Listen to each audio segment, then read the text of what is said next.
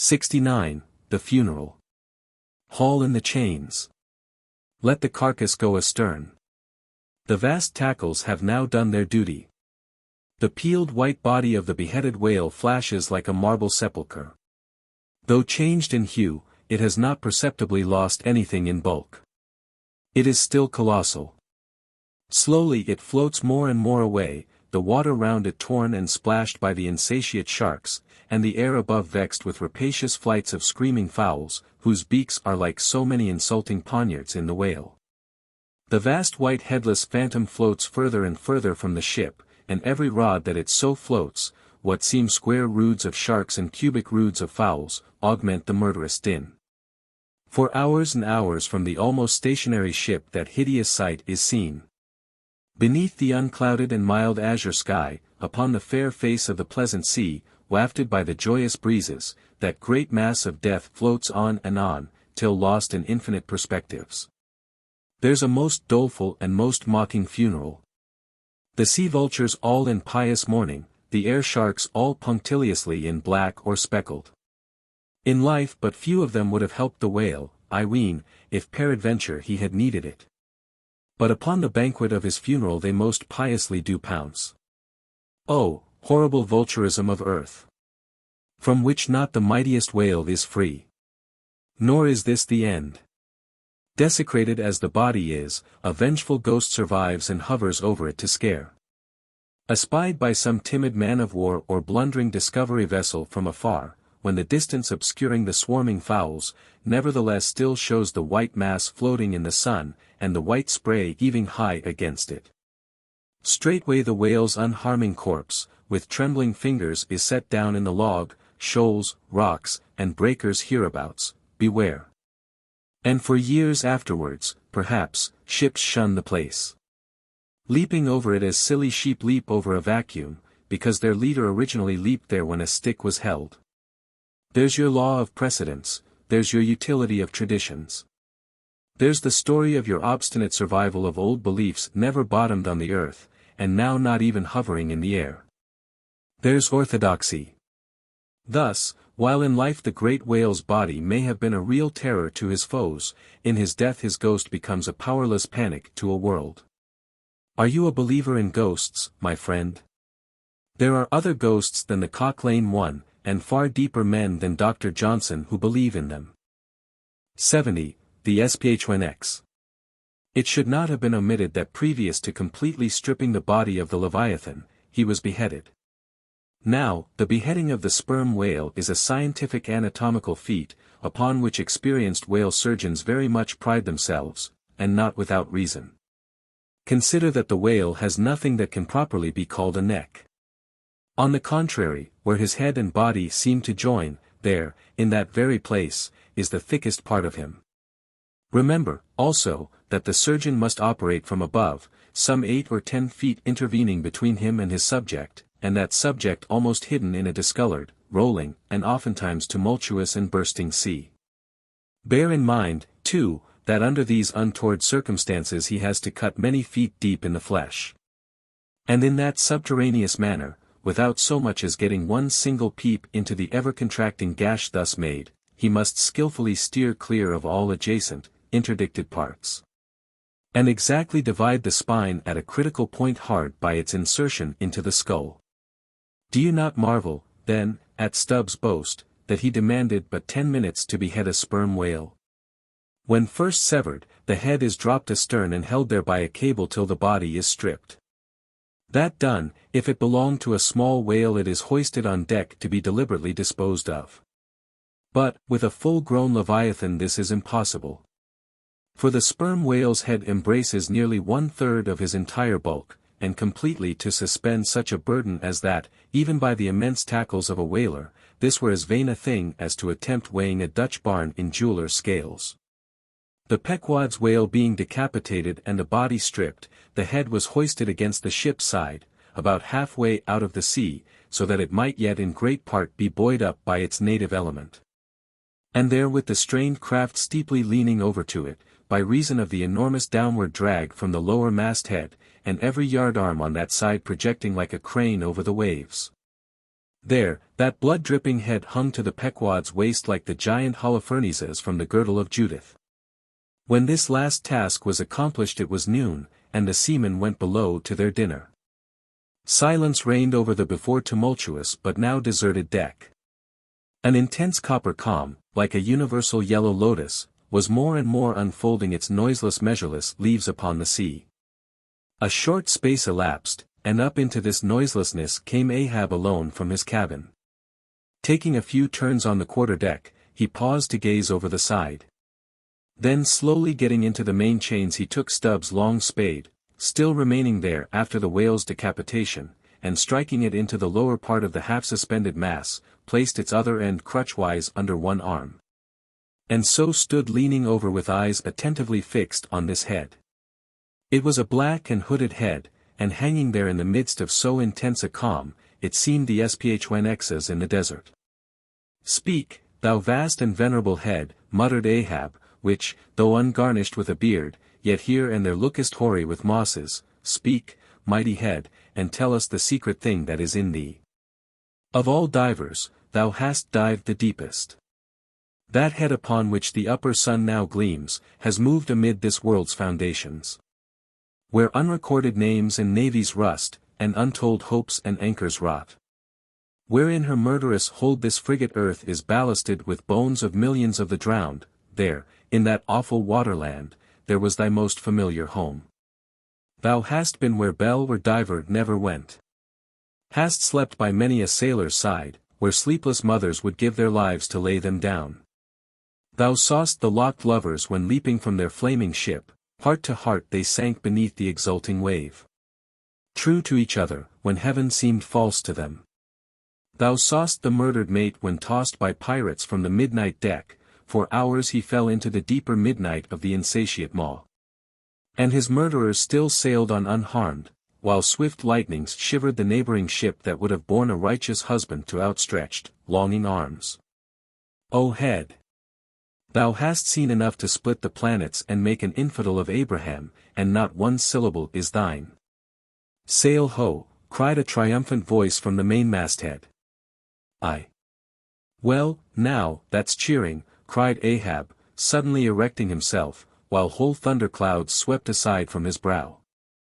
That lively cry upon this deadly calm might almost convert a better man. Where away? 3 points on the starboard bow, sir, and bringing down her breeze to us. Better and better, man. Would now St. Paul would come along that way, and to my breezelessness bring his breeze. O nature, and O soul of man! How far beyond all utterance are your linked analogies! Not the smallest atom stirs or lives on matter, but has its cunning duplicate in mind. 71. The Jeroboam's Story. Hand in hand, ship and breeze blew on, but the breeze came faster than the ship, and soon the Pequod began to rock. By and by, through the glass the stranger's boats and manned mastheads proved her a whaleship. But as she was so far to windward, and shooting by, apparently making a passage to some other ground, the Pequod could not hope to reach her. So the signal was set to see what response would be made. Here be it said, that like the vessels of military marines, the ships of the American whale fleet have each a private signal. All which signals being collected in a book with the names of the respective vessels attached, every captain is provided with it. Thereby, the whale commanders are enabled to recognize each other upon the ocean, even at considerable distances, and with no small facility. The Pequod's signal was at last responded to by the stranger's setting her own, which proved the ship to be the Jeroboam of Nantucket.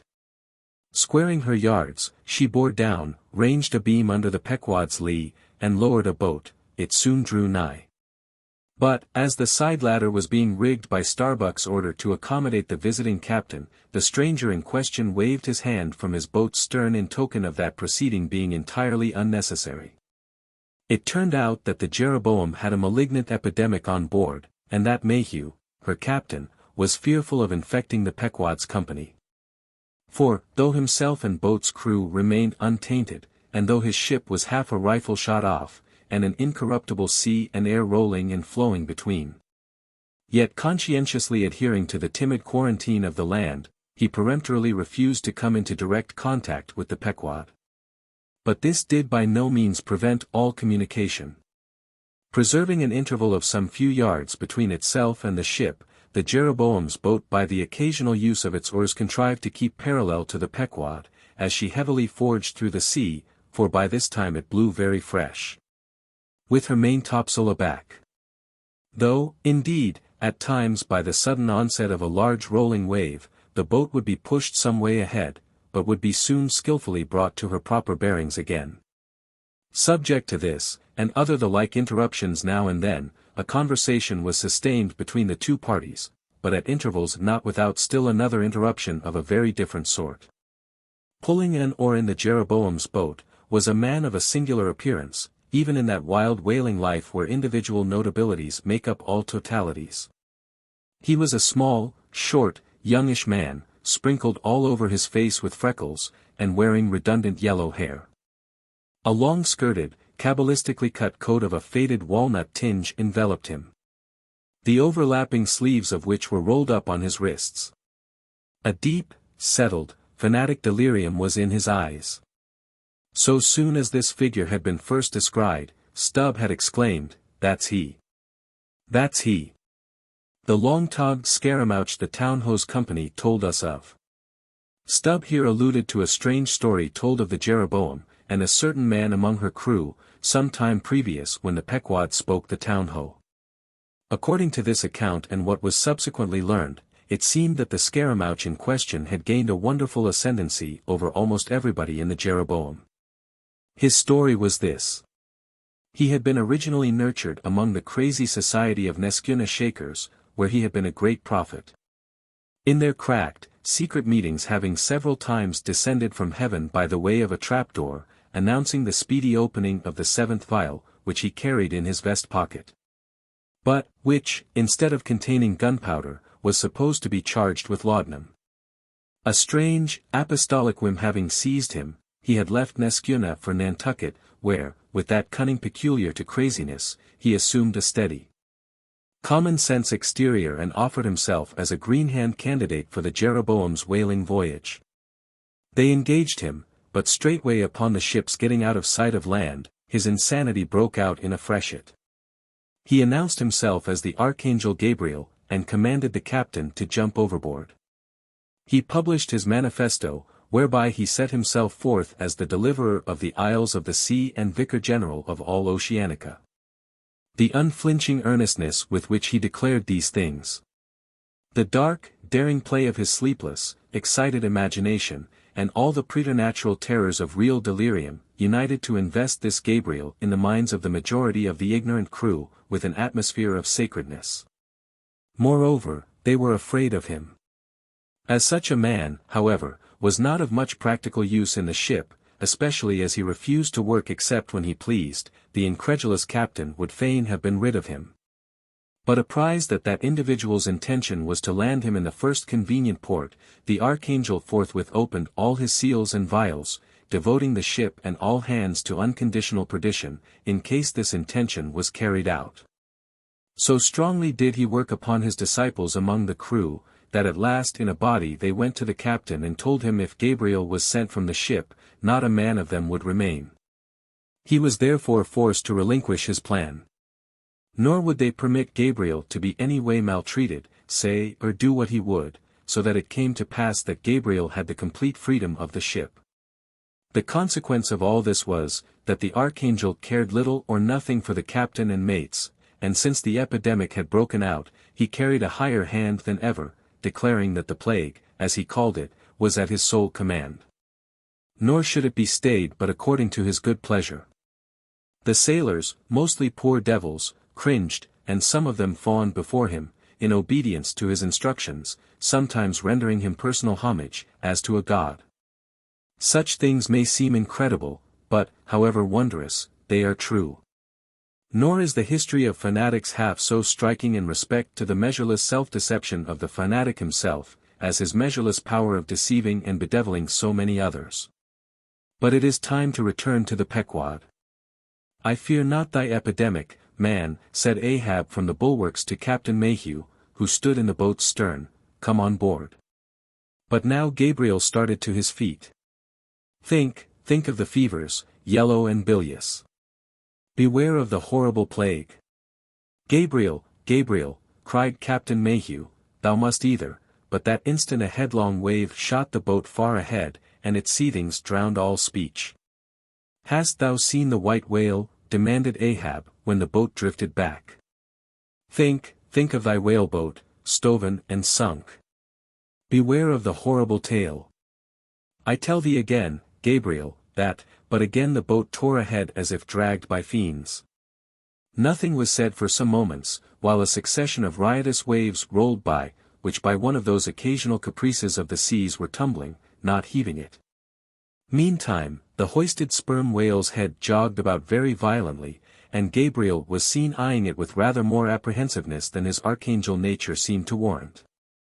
When this interlude was over, Captain Mayhew began a dark story concerning Moby Dick, not, however, without frequent interruptions from Gabriel, whenever his name was mentioned, and the crazy sea that seemed leagued with him.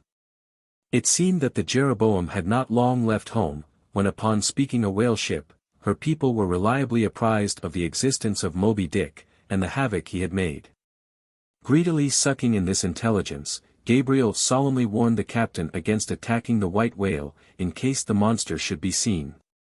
In his gibbering insanity, pronouncing the white whale to be no less a being than the Shaker God incarnated, the Shakers receiving the Bible. But when, some year or two afterwards, Moby Dick was fairly sighted from the mastheads, Macy, the chief mate, burned with ardor to encounter him. And the captain himself being not unwilling to let him have the opportunity, despite all the archangel's denunciations and forewarnings, Macy succeeded in persuading 5 men to man his boat. With them he pushed off. And, after much weary pulling, and many perilous, unsuccessful onsets, he at last succeeded in getting one iron fast. Meantime, Gabriel, ascending to the main royal masthead, was tossing one arm in frantic gestures, and hurling forth prophecies of speedy doom to the sacrilegious assailants of his divinity. Now, while Macy, the mate, was standing up in his boat's bow, and with all the reckless energy of his tribe was venting his wild exclamations upon the whale, and essaying to get a fair chance for his poised lance, lo! A broad white shadow rose from the sea, by its quick, fanning motion, temporarily taking the breath out of the bodies of the oarsmen. Next instant, the luckless mate, so full of furious life, was smitten bodily into the air, and making a long arc in his descent, fell into the sea at the distance of about 50 yards. Not a chip of the boat was harmed, nor a hair of any oarsman's head, but the mate forever sank. It is well to parenthesize here, that of the fatal accidents in the sperm whale fishery, this kind is perhaps almost as frequent as any. Sometimes, nothing is injured but the man who is thus annihilated, oftener the boat's bow is knocked off, or the thigh-board, in which the headsman stands, is torn from its place and accompanies the body. But strangest of all is the circumstance, that in more instances than one, when the body has been recovered, not a single mark of violence is discernible, the man being stark dead. The whole calamity, with the falling form of Macy, was plainly descried from the ship. Raising a piercing shriek, the vial! The vial! Gabriel called off the terror-stricken crew from the further hunting of the whale. This terrible event clothed the archangel with added influence. Because his credulous disciples believed that he had specifically foreannounced it, instead of only making a general prophecy, which any one might have done, and so have chanced to hit one of many marks in the wide margin allowed. He became a nameless terror to the ship. Mayhew having concluded his narration, Ahab put such questions to him, that the stranger captain could not forbear inquiring whether he intended to hunt the white whale, if opportunity should offer. To which Ahab answered, Aye. Straightway, then, Gabriel once more started to his feet, glaring upon the old man, and vehemently exclaimed, with downward pointed finger, Think of the blasphemer, dead, and down there. Beware of the blasphemer's end. Ahab stolidly turned aside, then said to Mayhew, Captain, I have just bethought me of my letter bag, there is a letter for one of thy officers, if I mistake not. Starbuck, look over the bag. Every whale ship takes out a goodly number of letters for various ships, whose delivery to the persons to whom they may be addressed, depends upon the mere chance of encountering them in the four oceans. Thus, most letters never reach their mark. And many are only received after attaining an age of 2 or 3 years or more. Soon Starbuck returned with a letter in his hand. It was sorely tumbled, damp, and covered with a dull, spotted, green mold, in consequence of being kept in a dark locker of the cabin. Of such a letter, Death himself might well have been the postboy. "Canst not read it?" cried Ahab. "Give it me, man." Aye, it's but a dim scrawl, what's this?" As he was studying it out, Starbuck took a long cutting spade pole, and with his knife slightly split the end, to insert the letter there, and in that way, hand it to the boat, without its coming any closer to the ship.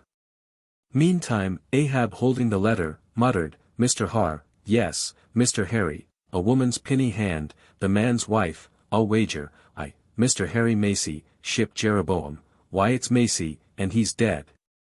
Poor fellow! Poor fellow!" "And from his wife," sighed Mayhew, "but let me have it." "Nay, keep it thyself," cried Gabriel to Ahab, "thou art soon going that way." "Curses throttle thee," yelled Ahab. "Captain Mayhew, stand by now to receive it." And taking the fatal missive from Starbuck's hands, he caught it in the slit of the pole, and reached it over towards the boat. But as he did so, the oarsman expectantly desisted from rowing, the boat drifted a little towards the ship's stern. So that, as if by magic, the letter suddenly ranged along with Gabriel's eager hand. He clutched it in an instant, seized the boat knife, and impaling the letter on it, sent it thus loaded back into the ship. It fell at Ahab's feet. Then Gabriel shrieked out to his comrades to give way with their oars, and in that manner the mutinous boat rapidly shot away from the Pequod. As, after this interlude, the seamen resumed their work upon the jacket of the whale, many strange things were hinted in reference to this wild affair. 72. The monkey rope. In the tumultuous business of cutting in and attending to a whale, there is much running backwards and forwards among the crew. Now hands are wanted here, and then again hands are wanted there. There is no staying in any one place, for at one and the same time everything has to be done everywhere. It is much the same with him who endeavors the description of the scene. We must now retrace our way a little. It was mentioned that upon first breaking ground in the whale's back, the blubber hook was inserted into the original hole there cut by the spades of the mates. But how did so clumsy and weighty a mass as that same hook get fixed in that hole? It was inserted there by my particular friend Queequeg, whose duty it was, as harpooner, to descend upon the monster's back for the special purpose referred to. But in very many cases, circumstances require that the harpooner shall remain on the whale till the whole tensing or stripping operation is concluded. The whale, be it observed, lies almost entirely submerged, excepting the immediate parts operated upon. So down there, some 10 feet below the level of the deck, the poor harpooner flounders about, half on the whale and half in the water, as the vast mass revolves like a treadmill beneath him.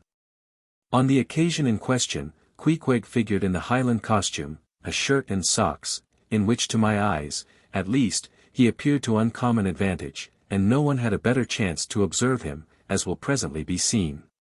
Being the savage's bowsman, that is, the person who pulled the bow oar in his boat, the second one from forward, it was my cheerful duty to attend upon him while taking that hard scramble upon the dead whale's back.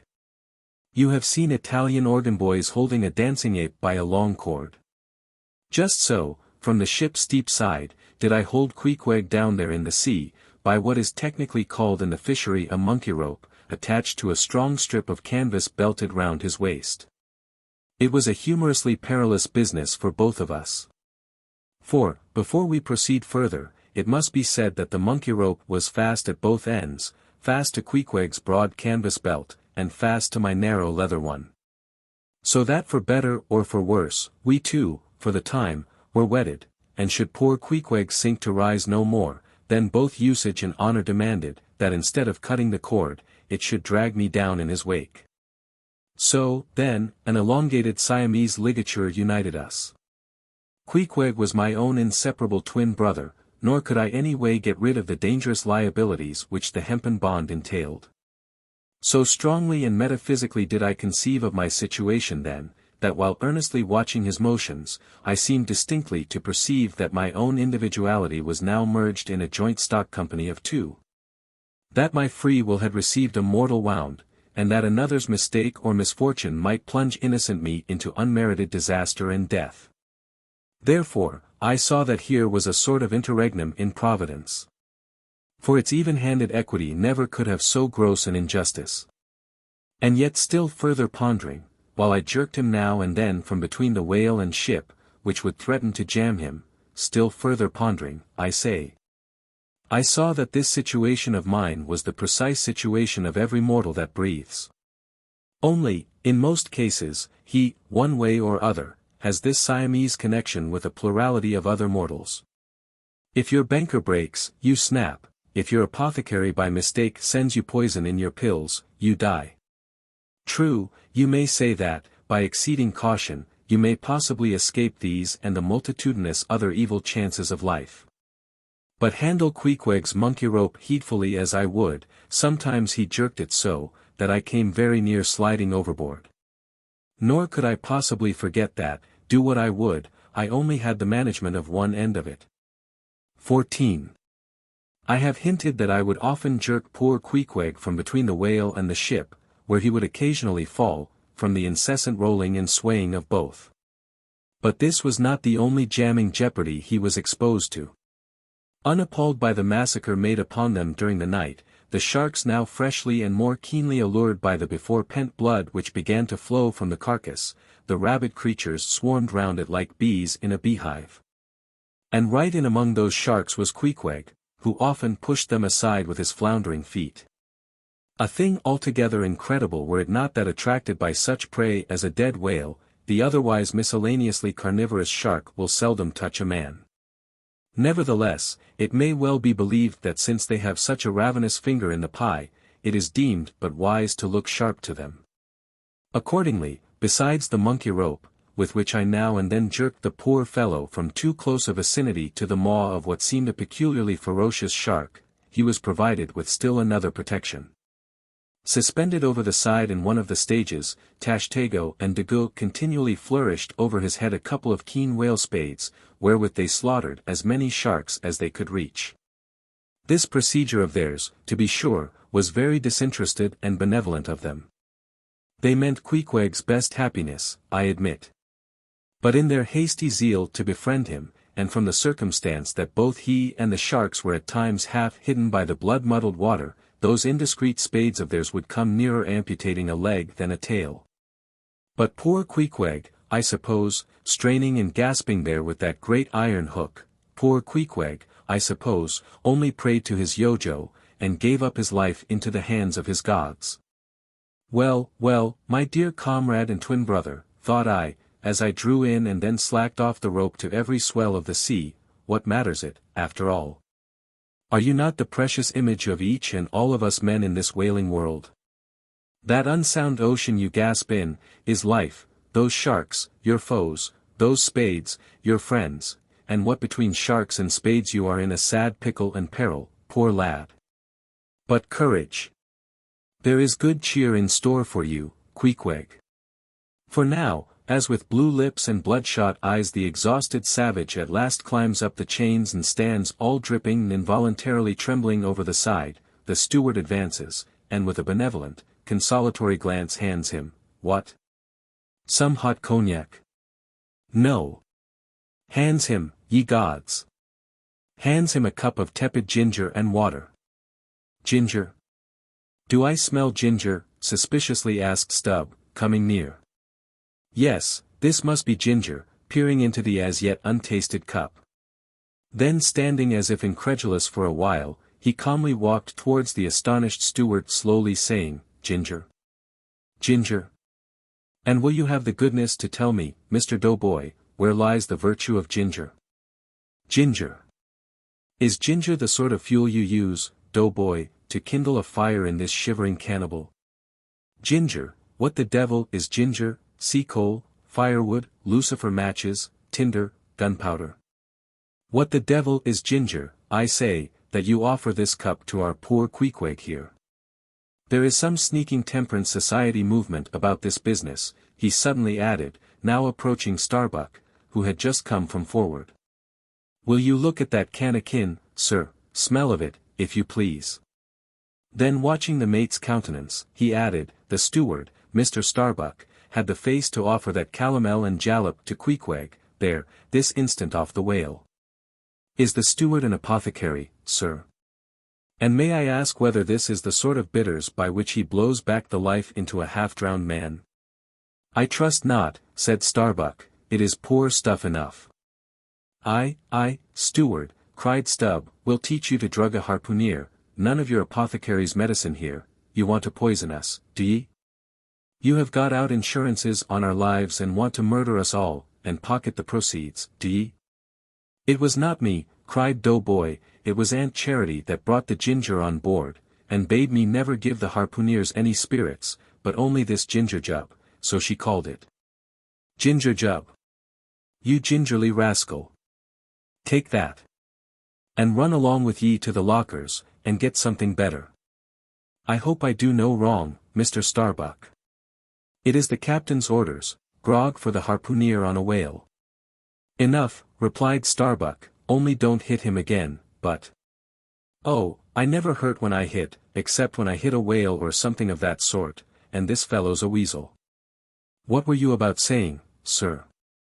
Only this, go down with him, and get what thou wantest thyself. When Stubb reappeared, he came with a dark flask in one hand, and a sort of tea-caddy in the other. The first contained strong spirits, and was handed to Queequeg. The second was Aunt Charity's gift, and that was freely given to the waves. 73. Stubb and Flask kill a right whale, and then have a talk over him. It must be borne in mind that all this time we have a sperm whale's prodigious head hanging to the Pequod side.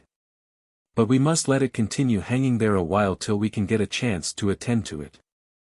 For the present other matters press, and the best we can do now for the head, is to pray heaven the tackles may hold. Now, during the past night and forenoon, the Pequod had gradually drifted into a sea, which, by its occasional patches of yellow brit, gave unusual tokens of the vicinity of right whales. A species of the leviathan that but few supposed to be at this particular time lurking anywhere near. And though all hands commonly disdained the capture of those inferior creatures, and though the Pequod was not commissioned to cruise for them at all, and though she had passed numbers of them near the crozets without lowering a boat. Yet now that a sperm whale had been brought alongside and beheaded, to the surprise of all, the announcement was made that a right whale should be captured that day, if opportunity offered. Nor was this long wanting.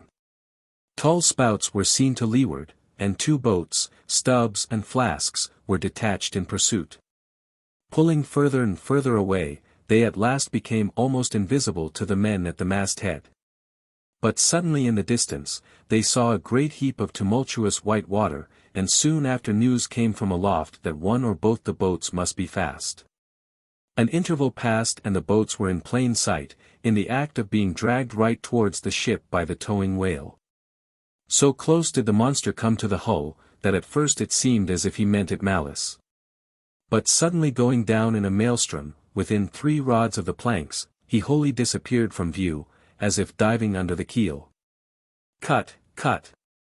Was the cry from the ship to the boats, which, for one instant, seemed on the point of being brought with a deadly dash against the vessel's side. But having plenty of line yet in the tubs, and the whale not sounding very rapidly, they paid out abundance of rope, and at the same time pulled with all their might so as to get ahead of the ship. For a few minutes the struggle was intensely critical, for while they still slacked out the tightened line in one direction, and still plied their oars in another, the contending strain threatened to take them under. But it was only a few feet advance they sought to gain.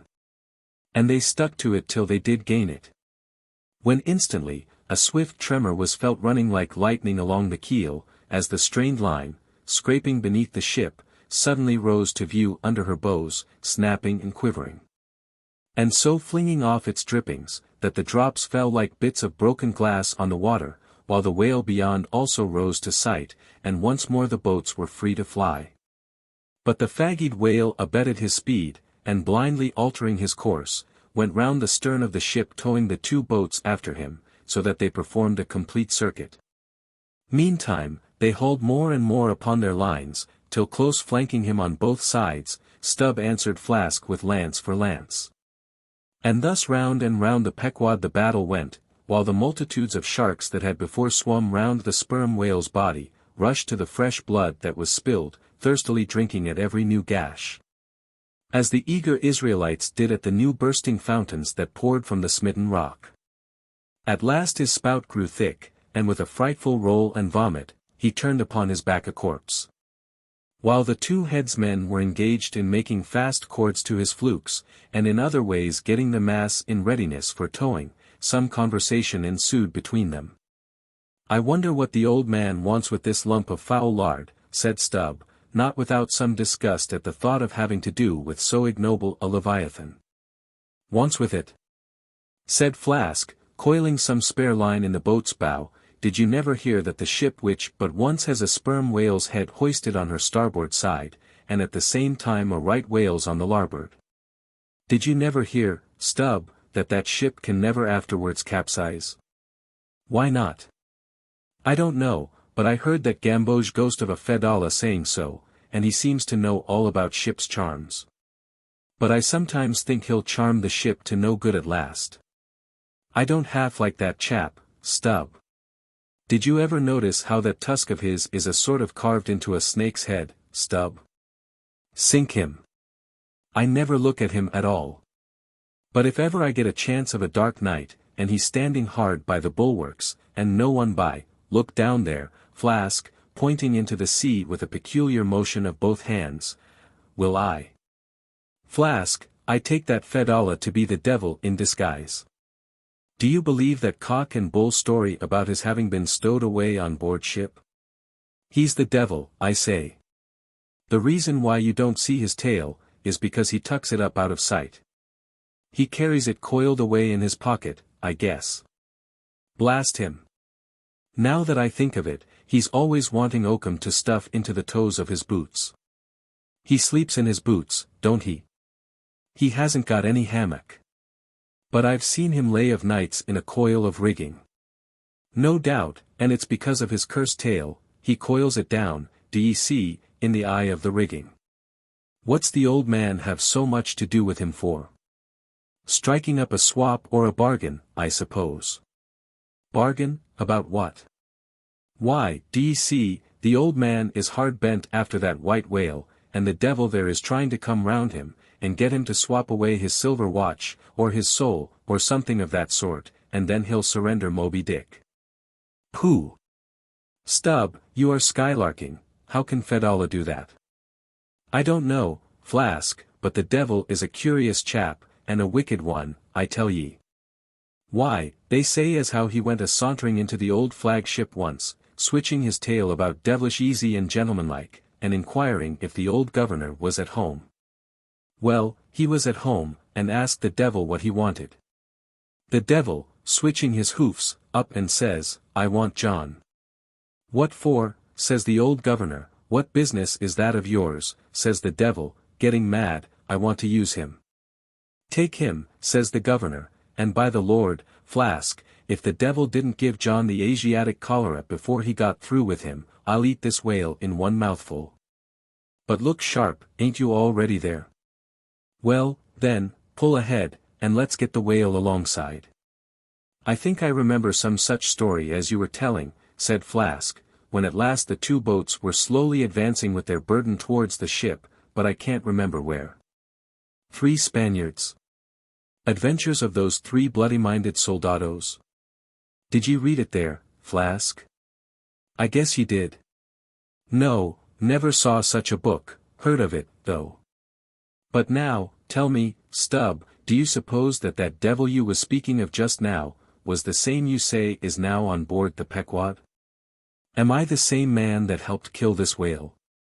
Doesn't the devil live forever? Who ever heard that the devil was dead? Did you ever see any parson a-wearing mourning for the devil? And if the devil has a latch key to get into the admiral's cabin, don't you suppose he can crawl into a porthole? Tell me that, Mr. Flask. How old do you suppose Fedallah is, Stubb? Do you see that mainmast there, pointing to the ship? Well, that's the figure one. Now take all the hoops in the Pequod's hold, and string them along in a row with that mast, for oughts, do you see? Well, that wouldn't begin to be Fedallah's age. Nor all the coopers in creation couldn't show hoops enough to make oughts enough. But see here, Stubb, I thought you a little boasted just now, that you meant to give Fedallah a sea toss, if you got a good chance. Now, if he's so old as all those hoops of yours come to, and if he is going to live forever, what good will it do to pitch him overboard, tell me that? Give him a good ducking, anyhow. But he'd crawl back. Duck him again. And keep ducking him. Suppose he should take it into his head to duck you, though, yes, and drown you, what then? I should like to see him try it. I'd give him such a pair of black eyes that he wouldn't dare to show his face in the Admiral's cabin again for a long while, let alone down in the orlop there, where he lives, and hereabouts on the upper decks where he sneaks so much. Damn the devil, Flask, do you suppose I'm afraid of the devil? Who's afraid of him, except the old governor who daresn't catch him and put him in double darbies, as he deserves, but lets him go about kidnapping people? Aye, and signed a bond with him, that all the people the devil kidnapped, he'd roast for him. There's a governor. Do you suppose Fedallah wants to kidnap Captain Ahab? Do I suppose it? You'll know it before long, Flask. But I am going now to keep a sharp lookout on him, and if I see anything very suspicious going on, I'll just take him by the nape of his neck, and say, look here, Beelzebub, you don't do it.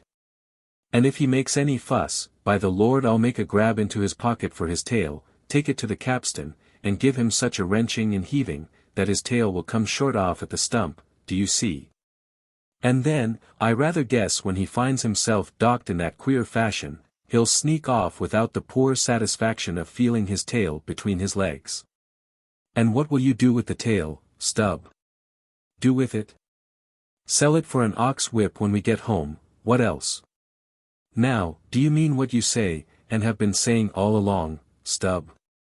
Mean or not mean, here we are at the ship. The boats were here hailed, to tow the whale on the larboard side, where fluke chains and other necessaries were already prepared for securing him. Didn't I tell you so? Said Flask. Yes, you'll soon see this right whale's head hoisted up opposite that Parmacetes. In good time, Flask's saying proved true. As before, the Pequod steeply leaned over towards the sperm whale's head. Now, by the counterpoise of both heads, she regained her even keel, though sorely strained, you may well believe.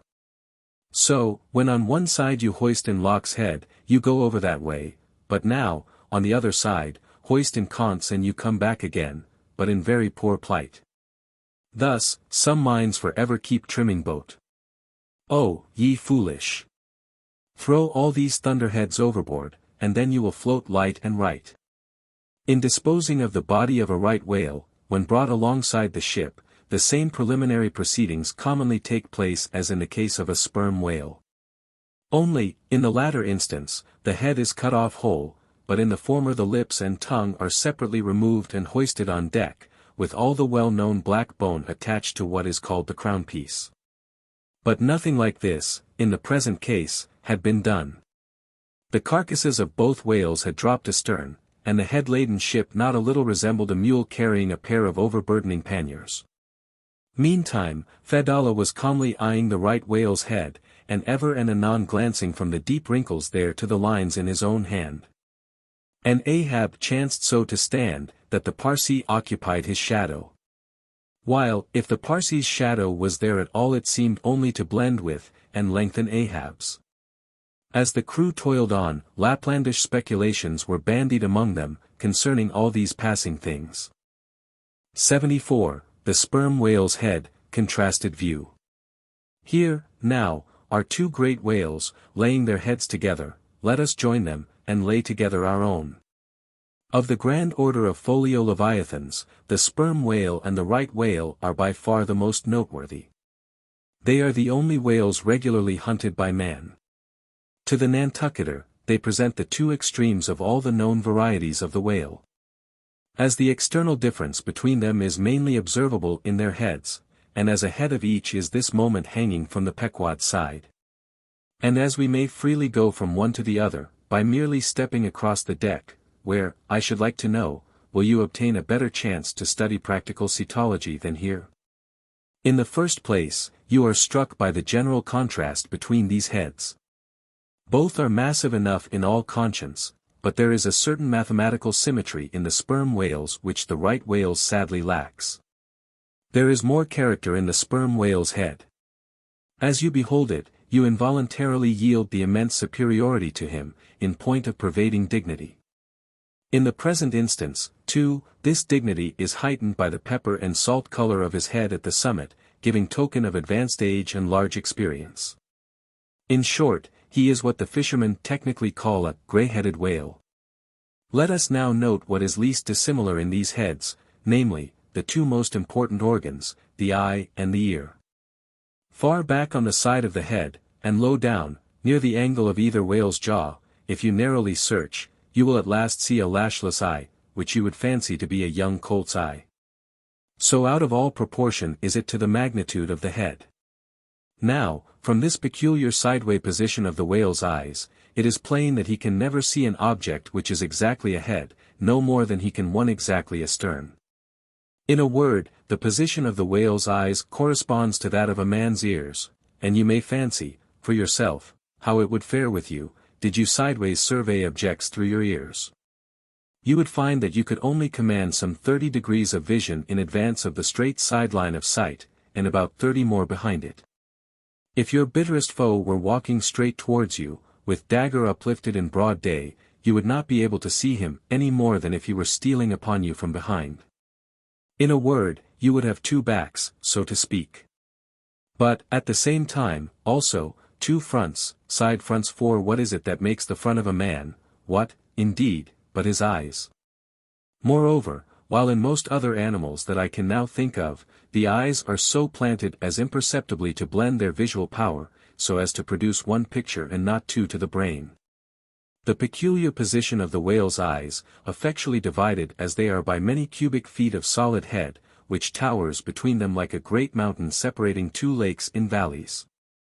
This, of course, must wholly separate the impressions which each independent organ imparts. The whale, therefore, must see one distinct picture on this side, and another distinct picture on that side. While all between must be profound darkness and nothingness to him.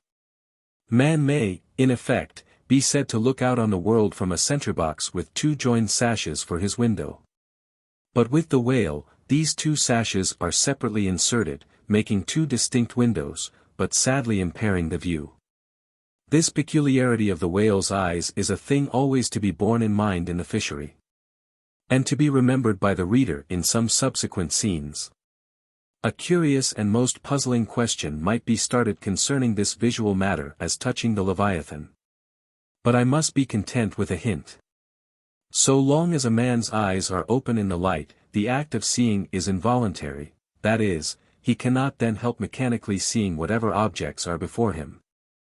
Nevertheless, anyone's experience will teach him, that though he can take in an undiscriminating sweep of things at one glance, it is quite impossible for him, attentively, and completely, to examine any two things, however large or however small, at one and the same instant of time. Never mind if they lie side by side and touch each other. But if you now come to separate these two objects, and surround each by a circle of profound darkness, then, in order to see one of them, in such a manner as to bring your mind to bear on it, the other will be utterly excluded from your contemporary consciousness. How is it, then, with the whale?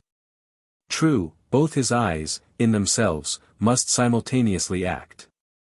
But is his brain so much more comprehensive, combining, and subtle than man's, that he can at the same moment of time attentively examine two distinct prospects, one on one side of him, and the other in an exactly opposite direction? If he can, then is it as marvelous a thing in him, as if a man were able simultaneously to go through the demonstrations of two distinct problems in Euclid. Nor, strictly investigated, is there any incongruity in this comparison. It may be but an idle whim, but it has always seemed to me, that the extraordinary vacillations of movement displayed by some whales when beset by 3 or 4 boats, the timidity and liability to queer frights, so common to such whales. I think that all this indirectly proceeds from the helpless perplexity of volition, in which their divided and diametrically opposite powers of vision must involve them. But the ear of the whale is full as curious as the eye. If you are an entire stranger to their race, you might hunt over these 2 heads for hours, and never discover that organ. The ear has no external leaf whatever, and into the hole itself you can hardly insert a quill, so wondrously minute is it. It is lodged a little behind the eye.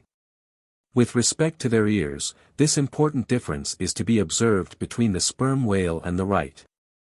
While the ear of the former has an external opening, that of the latter is entirely and evenly covered over with a membrane, so as to be quite imperceptible from without. Is it not curious, that so vast a being as the whale should see the world through so small an eye, and hear the thunder through an ear which is smaller than a hare's? But if his eyes were broad as the lens of Herschel's great telescope, and his ears capacious as the porches of cathedrals, would that make him any longer of sight, or sharper of hearing? Not at all. Why then do you try to enlarge your mind? Subtilize it.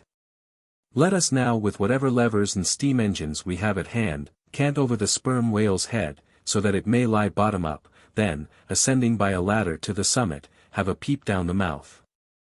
And were it not that the body is now completely separated from it, with a lantern we might descend into the great Kentucky mammoth cave of his stomach. But let us hold on here by this tooth, and look about us where we are.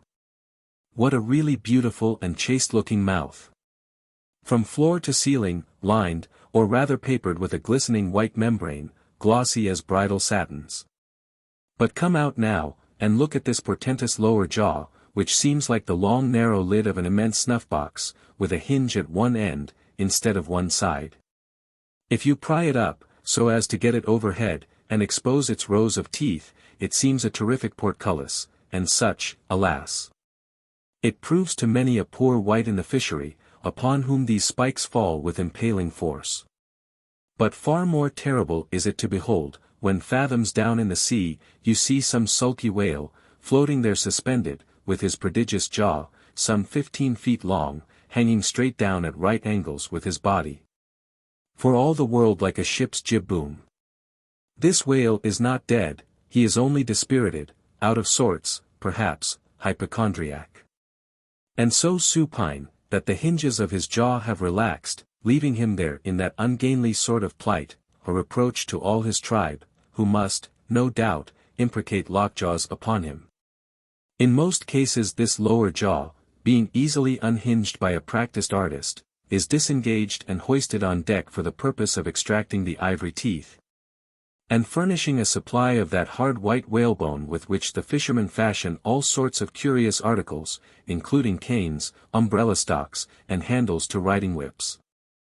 With a long, weary hoist the jaw is dragged on board, as if it were an anchor, and when the proper time comes, some few days after the other work, Queequeg, Dago, and Tashtego, being all accomplished dentists, are set to drawing teeth. With a keen cutting spade, Queequeg lances the gums, then the jaw is lashed down to ring bolts, and a tackle being rigged from aloft, they drag out these teeth, as Michigan oxen drag stumps of old oaks out of wild woodlands. There are generally 42 teeth in all, in old whales, much worn down, but undecayed, nor filled after our artificial fashion. The jaw is afterwards sawn into slabs, and piled away like joists for building houses. 75. The right whale's head, contrasted view. Crossing the deck, let us now have a good long look at the right whale's head. As in general shape the noble sperm whale's head may be compared to a Roman war chariot, especially in front, where it is so broadly rounded. So, at a broad view, the right whale's head bears a rather inelegant resemblance to a gigantic galliot-toed shoe. 200 years ago an old Dutch voyager likened its shape to that of a shoemaker's last. And in this same last or shoe, that old woman of the nursery tale, with the swarming brood, might very comfortably be lodged, she and all her progeny. But as you come nearer to this great head it begins to assume different aspects, according to your point of view. If you stand on its summit and look at these two F-shaped spout holes, you would take the whole head for an enormous bass viol, and these spiracles, the apertures in its sounding board. Then, again, if you fix your eye upon this strange, crested, comb-like incrustation on the top of the mass, this green, barnacled thing, which the Greenlanders call the crown, and the southern fishers the bonnet of the right whale. Fixing your eyes solely on this, you would take the head for the trunk of some huge oak, with a bird's nest in its crotch. At any rate, when you watch those live crabs that nestle here on this bonnet, such an idea will be almost sure to occur to you, unless, indeed, your fancy has been fixed by the technical term, crown, also bestowed upon it. In which case you will take great interest in thinking how this mighty monster is actually a diademed king of the sea, whose green crown has been put together for him in this marvelous manner. But if this whale be a king, he is a very sulky-looking fellow to grace a diadem. Look at that hanging lower lip. What a huge sulk and pout is there. A sulk and pout, by Carpenter's measurement, about 20 feet long and 5 feet deep. A sulk and pout that will yield you some 500 gallons of oil and more. A great pity, now, that this unfortunate whale should be hair-lipped. The fissure is about a foot across. Probably the mother during an important interval was sailing down the Peruvian coast, when earthquakes caused the beach to gape. Over this lip, as over a slippery threshold, we now slide into the mouth. Upon my word, were I at Mackinac, I should take this to be the inside of an Indian wigwam. Good Lord! Is this the road that Jonah went? The roof is about 12 feet high, and runs to a pretty sharp angle, as if there were a regular ridgepole there. While these ribbed, arched, hairy sides, present us with those wondrous, half-vertical, cinder-shaped slats of whalebone, say 300 on a side, which depending from the upper part of the head or crown bone, form those Venetian blinds which have elsewhere been cursorily mentioned. The edges of these bones are fringed with hairy fibers, through which the right whale strains the water, and in whose intricacies he retains the small fish, when open-mouthed he goes through the seas of Brit in feeding time.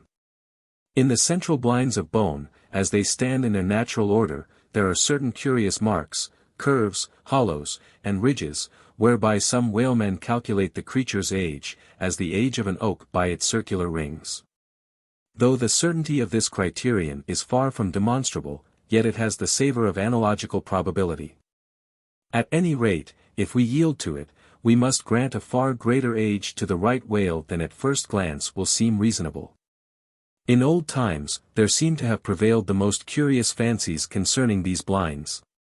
One voyager in Purchas calls them the wondrous whiskers inside of the whale's mouth, 15 another, hog's bristles.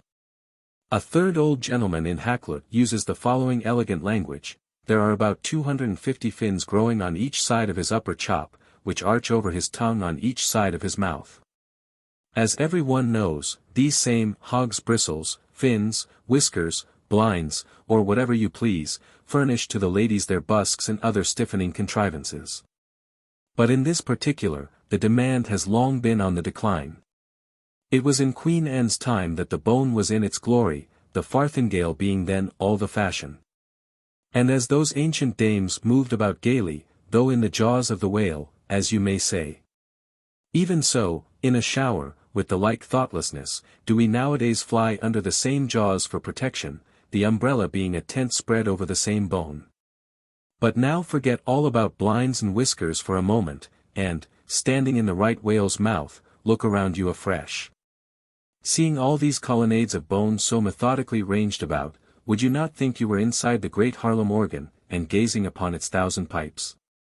For a carpet to the organ we have a rug of the softest Turkey, the tongue, which is glued, as it were, to the floor of the mouth. It is very fat and tender, and apt to tear in pieces in hoisting it on deck. This particular tongue now before us. At a passing glance I should say it was a 6-barreler, that is, it will yield you about that amount of oil. Ere this, you must have plainly seen the truth of what I started with, that the sperm whale and the right whale have almost entirely different heads. To sum up, then, In the right whales there is no great well of sperm, no ivory teeth at all. No long, slender mandible of a lower jaw, like the sperm whales. Nor in the sperm whale are there any of those blinds of bone, no huge lower lip, and scarcely anything of a tongue. Again, the right whale has 2 external spout holes, the sperm whale only 1. Look your last, now, on these venerable hooded heads, while they yet lie together, for one will soon sink, unrecorded, in the sea. The other will not be very long in following. Can you catch the expression of the sperm whales there? It is the same he died with, only some of the longer wrinkles in the forehead seem now faded away. I think his broad brow to be full of a prairie-like placidity, born of a speculative indifference as to death. But mark the other head's expression. See that amazing lower lip, pressed by accident against the vessel's side, so as firmly to embrace the jaw. Does not this whole head seem to speak of an enormous practical resolution in facing death? This right whale I take to have been a Stoic. The sperm whale, a Platonian, who might have taken up Spinoza in his latter years. 76. The Battering-Ram. Ere quitting, for the nonce, the sperm whale's head, would have you, as a sensible physiologist, simply, particularly remark its front aspect, in all its compacted collectedness.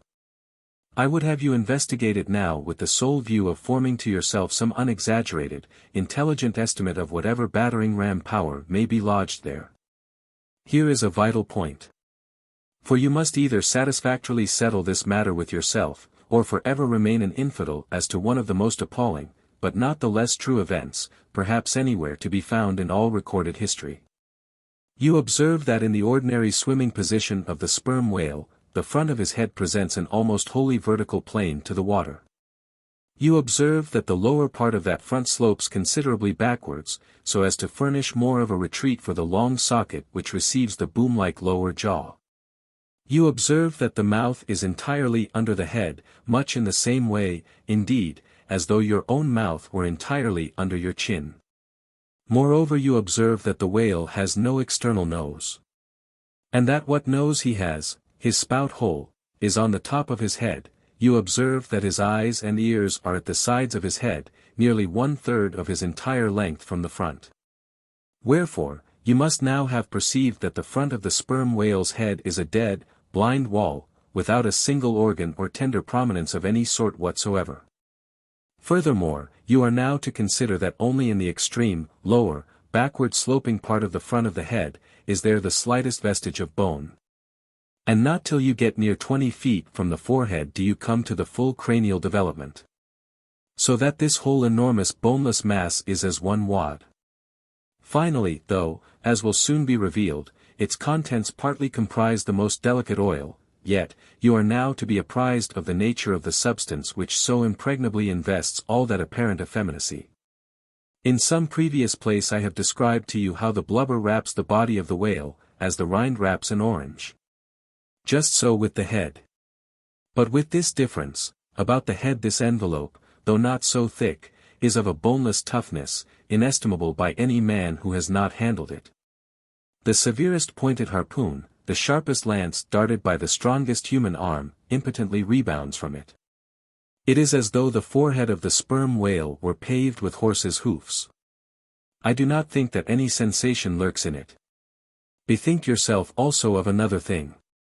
When 2 large, loaded Indiamen chance to crowd and crush towards each other in the docks, what do the sailors do? They do not suspend between them, at the point of coming contact, any merely hard substance, like iron or wood. No, they hold there a large, round wad of tow and cork, enveloped in the thickest and toughest of ox hide.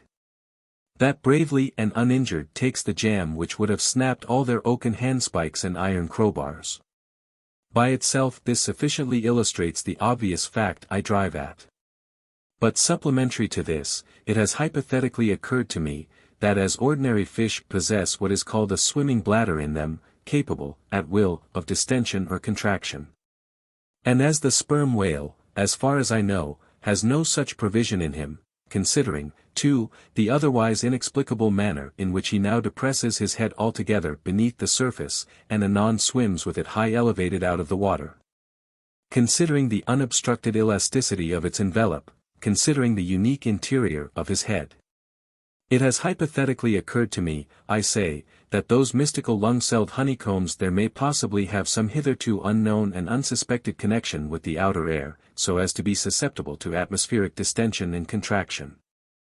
If this be so, fancy the irresistibleness of that might, to which the most impalpable and destructive of all elements contributes.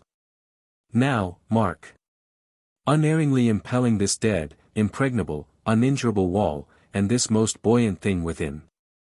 There swims behind it all a mass of tremendous life, only to be adequately estimated as piled wood is, by the cord, and all obedient to one volition, as the smallest insect. So that when I shall hereafter detail to you all the specialties and concentrations of potency everywhere lurking in this expansive monster, when I shall show you some of his more inconsiderable braining feats, I trust you will have renounced all ignorant incredulity, and be ready to abide by this. That though the sperm whale stove a passage through the Isthmus of Darien, and mixed the Atlantic with the Pacific, you would not elevate one hair of your eyebrow. For unless you own the whale, you are but a provincial and sentimentalist in truth. But clear truth is a thing for salamander giants only to encounter. How small the chances for the provincials then? What befell the weakling youth lifting the dread goddess's veil at Lays? 77. The Great Heidelburgh Tun. Now comes the bailing of the case. But to comprehend it aright, you must know something of the curious internal structure of the thing operated upon. Regarding the sperm whale's head as a solid oblong, you may, on an inclined plane, sideways divided into two coins, 16 whereof the lower is the bony structure, forming the cranium and jaws, and the upper an unctuous mass wholly free from bones. Its broad forward end forming the expanded vertical apparent forehead of the whale. At the middle of the forehead horizontally subdivide this upper coin, and then you have two almost equal parts, which before were naturally divided by an internal wall of a thick tendinous substance. The lower subdivided part, called the junk, is one immense honeycomb of oil, formed by the crossing and recrossing, into 10,000 infiltrated cells, of tough elastic white fibers throughout its whole extent. The upper part, known as the case, may be regarded as the Great Heidelburgh Tun of the sperm whale. And as that famous great tierce is mystically carved in front, so the whale's vast plated forehead forms innumerable strange devices for the emblematical adornment of his wondrous tun. Moreover, as that of Heidelberg was always replenished with the most excellent of the wines of the Rhenish valleys, so the tun of the whale contains by far the most precious of all his oily vintages. Namely, the highly prized spermaceti, in its absolutely pure, limpid, and odoriferous state. Nor is this precious substance found unalloyed in any other part of the creature. Though in life it remains perfectly fluid, yet, upon exposure to the air, after death, it soon begins to concrete, sending forth beautiful crystalline shoots, as when the first thin delicate ice is just forming in water.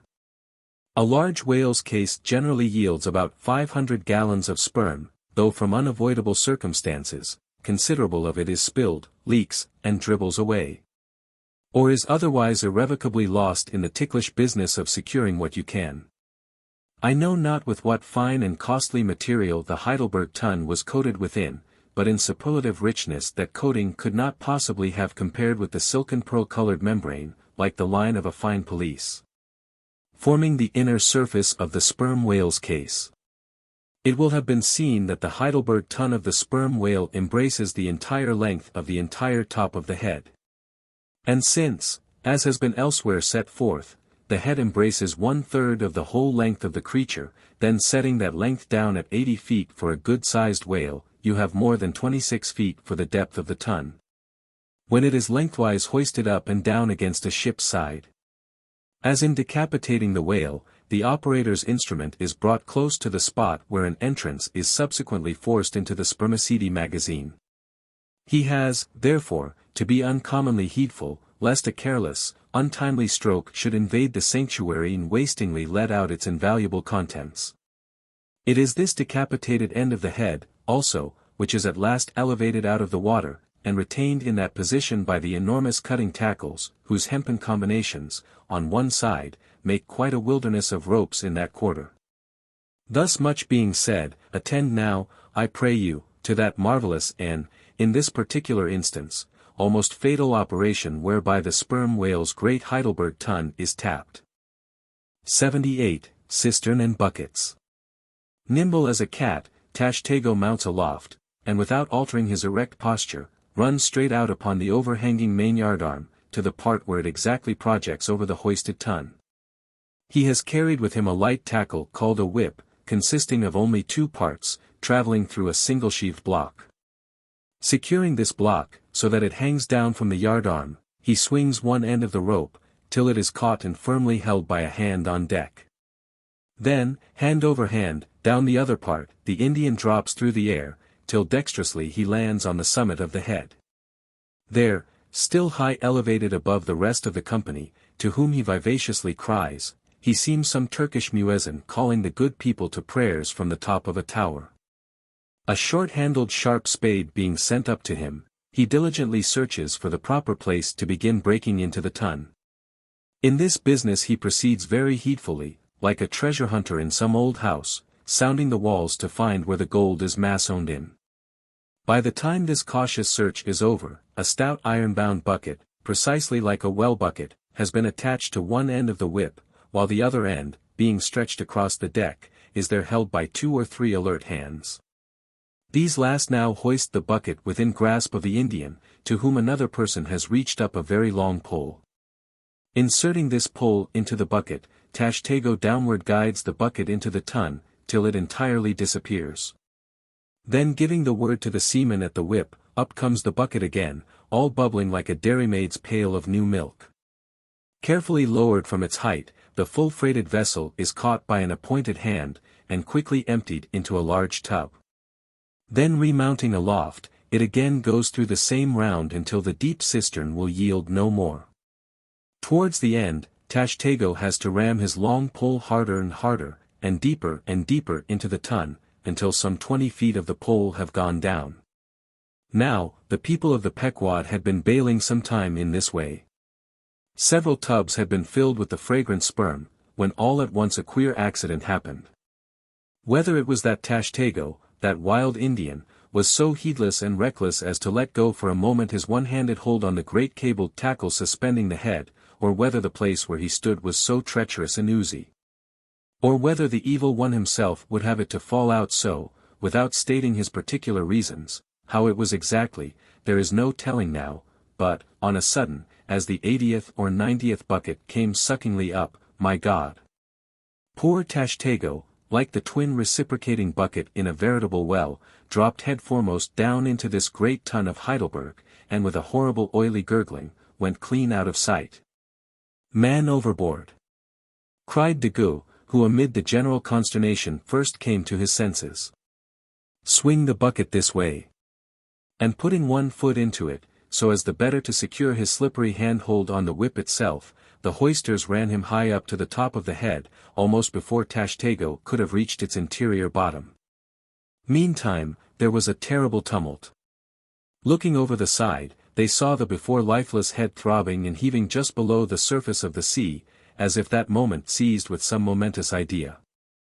Whereas it was only the poor Indian unconsciously revealing by those struggles the perilous depth to which he had sunk.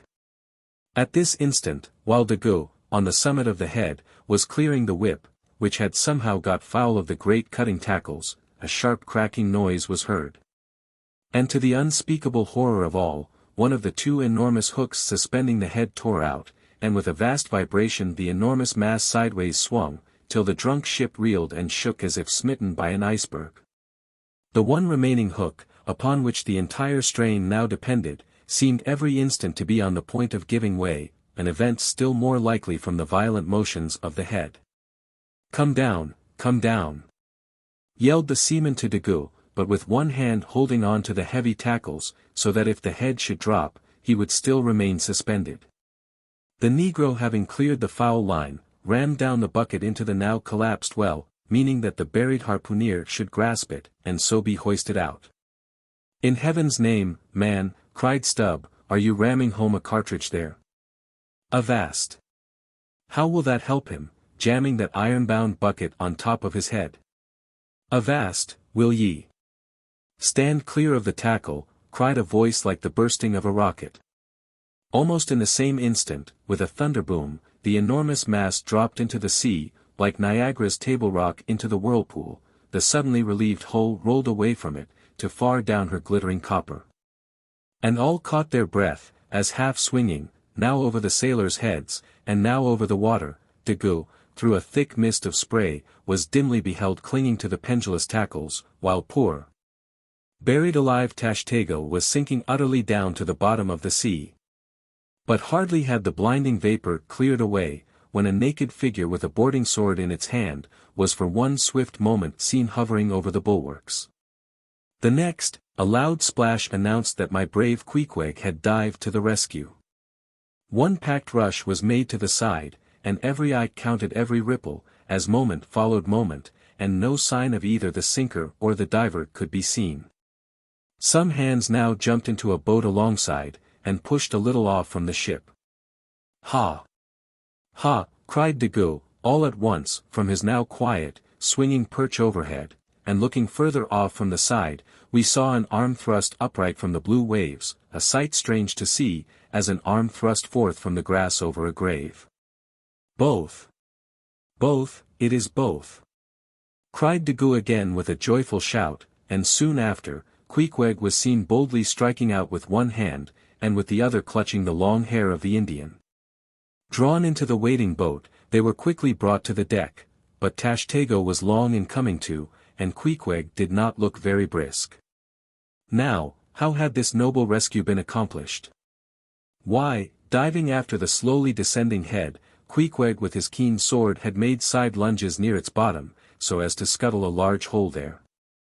Then dropping his sword, had thrust his long arm far inwards and upwards, and so hauled out our poor Tash by the head. He averred, that upon first thrusting in for him, a leg was presented. But well knowing that that was not as it ought to be, and might occasion great trouble, he had thrust back the leg, and by a dexterous heave and toss, had wrought a somerset upon the Indian. So that with the next trial, he came forth in the good old way, head foremost. As for the great head itself, that was doing as well as could be expected. And thus, through the courage and great skill in obstetrics of Queequeg, the deliverance, or rather, delivery of Tashtego, was successfully accomplished, in the teeth, too, of the most untoward and apparently hopeless impediments. Which is a lesson by no means to be forgotten. Midwifery should be taught in the same course with fencing and boxing, riding and rowing. I know that this queer adventure of the gay headers will be sure to seem incredible to some landsmen, though they themselves may have either seen or heard of someone's falling into a cistern ashore. An accident which not seldom happens, and with much less reason too than the Indians, considering the exceeding slipperiness of the curb of the sperm whale's well. But, peradventure, it may be sagaciously urged, how is this? We thought the tissued, infiltrated head of the sperm whale, was the lightest and most corky part about him, and yet thou makest it sink in an element of a far greater specific gravity than itself. We have thee there. Not at all, but I have ye. For at the time poor Tash fell in, the case had been nearly emptied of its lighter contents, leaving little but the dense tendinous wall of the well, a double-welded, hammered substance, as I have before said, much heavier than the sea water. And a lump of which sinks in it like lead almost. But the tendency to rapid sinking in this substance was in the present instance materially counteracted by the other parts of the head remaining undetached from it, so that it sank very slowly and deliberately indeed, affording Queequeg a fair chance for performing his agile obstetrics on the run, as you may say. Yes, it was a running delivery, so it was. Now, had Tashtego perished in that head, it had been a very precious perishing, smothered in the very whitest and daintiest of fragrant spermaceti. Coffined, hearsed, and tombed in the secret inner chamber and sanctum sanctorum of the whale. Only one sweeter end can readily be recalled, the delicious death of an Ohio honey hunter, who seeking honey in the crotch of a hollow tree, found such exceeding store of it, that leaning too far over, it sucked him in, so that he died embalmed. How many, think ye, have likewise fallen into Plato's honey head, and sweetly perished there? 79. The Praire. To scan the lines of his face, or feel the bumps on the head of this leviathan, this is a thing which no physiognomist or phrenologist has as yet undertaken. Such an enterprise would seem almost as hopeful as for Lavater to have scrutinized the wrinkles on the rock of Gibraltar, or for Gaul to have mounted a ladder and manipulated the dome of the Pantheon. Still, in that famous work of his, Lavater not only treats of the various faces of men, but also attentively studies the faces of horses, birds, serpents, and fish, and dwells in detail upon the modifications of expression discernible therein. Nor have Gall and his disciple Spertium failed to throw out some hints touching the phrenological characteristics of other beings than man. Therefore, though I am but ill qualified for a pioneer, in the application of these two semi-sciences to the whale, I will do my endeavor. I try all things, I achieve what I can. Physiognomically regarded, the sperm whale is an anomalous creature. He has no proper nose. And since the nose is the central and most conspicuous of the features, and since it perhaps most modifies and finally controls their combined expression, hence it would seem that its entire absence, as an external appendage, must very largely affect the countenance of the whale. For as in landscape gardening, a spire, cupola, monument, or tower of some sort, is deemed almost indispensable to the completion of the scene, so no face can be physiognomically in keeping without the elevated open-work belfry of the nose. Dash the nose from Phidias's marble Jove, and what a sorry remainder. Nevertheless, Leviathan is of so mighty a magnitude, all his proportions are so stately, that the same deficiency which in the sculptured Jove were hideous, in him is no blemish at all. Nay, it is an added grandeur. A nose to the whale would have been impertinent. As on your physiognomical voyage you sail round his vast head in your jolly boat, your noble conceptions of him are never insulted by the reflection that he has a nose to be pulled. A pestilent conceit, which so often will insist upon obtruding even when beholding the mightiest royal beetle on his throne. In some particulars, perhaps, the most imposing physiognomical view to be had of the sperm whale, is that of the full front of his head. This aspect is sublime. In thought, a fine human brow is like the east when troubled with the morning. In the repose of the pasture, the curled brow of the bull has a touch of the grand in it. Pushing heavy cannon up mountain defiles, the elephant's brow is majestic.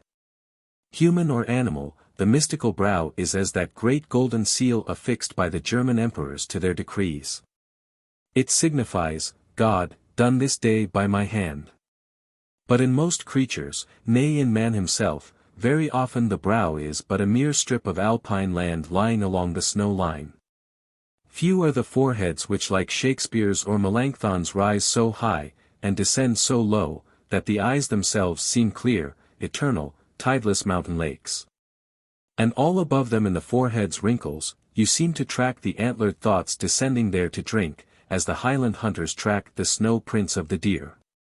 But in the great sperm whale, this high and mighty godlike dignity inherent in the brow is so immensely amplified, that gazing on it, in that full front view, you feel the deity and the dread powers more forcibly than in beholding any other object in living nature. For you see no one point precisely, not one distinct feature is revealed, no nose, eyes, ears, or mouth, no face, he has none, proper, nothing but that one broad firmament of a forehead, pleated with riddles. Dumbly lowering with the doom of boats, and ships, and men. Nor, in profile, does this wondrous brow diminish, though that way viewed, its grandeur does not domineer upon you so. In profile, you plainly perceive that horizontal, semi-crescentic depression in the forehead's middle, which, in man, is Lavater's mark of genius. But how? Genius in the sperm whale? Has the sperm whale ever written a book, spoken a speech? No, his great genius is declared in his doing nothing particular to prove it. It is moreover declared in his pyramidical silence. And this reminds me that had the great sperm whale been known to the young Orient world, he would have been deified by their child Magian thoughts. They deified the crocodile of the Nile, because the crocodile is tongueless. And the sperm whale has no tongue, or at least it is so exceedingly small, as to be incapable of protrusion. If hereafter any highly cultured, poetical nation shall lure back to their birthright, the merry May-Day gods of old, and livingly enthrone them again in the now egotistical sky, in the now unhaunted hill, then be sure, exalted to Jove's high seat, the great sperm whale shall lord it. Champollion deciphered the wrinkled granite hieroglyphics. But there is no Champollion to decipher the Egypt of every man's and every being's face. Physiognomy, like every other human science, is but a passing fable. If then, Sir William Jones, who read in 30 languages, could not read the simplest peasant's face, in its profounder and more subtle meanings, how may unlettered Ishmael hope to read the awful Chaldee of the sperm whale's brow? I but put that brow before you. Read if it you can. 80. The nut. If the sperm whale be physiognomically a sphinx, to the phrenologist his brain seems that geometrical circle which it is impossible to square. In the full-grown creature the skull will measure at least 20 feet in length. Unhinge the lower jaw, and the side view of this skull is as the side view of a moderately inclined plane resting throughout on a level base. But in life, as we have elsewhere seen, this inclined plane is angularly filled up, and almost squared by the enormous superincumbent mass of the junk and sperm. At the high end the skull forms a crater to bed that part of the mass. While under the long floor of this crater, in another cavity seldom exceeding 10 inches in length and as many in depth, reposes the mere handful of this monster's brain. The brain is at least 20 feet from his apparent forehead in life. It is hidden away behind its vast outworks, like the innermost citadel within the amplified fortifications of Quebec. So like a choice casket is it secreted in him, that I have known some whalemen who peremptorily deny that the sperm whale has any other brain than that palpable semblance of one formed by the cubic yards of his sperm magazine. Lying in strange folds, courses, and convolutions, to their apprehensions, it seems more in keeping with the idea of his general might to regard that mystic part of him as the seat of his intelligence. It is plain, then, that phrenologically the head of this Leviathan, in the creature's living intact state, is an entire delusion. As for his true brain, you can then see no indications of it, nor feel any. The whale, like all things that are mighty, wears a false brow to the common world. If you unload his skull of its spermy heaps and then take a rear view of its rear end, which is the high end, you will be struck by its resemblance to the human skull, beheld in the same situation, and from the same point of view. Indeed, place this reversed skull, scaled down to the human magnitude, among a plate of men's skulls, and you would involuntarily confound it with them. And remarking the depressions on one part of its summit, in phrenological phrase you would say, this man had no self-esteem, and no veneration. And by those negations, considered along with the affirmative fact of his prodigious bulk and power, you can best form to yourself the truest, though not the most exhilarating conception of what the most exalted potency is. But if from the comparative dimensions of the whale's proper brain, you deem it incapable of being adequately charted, then I have another idea for you. If you attentively regard almost any quadruped spine, you will be struck with the resemblance of its vertebrae to a strung necklace of dwarfed skulls, all bearing rudimental resemblance to the skull proper. It is a German conceit, that the vertebrae are absolutely undeveloped skulls. But the curious external resemblance, I take it the Germans were not the first men to perceive. A foreign friend once pointed it out to me, in the skeleton of a foe he had slain, and with the vertebrae of which he was inlaying, in a sort of basso relievo, the beaked prow of his canoe. Now, I consider that the phrenologists have omitted an important thing in not pushing their investigations from the cerebellum through the spinal canal.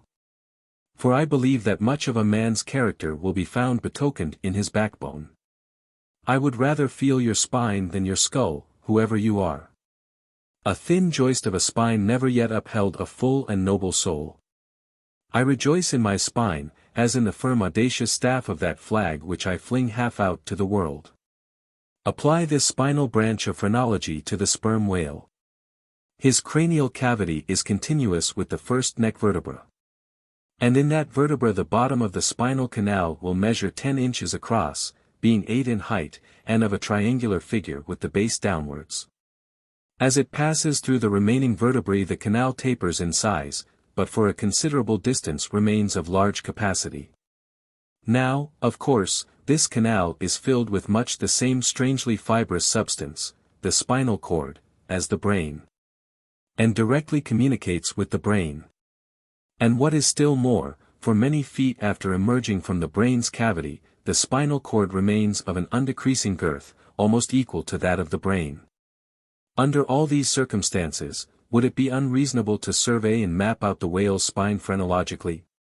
For, viewed in this light, the wonderful comparative smallness of his brain proper is more than compensated by the wonderful comparative magnitude of his spinal cord.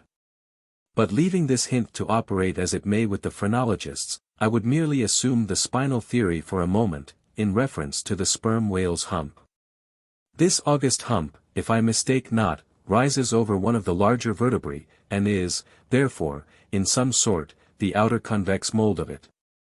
From its relative situation then, I should call this high hump the organ of firmness or indomitableness in the sperm whale. And that the great monster is indomitable, you will yet have reason to know. 81. The Pequod meets the Virgin. The predestinated day arrived, and we duly met the ship Jungfrau, Derrick de Deer, master, of Bremen. At one time the greatest whaling people in the world, the Dutch and Germans are now among the least. But here and there at very wide intervals of latitude and longitude, you still occasionally meet with their flag in the Pacific. For some reason, the Jungfrau seemed quite eager to pay her respects. While yet some distance from the Pequod, she rounded to, and dropping a boat, her captain was impelled towards us, impatiently standing in the bows instead of the stern. "What has he in his hand there?" cried Starbuck, pointing to something wavingly held by the German. "Impossible, a lamp feeder." "Not that," said Stubb, no, it's a coffee pot, Mr. Starbuck, he's coming off to make us our coffee, is the yarman. Don't you see that big tin can there alongside of him, that's his boiling water." "Oh. He's all right, is the yarman." "Go along with you," cried Flask, "it's a lamp feeder and an oil can. He's out of oil, and has come a-begging." However curious it may seem for an oil ship to be borrowing oil on the whale ground, and however much it may invertedly contradict the old proverb about carrying coals to Newcastle, yet sometimes such a thing really happens. And in the present case Captain Derrick de Deer did indubitably conduct a lamp feeder as Flask did declare. As he mounted the deck, Ahab abruptly accosted him, without at all heeding what he had in his hand. But in his broken lingo, the German soon evinced his complete ignorance of the white whale. Immediately turning the conversation to his lamp feeder and oil can, with some remarks touching his having to turn into his hammock at night in profound darkness, his last drop of Bremen oil being gone. And not a single flying fish yet captured to supply the deficiency. Concluding by hinting that his ship was indeed what in the fishery is technically called a clean one, that is, an empty one, well deserving the name of Jungfrau or the Virgin. His necessities supplied, Derrick departed. But he had not gained his ship's side, when whales were almost simultaneously raised from the mastheads of both vessels. And so eager for the chase was Derrick, that without pausing to put his oil can and lamp feeder aboard, he slewed round his boat and made after the Leviathan lamp feeders. Now, the gain having risen to leeward, he and the other 3 German boats that soon followed him, had considerably the start of the Pequod's keels. There were 8 whales, an average pod. Aware of their danger, they were going all abreast with great speed straight before the wind, rubbing their flanks as closely as so many spans of horses in harness. They left a great, wide wake, as though continually unrolling a great wide parchment upon the sea.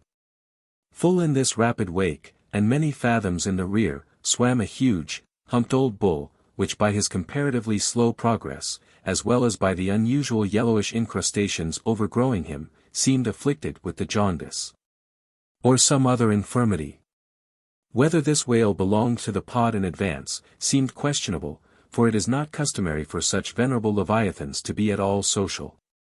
Nevertheless, he stuck to their wake, though indeed their backwater must have retarded him, because the white bone or swell at his broad muzzle was a dashed one, like the swell formed when 2 hostile currents meet. His spout was short, slow, and laborious.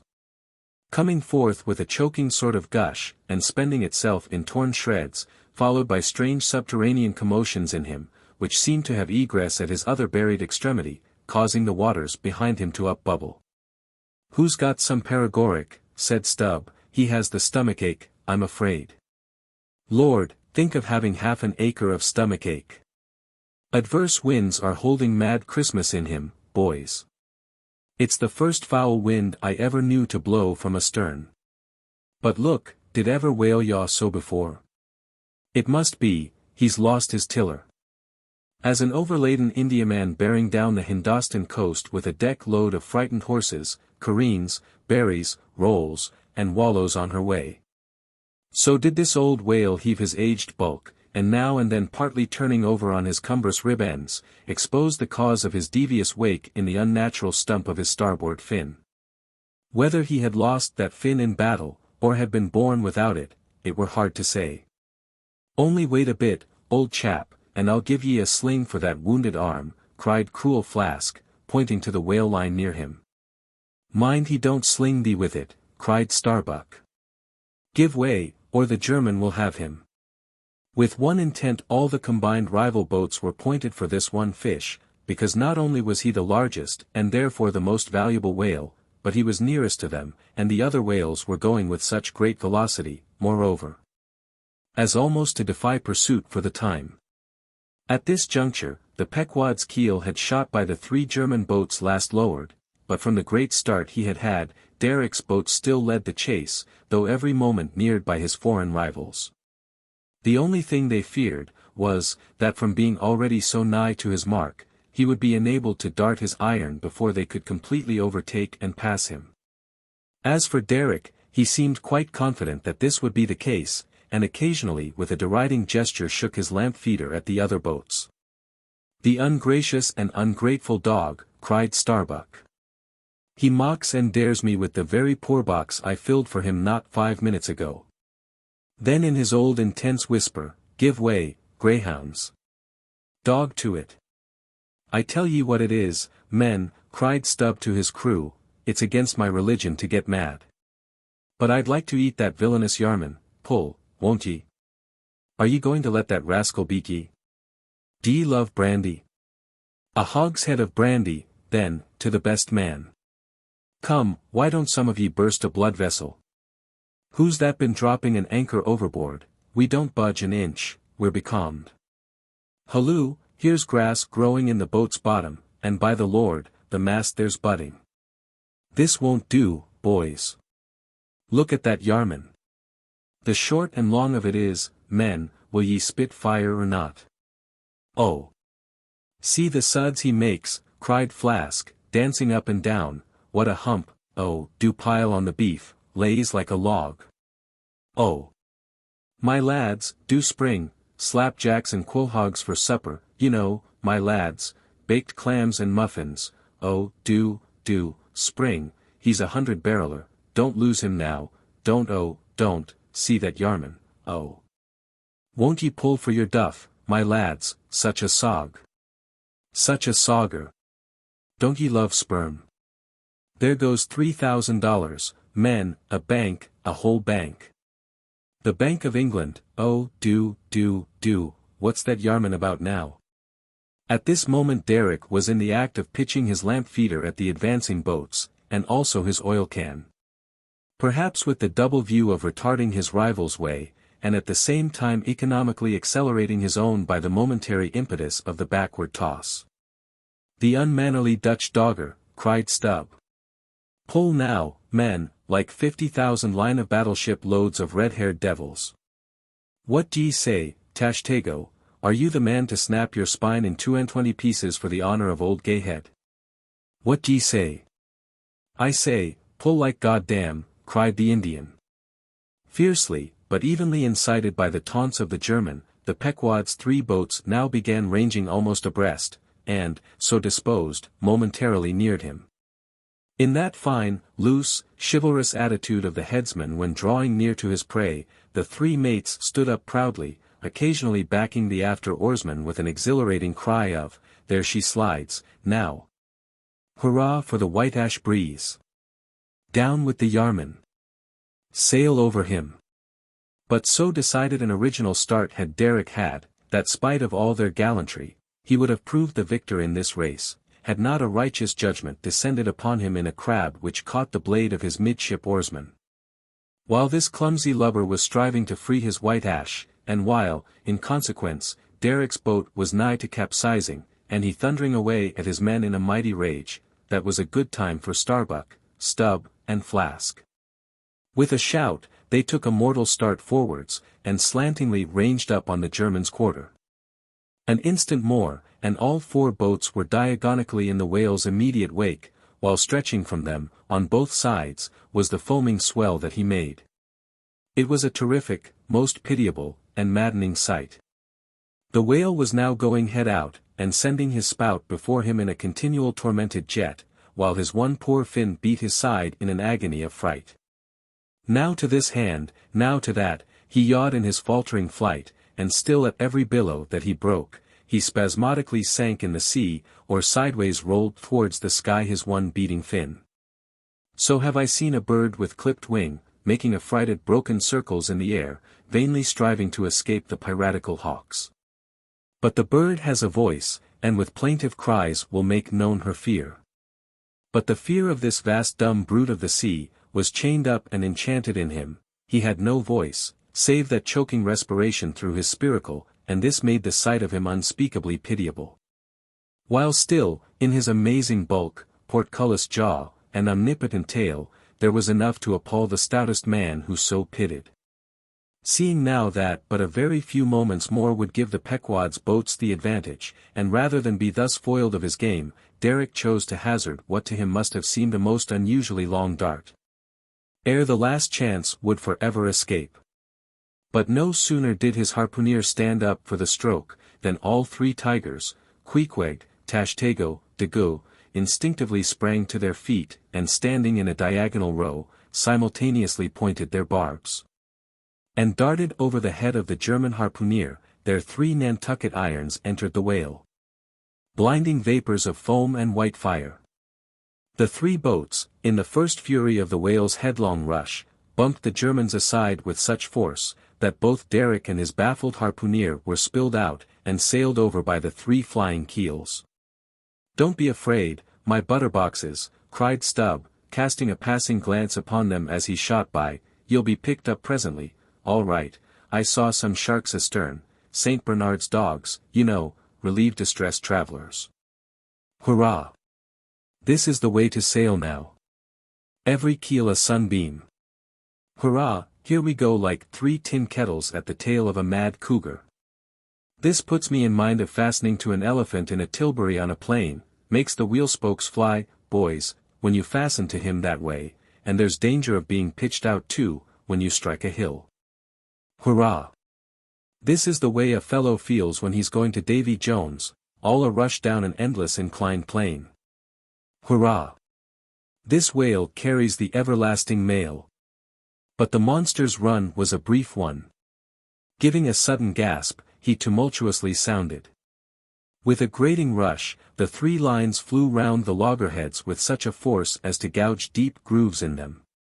While so fearful were the harpooneers that this rapid sounding would soon exhaust the lines, that using all their dexterous might, they caught repeated smoking turns with the rope to hold on. Till at last, owing to the perpendicular strain from the lead-line chocks of the boats, whence the three ropes went straight down into the blue, the gunwales of the bows were almost even with the water, while the three sterns tilted high in the air. And the whale soon ceasing to sound, for some time they remained in that attitude, fearful of expending more line, though the position was a little ticklish. But though boats have been taken down and lost in this way, yet it is this holding on, as it is called, this hooking up by the sharp barbs of his live flesh from the back. This it is that often torments the Leviathan into soon rising again to meet the sharp lance of his foes. Yet not to speak of the peril of the thing, it is to be doubted whether this course is always the best. For it is but reasonable to presume, that the longer the stricken whale stays under water, the more he is exhausted. Because, owing to the enormous surface of him, in a full-grown sperm whale something less than square feet, the pressure of the water is immense. We all know what an astonishing atmospheric weight we ourselves stand up under. Even here, above ground, in the air, how vast, then, the burden of a whale, bearing on his back a column of 200 fathoms of ocean.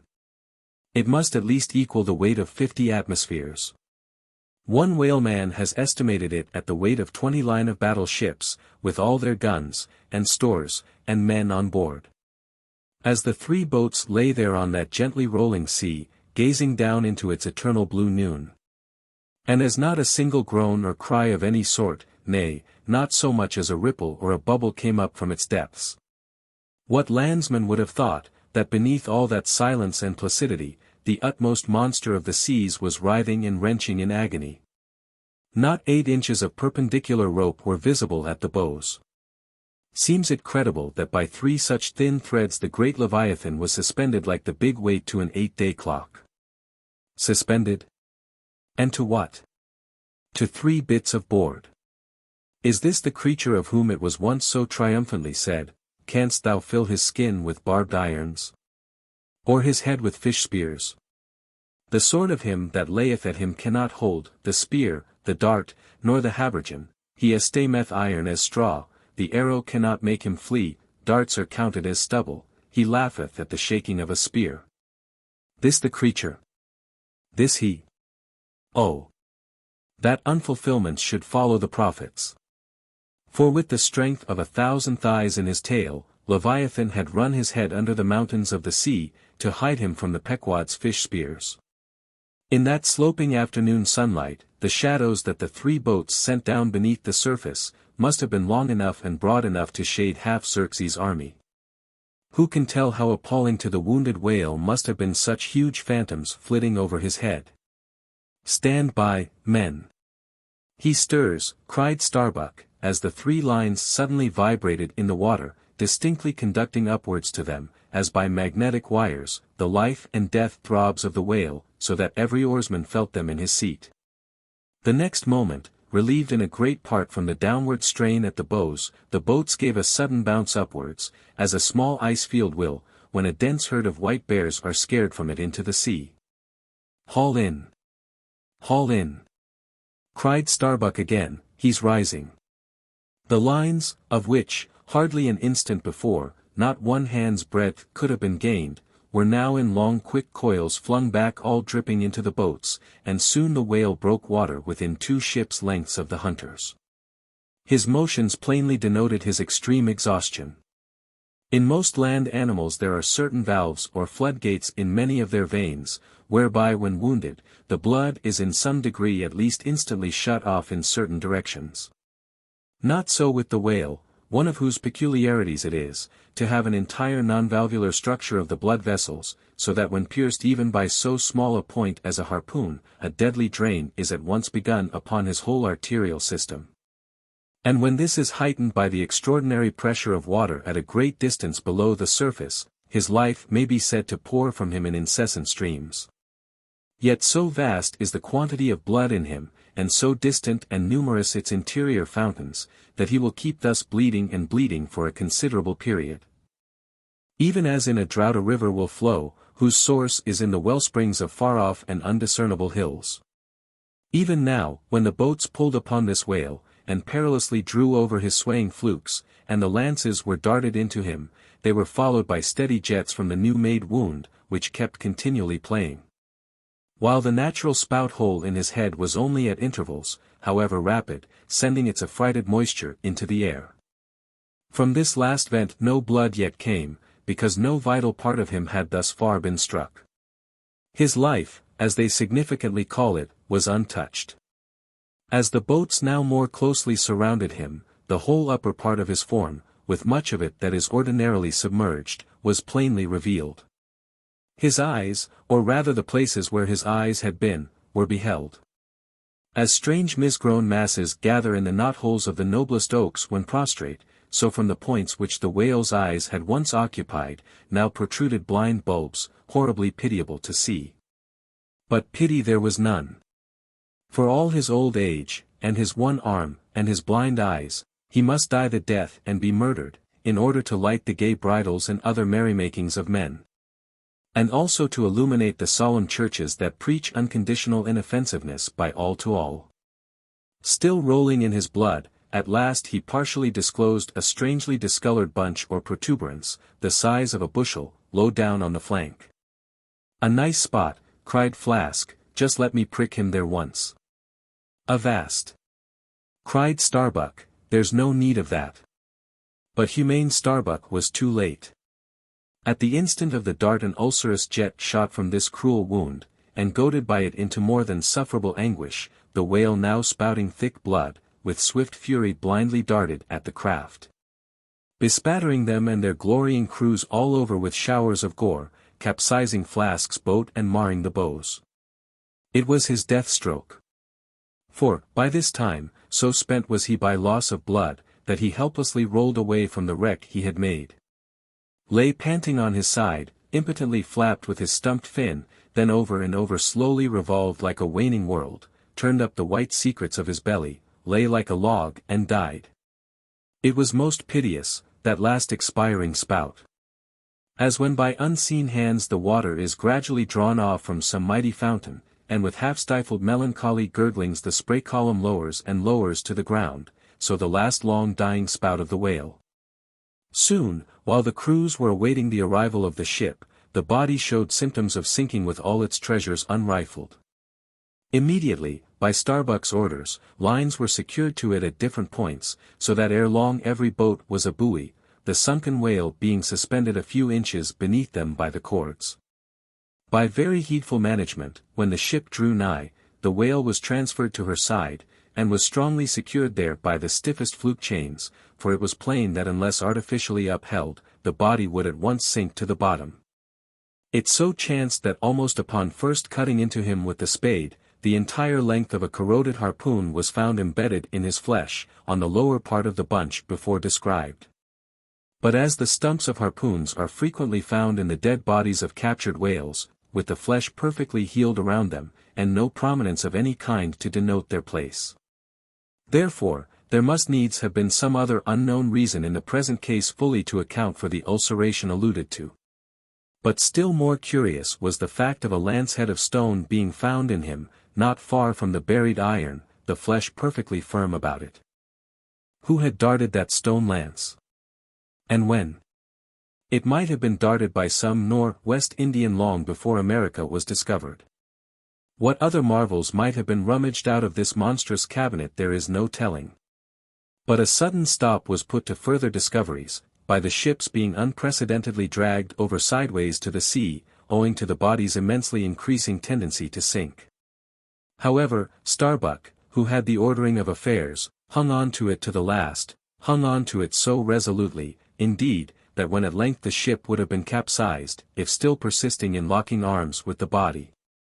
Then, when the command was given to break clear from it, such was the immovable strain upon the timber-heads to which the fluke chains and cables were fastened, that it was impossible to cast them off. Meantime everything in the Pequod was aslant. To cross to the other side of the deck was like walking up the steep gabled roof of a house. The ship groaned and gasped. Many of the ivory inlayings of her bulwarks and cabins were started from their places, by the unnatural dislocation. In vain handspikes and crows were brought to bear upon the immovable fluke chains, to pry them adrift from the timber heads. And so low had the whale now settled that the submerged ends could not be at all approached, while every moment whole tons of ponderosity seemed added to the sinking bulk, and the ship seemed on the point of going over. Hold on, won't ye?" cried Stubb to the body, "don't be in such a devil of a hurry to sink. By thunder, men, we must do something or go for it. No use prying there. Avast, I say with your handspikes, and run one of ye for a prayer book and a penknife, and cut the big chains." "Knife?" Aye, cried Queequeg, and seizing the carpenter's heavy hatchet, he leaned out of a porthole, and steel to iron, began slashing at the largest fluke chains. But a few strokes, full of sparks, were given, when the exceeding strain effected the rest. With a terrific snap, every fastening went adrift, the ship righted, the carcass sank. Now, this occasional inevitable sinking of the recently killed sperm whale is a very curious thing, nor has any fisherman yet adequately accounted for it. Usually the dead sperm whale floats with great buoyancy, with its side or belly considerably elevated above the surface. If the only whales that thus sank were old, meager, and broken-hearted creatures, their pads of lard diminished and all their bones heavy and rheumatic, then you might with some reason assert that this sinking is caused by an uncommon specific gravity in the fish so sinking, consequent upon this absence of buoyant matter in him. But it is not so. For young whales, in the highest health, and swelling with noble aspirations, prematurely cut off in the warm flush and May of life, with all their panting lard about them, even these brawny, buoyant heroes do sometimes sink. Be it said, however, that the sperm whale is far less liable to this accident than any other species. Where one of that sort go down, 20 right whales do. This difference in the species is no doubt imputable in no small degree to the greater quantity of bone in the right whale, his Venetian blinds alone sometimes weighing more than a ton. From this encumbrance the sperm whale is wholly free. But there are instances where, after the lapse of many hours or several days, the sunken whale again rises, more buoyant than in life. But the reason of this is obvious. Gases are generated in him, he swells to a prodigious magnitude. Becomes a sort of animal balloon. A line-of-battle ship could hardly keep him under then. In the shore whaling, on soundings, among the bays of New Zealand, when a right whale gives token of sinking, they fasten buoys to him, with plenty of rope. So that when the body has gone down, they know where to look for it when it shall have ascended again. It was not long after the sinking of the body that a cry was heard from the Pequod's mastheads, announcing that the Jungfrau was again lowering her boats. Though the only spout in sight was that of a finback, belonging to the species of uncapturable whales, because of its incredible power of swimming. Nevertheless, the finback spout is so similar to the sperm whales, that by unskilful fishermen it is often mistaken for it. And consequently Derrick and all his host were now in valiant chase of this unnearable brute. The Virgin crowding all sail, made after her 4 young keels, and thus they all disappeared far to leeward, still in bold, hopeful chase. Oh! Many are the finbacks, and many are the derricks, my friend. 82. The honor and glory of whaling. There are some enterprises in which a careful disorderliness is the true method. The more I dive into this matter of whaling, and push my researches up to the very spring-head of it, so much the more am I impressed with its great honorableness and antiquity. And especially when I find so many great demigods and heroes, prophets of all sorts, who one way or other have shed distinction upon it, I am transported with the reflection that I myself belong, though but subordinately, to so emblazoned a fraternity. The gallant Perseus, a son of Jupiter, was the first whaleman, and to the eternal honor of our calling be it said, that the first whale attacked by our brotherhood was not killed with any sordid intent. Those were the nightly days of our profession, when we only bore arms to succor the distressed, and not to fill men's lamp feeders. Every one knows the fine story of Perseus and Andromeda. How the lovely Andromeda, the daughter of a king, was tied to a rock on the sea-coast, and as Leviathan was in the very act of carrying her off, Perseus, the prince of whalemen, intrepidly advancing, harpooned the monster, and delivered and married the maid. It was an admirable artistic exploit, rarely achieved by the best harpooneers of the present day, inasmuch as this Leviathan was slain at the very first dart. And let no man doubt this archite story. For in the ancient Joppa, now Jaffa, on the Syrian coast, in one of the pagan temples, there stood for many ages the vast skeleton of a whale, which the city's legends and all the inhabitants asserted to be the identical bones of the monster that Perseus slew. When the Romans took Joppa, the same skeleton was carried to Italy in triumph. What seems most singular and suggestively important in this story, is this: it was from Joppa that Jonah set sail. Akin to the adventure of Perseus and Andromeda, indeed, by some supposed to be indirectly derived from it, is that famous story of St. George and the dragon, which dragon I maintain to have been a whale. For in many old chronicles whales and dragons are strangely jumbled together, and often stand for each other. Thou art as a lion of the waters, and as a dragon of the sea, saith Ezekiel, hereby, plainly meaning a whale. In truth, some versions of the Bible use that word itself. Besides, it would much subtract from the glory of the exploit had St. George but encountered a crawling reptile of the land, instead of doing battle with the great monster of the deep. Any man may kill a snake, but only a Perseus, a St. George, a coffin, have the heart in them to march boldly up to a whale. Let not the modern paintings of this scene mislead us. For though the creature encountered by that valiant whaleman of old is vaguely represented of a griffin-like shape, and though the battle is depicted on land and the saint on horseback, yet considering the great ignorance of those times, when the true form of the whale was unknown to artists, and considering that as in Perseus' case, St. George's whale might have crawled up out of the sea on the beach, and considering that the animal ridden by St. George might have been only a large seal, or seahorse. Bearing all this in mind, it will not appear altogether incompatible with the sacred legend and the ancientest drafts of the scene, to hold this so-called dragon no other than the great Leviathan himself. In fact, placed before the strict and piercing truth, this whole story will fare like that fish, flesh, and foul idol of the Philistines, Dagon by name, who being planted before the ark of Israel, his horse's head and both the palms of his hands fell off from him, and only the stump or fishy part of him remained. Thus, then, one of our own noble stamp, even a whaleman, is the tutelary guardian of England, and by good rights, we harpooneers of Nantucket should be enrolled in the most noble order of St. George. And therefore, let not the knights of that honourable company, none of whom, I venture to say, have ever had to do with a whale like their great patron, let them never eye a Nantucketer with disdain. Since even in our woolen frocks and tarred trousers we are much better entitled to St. George's decoration than they. Whether to admit Hercules among us or not, concerning this I long remained dubious, for though according to the Greek mythologies, that antique Crockett and Kit Carson, that brawny doer of rejoicing good deeds, was swallowed down and thrown up by a whale. Still, whether that strictly makes a whaleman of him, that might be mooted. It nowhere appears that he ever actually harpooned his fish, unless, indeed, from the inside. Nevertheless, he may be deemed a sort of involuntary whaleman.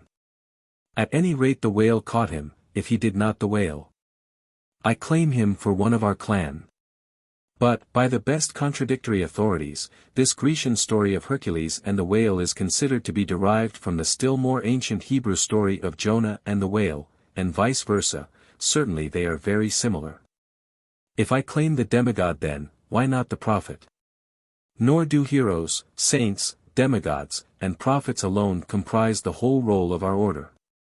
Our Grand Master is still to be named. For like royal kings of old times, we find the headwaters of our fraternity in nothing short of the great gods themselves. That wondrous oriental story is now to be rehearsed from the Shastra, which gives us the dread Vishnu, one of the three persons in the Godhead of the Hindus, gives us this divine Vishnu himself for our Lord. Vishnu, who, by the first of his 10 earthly incarnations, has forever set apart and sanctified the whale. When Brahma, or the god of gods, saith the Shastra, resolved to recreate the world after one of its periodical dissolutions, he gave birth to Vishnu, to preside over the work. But the Vedas, or mystical books, whose perusal would seem to have been indispensable to Vishnu before beginning the creation, and which therefore must have contained something in the shape of practical hints to young architects. These Vedas were lying at the bottom of the waters. So Vishnu became incarnate in a whale, and sounding down in him to the uttermost depths, rescued the sacred volumes. Was not this Vishnu a whaleman, then? Even as a man who rides a horse is called a horseman. Perseus, St.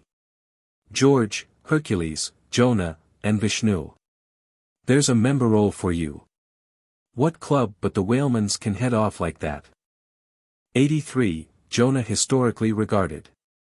Reference was made to the historical story of Jonah and the whale in the preceding chapter. Now some Nantucketers rather distrust this historical story of Jonah and the whale. But then there were some skeptical Greeks and Romans, standing out from the orthodox pagans of their times, equally doubted the story of Hercules and the whale, and Arion and the dolphin. And yet their doubting those traditions did not make those traditions one with the less facts, for all that. One old Sag Harbor whaleman's chief reason for questioning the Hebrew story was this: he had one of those quaint old-fashioned Bibles, embellished with curious, unscientific plates. One of which represented Jonah's whale with two spouts in his head, a peculiarity only true with respect to a species of the Leviathan, the right whale, and the varieties of that order, concerning which the fishermen have this saying: a penny roll would choke him. His swallow is so very small. But, to this, Bishop Jebb's anticipative answer is ready. It is not necessary, hints the bishop, that we consider Jonah as tombed in the whale's belly, but as temporarily lodged in some part of his mouth. And this seems reasonable enough in the good bishop. For truly, the right whale's mouth would accommodate a couple of whist tables, and comfortably seat all the players. Possibly, too, Jonah might have ensconced himself in a hollow tooth. But, on second thoughts, the right whale is toothless. Another reason which Sag Harbor, he went by that name, urged for his want of faith in this matter of the prophet, was something obscurely in reference to his incarcerated body and the whale's gastric juices. But this objection likewise falls to the ground, because a German exegetist supposes that Jonah must have taken refuge in the floating body of a dead whale, even as the French soldiers in the Russian campaign turned their dead horses into tents, and crawled into them. Besides, it has been divined by other continental commentators, that when Jonah was thrown overboard from the Joppa ship, he straightway effected his escape to another vessel nearby, some vessel with a whale for a figurehead. And, I would add, possibly called the whale, as some craft are nowadays christened the shark, the gull, the geagle. Nor have there been wanting learned exegetists who have opined that the whale mentioned in the book of Jonah merely meant a life-preserver, an inflated bag of wind, which the endangered prophet swam to, and so was saved from a watery doom. Poor Sag Harbor, therefore, seems worsted all round. But he had still another reason for his want of faith. It was this: if I remember right, Jonah was swallowed by the whale in the Mediterranean Sea, and after 3 days he was vomited up somewhere within 3 days' journey of Nineveh, a city on the Tigris. Very much more than 3 days' journey across from the nearest point of the Mediterranean coast. How is that? But was there no other way for the whale to land the prophet within that short distance of Nineveh? Yes. He might have carried him round by the way of the Cape of Good Hope. But not to speak of the passage through the whole length of the Mediterranean, and another passage up the Persian Gulf and Red Sea, such a supposition would involve the complete circumnavigation of all Africa in 3 days. Not to speak of the Tigris waters, near the site of Nineveh, being too shallow for any whale to swim in. Besides, this idea of Jonah's weathering the Cape of Good Hope at so early a day would wrest the honor of the discovery of that great headland from Bartholomew Diaz, its reputed discoverer, and so make modern history a liar. But all these foolish arguments of old Sag Harbor only evinced his foolish pride of reason, a thing still more reprehensible in him, seeing that he had but little learning except what he had picked up from the sun and the sea. I say it only shows his foolish, impious pride, and abominable, devilish rebellion against the reverend clergy. For by a Portuguese Catholic priest, this very idea of Jonah's going to Nineveh via the Cape of Good Hope was advanced as a signal magnification of the general miracle. And so it was. Besides, to this day, the highly enlightened Turks devoutly believe in the historical story of Jonah. And some 3 centuries ago, an English traveller in Old Harris's Voyages, speaks of a Turkish mosque built in honor of Jonah, in which mosque was a miraculous lamp that burnt without any oil. 84. Pitchpoling. To make them run easily and swiftly, the axles of carriages are anointed, and for much the same purpose, some whalers perform an analogous operation upon their boat, they grease the bottom. Nor is it to be doubted that as such a procedure can do no harm, it may possibly be of no contemptible advantage, considering that oil and water are hostile, that oil is a sliding thing, and that the object in view is to make the boat slide bravely. Queequeg believed strongly in anointing his boat, and one morning not long after the German ship Jungfrau disappeared, took more than customary pains in that occupation. Crawling under its bottom, where it hung over the side, and rubbing in the unctuousness as though diligently seeking to ensure a crop of hair from the craft's bald keel. He seemed to be working in obedience to some particular presentiment. Nor did it remain unwarranted by the event. Towards noon whales were raised, but so soon as the ship sailed down to them, they turned and fled with swift precipitancy, a disordered flight, as of Cleopatra's barges from Actium. Nevertheless, the boats pursued, and Stubbs was foremost. By great exertion, Tashtego at last succeeded in planting one iron, but the stricken whale, without at all sounding, still continued his horizontal flight, with added fleetness. Such unintermitted strainings upon the planted iron must sooner or later inevitably extract it. It became imperative to lance the flying whale, or be content to lose him. But to haul the boat up to his flank was impossible, he swam so fast and furious. What then remained?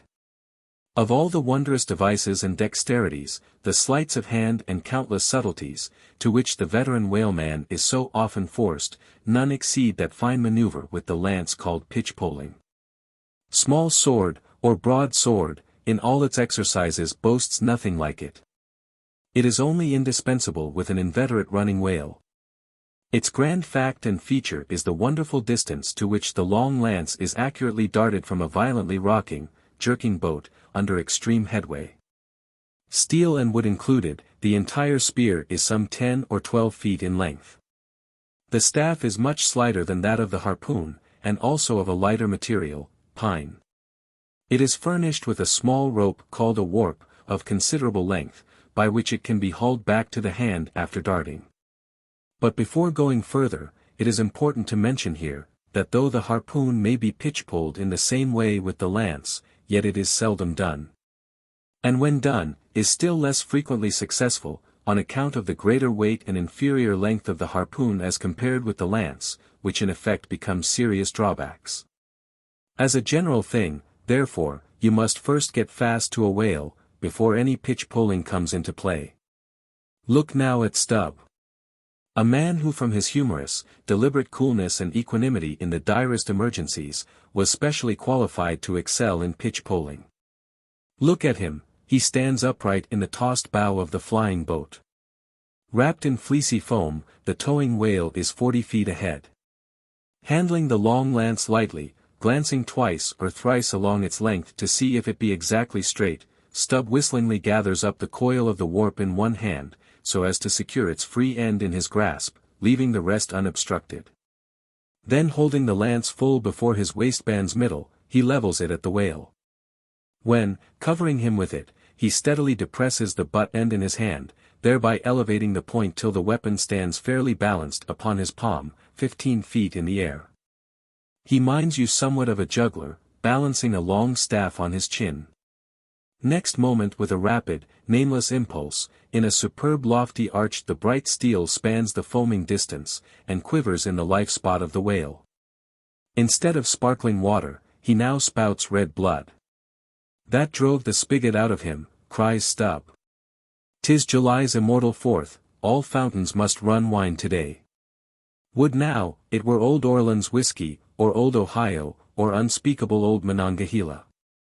Then, Tashtego, lad, I'd have ye hold a can akin to the jet, and we drink round it. Yea, verily, hearts alive, we'd brew choice punch in the spread of his spout hole there, and from that live punch bowl quaff the living stuff. Again and again to such gamesome talk, the dexterous dart is repeated, the spear returning to its master like a greyhound held in skillful leash. The agonized whale goes into his flurry. The tow-line is slackened, and the pitch-poler dropping astern, folds his hands, and mutely watches the monster die. 85. The fountain. That for 6,000 years, and no one knows how many millions of ages before, the great whales should have been spouting all over the sea, and sprinkling and mystifying the gardens of the deep. As with so many sprinkling or mystifying pots. And that for some centuries back, thousands of hunters should have been close by the fountain of the whale, watching these sprinklings and spoutings, that all this should be, and yet. That down to this blessed minute, 15¼ minutes past 1 o'clock p.m. of this 16th day of December, A.D. 1851, it should still remain a problem, whether these spoutings are, after all, really water, or nothing but vapor. This is surely a noteworthy thing. Let us, then, look at this matter, along with some interesting items contingent. Every one knows that by the peculiar cunning of their gills, the finny tribes in general breathe the air which at all times is combined with the element in which they swim, hence, a herring or a cod might live a century, and never once raise its head above the surface. But owing to his marked internal structure which gives him regular lungs, like a human being's, the whale can only live by inhaling the disengaged air in the open atmosphere. Wherefore the necessity for his periodical visits to the upper world. But he cannot in any degree breathe through his mouth, for, in his ordinary attitude, the sperm whale's mouth is buried at least 8 feet beneath the surface, and what is still more, his windpipe has no connection with his mouth. No, he breathes through his spiracle alone, and this is on the top of his head. If I say, that in any creature breathing is only a function indispensable to vitality, inasmuch as it withdraws from the air a certain element, which being subsequently brought into contact with the blood imparts to the blood its vivifying principle, I do not think I shall err. Though I may possibly use some superfluous scientific words. Assume it, and it follows that if all the blood in a man could be aerated with one breath, he might then seal up his nostrils and not fetch another for a considerable time. That is to say, he would then live without breathing. Anomalous as it may seem, this is precisely the case with the whale, who systematically lives, by intervals, his full hour and more, when at the bottom, without drawing a single breath, or so much as in any way inhaling a particle of air. For, remember, he has no gills. How is this? Between his ribs and on each side of his spine he is supplied with a remarkable involved Cretan labyrinth of vermicelli-like vessels, which vessels, when he quits the surface, are completely distended with oxygenated blood. So that for an hour or more, 1,000 fathoms in the sea, he carries a surplus stock of vitality in him, just as the camel crossing the waterless desert carries a surplus supply of drink for future use in its 4 supplementary stomachs. The anatomical fact of this labyrinth is indisputable. And that the supposition founded upon it is reasonable and true, seems the more cogent to me, when I consider the otherwise inexplicable obstinacy of that Leviathan in having his spoutings out, as the fishermen phrase it. This is what I mean. If unmolested, upon rising to the surface, the sperm whale will continue there for a period of time exactly uniform with all his other unmolested risings. Say he stays 11 minutes, and jets 70 times, that is, respires 70 breaths. Then whenever he rises again, he will be sure to have his 70 breaths over again, to a minute.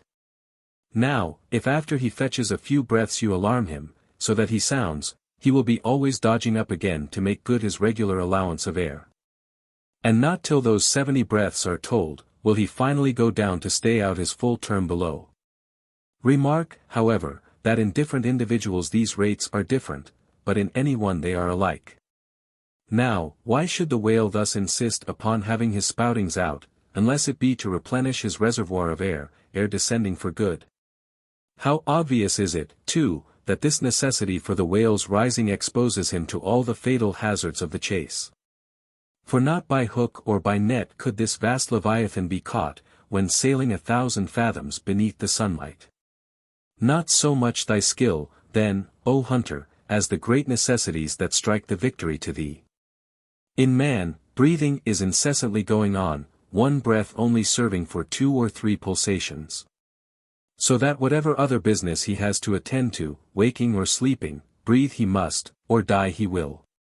But the sperm whale only breathes about 1/7 or Sunday of his time. It has been said that the whale only breathes through his spout hole. If it could truthfully be added that his spouts are mixed with water, then I opine we should be furnished with the reason why his sense of smell seems obliterated in him.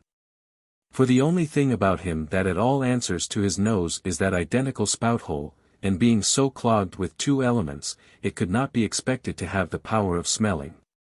But owing to the mystery of the spout, whether it be water or whether it be vapor, no absolute certainty can as yet be arrived at on this head. Sure it is, nevertheless, that the sperm whale has no proper olfactories. But what does he want of them? No roses, no violets, no cologne water in the sea.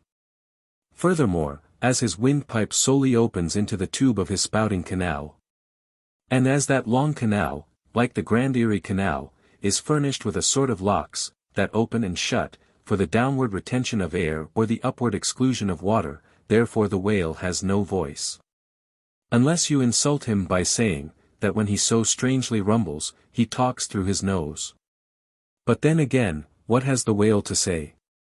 Seldom have I known any profound being that had anything to say to this world, unless forced to stammer out something by way of getting a living. Oh! Happy that the world is such an excellent listener.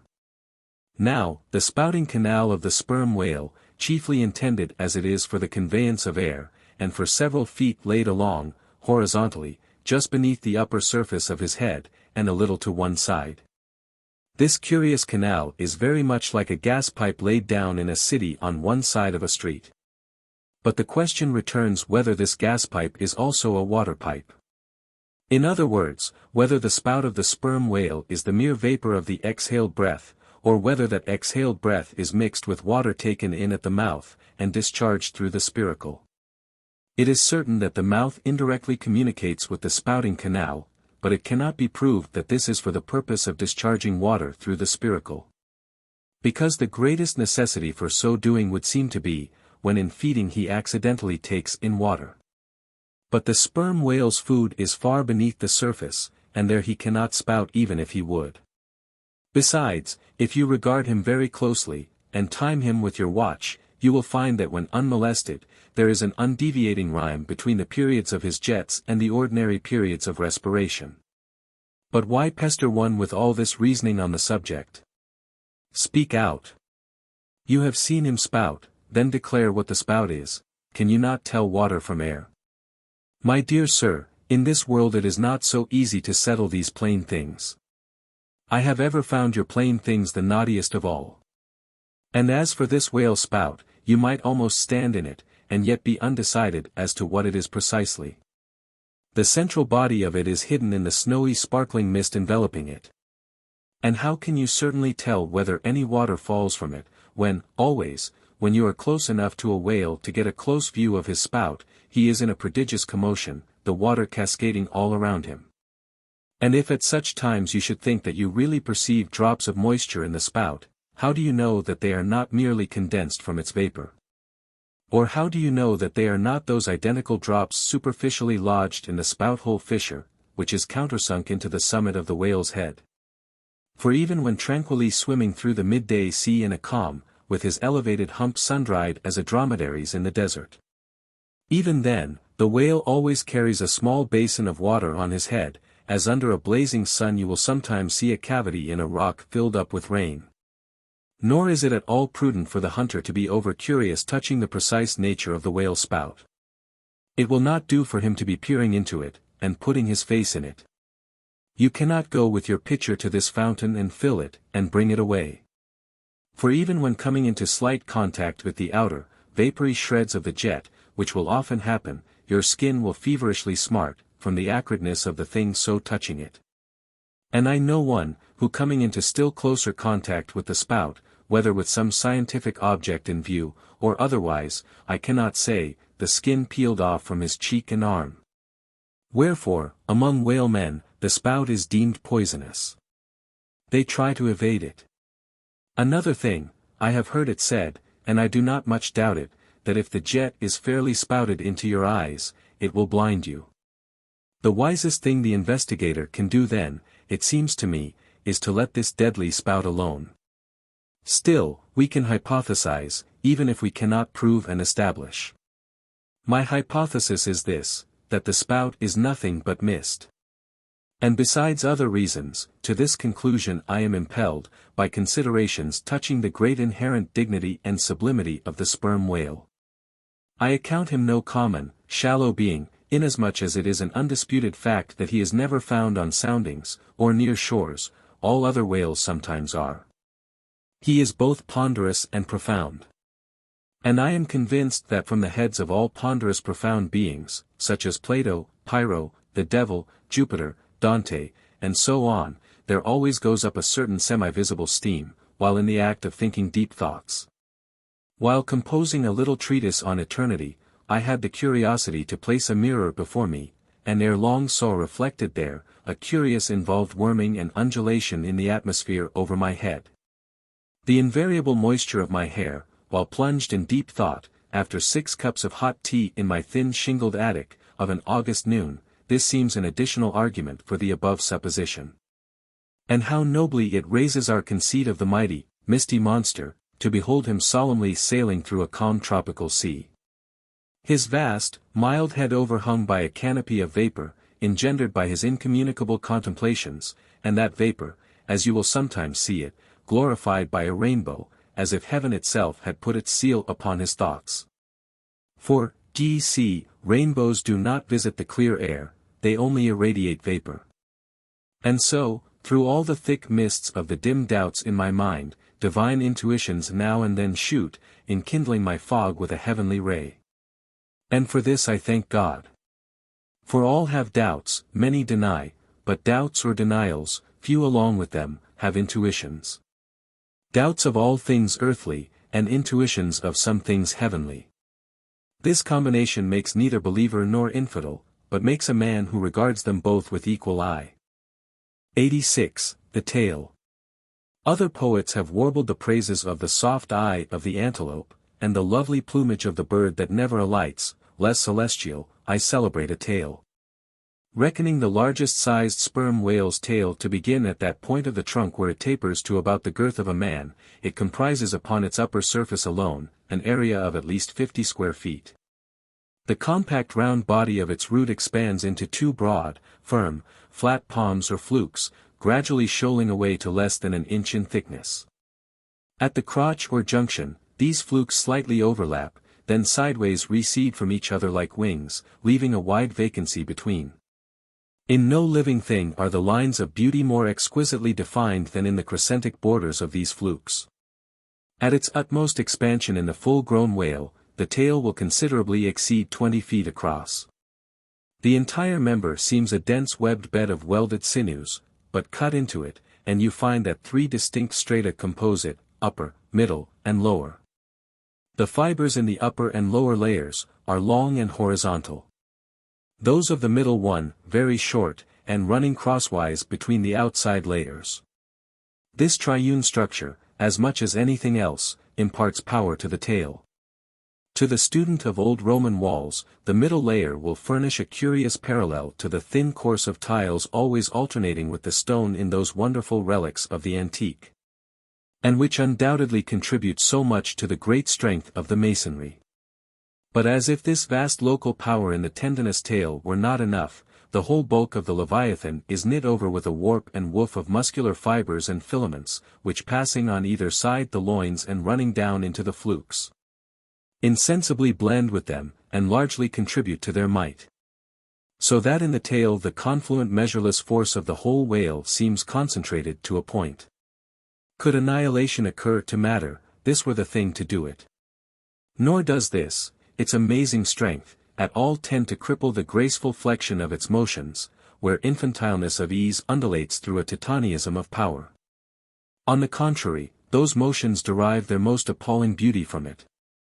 Real strength never impairs beauty or harmony, but it often bestows it, and in everything imposingly beautiful, strength has much to do with the magic. Take away the tied tendons that all over seem bursting from the marble in the carved Hercules, and its charm would be gone. As devout Eckermann lifted the linen sheet from the naked corpse of Goethe, he was overwhelmed with the massive chest of the man, that seemed as a Roman triumphal arch. When Angelo paints even God the Father in human form, mark what robustness is there. And whatever they may reveal of the divine love in the Son, the soft, curled, hermaphroditical Italian pictures, in which his idea has been most successfully embodied. These pictures, so destitute as they are of all brawniness, hint nothing of any power, but the mere negative, feminine one of submission and endurance, which on all hands it is conceded, form the peculiar practical virtues of his teachings. Such is the subtle elasticity of the organ I treat of, that whether wielded in sport, or in earnest, or in anger, whatever be the mood it be in, its flexions are invariably marked by exceeding grace. Therein no fairy's arm can transcend it. 5 great motions are peculiar to it. First, when used as a fin for progression; second, when used as a mace in battle; third, in sweeping; fourth, in lobtailing; fifth, in peaking flukes. First, being horizontal in its position, the Leviathan's tail acts in a different manner from the tails of all other sea creatures. It never wriggles. In man or fish, wriggling is a sign of inferiority. To the whale, his tail is the sole means of propulsion. Scrollwise coiled forwards beneath the body, and then rapidly sprung backwards, it is this which gives that singular darting, leaping motion to the monster when furiously swimming. His side fins only serve to steer by. Second, it is a little significant, that while one sperm whale only fights another sperm whale with his head and jaw, nevertheless, in his conflicts with man, he chiefly and contemptuously uses his tail. In striking at a boat, he swiftly curves away his flukes from it, and the blow is only inflicted by the recoil. If it be made in the unobstructed air, especially if it descend to its mark, the stroke is then simply irresistible. No ribs of man or boat can withstand it. Your only salvation lies in eluding it. But if it comes sideways through the opposing water, then partly owing to the light buoyancy of the whaleboat, and the elasticity of its materials, a cracked rib or a dashed plank or two, a sort of stitch in the side, is generally the most serious result. These submerged side blows are so often received in the fishery, that they are accounted mere child's play. Some one strips off a frock, and the hole is stopped. Third, I cannot demonstrate it, but it seems to me, that in the whale the sense of touch is concentrated in the tail, for in this respect there is a delicacy in it only equalled by the daintiness of the elephant's trunk. This delicacy is chiefly evinced in the action of sweeping, when in maidenly gentleness the whale with a certain soft slowness moves his immense flukes from side to side upon the surface of the sea. And if he feel but a sailor's whisker, woe to that sailor, whiskers and all. What tenderness there is in that preliminary touch! Had this tale any prehensile power, I should straightway bethink me of Darminode's elephant that so frequented the flower market, and with low salutations presented nosegays to damsels, and then caressed their zones.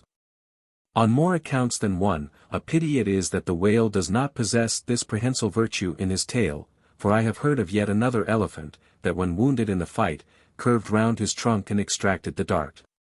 Fourth, stealing unawares upon the whale in the fancied security of the middle of solitary seas, you find him unbent from the vast corpulence of his dignity, and kitten-like, he plays on the ocean as if it were a hearth. But still you see his power in his play. The broad palms of his tail are flirted high into the air, then smiting the surface, the thunderous concussion resounds for miles.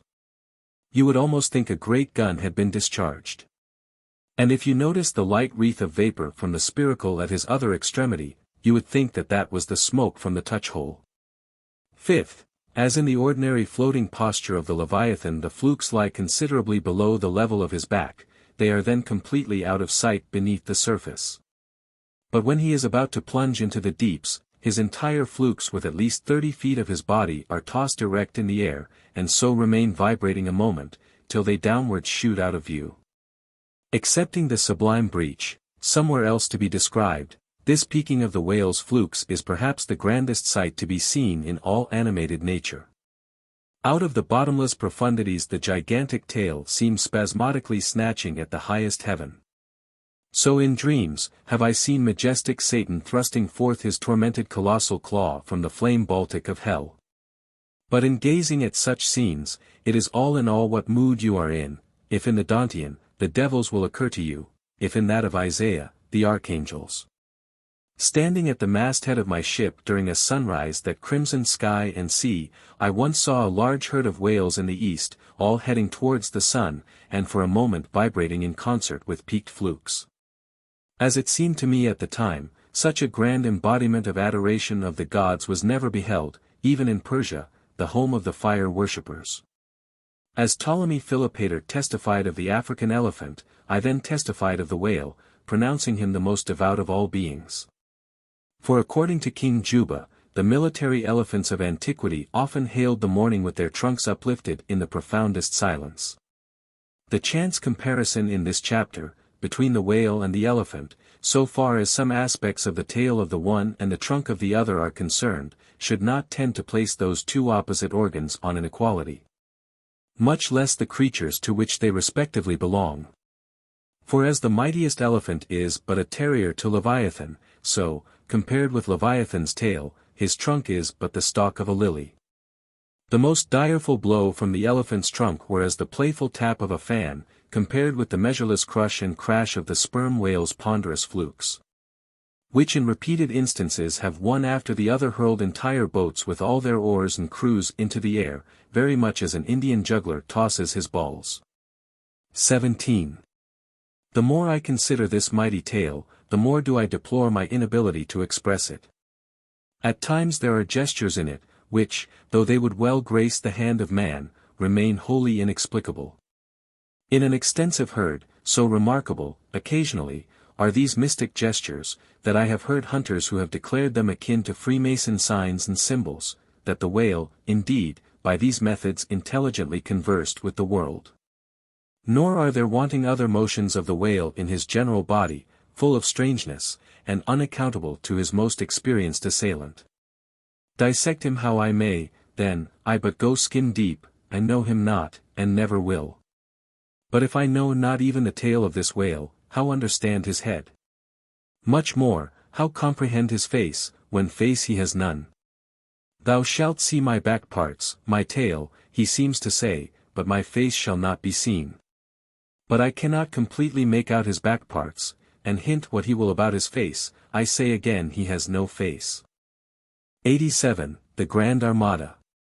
The long and narrow peninsula of Malacca, extending southeastward from the territories of Burma, forms the most southerly point of all Asia. In a continuous line from that peninsula stretched the long islands of Sumatra, Java, Bali, and Timor, which, with many others, form a vast mole, or rampart, lengthwise connecting Asia with Australia, and dividing the long unbroken Indian Ocean from the thickly studded Oriental archipelagos.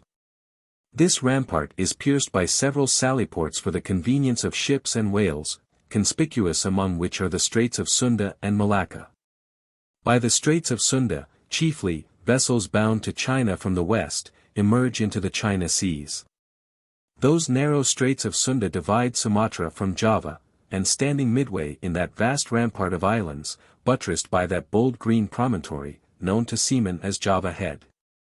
They not a little correspond to the central gateway opening into some vast walled empire, and considering the inexhaustible wealth of spices, and silks, and jewels, and gold, and ivory, with which the 1,000 islands of that Oriental Sea are enriched, it seems a significant provision of nature, that such treasures, by the very formation of the land, should at least bear the appearance, however ineffectual, of being guarded from the all-grasping Western world.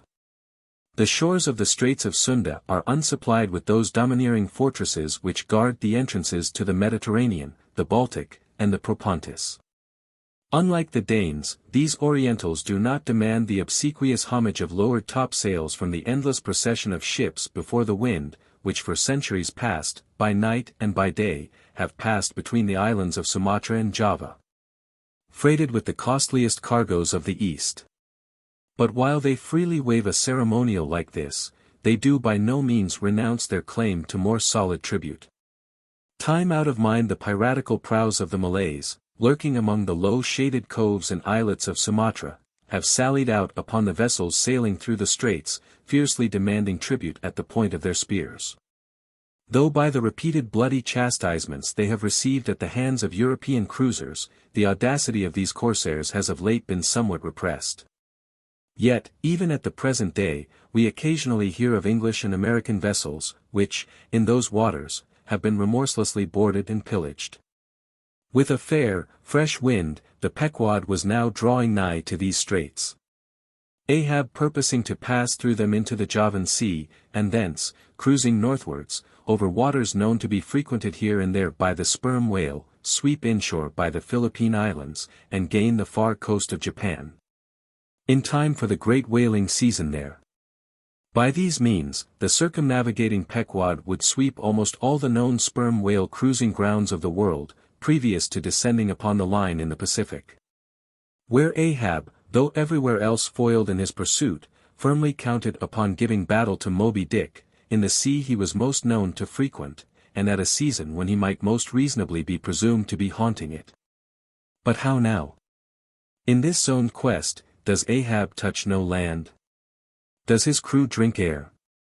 Surely, he will stop for water. Nay. For a long time, now, the circus-running sun has raced within his fiery ring, and needs no sustenance but what's in himself. So Ahab.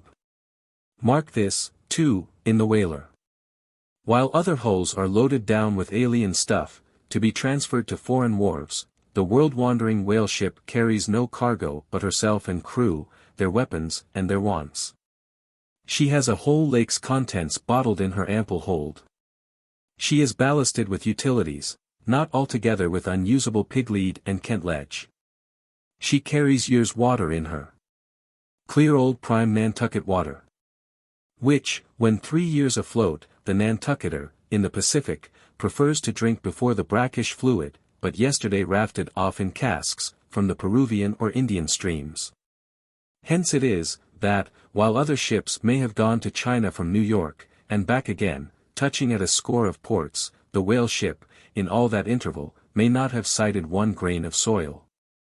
Her crew having seen no man but floating seamen like themselves. So that did you carry them the news that another flood had come, they would only answer, well, boys, here's the ark. Now, as many sperm whales had been captured off the western coast of Java, in the near vicinity of the Straits of Sunda, indeed, as most of the ground, roundabout, was generally recognized by the fishermen as an excellent spot for cruising.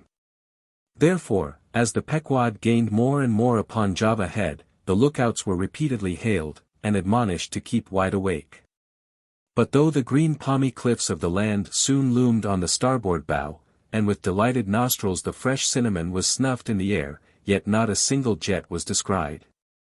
Almost renouncing all thought of falling in with any game hereabouts, the ship had well nigh entered the straits, when the customary cheering cry was heard from aloft, and ere long a spectacle of singular magnificence saluted us. But here be it premised, that owing to the unwearied activity with which of late they have been hunted over all 4 oceans, the sperm whales, instead of almost invariably sailing in small detached companies, as in former times, are now frequently met with in extensive herds, sometimes embracing so great a multitude, that it would almost seem as if numerous nations of them had sworn solemn league and covenant for mutual assistance and protection. To this aggregation of the sperm whale into such immense caravans, may be imputed the circumstance that even in the best cruising grounds, you may now sometimes sail for weeks and months together, without being greeted by a single spout. And then be suddenly saluted by what sometimes seems thousands on thousands.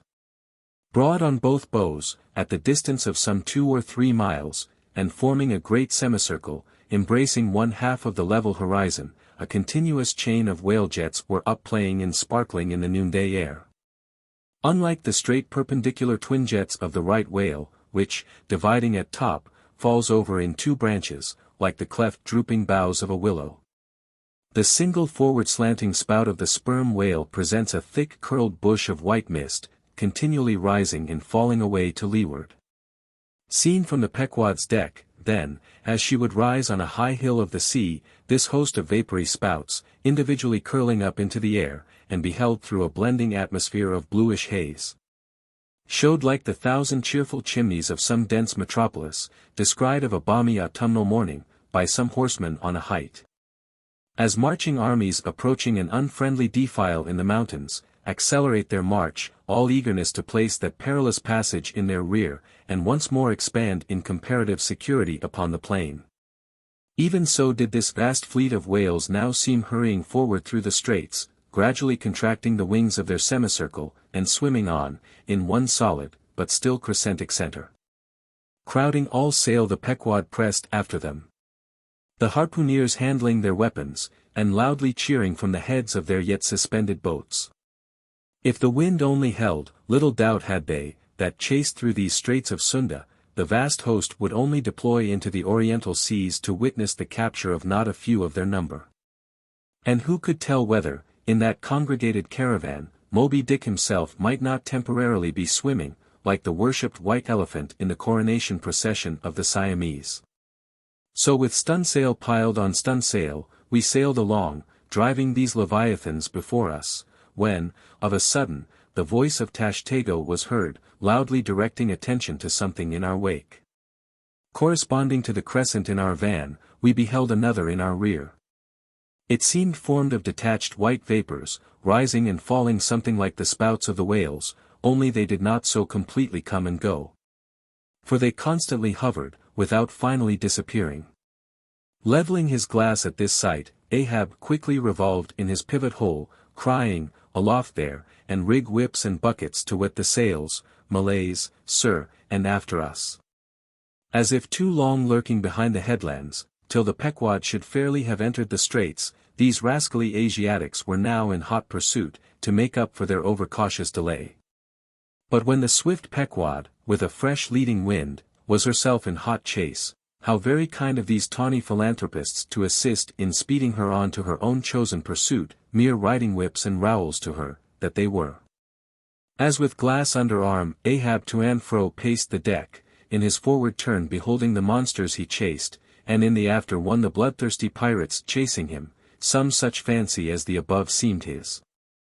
And when he glanced upon the green walls of the watery defile in which the ship was then sailing, and bethought him that through that gate lay the route to his vengeance, and beheld how that through that same gate he was now both chasing and being chased to his deadly end. And not only that, but a herd of remorseless wild pirates and inhuman atheistical devils were infernally cheering him on with their curses. When all these conceits had passed through his brain, Ahab's brow was left gaunt and ribbed, like the black sand beach after some stormy tide has been gnawing it, without being able to drag the firm thing from its place. But thoughts like these troubled very few of the reckless crew. And when, after steadily dropping and dropping the pirates astern, the Pequod at last shot by the vivid green cockatoo point on the Sumatra side, emerging at last upon the broad waters beyond. Then, the harpooneers seemed more to grieve that the swift whales had been gaining upon the ship, than to rejoice that the ship had so victoriously gained upon the Malays. But still driving on in the wake of the whales, at length they seemed abating their speed, gradually the ship neared them, and the wind now dying away, word was passed to spring to the boats. But no sooner did the herd, by some presumed wonderful instinct of the sperm whale, become notified of the 3 keels that were after them, though as yet a mile in their rear, than they rallied again, and forming in close ranks and battalions, so that their spouts all looked like flashing lines of stacked bayonets, moved on with redoubled velocity. Stripped to our shirts and drawers, we sprang to the white ash, and after several hours pulling were almost disposed to renounce the chase. When a general pausing commotion among the whales gave animating token that they were now at last under the influence of that strange perplexity of inert irresolution, which, when the fishermen perceive it in the whale, they say he is gallied. The compact martial columns in which they had been hitherto rapidly and steadily swimming, were now broken up in one measureless rout, and like King Porus elephants in the Indian battle with Alexander, they seemed going mad with consternation. In all directions expanding in vast irregular circles, and aimlessly swimming hither and thither, by their short thick spoutings, they plainly betrayed their distraction of panic. This was still more strangely evinced by those of their number, who, completely paralyzed as it were, helplessly floated like waterlogged dismantled ships on the sea. Had these leviathans been but a flock of simple sheep, pursued over the pasture by 3 fierce wolves, they could not possibly have evinced such excessive dismay. But this occasional timidity is characteristic of almost all herding creatures. Though banding together in tens of thousands, the lion-maned buffaloes of the West have fled before a solitary horseman. Witness, too, all human beings, how when herded together in the sheepfold of a theatre's pit, they will, at the slightest alarm of fire, rush helter-skelter for the outlets, crowding, trampling, jamming. and remorselessly dashing each other to death. Best, therefore, withhold any amazement at the strangely gallied whales before us, for there is no folly of the beasts of the earth which is not infinitely outdone by the madness of men. Though many of the whales, as has been said, were in violent motion, yet it is to be observed that as a whole the herd neither advanced nor retreated, but collectively remained in one place. As is customary in those cases, the boats at once separated, each making for some one lone whale on the outskirts of the shoal. In about 3 minutes' time, Queequeg's harpoon was flung. The stricken fish darted blinding spray in our faces, and then running away with us like light, steered straight for the heart of the herd. Though such a movement on the part of the whale struck under such circumstances, is in no wise unprecedented, and indeed is almost always more or less anticipated, yet does it present one of the more perilous vicissitudes of the fishery. For as the swift monster drags you deeper and deeper into the frantic shoal, you bid adieu to circumspect life and only exist in a delirious throb. As, blind and deaf, the whale plunged forward, as if by sheer power of speed to rid himself of the iron leech that had fastened to him. As we thus tore a white gash in the sea, on all sides menaced as we flew, by the crazed creatures to and fro rushing about us.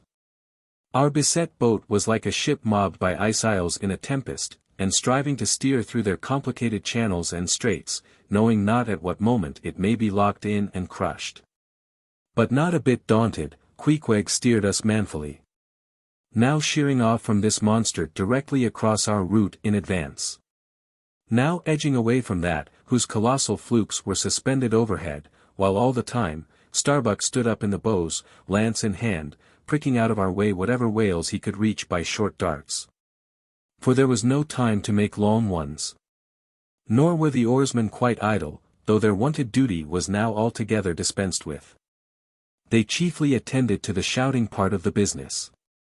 "Out of the way, Commodore!"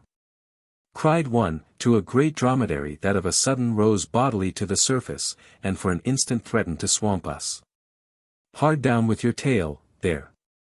cried a second to another, which, close to our gunwale, seemed calmly cooling himself with his own fan-like extremity. All whaleboats carry certain curious contrivances, originally invented by the Nantucket Indians, called drugs. 2 thick squares of wood of equal size are stoutly clenched together, so that they cross each other's grain at right angles. A line of considerable length is then attached to the middle of this block, and the other end of the line being looped, it can in a moment be fastened to a harpoon. It is chiefly among gallied whales that this drug is used. For then, more whales are close round you than you can possibly chase at one time. But sperm whales are not every day encountered, while you may, then, you must kill all you can. And if you cannot kill them all at once, you must wing them, so that they can be afterwards killed at your leisure. Hence it is, that at times like these the drug comes into requisition. Our boat was furnished with 3 of them. The first and second were successfully darted, and we saw the whales staggeringly running off, fettered by the enormous sidelong resistance of the towing drug. They were cramped like malefactors with the chain and ball. But upon flinging the third, in the act of tossing overboard the clumsy wooden block, it caught under one of the seats of the boat, and in an instant tore it out and carried it away, dropping the oarsman in the boat's bottom as the seat slid from under him. On both sides the sea came in at the wounded planks, but we stuffed 2 or 3 drawers and shirts in, and so stopped the leaks for the time. It had been next to impossible to dart these drugged harpoons, were it not that as we advanced into the herd, our whale's way greatly diminished.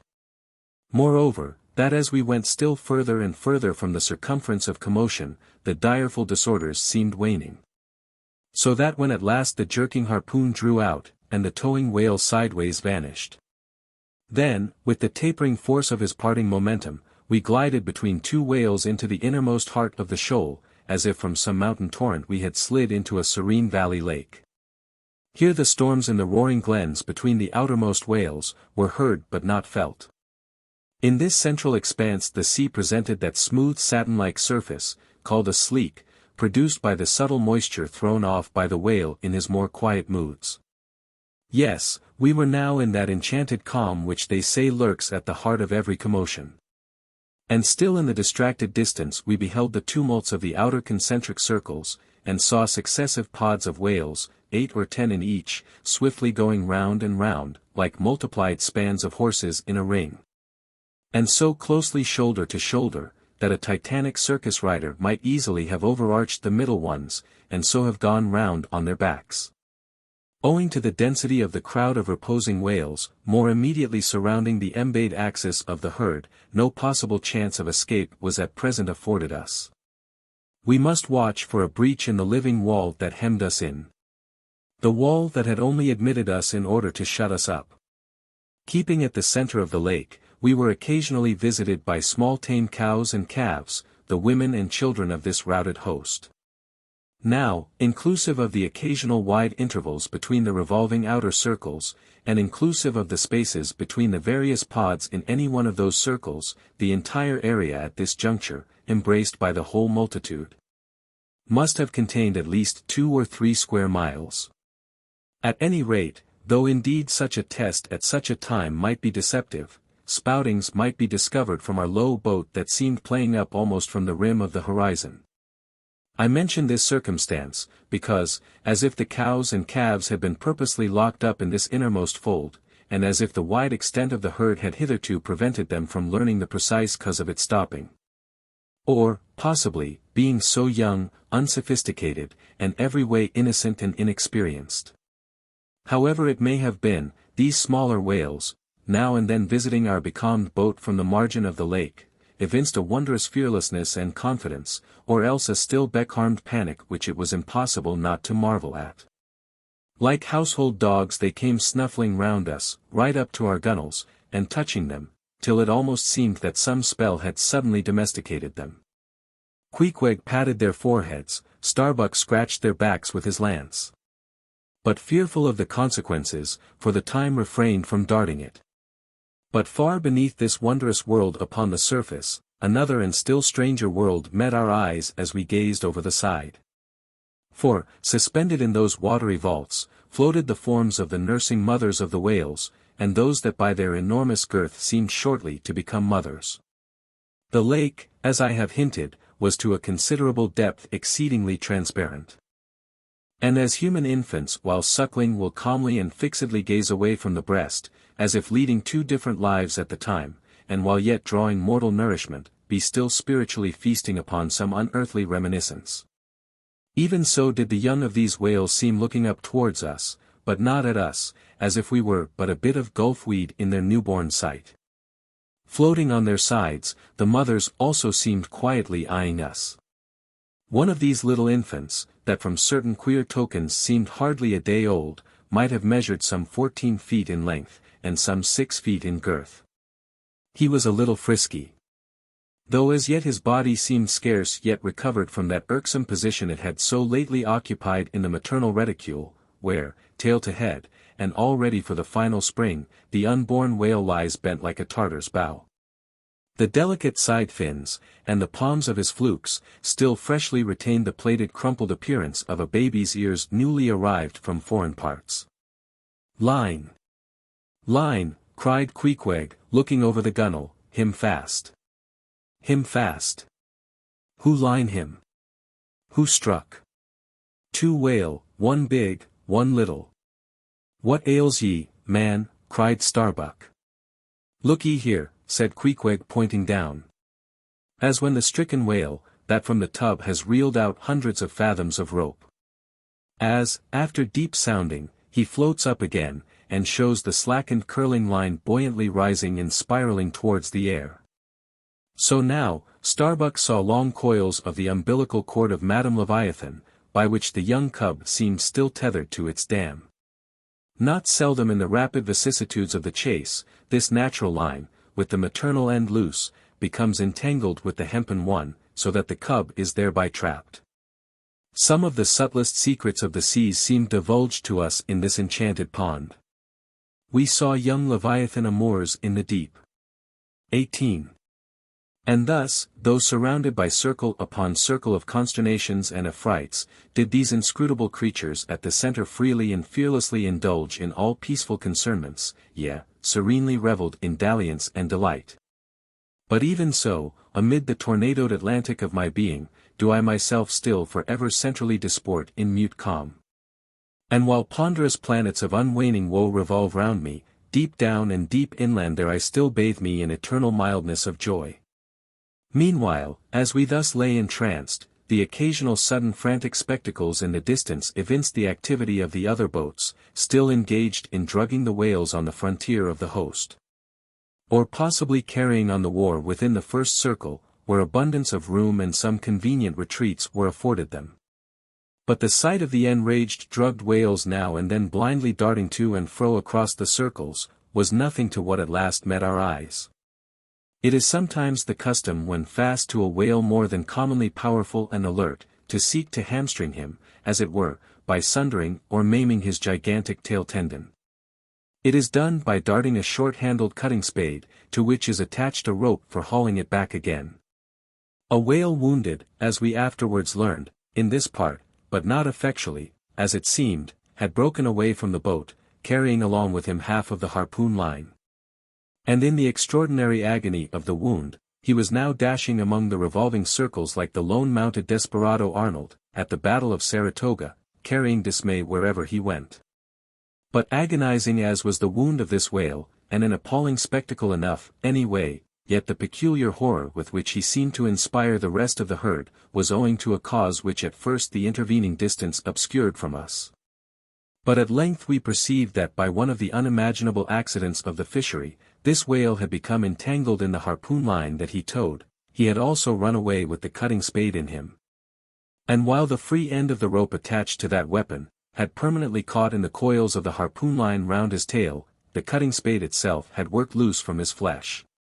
So that tormented to madness, he was now churning through the water, violently flailing with his flexible tail, and tossing the keen spade about him, wounding and murdering his own comrades. This terrific object seemed to recall the whole herd from their stationary fright. First, the whales forming the margin of our lake began to crowd a little, and tumble against each other, as if lifted by half-spent billows from afar. Then the lake itself began faintly to heave and swell, the submarine bridal chambers and nurseries vanished, in more and more contracting orbits the whales in the more central circles began to swim in thickening clusters. Yes, the long calm was departing. A low advancing hum was soon heard. And then like to the tumultuous masses of block ice when the great river Hudson breaks up in spring, the entire host of whales came tumbling upon their inner center, as if to pile themselves up in one common mountain. Instantly Starbuck and Queequeg changed places, Starbuck taking the stern. Oars! Oars, he intensely whispered, seizing the helm, gripe your oars, and clutch your souls, now. My God, men, stand by. Shove him off, you Queequeg, the whale there. Prick him, hit him. Stand up, and stay so. Spring, men, pull, men, never mind their backs, scrape them, scrape away. The boat was now all but jammed between two vast black bulks, leaving a narrow Dardanelles between their long lengths. But by desperate endeavor we at last shot into a temporary opening, then giving way rapidly, and at the same time earnestly watching for another outlet. After many similar hairbreadth escapes, we at last swiftly glided into what had just been one of the outer circles, but now crossed by random whales, all violently making for one center. This lucky salvation was cheaply purchased by the loss of Queequeg's hat, who, while standing in the bows to prick the fugitive whales, had his hat taken clean from his head by the errety made by the sudden tossing of a pair of broad flukes close by. Riotous and disordered as the universal commotion now was, it soon resolved itself into what seemed a systematic movement, for having clumped together at last in one dense body, they then renewed their onward flight with augmented fleetness. Further pursuit was useless, but the boat still lingered in their wake to pick up what drugged whales might be dropped astern, and likewise to secure one which Flask had killed and waifed. The waif is a pennant pole, 2 or 3 of which are carried by every boat. and which, when additional game is at hand, are inserted upright into the floating body of a dead whale, both to mark its place on the sea, and also as token of prior possession, should the boats of any other ship draw near. The result of this lowering was somewhat illustrative of that sagacious saying in the fishery, the more whales the less fish. Of all the drugged whales only one was captured. The rest contrived to escape for the time, but only to be taken, as will hereafter be seen, by some other craft than the Pequod. 88. Schools and Schoolmasters. The previous chapter gave account of an immense body or herd of sperm whales, and there was also then given the probable cause inducing those vast aggregations. Now, though such great bodies are at times encountered, yet, as must have been seen, even at the present day, small detached bands are occasionally observed, embracing from 20 to 50 individuals each. Such bands are known as schools. They generally are of two sorts, those composed almost entirely of females, and those mustering none but young vigorous males, or bulls, as they are familiarly designated. In cavalier attendance upon the school of females, you invariably see a male of full-grown magnitude, but not old, who, upon any alarm, evinces his gallantry by falling in the rear and covering the flight of his ladies. In truth, this gentleman is a luxurious ottoman, swimming about over the watery world, surroundingly accompanied by all the solaces and endearments of the harem. The contrast between this ottoman and his concubines is striking.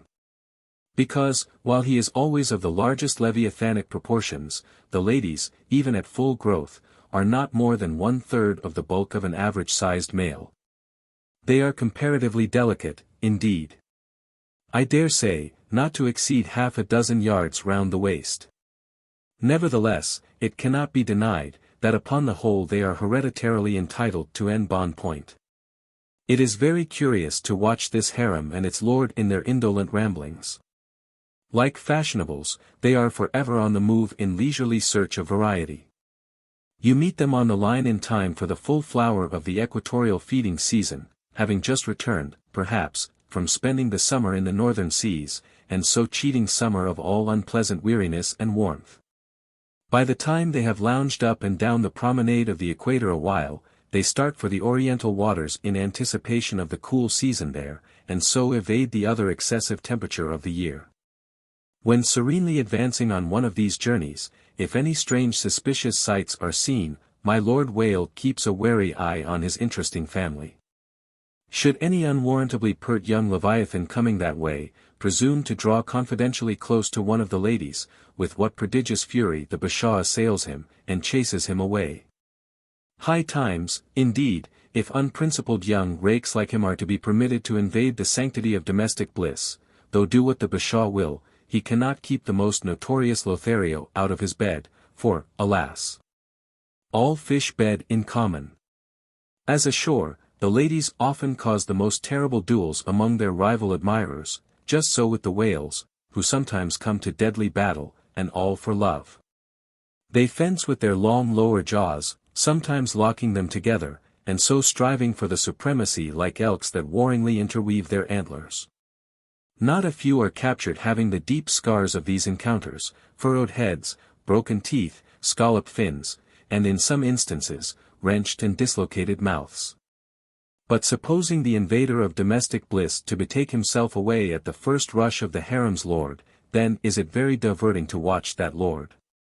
Gently he insinuates his vast bulk among them again and revels there a while, still in tantalizing vicinity to young Lothario, like pious Solomon devoutly worshipping among his 1,000 concubines. Granting other whales to be in sight, the fisherman will seldom give chase to one of these Grand Turks, for these Grand Turks are too lavish of their strength, and hence their unctuousness is small. As for the sons and the daughters they beget, why, those sons and daughters must take care of themselves, at least, with only the maternal help. For like certain other omnivorous roving lovers that might be named, my Lord Whale has no taste for the nursery, however much for the bower, and so, being a great traveler, he leaves his anonymous babies all over the world, every baby an exotic. In good time, nevertheless, as the ardor of youth declines, as years and dumps increase, as reflection lends her solemn pauses, in short, as a general lassitude overtakes the sated Turk, then a love of ease and virtue supplants the love for maidens.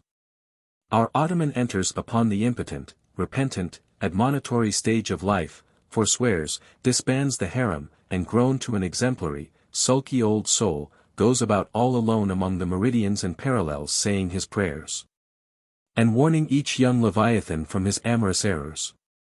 Now, as the harem of Wales is called by the fishermen a school, so is the lord and master of that school technically known as the schoolmaster. It is therefore not in strict character, however admirably satirical, that after going to school himself, he should then go abroad inculcating not what he learned there, but the folly of it. His title, schoolmaster, would very naturally seem derived from the name bestowed upon the harem itself, but some have surmised that the man who first thus entitled this sort of Ottoman whale, must have read the memoirs of Vidocq, and informed himself what sort of a country schoolmaster that famous Frenchman was in his younger days, and what was the nature of those occult lessons he inculcated into some of his pupils. The same secludedness and isolation to which the schoolmaster whale betakes himself in his advancing years, is true of all aged sperm whales. Almost universally, a lone whale, as a solitary leviathan is called, proves an ancient one. Like venerable moss-bearded Daniel Boone, he will have no one near him but nature herself, and her he takes to wife in the wilderness of waters, and the best of wives she is, though she keeps so many moody secrets. The schools composing none but young and vigorous males, previously mentioned, offer a strong contrast to the harem schools. For while those female whales are characteristically timid, the young males, or 40-barrel bulls, as they call them, are by far the most pugnacious of all leviathans, and proverbially the most dangerous to encounter. Excepting those wondrous grey-headed, grizzled whales, sometimes met, and these will fight you like grim fiends exasperated by a penal gout. The 40-barrel bull schools are larger than the harem schools. Like a mob of young collegians, they are full of fight, fun, and wickedness, tumbling round the world at such a reckless, rollicking rate, that no prudent underwriter would insure them any more than he would a riotous lad at Yale or Harvard. They soon relinquish this turbulence though, and when about 3/4 grown, break up, and separately go about in quest of settlements, that is, harems. Another point of difference between the male and female schools is still more characteristic of the sexes. Say you strike a 40-barrel bull, poor devil. All his comrades quit him. But strike a member of the harem school, and her companions swim around her with every token of concern, sometimes lingering so near her and so long, as themselves to fall a prey. 89. Fast fish and loose fish. The allusion to the waifs and waif poles in the last chapter but one necessitates some account of the laws and regulations of the whale fishery, of which the waif may be deemed the grand symbol and badge. It frequently happens that when several ships are cruising in company, a whale may be struck by one vessel, then escape, and be finally killed and captured by another vessel. And herein are indirectly comprised many minor contingencies, all partaking of this one grand feature. For example, after a weary and perilous chase and capture of a whale, the body may get loose from the ship by reason of a violent storm, and drifting far away to leeward, be retaken by a second whaler, who, in a calm, snugly tows it alongside, without risk of life or line. Thus the most vexatious and violent disputes would often arise between the fishermen, were there not some written or unwritten, universal, undisputed law applicable to all cases. Perhaps the only formal whaling code authorized by legislative enactment, was that of Holland. It was decreed by the States General in AD 1695. But though no other nation has ever had any written whaling law, yet the American fishermen have been their own legislators and lawyers in this matter. They have provided a system which for terse comprehensiveness surpasses Justinian's Pandects and the bylaws of the Chinese Society for the Suppression of Meddling with Other People's Business. Yes. These laws might be engraven on a Queen Anne's farthing, or the barb of a harpoon, and worn round the neck, so small are they. A fast fish belongs to the party fast to it. 2. A loose fish is fair game for anybody who can soonest catch it. But what plays the mischief with this masterly code is the admirable brevity of it, which necessitates a vast volume of commentaries to expound it. First, what is a fast fish? Alive or dead, a fish is technically fast, when it is connected with an occupied ship or boat, by any medium at all controllable by the occupant or occupants, a mast, an oar, a 9-inch cable, a telegraph wire, or a strand of cobweb. It is all the same. Likewise, a fish is technically fast when it bears a waif, or any other recognized symbol of possession, so long as the party waifing it plainly evince their ability at any time to take it alongside, as well as their intention so to do. These are scientific commentaries, but the commentaries of the whalemen themselves sometimes consist in hard words and harder knocks, the Coke upon Littleton of the fist. True, among the more upright and honorable whalemen allowances are always made for peculiar cases, where it would be an outrageous moral injustice for one party to claim possession of a whale previously chased or killed by another party. But others are by no means so scrupulous. Some 50 years ago there was a curious case of whale trover litigated in England, wherein the plaintiff set forth that after a hard chase of a whale in the northern seas, and when indeed they, the plaintiffs, had succeeded in harpooning the fish, they were at last, through peril of their lives, obliged to forsake not only their lines, but their boat itself. Ultimately the defendants, the crew of another ship, came up with the whale, struck, killed, seized, and finally appropriated it before the very eyes of the plaintiffs. And when those defendants were remonstrated with, their captain snapped his fingers in the plaintiffs' teeth, and assured them that by way of doxology to the deed he had done, he would now retain their line, harpoons, and boat, which had remained attached to the whale at the time of the seizure. Wherefore the plaintiffs now sued for the recovery of the value of their whale, line, harpoons, and boat. Mr. Erskine was counsel for the defendants, Lord Ellenborough was the judge. In the course of the defense, the witty Erskine went on to illustrate his position, by alluding to a recent con. Case, wherein a gentleman, after in vain trying to bridle his wife's viciousness, had at last abandoned her upon the seas of life. But in the course of years, repenting of that step, he instituted an action to recover possession of her. Erskine was on the other side. And he then supported it by saying, that though the gentleman had originally harpooned the lady, and had once had her fast, and only by reason of the great stress of her plunging viciousness, had at last abandoned her. Yet abandon her he did, so that she became a loose fish, and therefore when a subsequent gentleman reharpooned her, the lady then became that subsequent gentleman's property, along with whatever harpoon might have been found sticking in her. Now in the present case Erskine contended that the examples of the whale and the lady were reciprocally illustrative of each other. These pleadings, and the counter-pleadings, being duly heard, the very learned judge in set terms decided, to wit, that as for the boat, he awarded it to the plaintiffs, because they had merely abandoned it to save their lives. But that with regard to the controverted whale, harpoons, and line, they belonged to the defendants, the whale, because it was a loose fish at the time of the final capture. And the harpoons and line because when the fish made off with them, it, the fish, acquired a property in those articles, and hence anybody who afterwards took the fish had a right to them. Now the defendants afterwards took the fish. Ergo, the aforesaid articles were theirs. A common man looking at this decision of the very learned judge, might possibly object to it. But ploughed up to the primary rock of the matter, the two great principles laid down in the twin whaling laws previously quoted, and applied and elucidated by Lord Ellenborough in the above-cited case. These two laws touching fast fish and loose fish, I say, will, on reflection, be found the fundamentals of all human jurisprudence. For notwithstanding its complicated tracery of sculpture, the temple of the law, like the temple of the Philistines, has but two props to stand on. Is it not a saying in every one's mouth, possession is half of the law, that is, regardless of how the thing came into possession? But often possession is the whole of the law. What are the sinews and souls of Russian serfs and Republican slaves but fast fish, whereof possession is the whole of the law? What to the rapacious landlord is the widow's last mite but a fast fish?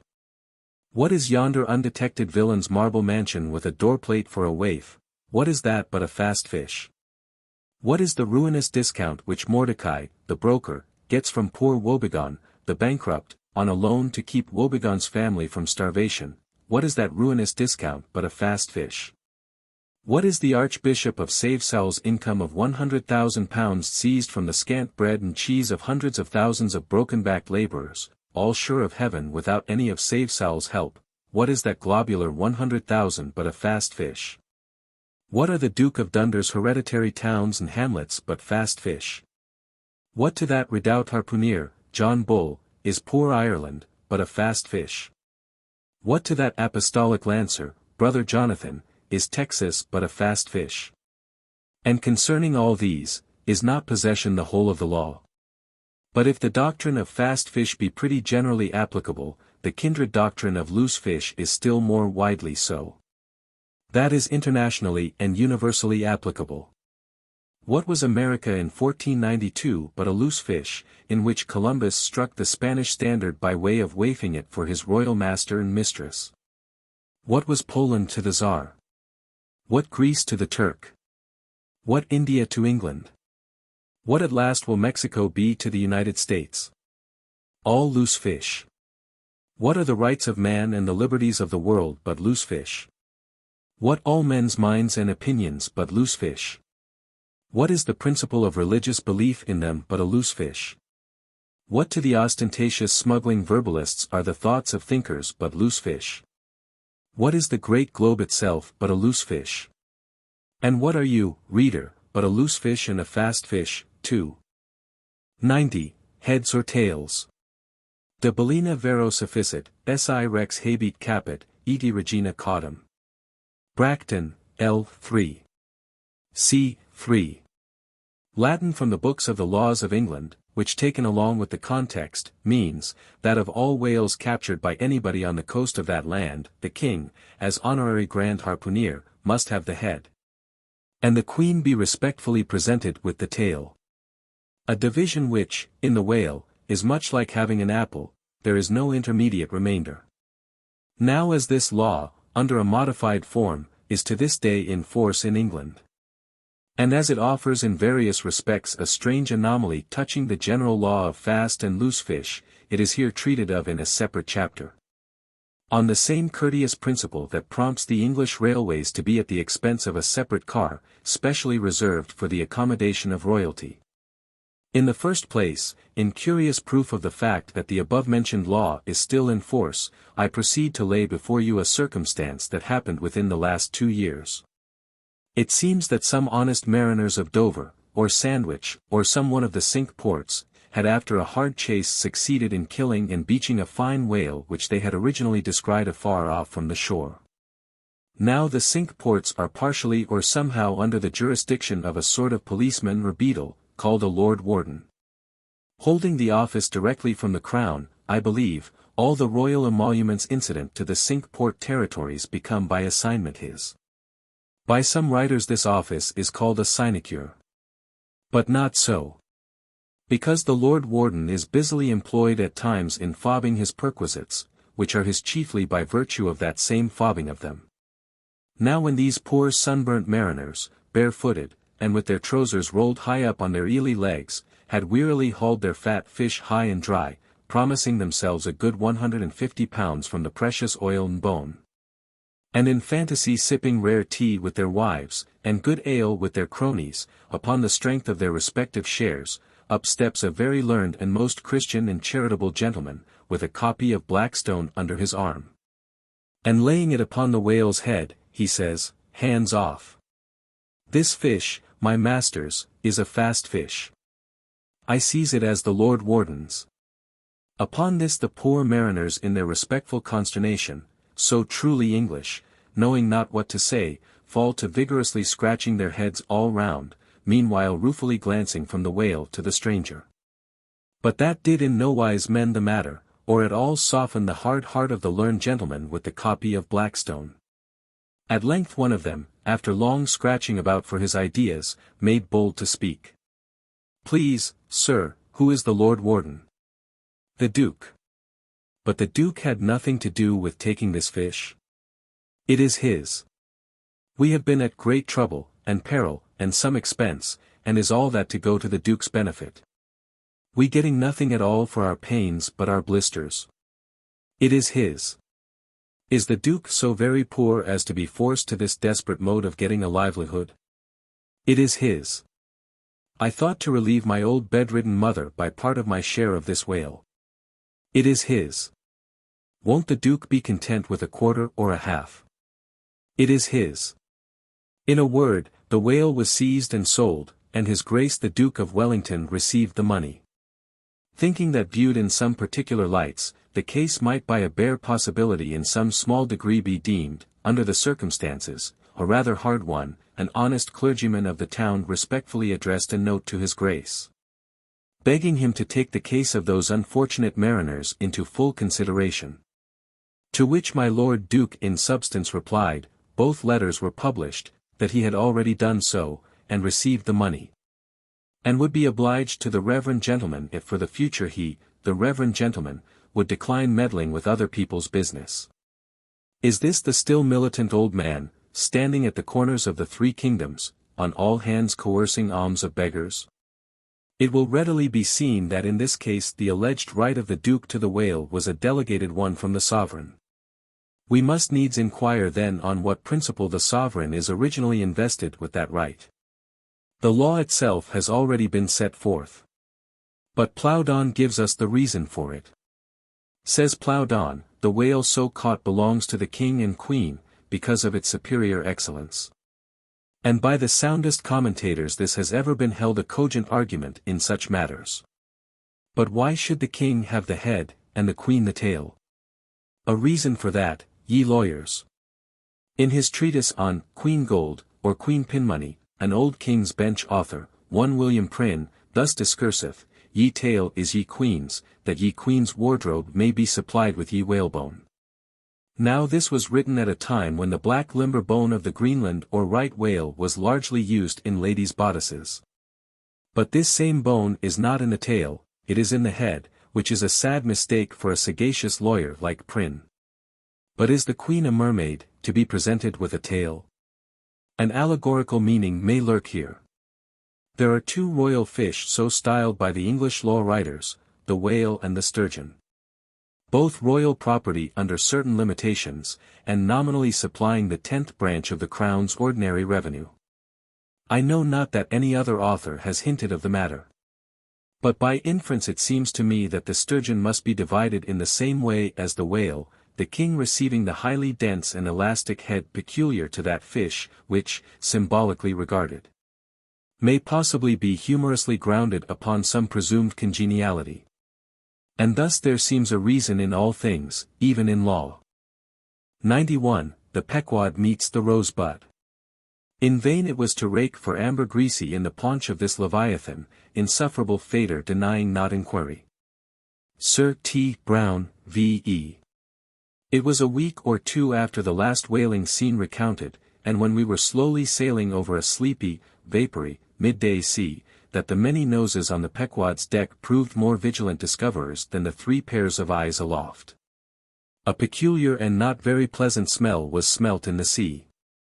I will bet something now, said Stubb, that somewhere hereabouts are some of those drugged whales we tickled the other day. I thought they would keel up before long. Presently, the vapors in advance slid aside, and there in the distance lay a ship, whose furled sails betokened that some sort of whale must be alongside. As we glided nearer, the stranger showed French colors from his peak. And by the eddying cloud of vulture seafowl that circled, and hovered, and swooped around him, it was plain that the whale alongside must be what the fishermen call a blasted whale, that is, a whale that has died unmolested on the sea, and so floated an unappropriated corpse. It may well be conceived, what an unsavory odor such a mass must exhale, worse than an Assyrian city in the plague, when the living are incompetent to bury the departed. So intolerable indeed is it regarded by some, that no cupidity could persuade them to moor alongside of it. Yet are there those who will still do it. Notwithstanding the fact that the oil obtained from such subjects is of a very inferior quality, and by no means of the nature of attar of rose. Coming still nearer with the expiring breeze, we saw that the Frenchman had a second whale alongside. And this second whale seemed even more of a nosegay than the first. In truth, it turned out to be one of those problematical whales that seem to dry up and die with a sort of prodigious dyspepsia, or indigestion, leaving their defunct bodies almost entirely bankrupt of anything like oil. Nevertheless, in the proper place we shall see that no knowing fisherman will ever turn up his nose at such a whale as this, however much he may shun blasted whales in general. The Pequod had now swept so nigh to the stranger, that Stubb vowed he recognized his cutting spade pole entangled in the lines that were knotted round the tail of one of these whales. "There's a pretty fellow, now," he banteringly laughed, standing in the ship's bows, "there's a jackal for ye. I well know that these crapauds of Frenchmen are but poor devils in the fishery. Sometimes lowering their boats for breakers, mistaking them for sperm whale spouts.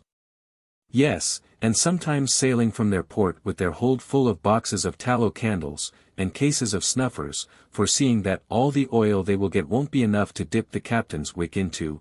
Aye, we all know these things. But look ye, here's a crapo that is content with our leavings, the drugged whale there, I mean, and is content too with scraping the dry bones of that other precious fish he has there. Poor devil. I say, pass round a hat, some one, and let's make him a present of a little oil for dear charity's sake. For what oil he'll get from that drugged whale there, wouldn't be fit to burn in a jail, no, not in a condemned cell. And as for the other whale, why, I'll agree to get more oil by chopping up and trying out these 3 masts of ours, than he'll get from that bundle of bones, though, now that I think of it, it may contain something worth a good deal more than oil. Yes, ambergris. I wonder now if our old man has thought of that. It's worth trying. Yes, I'm for it," and so saying he started for the quarterdeck. By this time the faint air had become a complete calm. So that whether or no, the Pequod was now fairly entrapped in the smell, with no hope of escaping except by its breezing up again. Issuing from the cabin, Stubb now called his boat's crew, and pulled off for the stranger. Drawing across her bow, he perceived that in accordance with the fanciful French taste, the upper part of her stem piece was carved in the likeness of a huge drooping stalk, was painted green, and for thorns had copper spikes projecting from it here and there, the whole terminating in a symmetrical folded bulb of a bright red color. Upon her head boards, in large gilt letters, he read, "Boughton de Rose, Rose Button, or Rosebud," and this was the romantic name of this aromatic ship. Though Stubb did not understand the Boughton part of the inscription, yet the word rose, and the bulbous figurehead put together, sufficiently explained the whole to him. "A wooden rosebud, eh?" he cried with his hand to his nose, "that will do very well, but how like all creation it smells." Now in order to hold direct communication with the people on deck, he had to pull round the bows to the starboard side, and thus come close to the blasted whale, and so talk over it. Arrived then at this spot, with one hand still to his nose, he bawled, "Boughton de Rose, ahoy! Are there any of you Boughton de Roses that speak English?" "Yes," rejoined a Guernsey man from the bulwarks, who turned out to be the chief mate. "Well, then, my Boughton de Rosebud, have you seen the white whale?" "What whale?" "The white whale, a sperm whale, Moby Dick, have ye seen him?" "Never heard of such a whale." "Cachalot Blanche." "White whale, no." "Very good, then. Goodbye now, and I'll call again in a minute." Then rapidly pulling back towards the Pequod, and seeing Ahab leaning over the quarterdeck rail awaiting his report, he molded his 2 hands into a trumpet and shouted, "No, sir. No." Upon which Ahab retired, and Stubb returned to the Frenchman.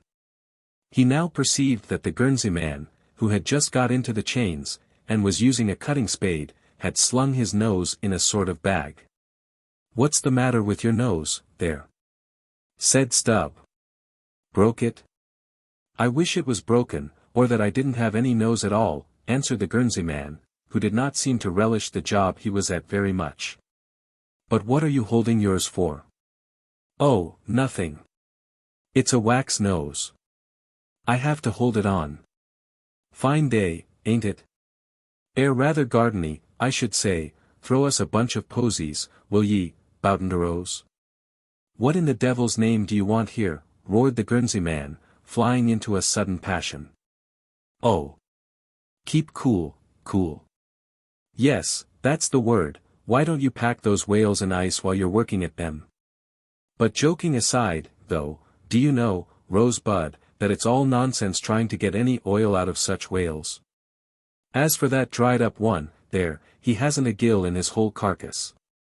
I know that well enough, but, d'ye see, the captain here won't believe it. This is his first voyage, he was a cologne manufacturer before. But come aboard, and mayhap he'll believe you, if he won't me, and so I'll get out of this dirty scrape.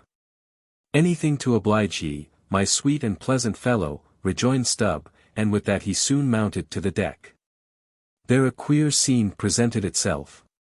The sailors, in tasselled caps of red worsted, were getting the heavy tackles in readiness for the whales. But they worked rather slow and talked very fast, and seemed in anything but a good humor. All their noses upwardly projected from their faces like so many jib-booms. Now and then pairs of them would drop their work, and run up to the masthead to get some fresh air. Some thinking they would catch the plague, dipped oakum in coal tar, and at intervals held it to their nostrils. Others having broken the stems of their pipes almost short off at the bowl, were vigorously puffing tobacco smoke, so that it constantly filled their olfactories. Stubb was struck by a shower of outcries and anathemas proceeding from the captain's roundhouse abaft, and looking in that direction saw a fiery face thrust from behind the door, which was held ajar from within. This was the tormented surgeon, who, after in vain remonstrating against the proceedings of the day, had betaken himself to the captain's roundhouse, cabinet he called it, to avoid the pest. But still, could not help yelling out his entreaties and indignations at times. Marking all this, Stubb argued well for his scheme, and turning to the Guernsey man had a little chat with him, during which the stranger mate expressed his detestation of his captain as a conceited ignoramus, who had brought them all into so unsavory and unprofitable a pickle. Sounding him carefully, Stubb further perceived that the Guernsey man had not the slightest suspicion concerning the ambergris.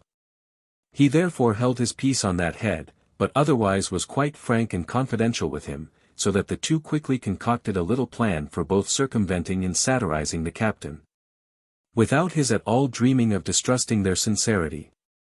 According to this little plan of theirs, the Guernsey man, under cover of an interpreter's office, was to tell the captain what he pleased, but as coming from Stubb. And as for Stubb, he was to utter any nonsense that should come uppermost in him during the interview. By this time their destined victim appeared from his cabin. He was a small and dark, but rather delicate-looking man for a sea captain, with large whiskers and mustache, however, and wore a red cotton velvet vest with watch seals at his side. To this gentleman, Stubb was now politely introduced by the Guernsey man, who at once ostentatiously put on the aspect of interpreting between them. "What shall I say to him first?" said he. "Why," said Stubb, eyeing the velvet vest and the watch and seals, "you may as well begin by telling him that he looks a sort of babyish to me, though I don't pretend to be a judge. He says, Monsieur," said the Guernsey man, in French, turning to his captain, "that only yesterday his ship spoke a vessel, whose captain and chief mate, with 6 sailors, had all died of a fever caught from a blasted whale they had brought alongside." Upon this the captain started, and eagerly desired to know more. "What now?" said the Guernsey man to Stubb. "Why, since he takes it so easy, tell him that now I have eyed him carefully, I'm quite certain that he's no more fit to command a whale ship than a St. Iago monkey. In fact, tell him from me he's a baboon.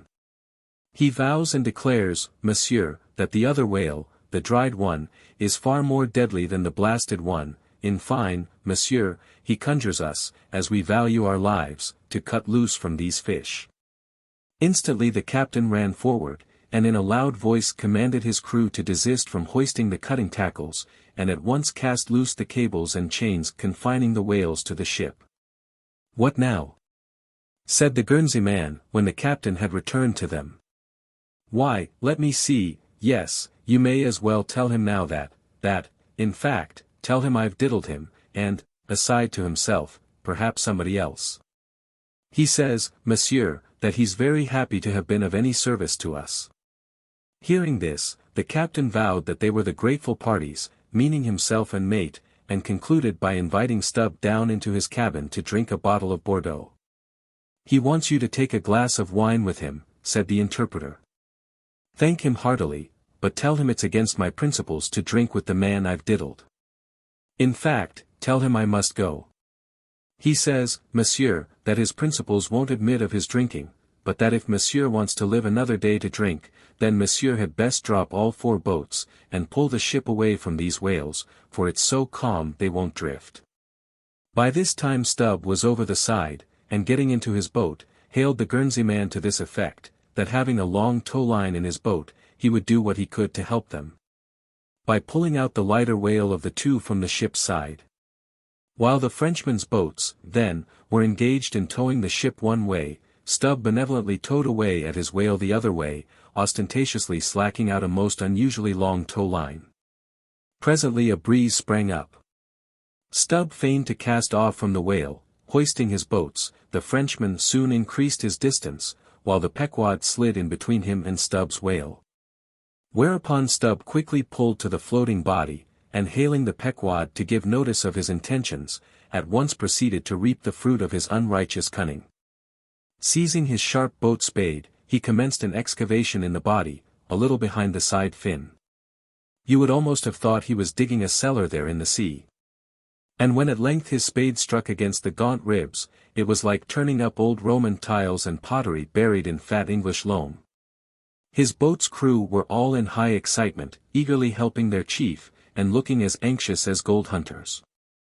And all the time numberless fowls were diving, and ducking, and screaming, and yelling, and fighting around them. Stubb was beginning to look disappointed, especially as the horrible nosegay increased, when suddenly from out the very heart of this plague, there stole a faint stream of perfume, which flowed through the tide of bad smells without being absorbed by it, as one river will flow into and then along with another, without at all blending with it for a time. I have it, cried Stubb, with delight, striking something in the subterranean regions, a purse. A purse. Dropping his spade, he thrust both hands in, and drew out handfuls of something that looked like ripe Windsor soap, or rich mottled old cheese, very unctuous and savory withal. You might easily dent it with your thumb. It is of a hue between yellow and ash color. And this, good friends, is ambergris, worth a gold guinea an ounce to any druggist. Some 6 handfuls were obtained. But more was unavoidably lost in the sea, and still more, perhaps, might have been secured were it not for impatient Ahab's loud command to Stubb to desist, and come on board, else the ship would bid them good-bye. 92. Ambergris. Now this ambergris is a very curious substance, and so important as an article of commerce, that in 1791 a certain Nantucket-born Captain Coffin was examined at the bar of the English House of Commons on that subject. For at that time, and indeed until a comparatively late day, the precise origin of ambergris remained, like amber itself, a problem to the learned. Though the word ambergris is but the French compound for grey amber, yet the 2 substances are quite distinct. For amber, though at times found on the sea-coast, is also dug up in some far inland soils, whereas ambergris is never found except upon the sea. Besides, amber is a hard, transparent, brittle, odorless substance, used for mouthpieces to pipes, for beads and ornaments. But ambergris is soft, waxy, and so highly fragrant and spicy, that it is largely used in perfumery, in potiles, precious candles, hair powders, and pomatum. The Turks use it in cooking, and also carry it to Mecca, for the same purpose that frankincense is carried to St. Peter's in Rome. Some wine merchants drop a few grains into claret, to flavor it. Who would think, then, that such fine ladies and gentlemen should regale themselves with an essence found in the inglorious bowels of a sick whale? Yet so it is. By some, ambergris is supposed to be the cause, and by others the effect, of the dyspepsia in the whale. How to cure such a dyspepsia it were hard to say, unless by administering 3 or 4 boat-loads of Brandreth's pills, and then running out of harm's way, as laborers do in blasting rocks. I have forgotten to say that there were found in this ambergris, certain hard, round, bony plates, which at first Stubb thought might be sailors' trousers buttons. But it afterwards turned out that they were nothing more than pieces of small squid bones embalmed in that manner. Now that the incorruption of this most fragrant ambergris should be found in the heart of such decay, is this nothing? Bethink thee of that saying of St. Paul in Corinthians, about corruption and incorruption, how that we are sown in dishonor, but raised in glory. And likewise call to mind that saying of Paracelsus about what it is that mocketh the best musk. Also forget not the strange fact that of all things of ill savour, cologne water, in its rudimental manufacturing stages, is the worst. I should like to conclude the chapter with the above appeal, but cannot, owing to my anxiety to repel a charge often made against whalemen, and which, in the estimation of some already biased minds, might be considered as indirectly substantiated by what has been said of the Frenchman's 2 whales. Elsewhere in this volume the slanderous aspersion has been disproved, that the vocation of whaling is throughout a slatternly, untidy business. But there is another thing to rebut. They hint that all whales always smell bad. Now how did this odious stigma originate? I opine, that it is plainly traceable to the first arrival of the Greenland whaling ships in London, more than 2 centuries ago. Because those whalemen did not then, and do not now, try out their oil at sea as the southern ships have always done, but cutting up the fresh blubber in small bits, thrust it through the bung holes of large casks, and carry it home in that manner. The shortness of the season in those icy seas, and the sudden and violent storms to which they are exposed, forbidding any other course. The consequence is, that upon breaking into the hold, and unloading one of these whale cemeteries, in the Greenland dock, a savour is given forth somewhat similar to that arising from excavating an old city graveyard for the foundations of a lying-in hospital. I partly surmise also, that this wicked charge against whalers may be likewise imputed to the existence on the coast of Greenland, in former times, of a Dutch village called Schmerenberg or Smerenberg. Which latter name is the one used by the learned Fogo von Slack, in his great work on smells, a textbook on that subject. As its name imports, smear, fat, berg, to put up, this village was founded in order to afford a place for the blubber of the Dutch whale fleet to be tried out, without being taken home to Holland for that purpose. It was a collection of furnaces, fat kettles, and oil sheds, and when the works were in full operation certainly gave forth no very pleasant savour. But all this is quite different from a South Sea sperm whaler, which in a voyage of 4 years perhaps, after completely filling her hold with oil, does not, perhaps, consume 50 days in the business of boiling out, and in the state that it is casked, the oil is nearly scentless. The truth is, that living or dead, if but decently treated, whales as a species are by no means creatures of ill odour, nor can whalemen be recognized, as the people of the Middle Ages affected to detect a Jew in the company, by the nose.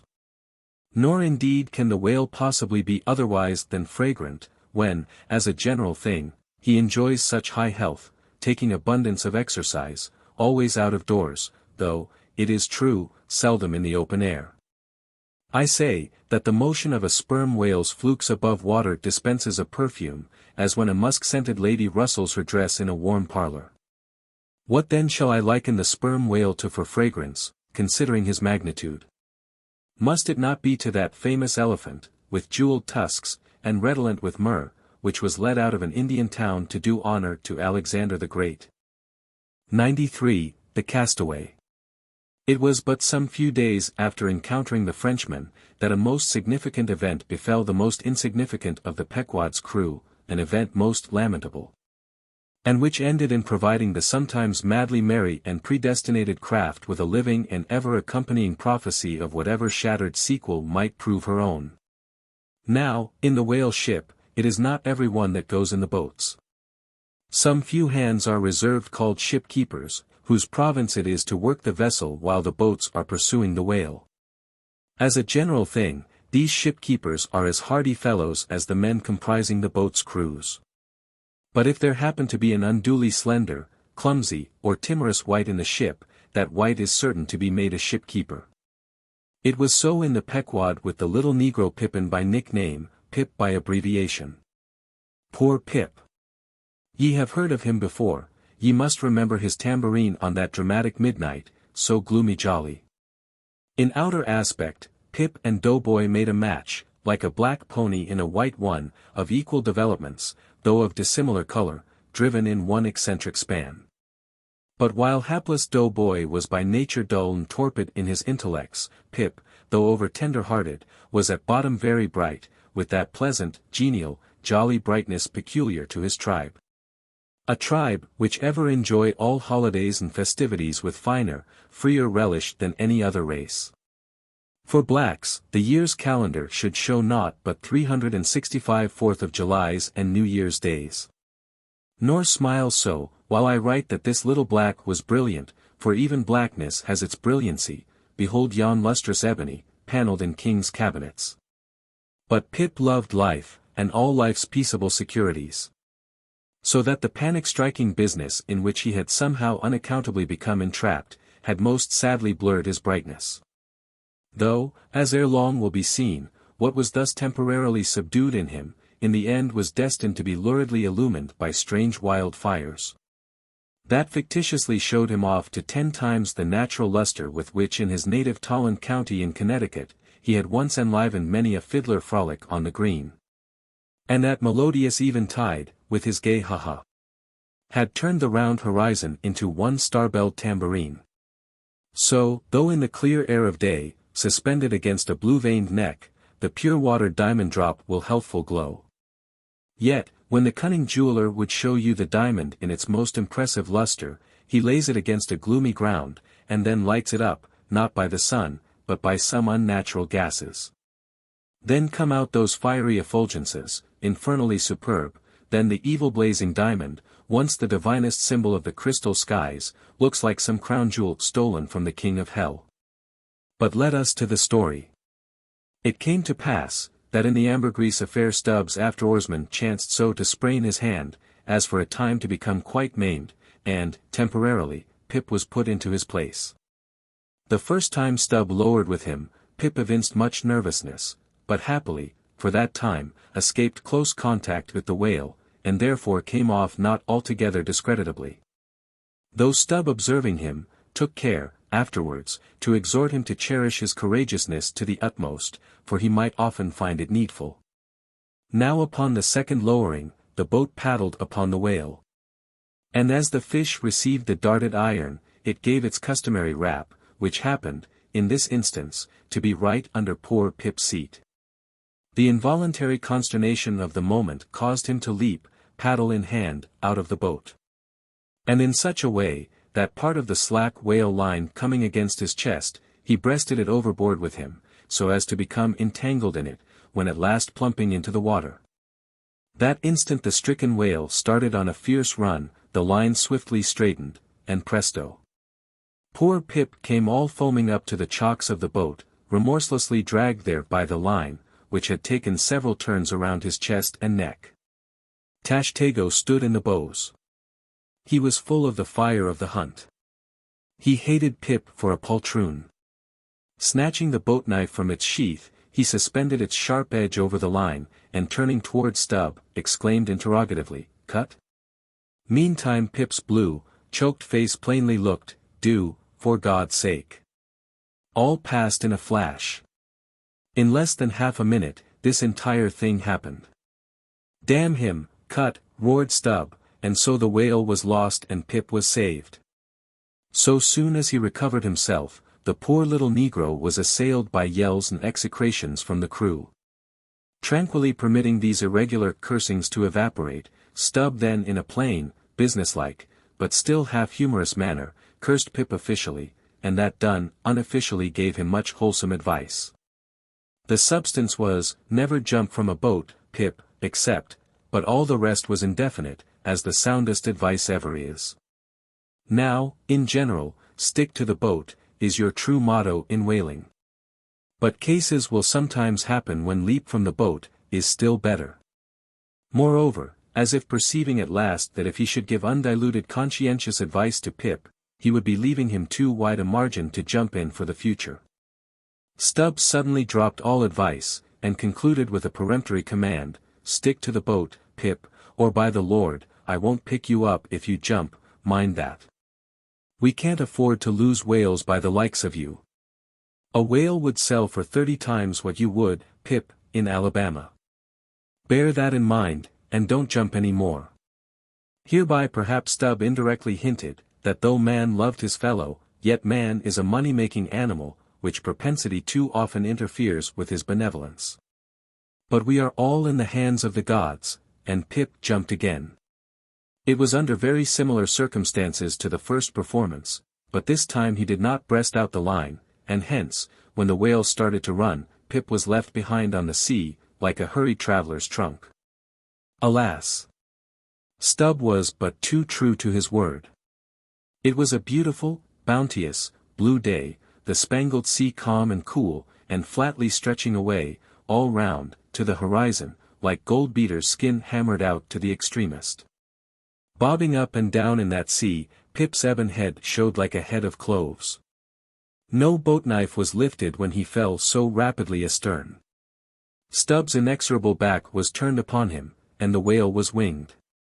In 3 minutes, a whole mile of shoreless ocean was between Pip and Stubb. Out from the center of the sea, poor Pip turned his crisp, curling, black head to the sun, another lonely castaway, though the loftiest and the brightest. Now, in calm weather, to swim in the open ocean is as easy to the practiced swimmer as to ride in a spring carriage ashore. But the awful lonesomeness is intolerable. The intense concentration of self in the middle of such a heartless immensity, my God! Who can tell it? Mark, how when sailors in a dead calm bathe in the open sea, mark how closely they hug their ship and only coast along her sides. But had Stubb really abandoned the poor little negro to his fate? No, he did not mean to, at least. Because there were 2 boats in his wake, and he supposed, no doubt, that they would of course come up to Pip very quickly, and pick him up. Though, indeed, such considerations towards oarsmen jeopardized through their own timidity, is not always manifested by the hunters in all similar instances, and such instances not unfrequently occur. Almost invariably in the fishery, a coward, so called, is marked with the same ruthless detestation peculiar to military navies and armies. But it so happened, that those boats, without seeing Pip, suddenly spying whales close to them on one side, turned, and gave chase. And Stubb's boat was now so far away, and he and all his crew so intent upon his fish, that Pip's ringed horizon began to expand around him miserably. By the merest chance the ship itself at last rescued him. But from that hour the little negro went about the deck an idiot, such, at least, they said he was. The sea had jeeringly kept his finite body up, but drowned the infinite of his soul. Not drowned entirely, though. Rather carried down alive to wondrous depths, where strange shapes of the unwarped primal world glided to and fro before his passive eyes, and the miser Merman, wisdom, revealed his hoarded heaps.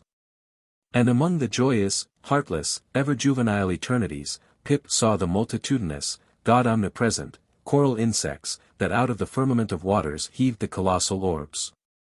He saw God's foot upon the treadle of the loom, and spoke it. And therefore his shipmates called him mad. So man's insanity is heaven's sense, and wandering from all mortal reason, man comes at last to that celestial thought, which, to reason, is absurd and frantic. And weal or woe, feels then uncompromised, indifferent as his God. For the rest, blame not Stubb too hardly. The thing is common in that fishery, and in the sequel of the narrative, it will then be seen what like abandonment befell myself. 94. A squeeze of the hand. That whale of Stubb so dearly purchased, was duly brought to the Pequod side, where all those cutting and hoisting operations previously detailed, were regularly gone through, even to the bailing of the Heidelburgh Tun. Or case. While some were occupied with this latter duty, others were employed in dragging away the larger tubs, so soon as filled with the sperm. And when the proper time arrived, this same sperm was carefully manipulated ere going to the try-works, of which anon. It had cooled and crystallized to such a degree, that when, with several others, I sat down before a large Constantine's bath of it, I found it strangely concreted into lumps, here and there rolling about in the liquid part. It was our business to squeeze these lumps back into fluid. A sweet and unctuous duty. No wonder that in old times this sperm was such a favorite cosmetic. Such a clearer. Such a sweetener. Such a softener. Such a delicious mollifier. After having my hands in it for only a few minutes, my fingers felt like eels, and began, as it were, to serpentine and spiralize. As I sat there at my ease, cross-legged on the deck, after the bitter exertion at the windlass. Under a blue tranquil sky, the ship under indolent sail, and gliding so serenely along, as I bathed my hands among those soft, gentle globules of infiltrated tissues, woven almost within the hour. As they richly broke to my fingers, and discharged all their opulence, like fully ripe grapes their wine, as I snuffed up that uncontaminated aroma, literally and truly, like the smell of spring violets. I declare to you, that for the time I lived as in a musky meadow, I forgot all about our horrible oath, in that inexpressible sperm, I washed my hands and my heart of it. I almost began to credit the old Paracelsian superstition that sperm is of rare virtue in allaying the heat of anger. While bathing in that bath, I felt divinely free from all ill will, or petulance, or malice, of any sort whatsoever. Squeeze. Squeeze. Squeeze. All the morning long, I squeezed that sperm till I myself almost melted into it. I squeezed that sperm till a strange sort of insanity came over me. And I found myself unwittingly squeezing my co-laborers' hands in it, mistaking their hands for the gentle globules. Such an abounding, affectionate, friendly, loving feeling did this avocation beget, that at last I was continually squeezing their hands, and looking up into their eyes sentimentally, as much as to say, "Oh, my dear fellow beings, why should we longer cherish any social acerbities, or know the slightest ill humor or envy? Come. Let us squeeze hands all round, nay, let us all squeeze ourselves into each other, let us squeeze ourselves universally into the very milk and sperm of kindness. Would that I could keep squeezing that sperm forever. For now, since by many prolonged, repeated experiences, I have perceived that in all cases man must eventually lower, or at least shift, his conceit of attainable felicity, not placing it anywhere in the intellect or the fancy, but in the wife, the heart, the bed, the table, the saddle, the fireside, the country. Now that I have perceived all this, I am ready to squeeze case eternally. In thoughts of the visions of the night, I saw long rows of angels in paradise, each with his hands in a jar of spermaceti. Now, while discoursing of sperm, it behooves to speak of other things akin to it, in the business of preparing the sperm whale for the try-works. First comes white horse, so called, which is obtained from the tapering part of the fish, and also from the thicker portions of his flukes. It is tough with congealed tendons, a wad of muscle, but still contains some oil. After being severed from the whale, the white horse is first cut into portable oblongs ere going to the mincer. They look much like blocks of Berkshire marble. Plum pudding is the term bestowed upon certain fragmentary parts of the whale's flesh, here and there adhering to the blanket of blubber, and often participating to a considerable degree in its unctuousness. It is a most refreshing, convivial, beautiful object to behold. As its name imports, it is of an exceedingly rich, mottled tint, with a bestreaked snowy and golden ground, dotted with spots of the deepest crimson and purple. It is plums of rubies, in pictures of citron. Spite of reason, it is hard to keep yourself from eating it. I confess, that once I stole behind the foremast to try it. It tasted something as I should conceive a royal cutlet from the thigh of Louis le Gros might have tasted, supposing him to have been killed the first day after the venison season. And that particular venison season contemporary with an unusually fine vintage of the vineyards of Champagne. There is another substance, and a very singular one, which turns up in the course of this business, but which I feel it to be very puzzling adequately to describe. It is called slubgullion. An appellation original with the whalemen, and even so is the nature of the substance. It is an ineffably oozy, stringy affair, most frequently found in the tubs of sperm, after a prolonged squeezing, and subsequent decanting. I hold it to be the wondrously thin, ruptured membranes of the case, coalescing. Gurry, so called, is a term properly belonging to right whalemen, but sometimes incidentally used by the sperm fishermen. It designates the dark, glutinous substance which is scraped off the back of the Greenland or right whale, and much of which covers the decks of those inferior souls who hunt that ignoble leviathan. Nippers. Strictly this word is not indigenous to the whale's vocabulary. But as applied by whalemen, it becomes so. A whaleman's nipper is a short firm strip of tendinous stuff cut from the tapering part of leviathan's tail. It averages an inch in thickness, and for the rest, is about the size of the iron part of a hoe.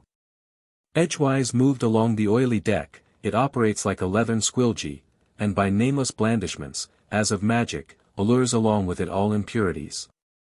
But to learn all about these recondite matters, your best way is at once to descend into the blubber room, and have a long talk with its inmates. This place has previously been mentioned as the receptacle for the blanket pieces, when stripped and hoisted from the whale. When the proper time arrives for cutting up its contents, this apartment is a scene of terror to all tyros, especially by night.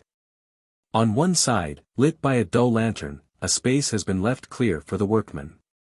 They generally go in pairs, a pike and gaff man and a spade man. The whaling pike is similar to a frigate's boarding weapon of the same name. The gaff is something like a boat hook. With his gaff, the gaffman hooks on to a sheet of blubber, and strives to hold it from slipping, as the ship pitches and lurches about. Meanwhile, the spademan stands on the sheet itself, perpendicularly chopping it into the portable horse pieces. This spade is sharp as hone can make it, the spademan's feet are shoeless, the thing he stands on will sometimes irresistibly slide away from him, like a sledge. If he cuts off one of his own toes, or one of his assistants', would you be very much astonished? Toes are scarce among veteran blubber-room men. 95. The cassock. Had you stepped on board the Pequod at a certain juncture of this post-mortemizing of the whale, and had you strolled forward nigh the windlass, pretty sure am I that you would have scanned with no small curiosity a very strange, enigmatical object, which you would have seen there, lying along lengthwise in the lee scuppers. Not the wondrous cistern in the whale's huge head, not the prodigy of his unhinged lower jaw, not the miracle of his symmetrical tail. None of these would so surprise you, as half a glimpse of that unaccountable cone, longer than a Kentuckian is tall, nigh a foot in diameter at the base, and jet black as Yojo, the ebony idol of Queequeg. And an idol, indeed, it is. Or, rather, in old times, its likeness was such an idol as that found in the secret groves of Queen Macha in Judea. And for worshipping which, King Asa, her son, did depose her, and destroyed the idol, and burnt it for an abomination at the brook Kedron, as darkly set forth in the 15th chapter of the first book of Kings. Look at the sailor, called the mincer, who now comes along, and assisted by two allies, heavily backs the grandissimus, as the mariners call it, and with bowed shoulders staggers off with it as if he were a grenadier carrying a dead comrade from the field.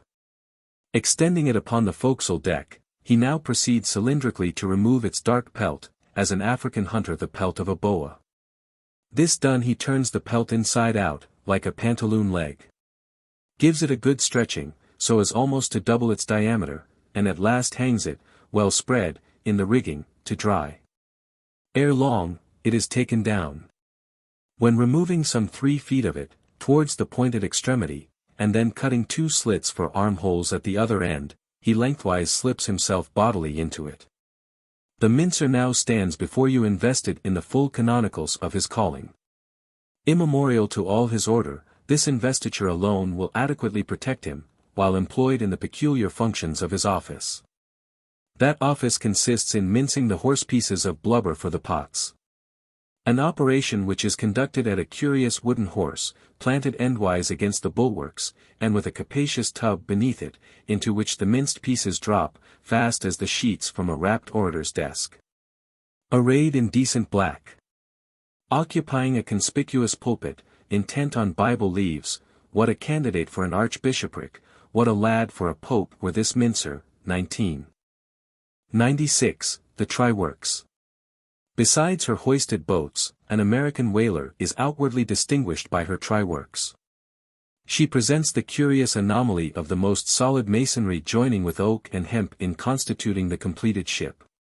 It is as if from the open field a brick kiln were transported to her planks.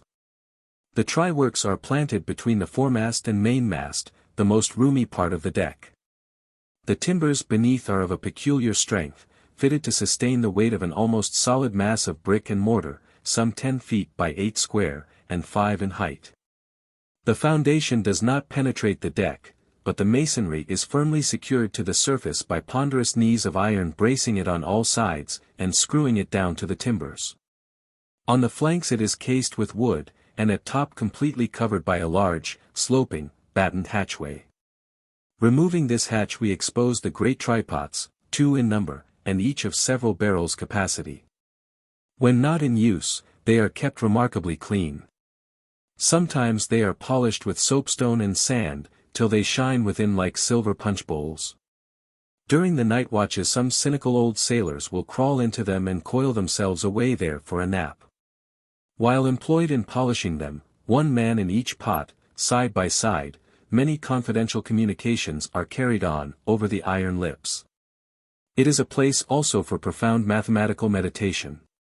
It was in the left-hand tripod of the Pequod, with the soapstone diligently circling round me, that I was first indirectly struck by the remarkable fact, that in geometry all bodies gliding along the cycloid, my soapstone for example, will descend from any point in precisely the same time.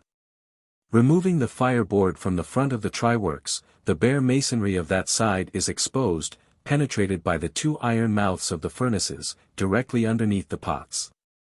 These mouths are fitted with heavy doors of iron. The intense heat of the fire is prevented from communicating itself to the deck, by means of a shallow reservoir extending under the entire enclosed surface of the works. By a tunnel inserted at the rear, this reservoir is kept replenished with water as fast as it evaporates. There are no external chimneys, they open direct from the rear wall. And here let us go back for a moment. It was about 9 o'clock at night that the Pequod's Tri-Works were first started on this present voyage. It belonged to Stubb to oversee the business. All ready there. Off hatch, then, and start her. You cook, fire the works. This was an easy thing, for the carpenter had been thrusting his shavings into the furnace throughout the passage. Here be it said that in a whaling voyage the first fire in the Tri-Works has to be fed for a time with wood. After that no wood is used, except as a means of quick ignition to the staple fuel. In a word, after being tried out, the crisp, shriveled blubber, now called scraps or fritters, still contains considerable of its unctuous properties. These fritters feed the flames.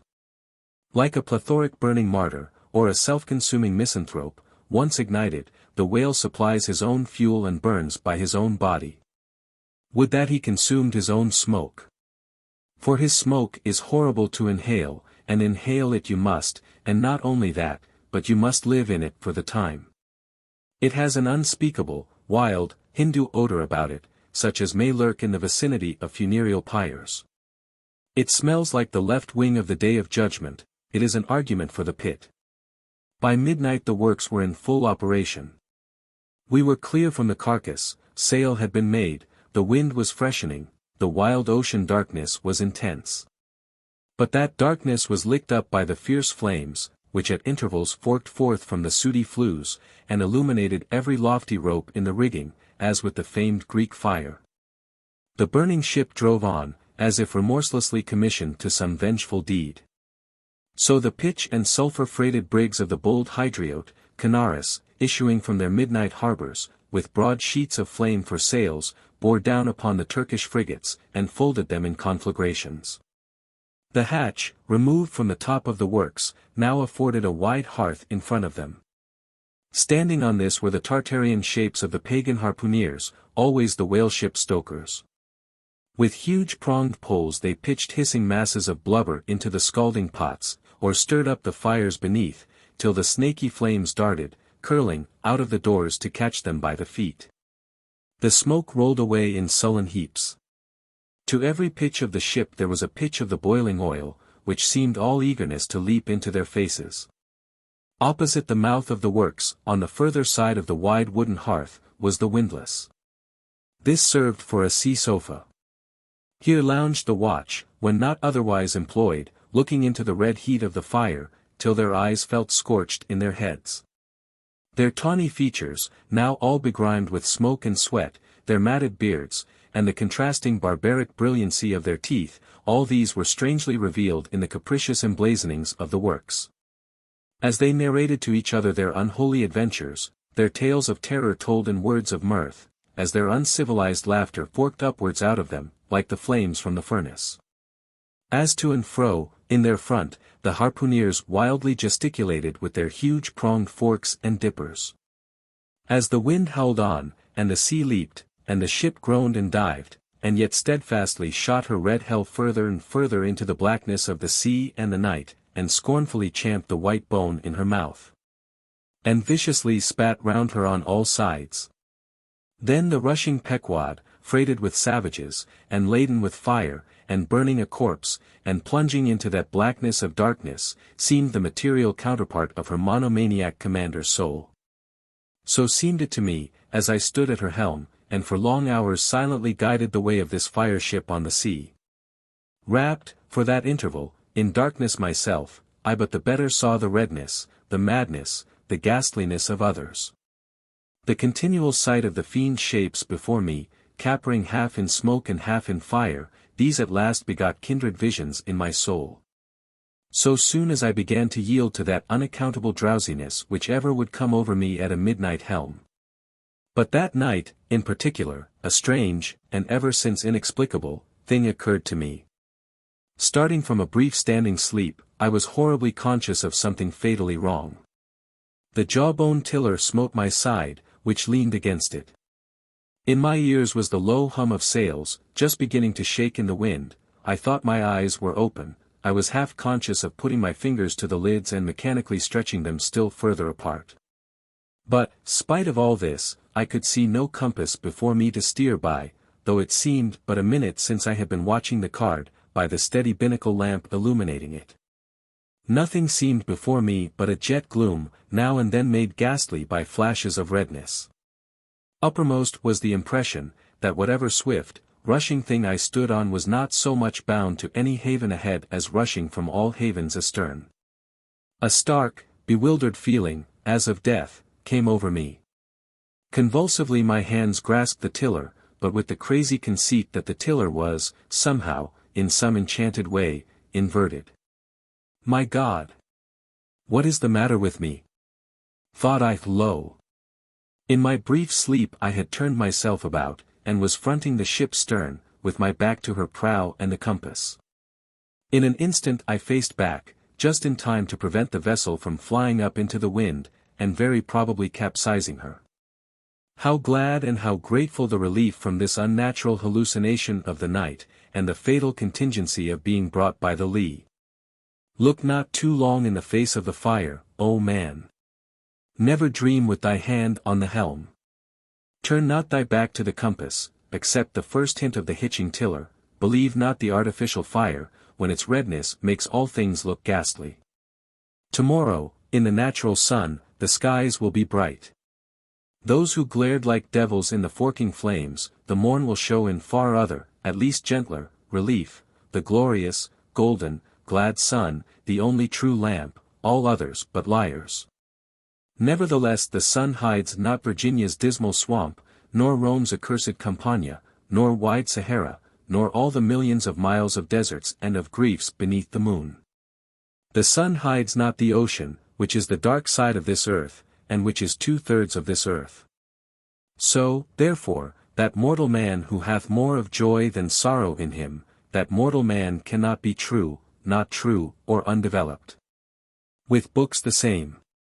The truest of all men was the man of sorrows, and the truest of all books is Solomon's, and Ecclesiastes is the fine hammered steel of woe.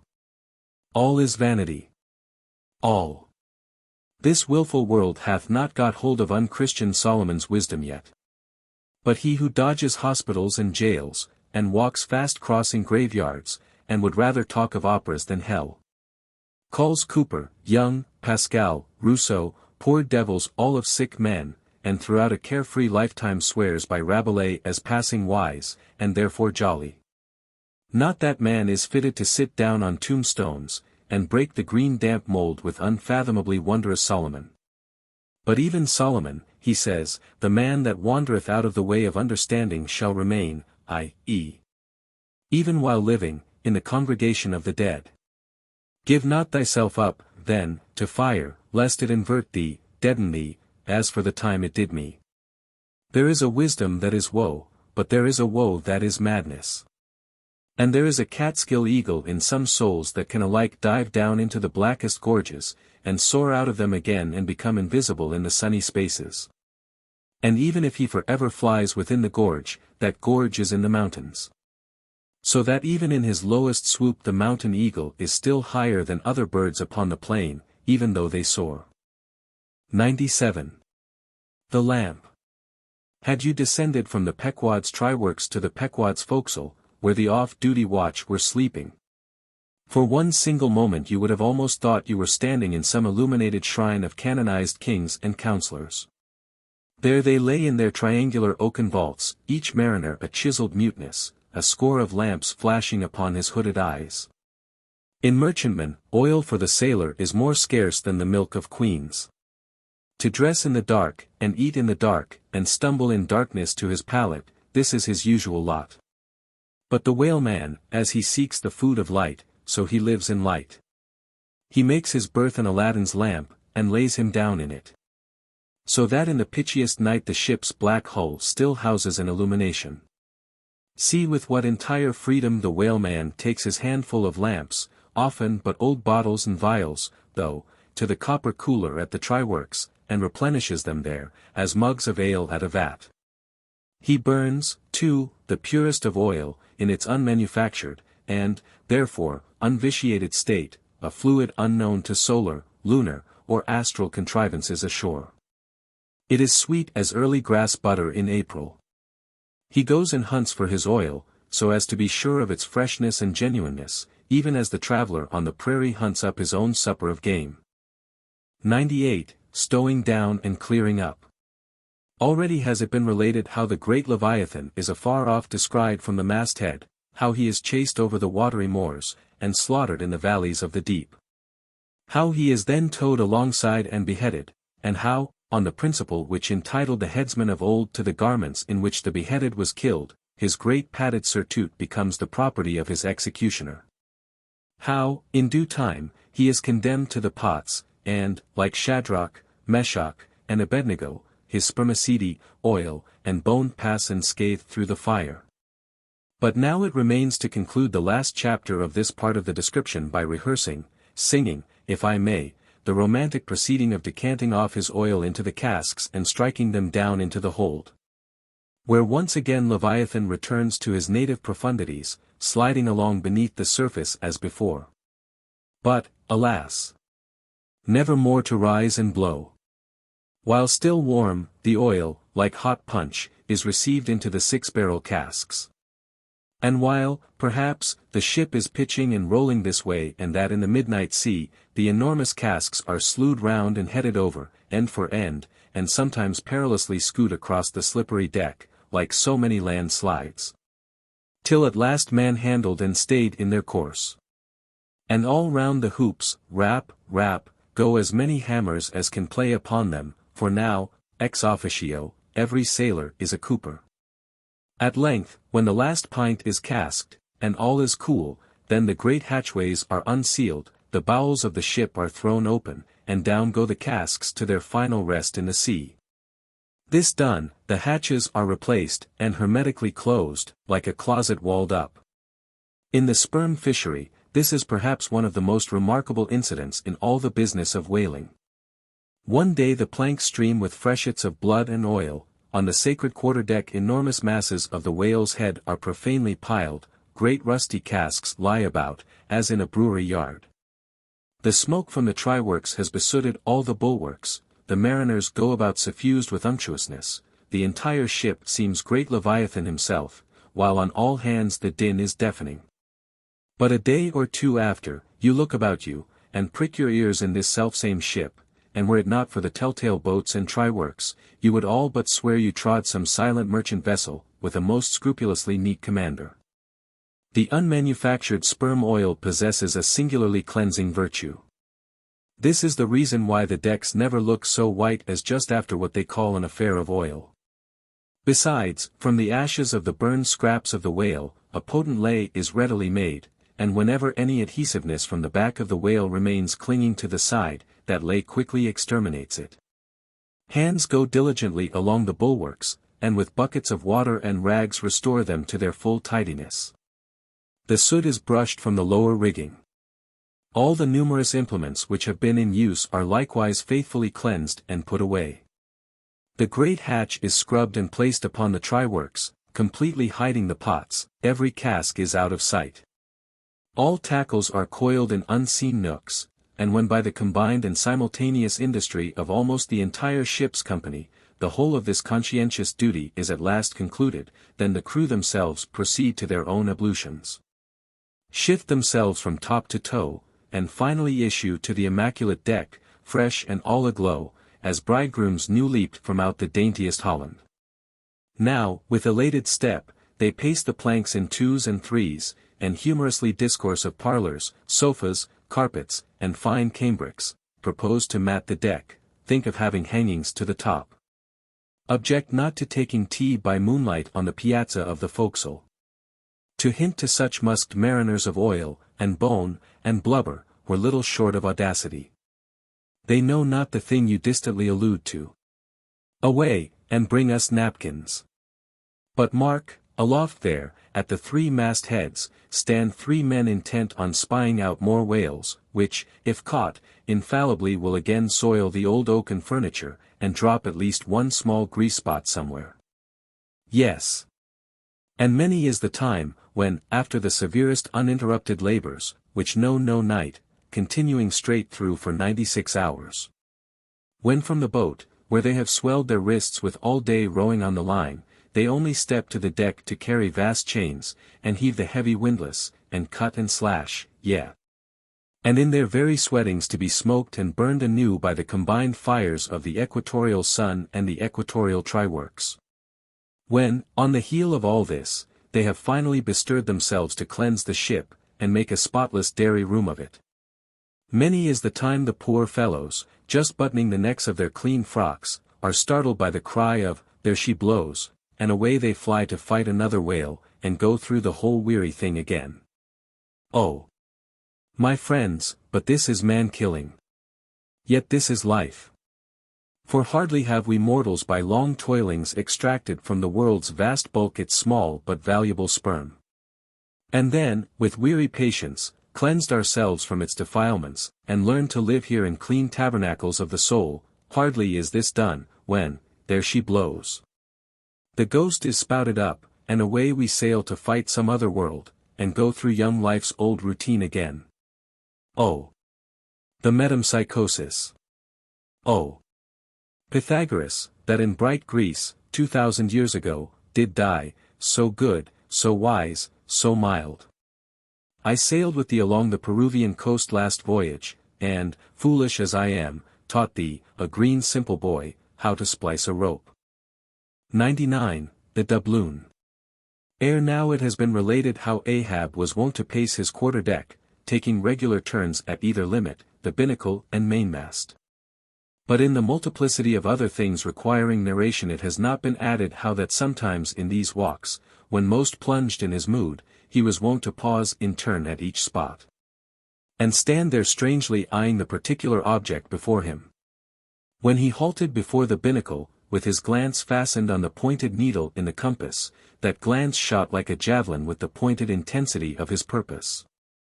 And when resuming his walk he again paused before the mainmast, then, as the same riveted glance fastened upon the riveted gold coin there, he still wore the same aspect of nailed firmness, only dashed with a certain wild longing, if not hopefulness. But one morning, turning to pass the doubloon, he seemed to be newly attracted by the strange figures and inscriptions stamped on it. As though now for the first time beginning to interpret for himself in some monomaniac way whatever significance might lurk in them.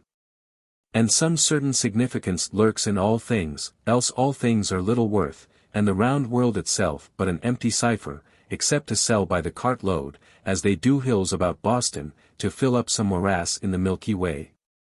Now this doubloon was of purest, virgin gold, raked somewhere out of the heart of gorgeous hills, whence, east and west, over golden sands, the headwaters of many a Pactolus flows.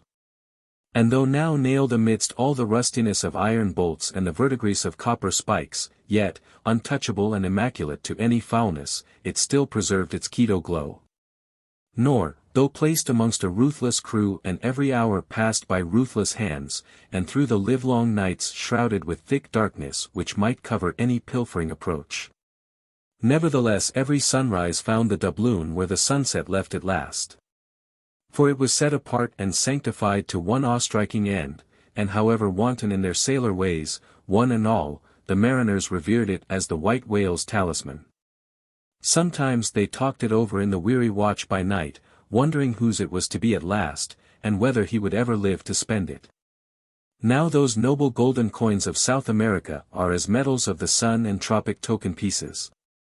Here palms, alpacas, and volcanoes, sun's discs and stars, ecliptics, horns of plenty, and rich banners waving, are in luxuriant profusion stamped. So that the precious gold seems almost to derive an added preciousness and enhancing glories, by passing through those fancy mints, so Spanishly poetic. It so chanced that the doubloon of the Pequod was a most wealthy example of these things. On its round border it bore the letters, Republica del Ecuador, Quito. So this bright coin came from a country planted in the middle of the world, and beneath the great equator, and named after it. And it had been cast midway up the Andes, in the unwaning clime that knows no autumn. Zoned by those letters you saw the likeness of 3 Andes summits, from one a flame, a tower on another, on the third a crowing cock. While arching over all was a segment of the partitioned zodiac, the signs all marked with their usual cabalistics, and the keystone sun entering the equinoctial point at Libra. Before this equatorial coin, Ahab, not unobserved by others, was now pausing. There's something ever egotistical in mountain tops and towers, and all other grand and lofty things. Look here, 3 peaks as proud as Lucifer. The firm tower, that is Ahab, the volcano, that is Ahab, the courageous, the undaunted, and victorious fowl, that, too, is Ahab, all are Ahab.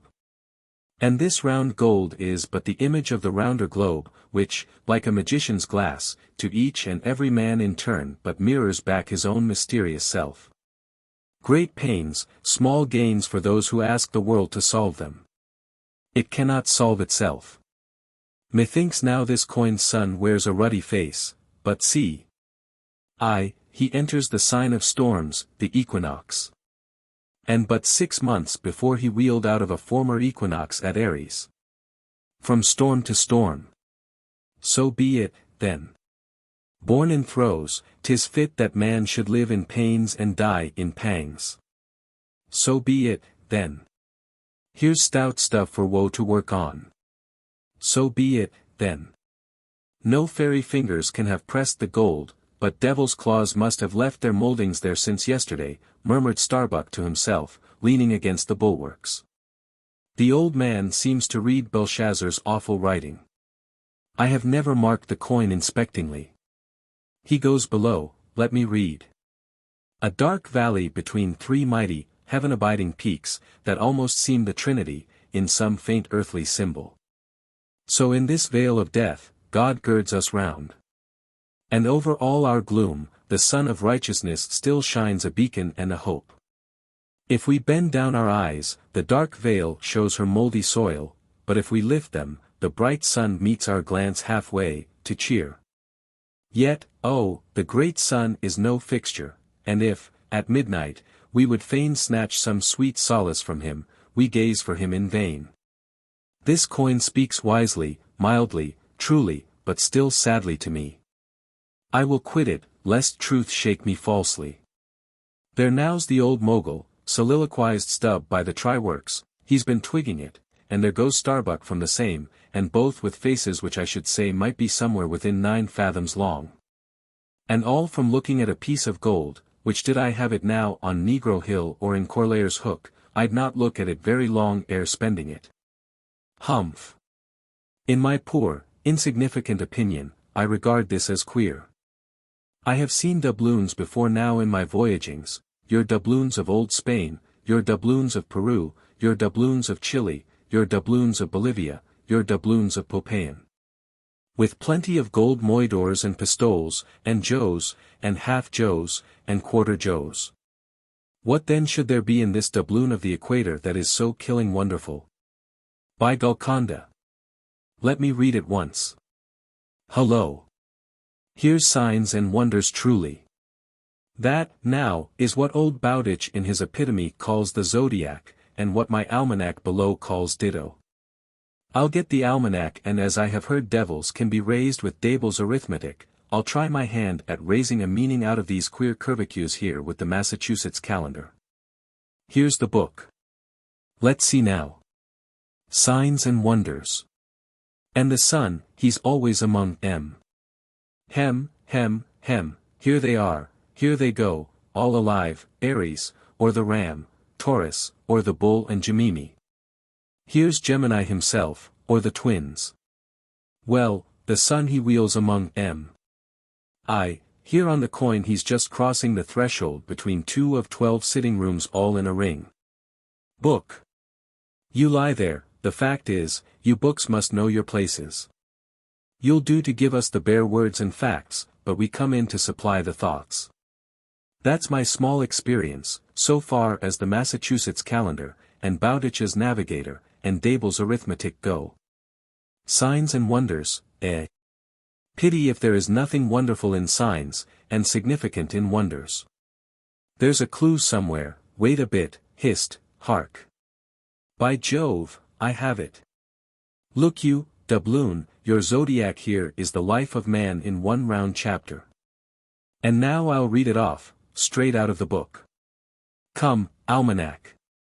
To begin, there's Aries, or the Ram, lecherous dog, he begets us, then, Taurus, or the Bull, he bumps us the first thing, then Gemini, or the twins, that is, virtue and vice. We try to reach virtue, when lo! Comes Cancer the crab, and drags us back, and here, going from virtue, Leo, a roaring lion, lies in the path, he gives a few fierce bites and surly dabs with his paw, we escape, and hail Virgo, the Virgin. That's our first love, we marry and think to be happy for aye, when pop comes Libra, or the scales, happiness weighed and found wanting, and while we are very sad about that, Lord, how we suddenly jump, as Scorpio, or the Scorpion, stings us in rear. We are curing the wound, when come the arrows all round, Sagittarius, or the Archer, is amusing himself. As we pluck out the shafts, stand aside, here's the Battering-Ram, Capricornus, or the Goat. Full tilt, he comes rushing, and headlong we are tossed, when Aquarius, or the Water-Bearer, pours out his whole deluge and drowns us, and to wind up with Pisces, or the Fishes, we sleep. There's a sermon now, writ in high heaven, and the sun goes through it every year, and yet comes out of it all alive and hearty. Jollily he, aloft there, wills through toil and trouble, and so, alow here, does jolly Stubb. Oh, jolly's the word for aye. Adieu, doubloon. But stop, here comes little King Post, dodge round the try-works, now, and let's hear what he'll have to say. There, he's before it, he'll out with something presently. So, he's beginning. I see nothing here, but a round thing made of gold, and whoever raises a certain whale, this round thing belongs to him. So, what's all this staring been about? It is worth $16, that's true. And at 2 cents the cigar, that's 960 cigars. I won't smoke dirty pipes like Stubb, but I like cigars, and here's 960 of them, so here goes Flask aloft to spy 'em out. Shall I call that wise or foolish, now? If it be really wise it has a foolish look to it, yet, if it be really foolish, then has it a sort of wiseish look to it.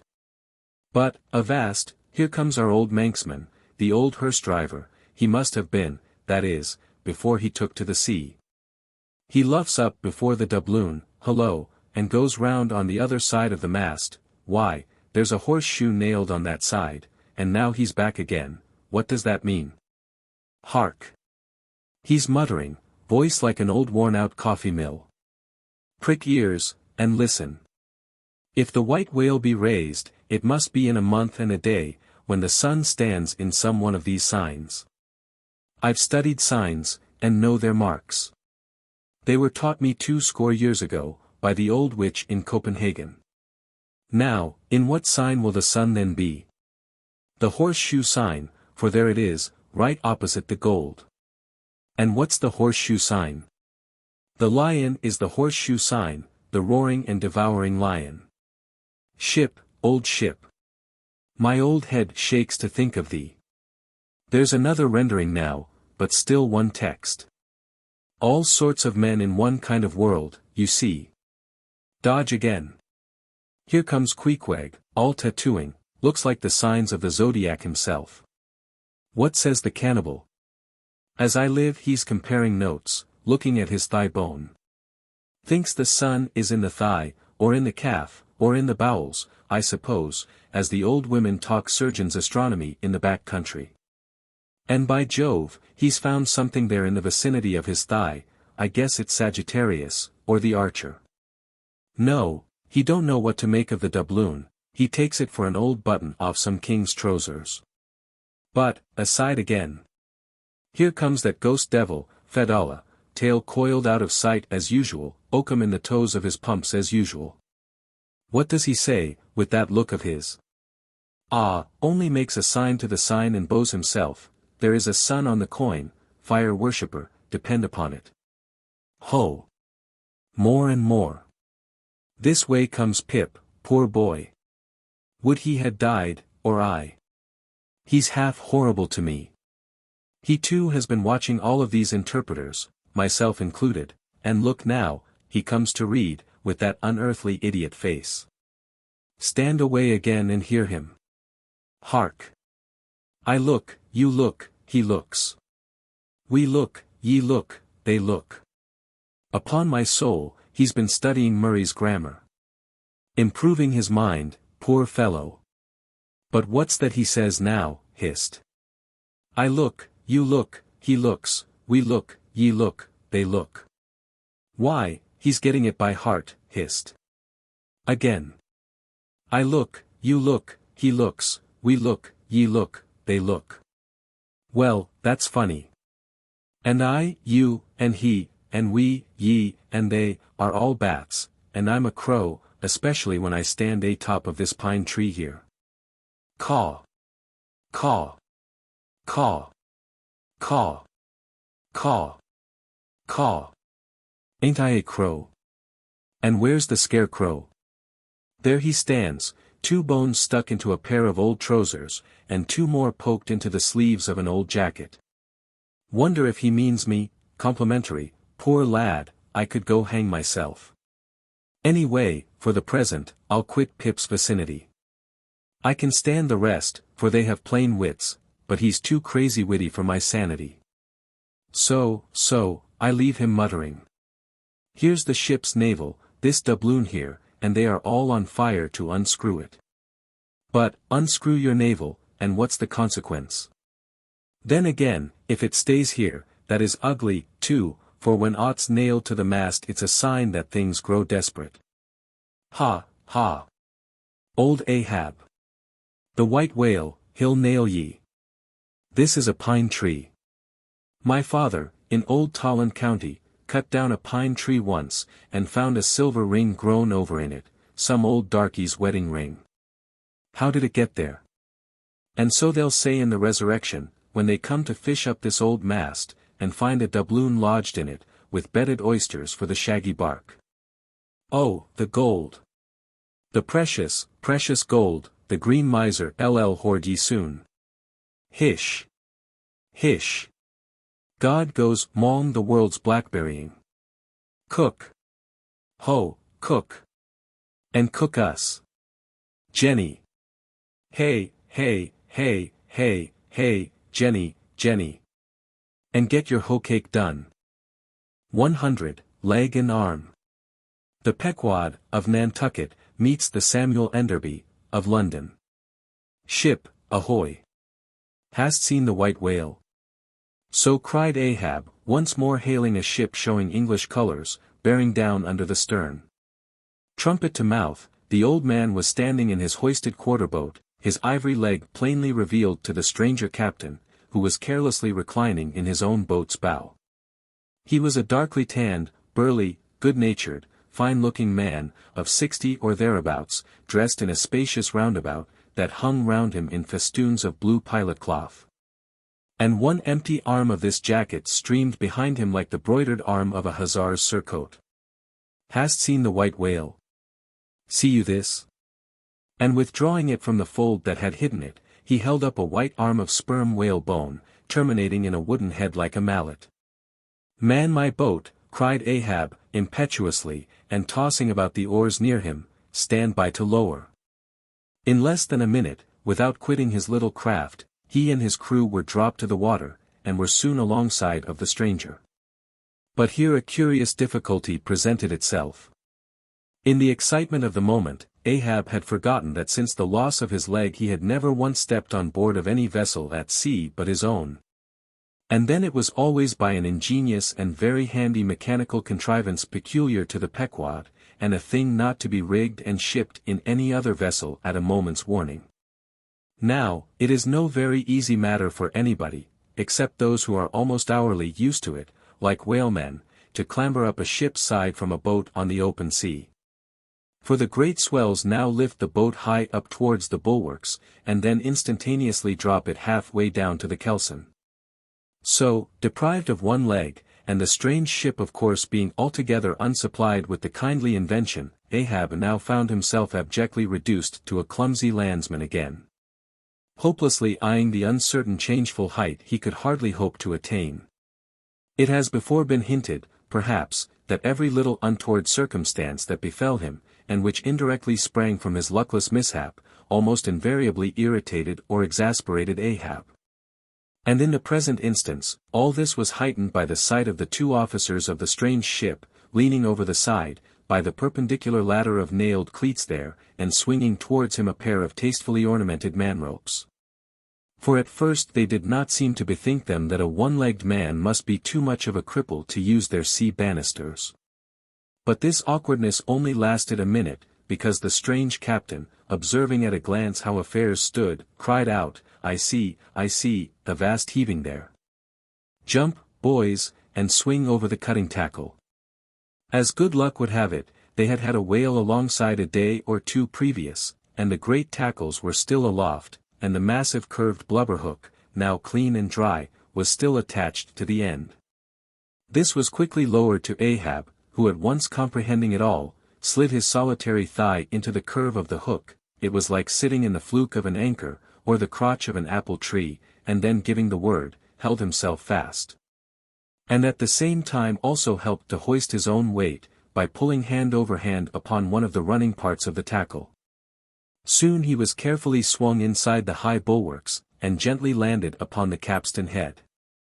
With his ivory arm frankly thrust forth in welcome, the other captain advanced, and Ahab, putting out his ivory leg, and crossing the ivory arm, like two swordfish blades, cried out in his walrus way, Aye, hearty. Let us shake bones together. An arm and a leg, an arm that never can shrink, ye see, and a leg that never can run.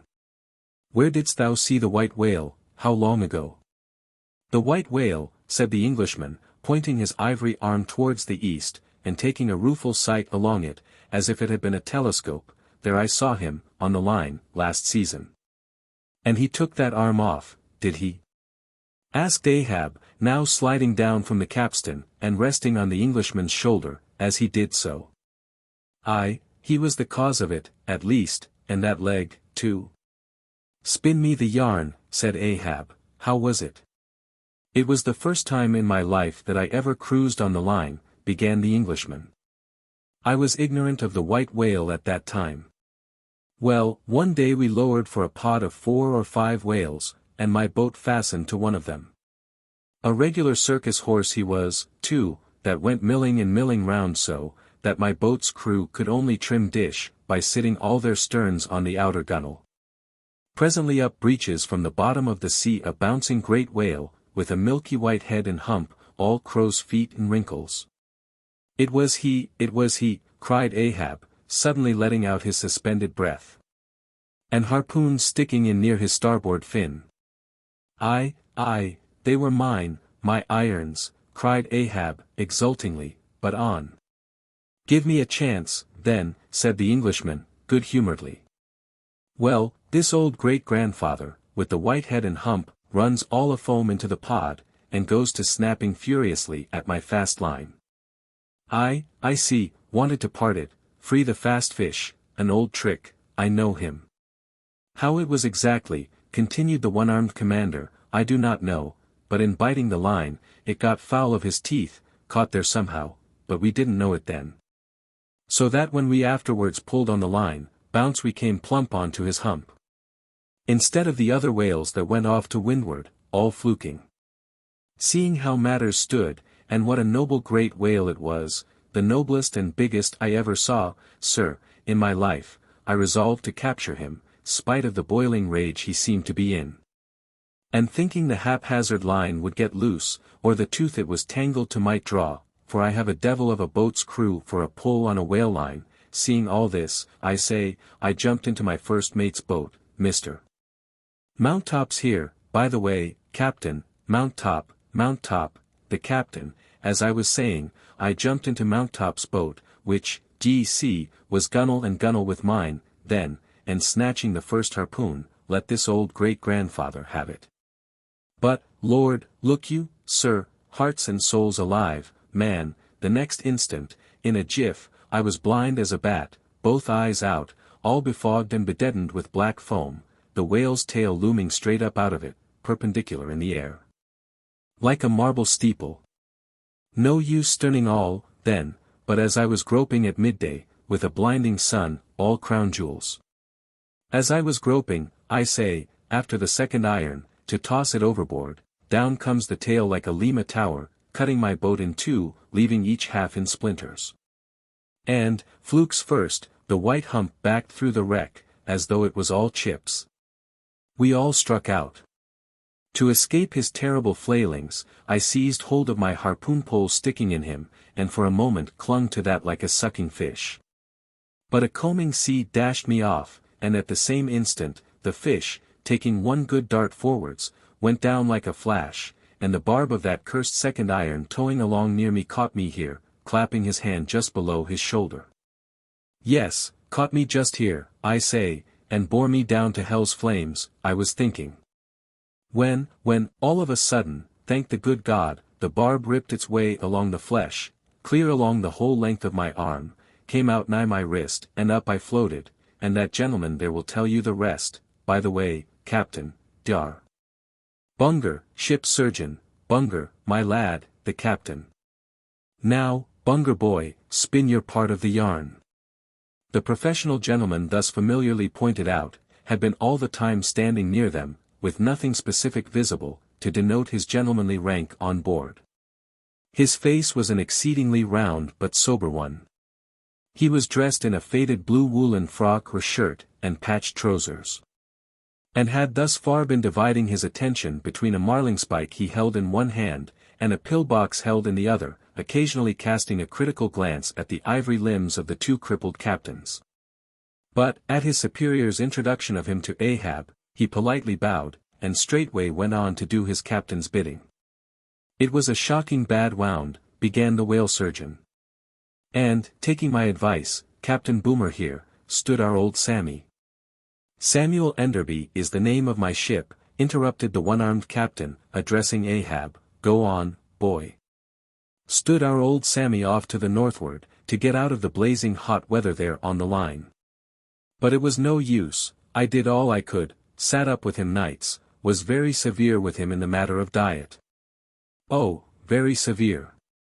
Chimed in the patient himself, then suddenly altering his voice, drinking hot rum toddies with me every night, till he couldn't see to put on the bandages, and sending me to bed, half seas over, about 3 o'clock in the morning. Oh, ye stars! He sat up with me indeed, and was very severe in my diet. Oh! A great watcher, and very dietetically severe, is Dr. Bunger. Bunger, you dog, laugh out. Why don't ye? You know you're a precious jolly rascal. But, heave ahead, boy, I'd rather be killed by you than kept alive by any other man. My captain, you must have ere this perceived, respected sir, said the imperturbable godly-looking Bunger, slightly bowing to Ahab, is apt to be facetious at times, he spins us many clever things of that sort. But I may as well say, en passant, as the French remark, that I myself, that is to say, Jack Bunger, late of the reverend clergy, am a strict total abstinence man, I never drink water, cried the captain, he never drinks it. It's a sort of fits to him, fresh water throws him into the hydrophobia, but go on with the arm story. Yes, I may as well, said the surgeon, coolly. I was about observing, sir, before Captain Boomer's facetious interruption, that spite of my best and severest endeavors, the wound kept getting worse and worse. The truth was, sir, it was as ugly gaping wound as surgeon ever saw. More than 2 feet and several inches long. I measured it with the lead line. In short, it grew black, I knew what was threatened, and off it came. But I had no hand in shipping that ivory arm there. That thing is against all rule, pointing at it with the marlingspike, that is the captain's work, not mine, he ordered the carpenter to make it. He had that club hammer there put to the end, to knock someone's brains out with, I suppose, as he tried mine once. He flies into diabolical passions sometimes. Do ye see this dent, sir, removing his hat, and brushing aside his hair, and exposing a bull-like cavity in his skull, but which bore not the slightest scary trace, or any token of ever having been a wound? Well, the captain there will tell you how that came here. He knows. No, I don't, said the captain, but his mother did, he was born with it. Oh, you solemn rogue, you Bunger. Was there ever such another Bunger in the watery world? Bunger, when you die, you ought to die in pickle, you dog. You should be preserved to future ages, you rascal. What became of the white whale, now cried Ahab, who thus far had been impatiently listening to this byplay between the two Englishmen. Oh, cried the one-armed captain, oh, yes. Well. After he sounded, we didn't see him again for some time.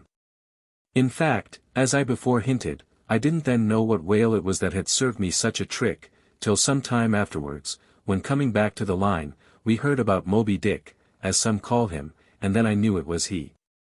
Didst thou cross his wake again? Twice. But could not fasten. Didn't want to try to, ain't one limb enough? What should I do without this other arm? And I'm thinking Moby Dick doesn't bite so much as he swallows. Well, then, interrupted Bunger, give him your left arm for bait to get the right. Do you know, gentlemen, very gravely and mathematically bowing to each captain in succession, do you know, gentlemen, that the digestive organs of the whale are so inscrutably constructed by divine providence, that it is quite impossible for him to completely digest even a man's arm? And he knows it too. So that what you take for the white whale's malice is only his awkwardness. For he never means to swallow a single limb, he only thinks to terrify by feints. But sometimes he is like the old juggling fellow, formerly a patient of mine in Ceylon, that making believe swallow jack-knives, once upon a time let one drop into him in good earnest, and there it stayed for a 12-month or more. When I gave him an emetic, and he heaved it up in small tacks, d.c. No possible way for him to digest that jackknife, and fully incorporate it into his general bodily system. Yes, Captain Boomer, if you are quick enough about it, and have a mind to pawn one arm for the sake of the privilege of giving decent burial to the other, why in that case the arm is yours. Only let the whale have another chance at you shortly, that's all. No, thank ye, Bunger, said the English captain, he's welcome to the arm he has, since I can't help it, and didn't know him then, but not to another one. No more white whales for me, I've lowered for him once, and that has satisfied me.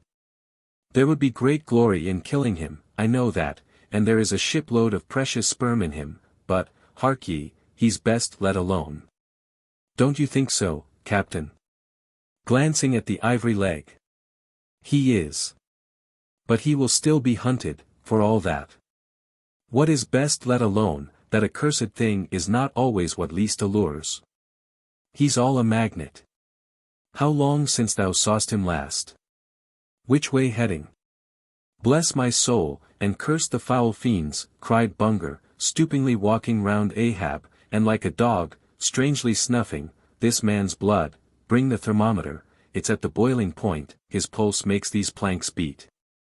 Sir! Taking a lancet from his pocket, and drawing near to Ahab's arm. Avast, roared Ahab, dashing him against the bulwarks, man the boat. Which way heading? Good God, cried the English captain, to whom the question was put. What's the matter? He was heading east, I think. Is your captain crazy, whispering Fedallah. But Fedallah, putting a finger on his lip, slid over the bulwarks to take the boat's steering oar, and Ahab, swinging the cutting tackle towards him, commanded the ship's sailors to stand by to lower. In a moment he was standing in the boat's stern, and the Manila men were springing to their oars. In vain the English captain hailed him. With back to the stranger ship, and face set like a flint to his own, Ahab stood upright till alongside of the Pequod. 101, the decanter. Ere the English ship fades from sight, be it set down here, that she hailed from London, and was named after the late Samuel Enderby, merchant of that city, the original of the famous whaling house of Enderby and Sons. A house which in my poor whaleman's opinion, comes not far behind the united royal houses of the Tudors and Bourbons, in point of real historical interest. How long, prior to the year of our Lord 1775, this great whaling house was in existence, my numerous fish documents do not make plain, but in that year, 1775, it fitted out the first English ships that ever regularly hunted the sperm whale. Though for some score of years previous, ever since 1726, our valiant coffins and massies of Nantucket and the Vineyard had in large fleets pursued that Leviathan, but only in the North and South Atlantic, not elsewhere. Be it distinctly recorded here, that the Nantucketers were the first among mankind to harpoon with civilized steel the great sperm whale, and that for half a century they were the only people of the whole globe who so harpooned him. In 1778, a fine ship, the Amelia, fitted out for the express purpose, and at the sole charge of the vigorous Enderbys, boldly rounded Cape Horn, and was the first among the nations to lower a whaleboat of any sort in the great South Sea. The voyage was a skilful and lucky one.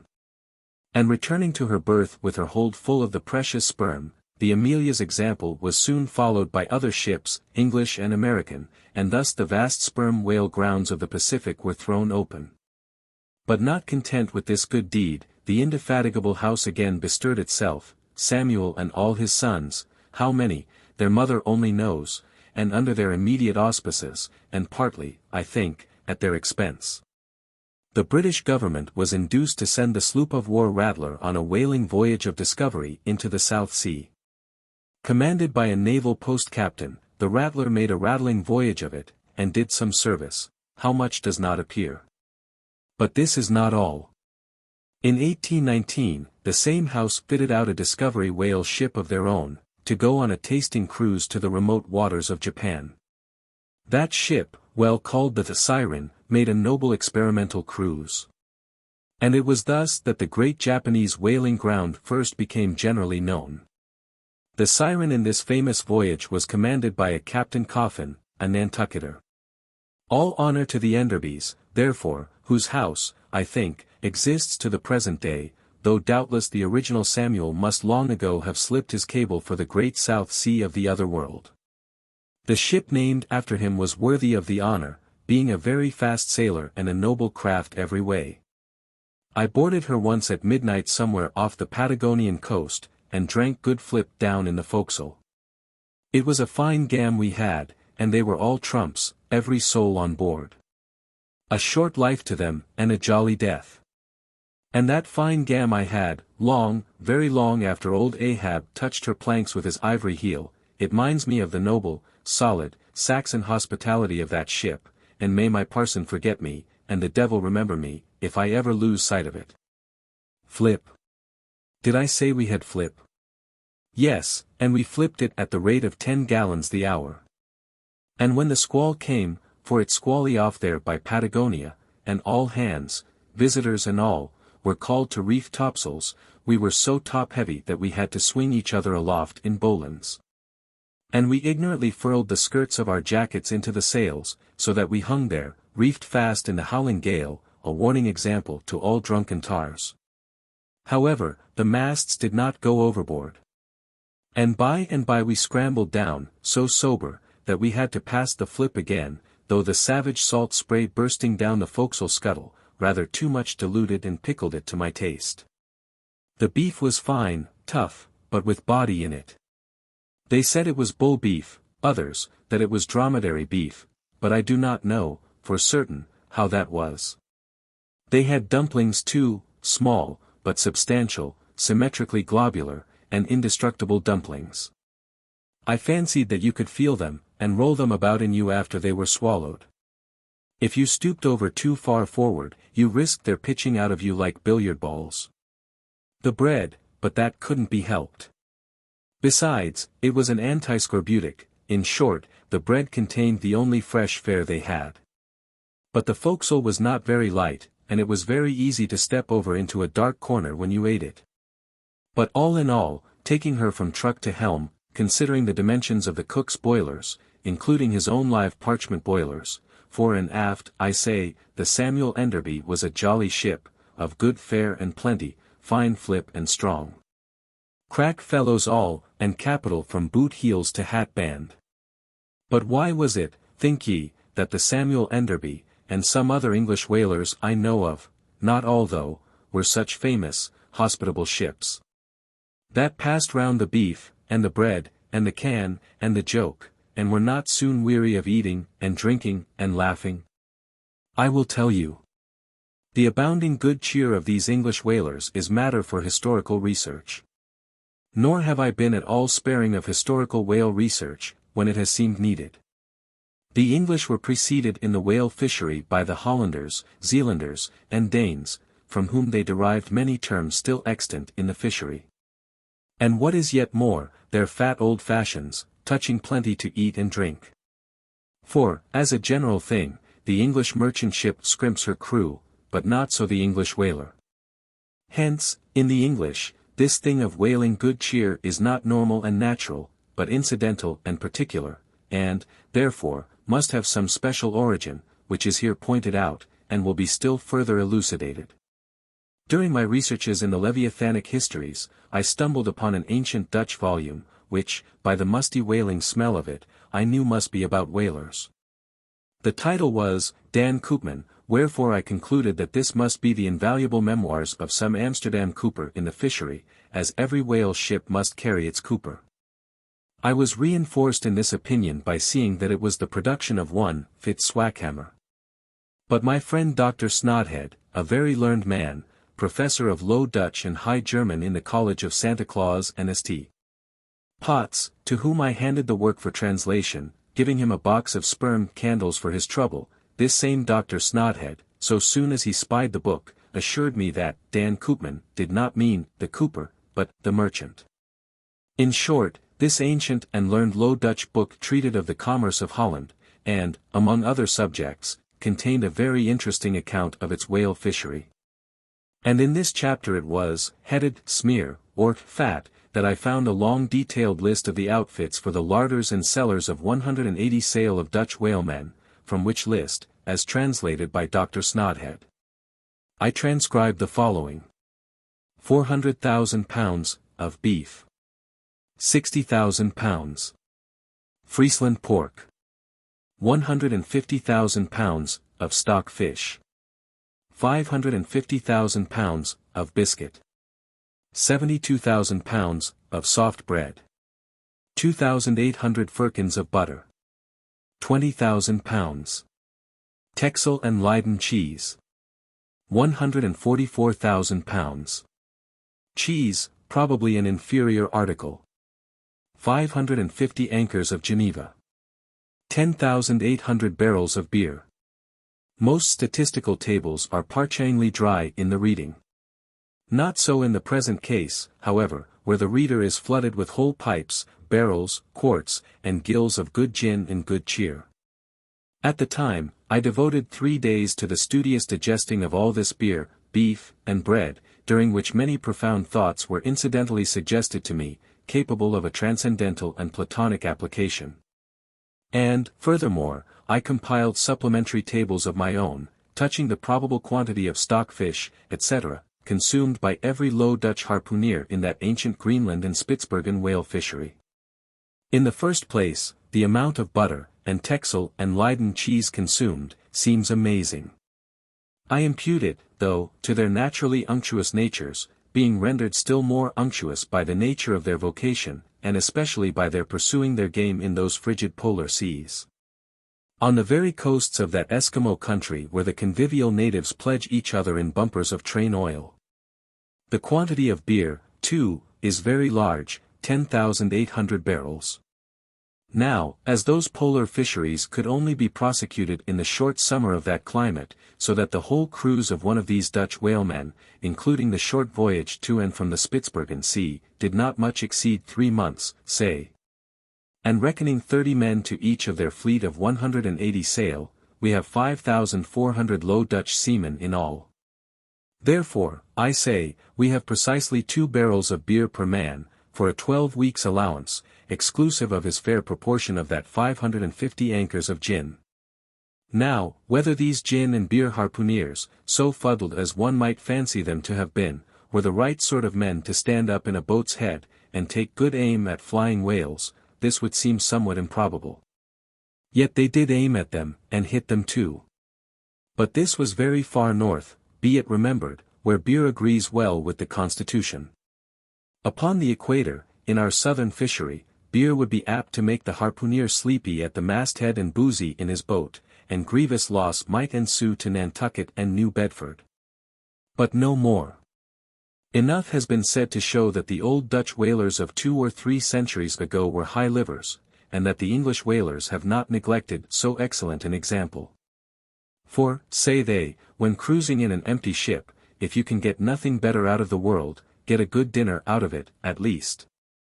And this empties the decanter. 102, A Bower in the Arsacides. Hitherto, in descriptively treating of the sperm whale, I have chiefly dwelt upon the marvels of his outer aspect, or separately and in detail upon some few interior structural features. But to a large and thorough sweeping comprehension of him, it behoves me now to unbutton him still further, and untagging the points of his hose, unbuckling his garters, and casting loose the hooks and the eyes of the joints of his innermost bones. Set him before you in his ultimatum. That is to say, in his unconditional skeleton. But how now, Ishmael? How is it, that you, a mere oarsman in the fishery, pretend to know aught about the subterranean parts of the whale? Did erudite Stubb, mounted upon your capstan, deliver lectures on the anatomy of the cetacea, and by help of the windlass, hold up a specimen rib for exhibition? Explain thyself, Ishmael. Can you land a full-grown whale on your deck for examination, as a cook dishes a roast pig? Surely not. A veritable witness have you hitherto been, Ishmael, but have a care how you seize the privilege of Jonah alone. The privilege of discoursing upon the joists and beams, the rafters, ridgepole, sleepers, and underpinnings, making up the framework of Leviathan, and the like of the talovats, dairy rooms, butteries, and cheeseries in his bowels. I confess, that since Jonah, few whalemen have penetrated very far beneath the skin of the adult whale, nevertheless, I have been blessed with an opportunity to dissect him in miniature. In a ship I belonged to, a small cub sperm whale was once bodily hoisted to the deck for his poke or bag, to make sheaths for the barbs of the harpoons, and for the heads of the lances. Think you I let that chance go, without using my boat hatchet and jackknife, and breaking the seal and reading all the contents of that young cub? And as for my exact knowledge of the bones of the Leviathan in their gigantic, full-grown development, for that rare knowledge I am indebted to my late royal friend Tranquo, King of Tranquet, one of the Arsacides. For being at Tranquet, years ago, when attached to the trading ship Day of Algiers, I was invited to spend part of the Arsacidian holidays with the Lord of Tranquet, at his retired palm villa at Papella. A seaside glen not very far distant from what our sailors called Bamboo Town, his capital. Among many other fine qualities, my royal friend Tranquo, being gifted with a devout love for all matters of barbaric virtue, had brought together in Papella whatever rare things the more ingenious of his people could invent. Chiefly carved woods of wonderful devices, chiseled shells, inlaid spears, costly paddles, aromatic canoes, and all these distributed among whatever natural wonders, the wonder-freighted, tribute-rendering waves had cast upon his shores. Chief among these latter was a great sperm whale, which, after an unusually long raging gale, had been found dead and stranded, with his head against a cocoa-nut tree, whose plumage-like, tufted droopings seemed his verdant jet.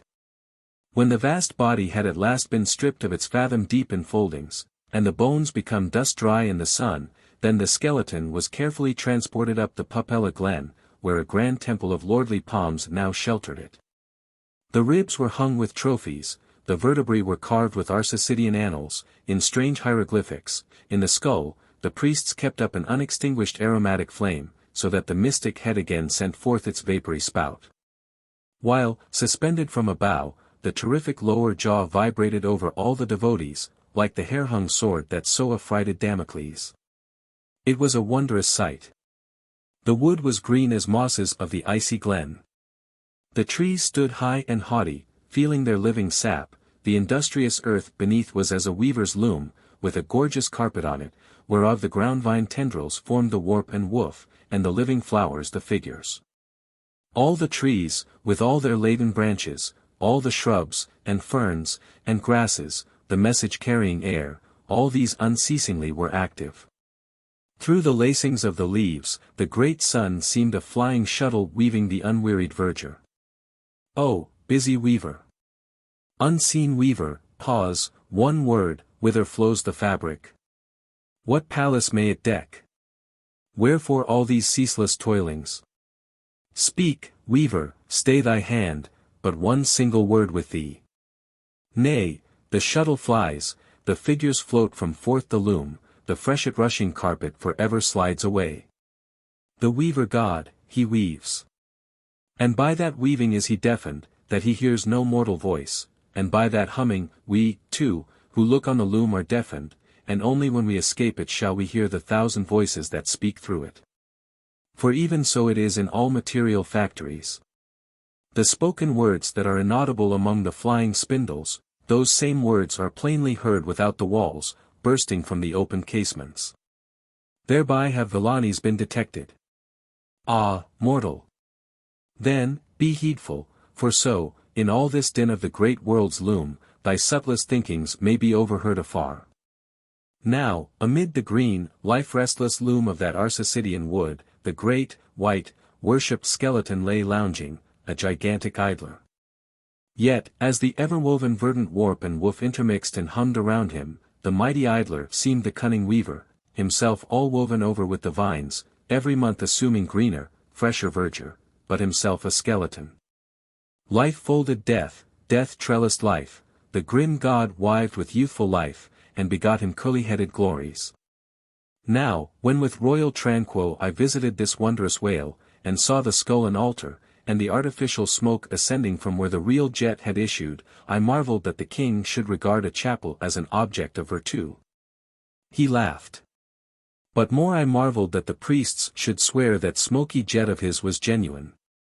To and fro I paced before this skeleton, brushed the vines aside, broke through the ribs, and with a ball of Arsacidian twine, wandered, eddied long amid its many winding, shaded colonnades and arbors. But soon my line was out. And following it back, I emerged from the opening where I entered. I saw no living thing within, naught was there but bones. Cutting me a green measuring rod, I once more dived within the skeleton. From their arrow slit in the skull, the priests perceived me taking the altitude of the final rib. How now, they shouted, darest thou measure this our god? That's for us. Priests, well, how long do ye make him, then? But hereupon a fierce contest rose among them, concerning feet and inches, they cracked each other's sconces with their yardsticks, the great skull echoed, and seizing that lucky chance, I quickly concluded my own admeasurements.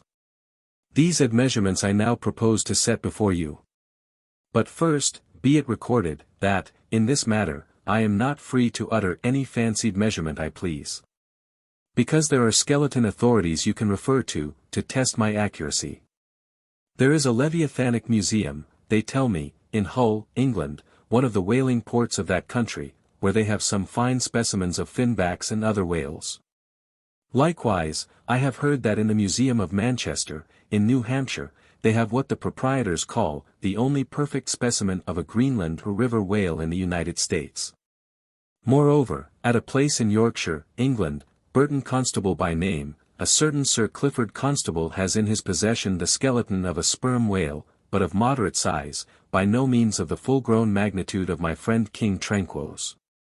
In both cases, the stranded whales to which these two skeletons belonged, were originally claimed by their proprietors upon similar grounds. King Tranquo seizing his because he wanted it. And Sir Clifford, because he was lord of the seigneuries of those parts. Sir Clifford's whale has been articulated throughout. So that, like a great chest of drawers, you can open and shut him, in all his bony cavities, spread out his ribs like a gigantic fan, and swing all day upon his lower jaw. Locks are to be put upon some of his trapdoors and shutters. And a footman will show round future visitors with a bunch of keys at his side. Sir Clifford thinks of charging twopence for a peep at the whispering gallery in the spinal column, threepence to hear the echo in the hollow of his cerebellum, and sixpence for the unrivalled view from his forehead. The skeleton dimensions I shall now proceed to set down are copied verbatim from my right arm, where I had them tattooed. As in my wild wanderings at that period, there was no other secure way of preserving such valuable statistics. But as I was crowded for space, and wished the other parts of my body to remain a blank page for a poem I was then composing, at least, what untattooed parts might remain, I did not trouble myself with the odd inches. Nor, indeed, should inches at all enter into a congenial admeasurement of the whale. 103. Measurement of the whale's skeleton. In the first place, I wish to lay before you a particular, plain statement, touching the living bulk of this Leviathan, whose skeleton we are briefly to exhibit. Such a statement may prove useful here. According to a careful calculation I have made, and which I partly base upon Captain Scoresby's estimate, of 70 tons for the largest-sized Greenland whale of 60 feet in length. According to my careful calculation, I say, a sperm whale of the largest magnitude, between 85 and 90 feet in length, and something less than 40 feet in its fullest circumference, such a whale will weigh at least 90 tons. So that reckoning 13 men to a ton, he would considerably outweigh the combined population of a whole village of 1,100 inhabitants. Think you not then that brains, like yoked cattle, should be put to this Leviathan, to make him at all budge to any landsman's imagination? Having already in various ways put before you his skull, spout hole, jaw, teeth, tail, forehead, fins, and divers other parts, I shall now simply point out what is most interesting in the general bulk of his unobstructed bones.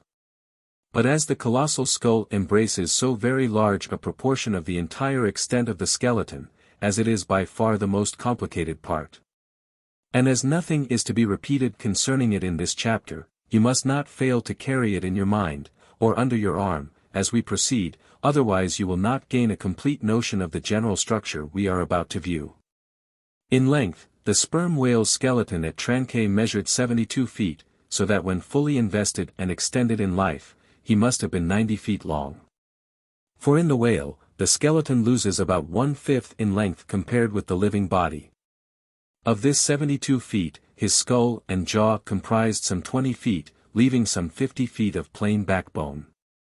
Attached to this backbone, for something less than a third of its length, was the mighty circular basket of ribs which once enclosed his vitals. To me this vast ivory-ribbed chest, with the long, unrelieved spine, extending far away from it in a straight line, not a little resembled the hull of a great ship new laid upon the stocks, when only some 20 of her naked bow ribs are inserted. And the keel is otherwise, for the time, but a long, disconnected timber.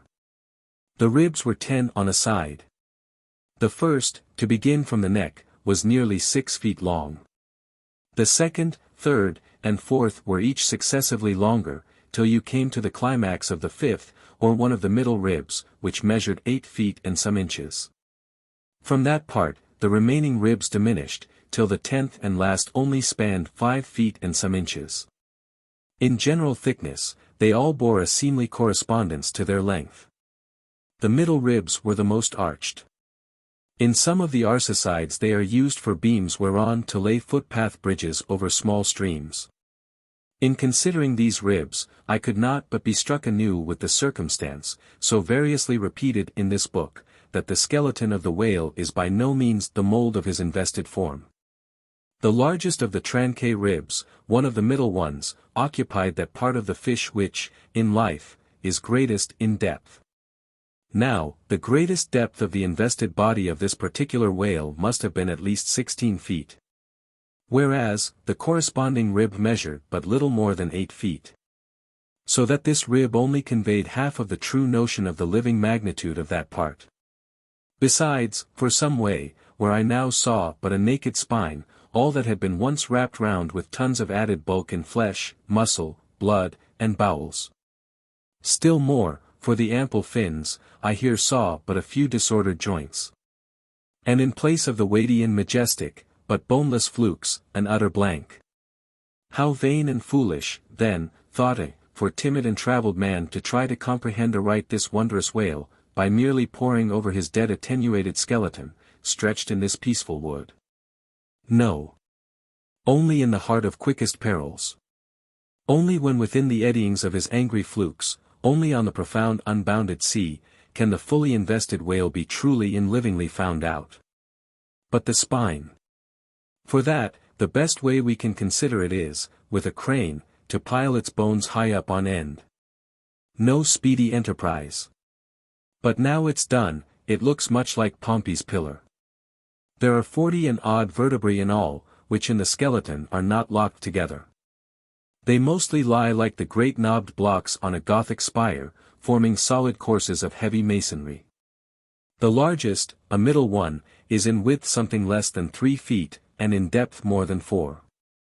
The smallest, where the spine tapers away into the tail, is only 2 inches in width, and looks something like a white billiard ball. I was told that there were still smaller ones, but they had been lost by some little cannibal urchins, the priest's children, who had stolen them to play marbles with. Thus we see how that the spine of even the hugest of living things tapers off at last into simple child's play. 104. The Fossil Whale. From his mighty bulk the whale affords a most congenial theme whereon to enlarge, amplify, and generally expatiate. Would you could not compress him. By good rights he should only be treated of in imperial folio. Not to tell over again his furlongs from spiracle to tail, and the yards he measures about the waist. Only think of the gigantic involutions of his intestines, where they lie in him like great cables and hawsers coiled away in the subterranean orlop deck of a line of battleship. Since I have undertaken to manhandle this Leviathan, it behoves me to approve myself omnisciently exhaustive in the enterprise, not overlooking the minutest seminal germs of his blood, and spinning him out to the uttermost coil of his bowels. Having already described him in most of his present habitatory and anatomical peculiarities, it now remains to magnify him in an archaeological, fossiliferous, and antediluvian point of view. Applied to any other creature than the Leviathan, to an ant or a flea, such portly terms might justly be deemed unwarrantably grandiloquent. But when Leviathan is the text, the case is altered. Fain am I to stagger to this emprise under the weightiest words of the dictionary. And here be it said, that whenever it has been convenient to consult one in the course of these dissertations, I have invariably used a huge quarto edition of Johnson, expressly purchased for that purpose. Because that famous lexicographer's uncommon personal bulk more fitted him to compile a lexicon to be used by a whale author like me. One often hears of writers that rise and swell with their subject, though it may seem but an ordinary one.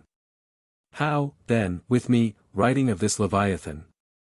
Unconsciously my chirography expands into placard capitals. Give me a condor's quill. Give me Vesuvius crater for an inkstand. Friends, hold my arms. For in the mere act of penning my thoughts of this Leviathan, they weary me, and make me faint with their outreaching comprehensiveness of sweep, as if to include the whole circle of the sciences, and all the generations of whales, and men, and mastodons, past, present, and to come, with all the revolving panoramas of empire on earth, and throughout the whole universe, not excluding its suburbs. Such, and so magnifying, is the virtue of a large and liberal theme. We expand to its bulk. To produce a mighty book, you must choose a mighty theme. No great and enduring volume can ever be written on the flea, though many there be who have tried it. Ere entering upon the subject of fossil whales, I present my credentials as a geologist, by stating that in my miscellaneous time I have been a stonemason, and also a great digger of ditches, canals, and wells, wine vaults, cellars, and cisterns of all sorts. Likewise, by way of preliminary, I desire to remind the reader, that while in the earlier geological strata there are found the fossils of monsters now almost completely extinct, the subsequent relics discovered in what are called the tertiary formations seem the connecting, or at any rate intercepted links, between the antichronical creatures, and those whose remote posterity are said to have entered the ark. All the fossil whales hitherto discovered belong to the tertiary period, which is the last preceding the superficial formations. And though none of them precisely answer to any known species of the present time, they are yet sufficiently akin to them in general respects, to justify their taking ranks as cetacean fossils. Detached broken fossils of pre-Adamite whales, fragments of their bones and skeletons, have within 30 years past, at various intervals, been found at the base of the Alps, in Lombardy, in France, in England, in Scotland, and in the states of Louisiana, Mississippi, and Alabama. Among the more curious of such remains is part of a skull, which in the year 1779 was disinterred in the Rue Dauphiné in Paris, a short street opening almost directly upon the Palace of the Tuileries. And bones disinterred in excavating the great docks of Antwerp, in Napoleon's time. Cuvier pronounced these fragments to have belonged to some utterly unknown leviathanic species. But by far the most wonderful of all cetacean relics was the almost complete vast skeleton of an extinct monster, found in the year 1842, on the plantation of Judge Cray, in Alabama. The awe-stricken credulous slaves in the vicinity took it for the bones of one of the fallen angels. The Alabama doctors declared it a huge reptile, and bestowed upon it the name of Basilosaurus. But some specimen bones of it being taken across the sea to Owen, the English anatomist, it turned out that this alleged reptile was a whale, though of a departed species. A significant illustration of the fact, again and again repeated in this book, that the skeleton of the whale furnishes but little clue to the shape of his fully invested body.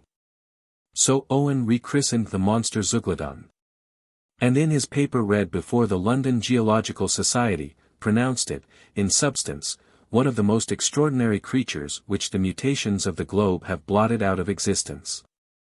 When I stand among these mighty leviathan skeletons, skulls, tusks, jaws, ribs, and vertebrae, all characterized by partial resemblances to the existing breeds of sea monsters, but at the same time bearing on the other hand similar affinities to the annihilated antichronical leviathans, their incalculable seniors, I am, by a flood, borne back to that wondrous period, ere time itself can be said to have begun. For time began with man. Here Saturn's grey chaos rolls over me, and I obtain dim, shuddering glimpses into those polar eternities, when wedged bastions of ice pressed hard upon what are now the tropics. And in all the 25,000 miles of this world's circumference, not an inhabitable hand's breadth of land was visible. Then the whole world was the whale's, and, king of creation, he left his wake along the present lines of the Andes and the Himalayas. Who can show a pedigree like Leviathan? Ahab's harpoon had shed older blood than the Pharaoh's. Methuselah seems a schoolboy. I look round to shake hands with Shem. I am horror-struck at this anti-Mosaic, unsourced existence of the unspeakable terrors of the whale, which, having been before all time, must needs exist after all humane ages are over. But not alone has this Leviathan left his pre-Adamite traces in the stereotype plates of nature, and in limestone and marl bequeathed his ancient bust. But upon Egyptian tablets, whose antiquity seems to claim for them an almost fossiliferous character, we find the unmistakable print of his fin. In an apartment of the great temple of Dendera, some 50 years ago, there was discovered upon the granite ceiling a sculptured and painted planisphere, abounding in centaurs, griffins, and dolphins, similar to the grotesque figures on the celestial globe of the moderns. Gliding among them, old Leviathan swam as of yore, was there swimming in that planisphere, centuries before Solomon was cradled. Nor must there be omitted another strange attestation of the antiquity of the whale, in his own osseous post-diluvian reality, as set down by the venerable John Leo, the old Barbary traveller. Not far from the seaside, they have a temple, the rafters and beams of which are made of whale bones, for whales of a monstrous size are oftentimes cast up dead upon that shore. The common people imagine, that by a secret power bestowed by God upon the temple, no whale can pass it without immediate death. But the truth of the matter is, that on either side of the temple, there are rocks that shoot 2 miles into the sea, and wound the whales when they light upon them. They keep a whale's rib of an incredible length for a miracle, which lying upon the ground with its convex part uppermost, makes an arch, the head of which cannot be reached by a man upon a camel's back. This rib, says John Leo, is said to have lain there 100 years before I saw it. Their historians affirm, that a prophet who prophesied of Muhammad, came from this temple, and some do not stand to assert, that the prophet Jonas was cast forth by the whale at the base of the temple. In this Afric temple of the whale I leave you, reader, and if you be a Nantucketer, and a whaleman, you will silently worship there. 105. Does the whale's magnitude diminish? Will he perish? Inasmuch, then, as this Leviathan comes floundering down upon us from the headwaters of the eternities, it may be fitly inquired, whether, in the long course of his generations, he has not degenerated from the original bulk of his sires. But upon investigation we find, that not only are the whales of the present day superior in magnitude to those whose fossil remains are found in the tertiary system, embracing a distinct geological period prior to man. But of the whales found in that tertiary system, those belonging to its latter formations exceed in size those of its earlier ones. Of all the pre-Adamite whales yet exhumed, by far the largest is the Alabama one mentioned in the last chapter, and that was less than 70 feet in length in the skeleton. Whereas, we have already seen, that the tape measure gives 72 feet for the skeleton of a large-sized modern whale.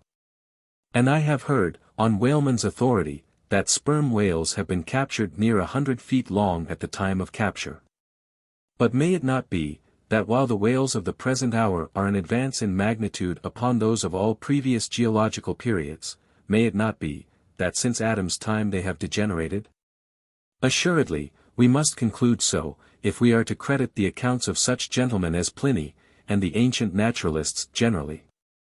For Pliny tells us of whales that embraced acres of living bulk, and Aldrovandus of others which measured 800 feet in length, rope walks and Thames tunnels of whales. And even in the days of Banks and Solander, Cook's naturalists, we find a Danish member of the Academy of Sciences setting down certain Iceland whales, Radansiskur, or wrinkled bellies, at 120 yards. That is, 360 feet. And Lacépède, the French naturalist, in his elaborate history of whales, in the very beginning of his work, page 3, sets down the right whale at 100 meters, 328 feet. And this work was published so late as AD 1825. But will any whaleman believe these stories? No. The whale of today is as big as his ancestors in Pliny's time. And if ever I go where Pliny is, I, a whaleman, more than he was, will make bold to tell him so. Because I cannot understand how it is, that while the Egyptian mummies that were buried thousands of years before even Pliny was born, do not measure so much in their coffins as a modern Kentuckian in his socks. And while the cattle and other animals sculptured on the oldest Egyptian and Nineveh tablets, by the relative proportions in which they are drawn, just as plainly prove that the high-bred, stall-fed, prize cattle of Smithfield, not only equal, but far exceed in magnitude the fattest of Pharaoh's fat kine. In the face of all this, I will not admit that of all animals the whale alone should have degenerated. But still another inquiry remains, one often agitated by the more recondite Nantucketers. Whether owing to the almost omniscient lookouts at the mastheads of the whale ships, now penetrating even through Bering Straits, and into the remotest secret drawers and lockers of the world, and the 1,000 harpoons and lances darted along all continental coasts, the moot point is, whether Leviathan can long endure so wide a chase, and so remorseless a havoc. Whether he must not at last be exterminated from the waters, and the last whale, like the last man, smoke his last pipe, and then himself evaporate in the final puff. Comparing the humped herds of whales with the humped herds of buffalo, which, not 40 years ago, overspread by tens of thousands the prairies of Illinois and Missouri, and shook their iron manes and scowled with their thunder-clotted brows upon the sites of populous river capitals, where now the polite broker sells you land at $1 an inch. In such a comparison an irresistible argument would seem furnished, to show that the hunted whale cannot now escape speedy extinction. But you must look at this matter in every light.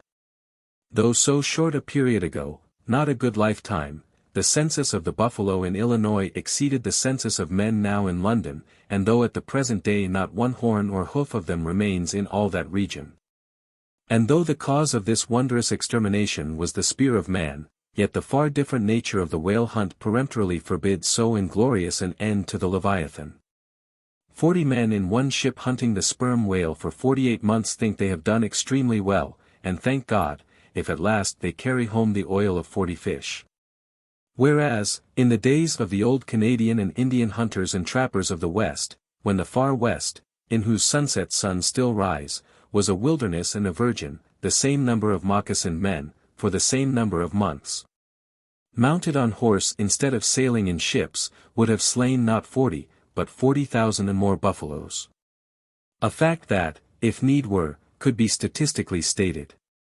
Nor, considered aright, does it seem any argument in favor of the gradual extinction of the sperm whale, for example, that in former years, the latter part of the last century, say, these leviathans, in small pods, were encountered much oftener than at present, and, in consequence, the voyages were not so prolonged, and were also much more remunerative. Because, as has been elsewhere noticed, those whales, influenced by some views to safety, now swim the seas in immense caravans, so that to a large degree the scattered solitaries, yolks, and pods, and schools of other days are now aggregated into vast but widely separated, unfrequent armies. That is all. And equally fallacious seems the conceit, that because the so-called whalebone whales no longer haunt many grounds in former years abounding with them, hence that species also is declining. For they are only being driven from promontory to cape, and if one coast is no longer enlivened with their jets, then, be sure, some other and remoter strand has been very recently startled by the unfamiliar spectacle. Furthermore, concerning these last-mentioned leviathans, they have 2 firm fortresses, which, in all human probability, will forever remain impregnable. And as upon the invasion of their valleys, the frosty Swiss have retreated to their mountains, so, hunted from the savannas and glades of the Middle Seas, the whalebone whales can at last resort to their polar citadels, and diving under the ultimate glassy barriers and walls there, come up among icy fields and floes, and in a charmed circle of everlasting December, bid defiance to all pursuit from man. But as perhaps 50 of these whalebone whales are harpooned for one cachalot, some philosophers of the forecastle have concluded that this positive havoc has already very seriously diminished their battalions. But though for some time past a number of these whales, not less than 13,000 have been annually slain on the north-west coast by the Americans alone, yet there are considerations which render even this circumstance of little or no account as an opposing argument in this matter. Natural as it is to be somewhat incredulous concerning the populousness of the more enormous creatures of the globe, yet what shall we say to Harto, the historian of Goa, when he tells us that at one hunting the king of Siam took 4,000 elephants. That in those regions elephants are numerous as droves of cattle in the temperate climes. And there seems no reason to doubt that if these elephants, which have now been hunted for thousands of years, by Semiramis, by Porus, by Hannibal, and by all the successive monarchs of the East, if they still survive there in great numbers. Much more may the great whale outlast all hunting, since he has a pasture to expatiate in, which is precisely twice as large as all Asia, both Americas, Europe and Africa, New Holland, and all the isles of the sea combined. Moreover, we are to consider, that from the presumed great longevity of whales, their probably attaining the age of a century and more, therefore at any one period of time, several distinct adult generations must be contemporary.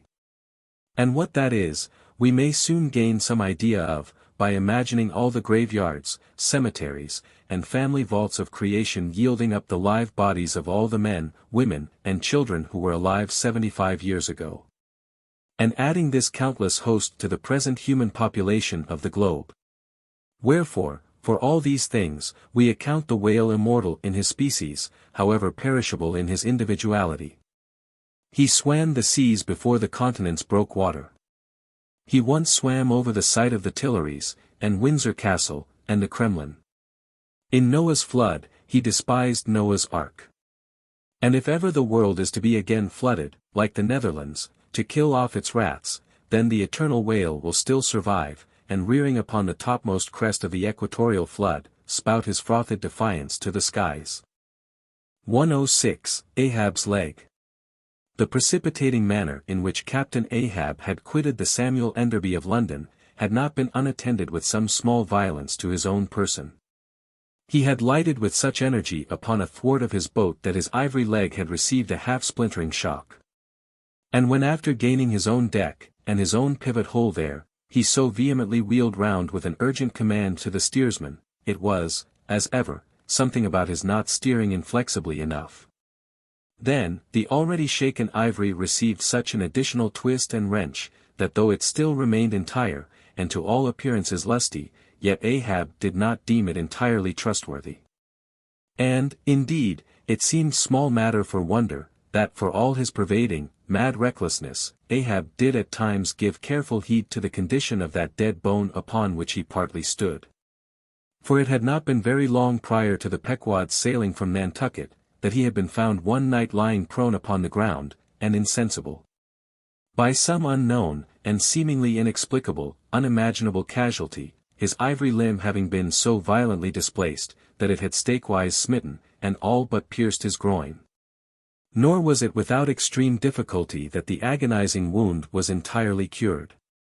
Nor, at the time, had it failed to enter his monomaniac mind, that all the anguish of that then present suffering was but the direct issue of a former woe. And he too plainly seemed to see, that as the most poisonous reptile of the marsh perpetuates his kind as inevitably as the sweetest songster of the grove, equally with every felicity, all miserable events do naturally beget their like. Yea, more than equally, thought Ahab, since both the ancestry and posterity of grief go further than the ancestry and posterity of joy. For, not to hint of this, that it is an inference from certain canonic teachings, that while some natural enjoyments here shall have no children born to them for the other world, but, on the contrary, shall be followed by the joy-childlessness of all hell's despair.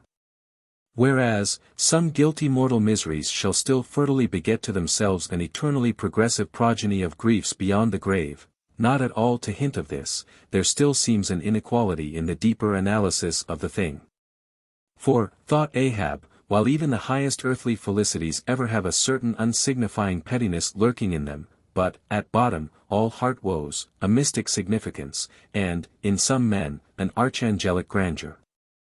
So do their diligent tracings out not belie the obvious deduction. To trail the genealogies of these high mortal miseries, carries us at last among the sourceless primogenitures of the gods. So that, in the face of all the glad, haymaking suns, and soft cymbaling, round harvest moons, we must needs give in to this, that the gods themselves are not for ever glad. The ineffaceable, sad birthmark in the brow of man, is but the stamp of sorrow in the signers. Unwittingly here a secret has been divulged, which perhaps might more properly, in set way, have been disclosed before. With many other particulars concerning Ahab, always had it remained a mystery to some, why it was, that for a certain period, both before and after the sailing of the Pequod, he had hidden himself away with such Grand Armada-like exclusiveness. And, for that one interval, sought speechless refuge, as it were, among the marble senate of the dead. Captain Peleg's brooded reason for this thing appeared by no means adequate. Though, indeed, as touching all Ahab's deeper part, every revelation partook more of significant darkness than of explanatory light. But, in the end, it all came out, this one matter did, at least. That direful mishap was at the bottom of his temporary recluseness. And not only this, but to that ever-contracting, dropping circle ashore, who, for any reason, possessed the privilege of a less band approach to him. To that timid circle the above-hinted casualty, remaining, as it did, moodily unaccounted for by Ahab, invested itself with terrors, not entirely underived from the land of spirits and of whales. So that, through their zeal for him, they had all conspired, so far as in them lay, to muffle up the knowledge of this thing from others, and hence it was, that not till a considerable interval had elapsed, did it transpire upon the Pequod's decks. But be all this as it may, let the unseen, ambiguous synod in the air, or the vindictive princes and potentates of fire, have to do or not with earthly Ahab, yet, in this present matter of his leg, he took plain practical procedures. He called the carpenter. And when that functionary appeared before him, he bade him without delay set about making a new leg. And directed the mates to see him supplied with all the studs and joists of jaw ivory, sperm whale, which had thus far been accumulated on the voyage, in order that a careful selection of the stoutest, clearest-grained stuff might be secured. This done, the carpenter received orders to have the leg completed that night, and to provide all the fittings for it, independent of those pertaining to the distrusted one in use. Moreover, the ship's forge was ordered to be hoisted out of its temporary idleness in the hold, and, to accelerate the affair, the blacksmith was commanded to proceed at once to the forging of whatever iron contrivances might be needed. 107. The Carpenter. Seat thyself sultanically among the moons of Saturn, and take high abstracted man alone, and he seems a wonder, a grandeur, and a woe. But from the same point, take mankind in mass, and for the most part, they seem a mob of unnecessary duplicates, both contemporary and hereditary. But most humbled though he was, and far from furnishing an example of the high, humane abstraction. The Pequod's carpenter was no duplicate, hence, he now comes in person on this stage. Like all seagoing ship carpenters, and more especially those belonging to whaling vessels, he was, to a certain off-handed, practical extent, alike experienced in numerous trades and callings collateral to his own. The carpenter's pursuit being the ancient and outbranching trunk of all those numerous handicrafts which more or less have to do with wood as an auxiliary material. But, besides the application to him of the generic remark above, this carpenter of the Pequod was singularly efficient in those thousand nameless mechanical emergencies continually recurring in a large ship, upon a 3 or 4 years' voyage. In uncivilized and far distant seas. For not to speak of his readiness in ordinary duties, repairing stove boats, sprung spars, reforming the shape of clumsy-bladed oars, inserting bull's eyes in the deck, or new tree-nails in the side planks. And other miscellaneous matters more directly pertaining to his special business. He was moreover unhesitatingly expert in all manner of conflicting aptitudes, both useful and capricious. The one grand stage where he enacted all his various parts so manifold, was his vice-bench. A long rude ponderous table furnished with several vices, of different sizes, and both of iron and of wood. At all times except when whales were alongside, this bench was securely lashed athwartships against the rear of the tryworks. A belaying pin is found too large to be easily inserted into its hole, the carpenter claps it into one of his ever-ready vices, and straightway files it smaller. A lost land bird of strange plumage strays on board, and is made a captive, out of clean shaved rods of right whale bone, and cross beams of sperm whale ivory, the carpenter makes a pagoda-looking cage for it. An oarsman sprains his wrist, the carpenter concocts a soothing lotion. Stubb longed for vermilion stars to be painted upon the blade of his every oar. Screwing each oar in his big vise of wood, the carpenter symmetrically supplies the constellation. A sailor takes a fancy to wear shark bone earrings, the carpenter drills his ears. Another has the toothache, the carpenter out pincers, and clapping one hand upon his bench bids him be seated there, but the poor fellow unmanageably winces under the unconcluded operation. Whirling round the handle of his wooden vise, the carpenter signs him to clap his jaw in that, if he would have him draw the tooth. Thus, this carpenter was prepared at all points, and alike indifferent and without respect in all.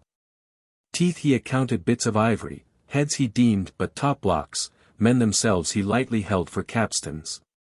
But while now upon so wide a field thus variously accomplished, and with such liveliness of expertness in him, too, all this would seem to argue some uncommon vivacity of intelligence. But not precisely so. For nothing was this man more remarkable, than for a certain impersonal stolidity as it were, impersonal, I say. For it so shaded off into the surrounding infinite of things, that it seemed one with the general stolidity discernible in the whole visible world. Which while pauselessly active in uncounted modes, still eternally holds its peace, and ignores you, though you dig foundations for cathedrals. Yet was this half-horrible stolidity in him, involving, too, as it appeared, an all-ramifying heartlessness. Yet was it oddly dashed at times, with an old, crutch-like, antediluvian, wheezing humorousness, not unstreaked now and then with a certain grizzled wittiness, such as might have served to pass the time during the midnight watch on the bearded forecastle of Noah's Ark. Was it that this old carpenter had been a lifelong wanderer, whose much rolling, to and fro, not only had gathered no moss, but what is more, had rubbed off whatever small outward clingings might have originally pertained to him? He was a stripped abstract, an unfractioned integral, uncompromised as a newborn babe, living without premeditated reference to this world or the next. You might almost say, that this strange uncompromisedness in him involved a sort of unintelligence.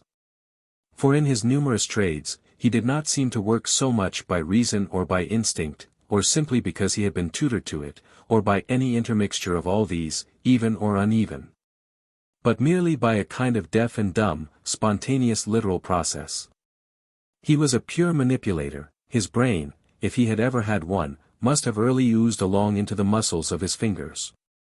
He was like one of those unreasoning but still highly useful, multum in parvo, Sheffield contrivances, assuming the exterior, though a little swelled, of a common pocket knife, but containing, not only blades of various sizes, but also screwdrivers, corkscrews, tweezers, awls, pens, rulers, nail filers, countersinkers. So, if his superiors wanted to use the carpenter for a screwdriver, all they had to do was to open that part of him, and the screw was fast, or if for tweezers, take him up by the legs, and there they were. Yet, as previously hinted, this omnitold, open and shut carpenter, was, after all, no mere machine of an automaton. If he did not have a common soul in him, he had a subtle something that somehow anomalously did its duty.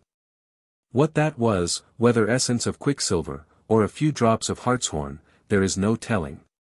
But there it was, and there it had abided for now some 60 years or more. And this it was, this same unaccountable, cunning life principle in him. This it was, that kept him a great part of the time soliloquizing, but only like an unreasoning wheel, which also hummingly soliloquizes. Or rather, his body was a sentry box and this soliloquizer on guard there, and talking all the time to keep himself awake. 108, Ahab and the Carpenter. The deck, first night watch. Carpenter standing before his vice bench, and by the light of 2 lanterns busily filing the ivory joist for the leg, which joist is firmly fixed in the vice. Slabs of ivory, leather straps, pads, screws, and various tools of all sorts lying about the bench. Forward, the red flame of the forge is seen, where the blacksmith is at work. Drat the file, and drat the bone. That is hard which should be soft, and that soft which should be hard. So we go, who file old jaws and shin bones. Let's try another. Now, this works better, sneezes. Hello, this bone dust is, sneezes, why it's, sneezes, yes it's, sneezes, bless my soul, it won't let me speak. This is what an old fellow gets now for working in dead lumber. Saw a live tree, and you don't get this dust. Amputate a live bone, and you don't get it, sneezes.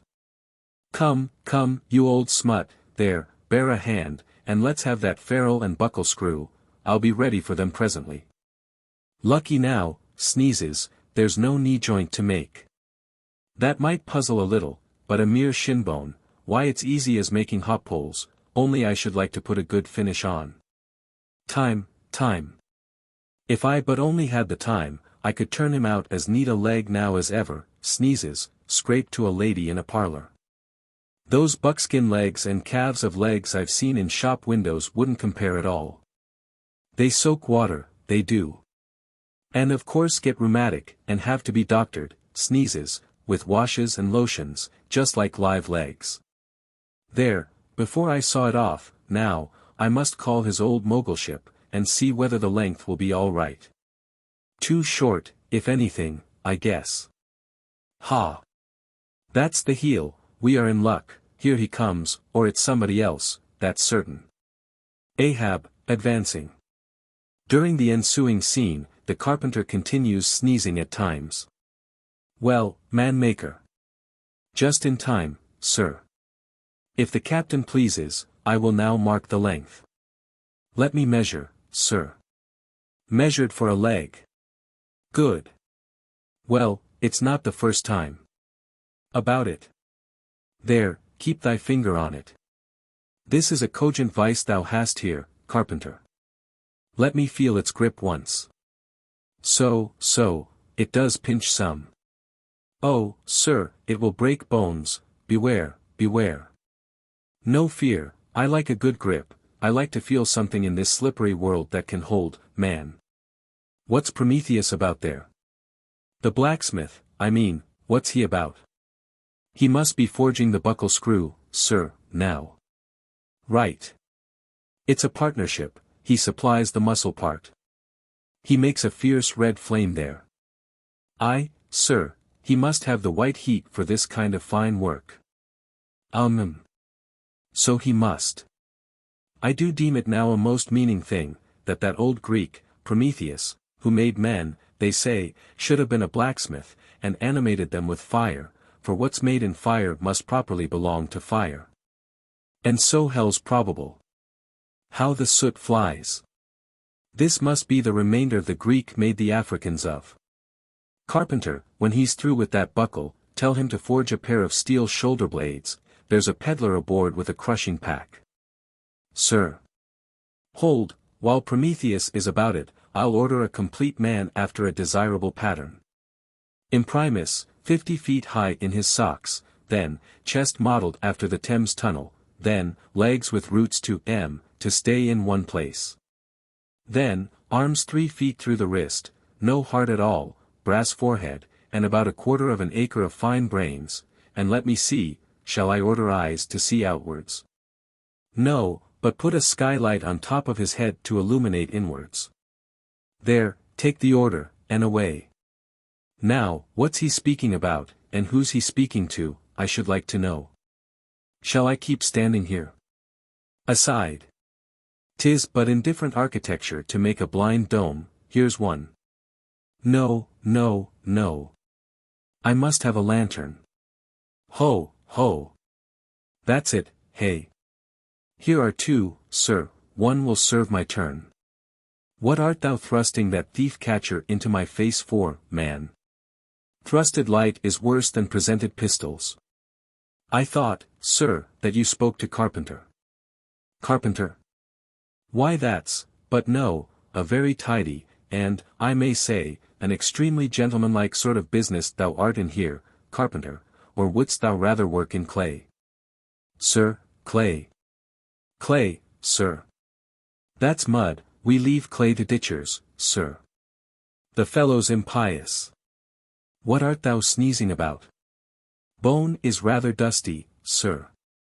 Take the hint, then, and when thou art dead, never bury thyself under living people's noses. Sir, oh. Ah, I guess so, so. Yes, yes, oh dear. Look ye, carpenter, I dare say thou callest thyself a right good workmanlike workman, eh? Well, then, will it speak thoroughly well for thy work, if, when I come to mount this leg thou makest, I shall nevertheless feel another leg in the same identical place with it, that is, carpenter, my old lost leg, the flesh and blood one, I mean. Canst thou not drive that old Adam away? Truly, sir, I begin to understand somewhat now. Yes, I have heard something curious on that score, sir. How that a dismasted man never entirely loses the feeling of his old spar, but it will be still pricking him at times. May I humbly ask if it be really so, sir? It is, man. Look, put thy live leg here in the place where mine once was. So, now, here is only one distinct leg to the eye, yet two to the soul. Where thou feelest tingling life, there, exactly there to a hair, do I. Is't a riddle? I should humbly call it a poser, sir. Hist, then. How dost thou know that some entire, living, thinking thing may not be invisibly and uninterpenetratingly standing precisely where thou now standest, and standing there in thy spite? In thy most solitary hours, then, dost thou not fear eavesdroppers? Hold, don't speak. And if I still feel the smart of my crushed leg, though it be now so long dissolved? Then, why mayest not thou, carpenter, feel the fiery pains of hell for ever, and without a body? Ha! Good Lord! Truly, sir, if it comes to that, I must calculate over again. I think I didn't carry a small figure, sir. Look ye, Puddinghead should never grant premises. How long before this leg is done? Perhaps an hour, sir. Bungle away at it then, and bring it to me, turns to go. Oh, life! Here I am, proud as Greek god, and yet standing debtor to this blockhead for a bone to stand on. Cursed be that mortal interindebtedness which will not do away with ledgers. I would be free as air, and I'm down in the whole world's books. I am so rich, I could have given bid for bid with the wealthiest praetorians at the auction of the Roman Empire, which was the world's, and yet I owe for the flesh and the tongue I brag with. By heavens! I'll get a crucible, and into it, and dissolve myself down to one small, compendious vertebra. So. Carpenter, resuming his work. Well, well, well. Stubb knows him best of all, and Stubb always says he's queer. Says nothing but that one sufficient little word queer. He's queer, says Stubb, he's queer, queer, queer, and keeps stilling it into Mr. Starbuck all the time, queer, sir, queer, queer, very queer. And here's his leg. Yes, now that I think of it, here's his bedfellow. Has a stick of whale's jawbone for a wife. And this is his leg, he'll stand on this. What was that now about one leg standing in 3 places, and all 3 places standing in one hell? How was that? Oh! I don't wonder he looked so scornful at me. I'm a sort of strange-thoughted sometimes, they say, but that's only haphazard-like. Then, a short, little old body like me, should never undertake to wade out into deep waters with tall, heron-built captains. The water chucks you under the chin pretty quick, and there's a great cry for lifeboats. And here's the heron's leg. Long and slim, sure enough. Now, for most folks one pair of legs lasts a lifetime, and that must be because they use them mercifully, as a tender-hearted old lady uses her roly-poly old coach horses. But Ahab, oh he's a hard driver. Look, driven one leg to death, and spavined the other for life, and now wears out bone legs by the cord. Hullo, there, you smut. Bear a hand there with those screws, and let's finish it before the resurrection fellow comes a-calling with his horn for all legs, true or false, as brewery men go round collecting old beer barrels, to fill 'em up again. What a leg this is!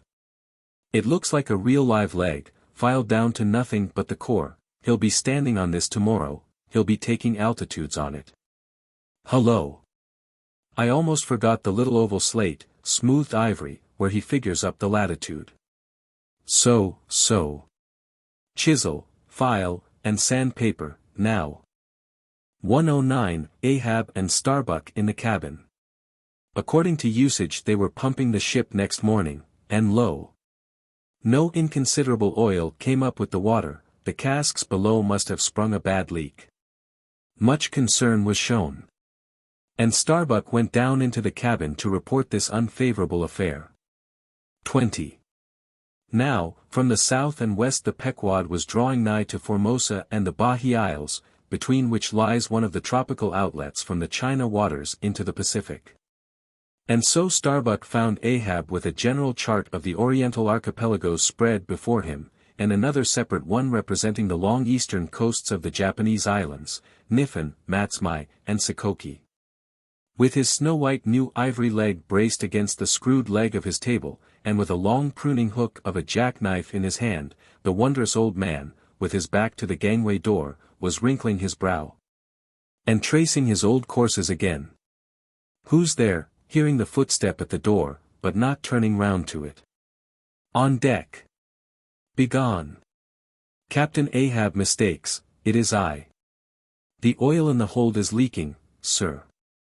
We must up Burton's and break out. Up Burton's and break out. Now that we are nearing Japan, heave to here for a week to tinker a parcel of old hoops. Either do that, sir, or waste in one day more oil than we may make good in a year. What we come 20,000 miles to get is worth saving, sir. So it is, if we get it. I was speaking of the oil in the hold, sir. And I was not speaking or thinking of that at all. Begone. Let it leak. I'm all a leak myself. Leaks in leaks. Not only full of leaky casks, but those leaky casks are in a leaky ship, and that's a far worse plight than the Pequod's, man. Yet I don't stop to plug my leak, for who can find it in the deep-loaded hull? Or how hope to plug it, even if found, in this life's howling gale? Starbuck. I'll not have the Burtons hoisted. What will the owners say, sir? Let the owners stand on Nantucket Beach and out-yell the typhoons. What cares Ahab? Owners. Thou art always prating to me, Starbuck, about those miserly owners, as if the owners were my conscience. But look ye, the only real owner of anything is its commander, and hark ye, my conscience is in this ship's keel. On deck. Captain Ahab, said the reddening mate, moving further into the cabin, with a daring so strangely respectful and cautious that it almost seemed not only every way seeking to avoid the slightest outward manifestation of itself, but within also seemed more than half distrustful of itself. A better man than I might well pass over in thee what he would quickly enough resent in a younger man, aye. And in a happier, Captain Ahab. Devils! Dost thou then so much as dare to critically think of me, on deck? Nay, sir, not yet. I do entreat. And I do dare, sir, to be forbearing. Shall we not understand each other better than hitherto, Captain Ahab? Ahab seized a loaded musket from the rack, forming part of most South Seamen's cabin furniture, and pointing it toward Starbuck, exclaimed, There is one God that is Lord over the earth, and one captain that is Lord over the Pequod. On deck. For an instant in the flashing eyes of the mate, and his fiery cheeks, you would have almost thought that he had really received the blaze of the leveled tube. But, mastering his emotion, he half calmly rose, and as he quitted the cabin, paused for an instant and said, Thou hast outraged, not insulted me, sir, but for that I ask thee not to beware of Starbuck, thou wouldst but laugh. But let Ahab beware of thyself, old man. He waxes brave, but nevertheless obeys, most careful bravery that, murmured Ahab, as Starbuck disappeared. What's that he said, Ahab beware of Ahab, there's something there. Then unconsciously using the musket for a staff, with an iron brow he paced to and fro in the little cabin, but presently the thick plates of his forehead relaxed, and returning the gun to the rack, he went to the deck. Thou art but too good a fellow, Starbuck," he said lowly to the mate, then raising his voice to the crew, "furl the t-gallant sails and close reef the topsails, fore and aft, back the main-yard, up Burtons, and break out in the main-hold." It were perhaps vain to surmise exactly why it was, that as respecting Starbuck, Ahab thus acted. It may have been a flash of honesty in him, or mere prudential policy which, under the circumstance, imperiously forbade the slightest symptom of open disaffection, however transient, in the important chief officer of his ship. However it was, his orders were executed, and the Burtons were hoisted. 110. Queequeg in his coffin. Upon searching, it was found that the casks last struck into the hold were perfectly sound, and that the leak must be further off.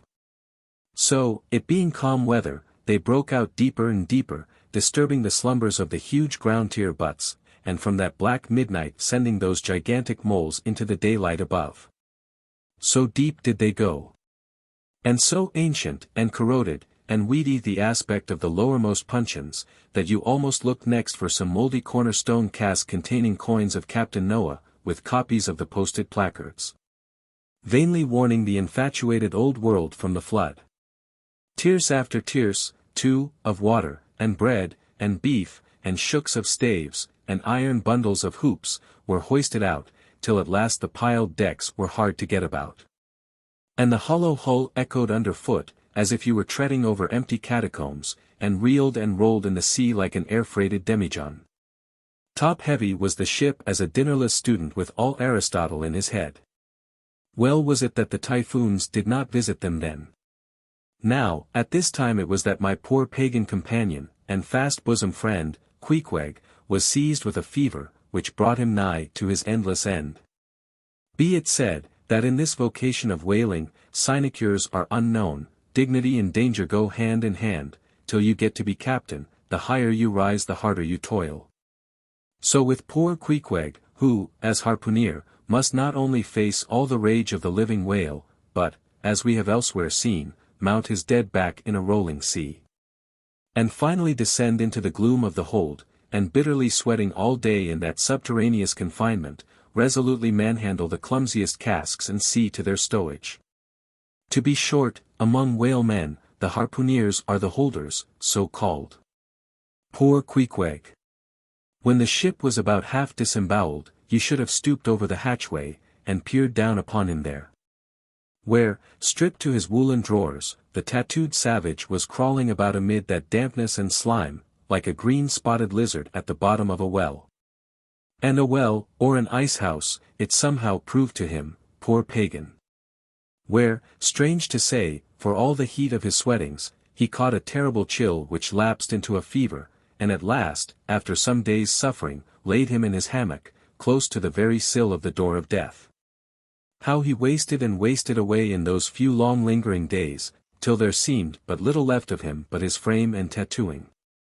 But as all else in him thinned, and his cheekbones grew sharper, his eyes, nevertheless, seemed growing fuller and fuller, they became of a strange softness of luster, and mildly but deeply looked out at you there from his sickness, a wondrous testimony to that immortal health in him which could not die, or be weakened. And like circles on the water, which, as they grow fainter, expand, so his eyes seemed rounding and rounding, like the rings of eternity. An awe that cannot be named would steal over you as you sat by the side of this waning savage, and saw as strange things in his face, as any beheld who were bystanders when Zoroaster died. For whatever is truly wondrous and fearful in man, never yet was put into words or books. And the drawing near of death, which alike levels all, alike impresses all with a last revelation, which only an author from the dead could adequately tell. So that, let us say it again, no dying Chaldee or Greek had higher and holier thoughts than those, whose mysterious shades you saw creeping over the face of poor Queequeg, as he quietly lay in his swaying hammock. And the rolling sea seemed gently rocking him to his final rest, and the ocean's invisible flood tide lifted him higher and higher towards his destined heaven. Not a man of the crew but gave him up, and, as for Queequeg himself, what he thought of his case was forcibly shown by a curious favor he asked. He called one to him in the grey morning watch, when the day was just breaking, and taking his hand, said that while in Nantucket he had chanced to see certain little canoes of dark wood, like the rich warwood of his native isle. And upon inquiry, he had learned that all whalemen who died in Nantucket, were laid in those same dark canoes, and that the fancy of being so laid had much pleased him. For it was not unlike the custom of his own race, who, after embalming a dead warrior, stretched him out in his canoe, and so left him to be floated away to the starry archipelagos. For not only do they believe that the stars are isles, but that far beyond all visible horizons, their own mild, uncontinented seas, interflow with the blue heavens, and so form the white breakers of the Milky Way. He added, that he shuddered at the thought of being buried in his hammock, according to the usual sea custom, tossed like something vile to the death-devouring sharks. No, he desired a canoe like those of Nantucket, all the more congenial to him, being a whaleman, that like a whaleboat these coffin canoes were without a keel, though that involved but uncertain steering, and much leeway adown the dim ages. Now, when this strange circumstance was made known aft, the carpenter was at once commanded to do Queequeg's bidding, whatever it might include. There was some heathenish, coffin-colored old lumber aboard, which, upon a long previous voyage, had been cut from the aboriginal groves of the Lackaday Islands, and from these dark planks the coffin was recommended to be made.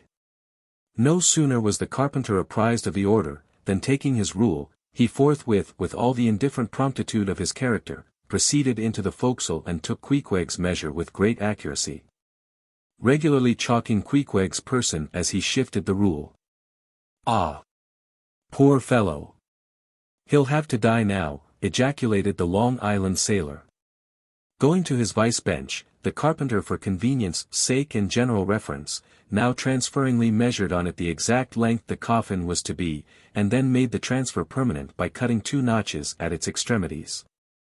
This done, he marshalled the planks and his tools, and to work. When the last nail was driven, and the lid duly planed and fitted, he lightly shouldered the coffin and went forward with it, inquiring whether they were ready for it yet in that direction. Overhearing the indignant but half-humorous cries with which the people on deck began to drive the coffin away, Queequeg, to everyone's consternation, commanded that the thing should be instantly brought to him, nor was there any denying him. Seeing that, of all mortals, some dying men are the most tyrannical, and certainly, since they will shortly trouble us so little for evermore, the poor fellows ought to be indulged. Leaning over in his hammock, Queequeg long regarded the coffin with an attentive eye. He then called for his harpoon, had the wooden stock drawn from it, and then had the iron part placed in the coffin along with one of the paddles of his boat. All by his own request, also, biscuits were then ranged round the sides within, a flask of fresh water was placed at the head, and a small bag of woody earth scraped up in the hold at the foot. And a piece of sailcloth being rolled up for a pillow, Queequeg now entreated to be lifted into his final bed, that he might make trial of its comforts, if any it had. He lay without moving a few minutes, then told one to go to his bag and bring out his little god, Yojo. Then crossing his arms on his breast with Yojo between, he called for the coffin lid, hatch he called it, to be placed over him. The head part turned over with a leather hinge, and there lay Queequeg in his coffin with little but his composed countenance in view. "Rarmai, it will do, it is easy," he murmured at last, and signed to be replaced in his hammock. But ere this was done, Pip, who had been slyly hovering near by all this while, drew nigh to him where he lay, and with soft sobbings, took him by the hand, in the other, holding his tambourine. "Poor rover! Will ye never have done with all this weary roving? Where go ye now? But if the currents carry ye to those sweet Antilles where the beaches are only beat with water lilies, will ye do one little errand for me? Seek out one Pip, who's now been missing long, I think he's in those far Antilles. If ye find him, then comfort him, for he must be very sad, for look. He's left his tambourine behind, I found it. Rig-a-dig, dig, dig. Now, Queequeg, die. And I'll beat ye your dying march." "I have heard," murmured Starbuck, gazing down the scuttle, "that in violent fevers, men, all ignorance, have talked in ancient tongues. And that when the mystery is probed, it turns out always that in their wholly forgotten childhood those ancient tongues had been really spoken in their hearing by some lofty scholars. So, to my fond faith, poor Pip, in this strange sweetness of his lunacy, brings heavenly vouchers of all our heavenly homes. Where learned he that, but there, hark! He speaks again, but more wildly now. Form 2 and 2. Let's make a general of him. Ho, where's his harpoon? Lay it across here. Rig-a-dig, dig, dig. Huzzah! Oh, for a game cock now to sit upon his head and crow. Queequeg dies game, mind ye that, Queequeg dies game, take ye good heed of that. Queequeg dies game. I say, game, game, game. But base little Pip, he died a coward, died all a shiver, out upon Pip. Hark ye, if ye find Pip, tell all the Antilles he's a runaway, a coward, a coward, a coward. Tell them he jumped from a whaleboat. I'd never beat my tambourine over base Pip, and hail him general, if he were once more dying here. No, no. Shame upon all cowards, shame upon them. Let em go drown like Pip, that jumped from a whaleboat. Shame!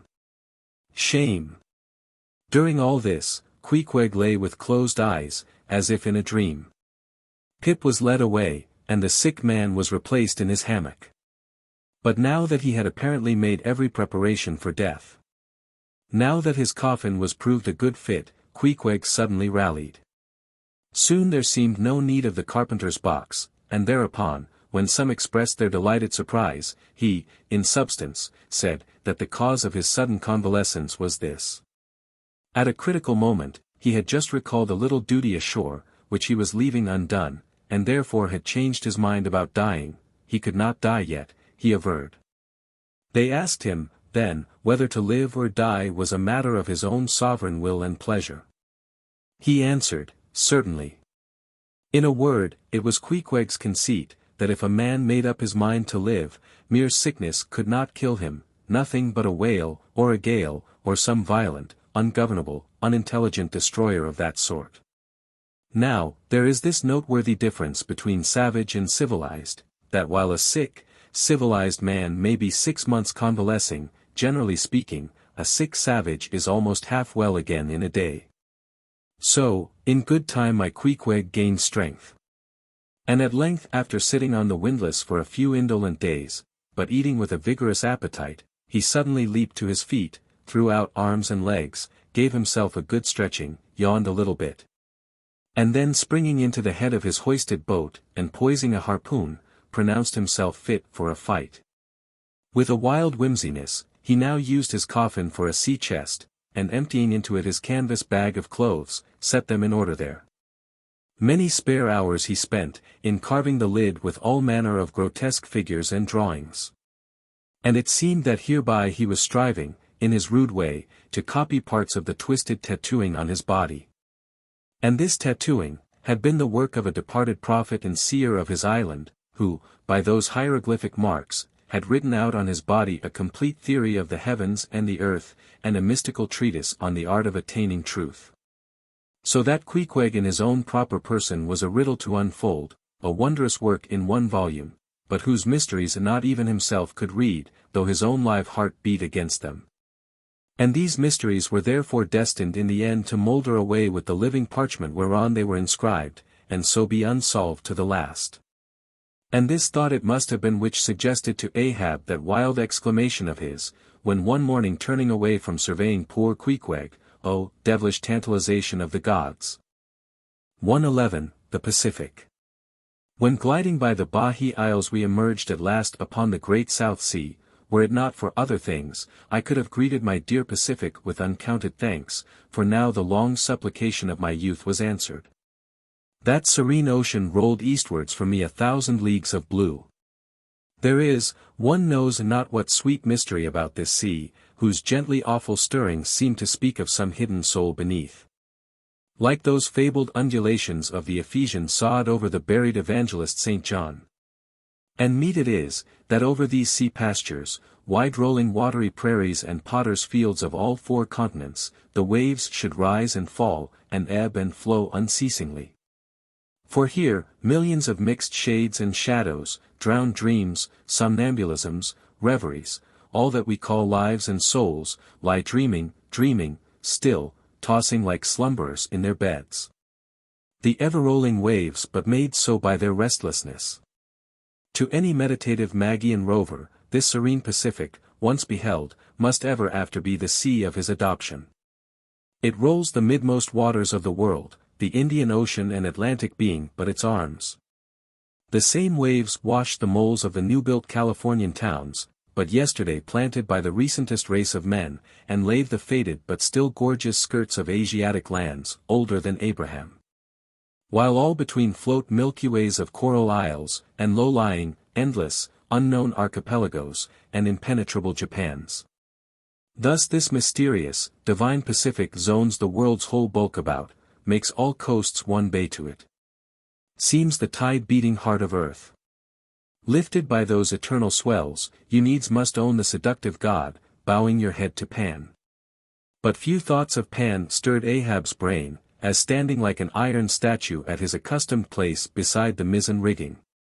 With one nostril he unthinkingly snuffed the sugary musk from the Bahi Isles, in whose sweet woods mild lovers must be walking, and with the other consciously inhaled the salt breath of the new-found sea. That sea in which the hated white whale must even then be swimming.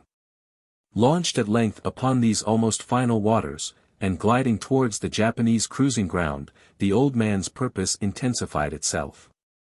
His firm lips met like the lips of a vice, the delta of his forehead's veins swelled like overladen brooks, in his very sleep, his ringing cry ran through the vaulted hull, "Stern all! The white whale spouts thick blood." 112. The blacksmith. The blacksmith availing himself of the mild, summer-cool weather that now reigned in these latitudes, and in preparation for the peculiarly active pursuits shortly to be anticipated, Perth, the begrimed, blistered old blacksmith, had not removed his portable forge to the hold again, after concluding his contributory work for Ahab's leg, but still retained it on deck, fast lashed to ringbolts by the foremast. Being now almost incessantly invoked by the headsmen, and harpooneers, and bowsmen to do some little job for them, altering, or repairing, or new shaping their various weapons and boat furniture. Often he would be surrounded by an eager circle, all waiting to be served, holding boat spades, pike heads, harpoons, and lances, and jealously watching his every sooty movement, as he toiled. Nevertheless, this old man's was a patient hammer wielded by a patient arm. No murmur, no impatience, no petulance did come from him. Silent, slow, and solemn. Bowing over still further his chronically broken back, he toiled away, as if toil were life itself, and the heavy beating of his hammer the heavy beating of his heart. And so it was most miserable.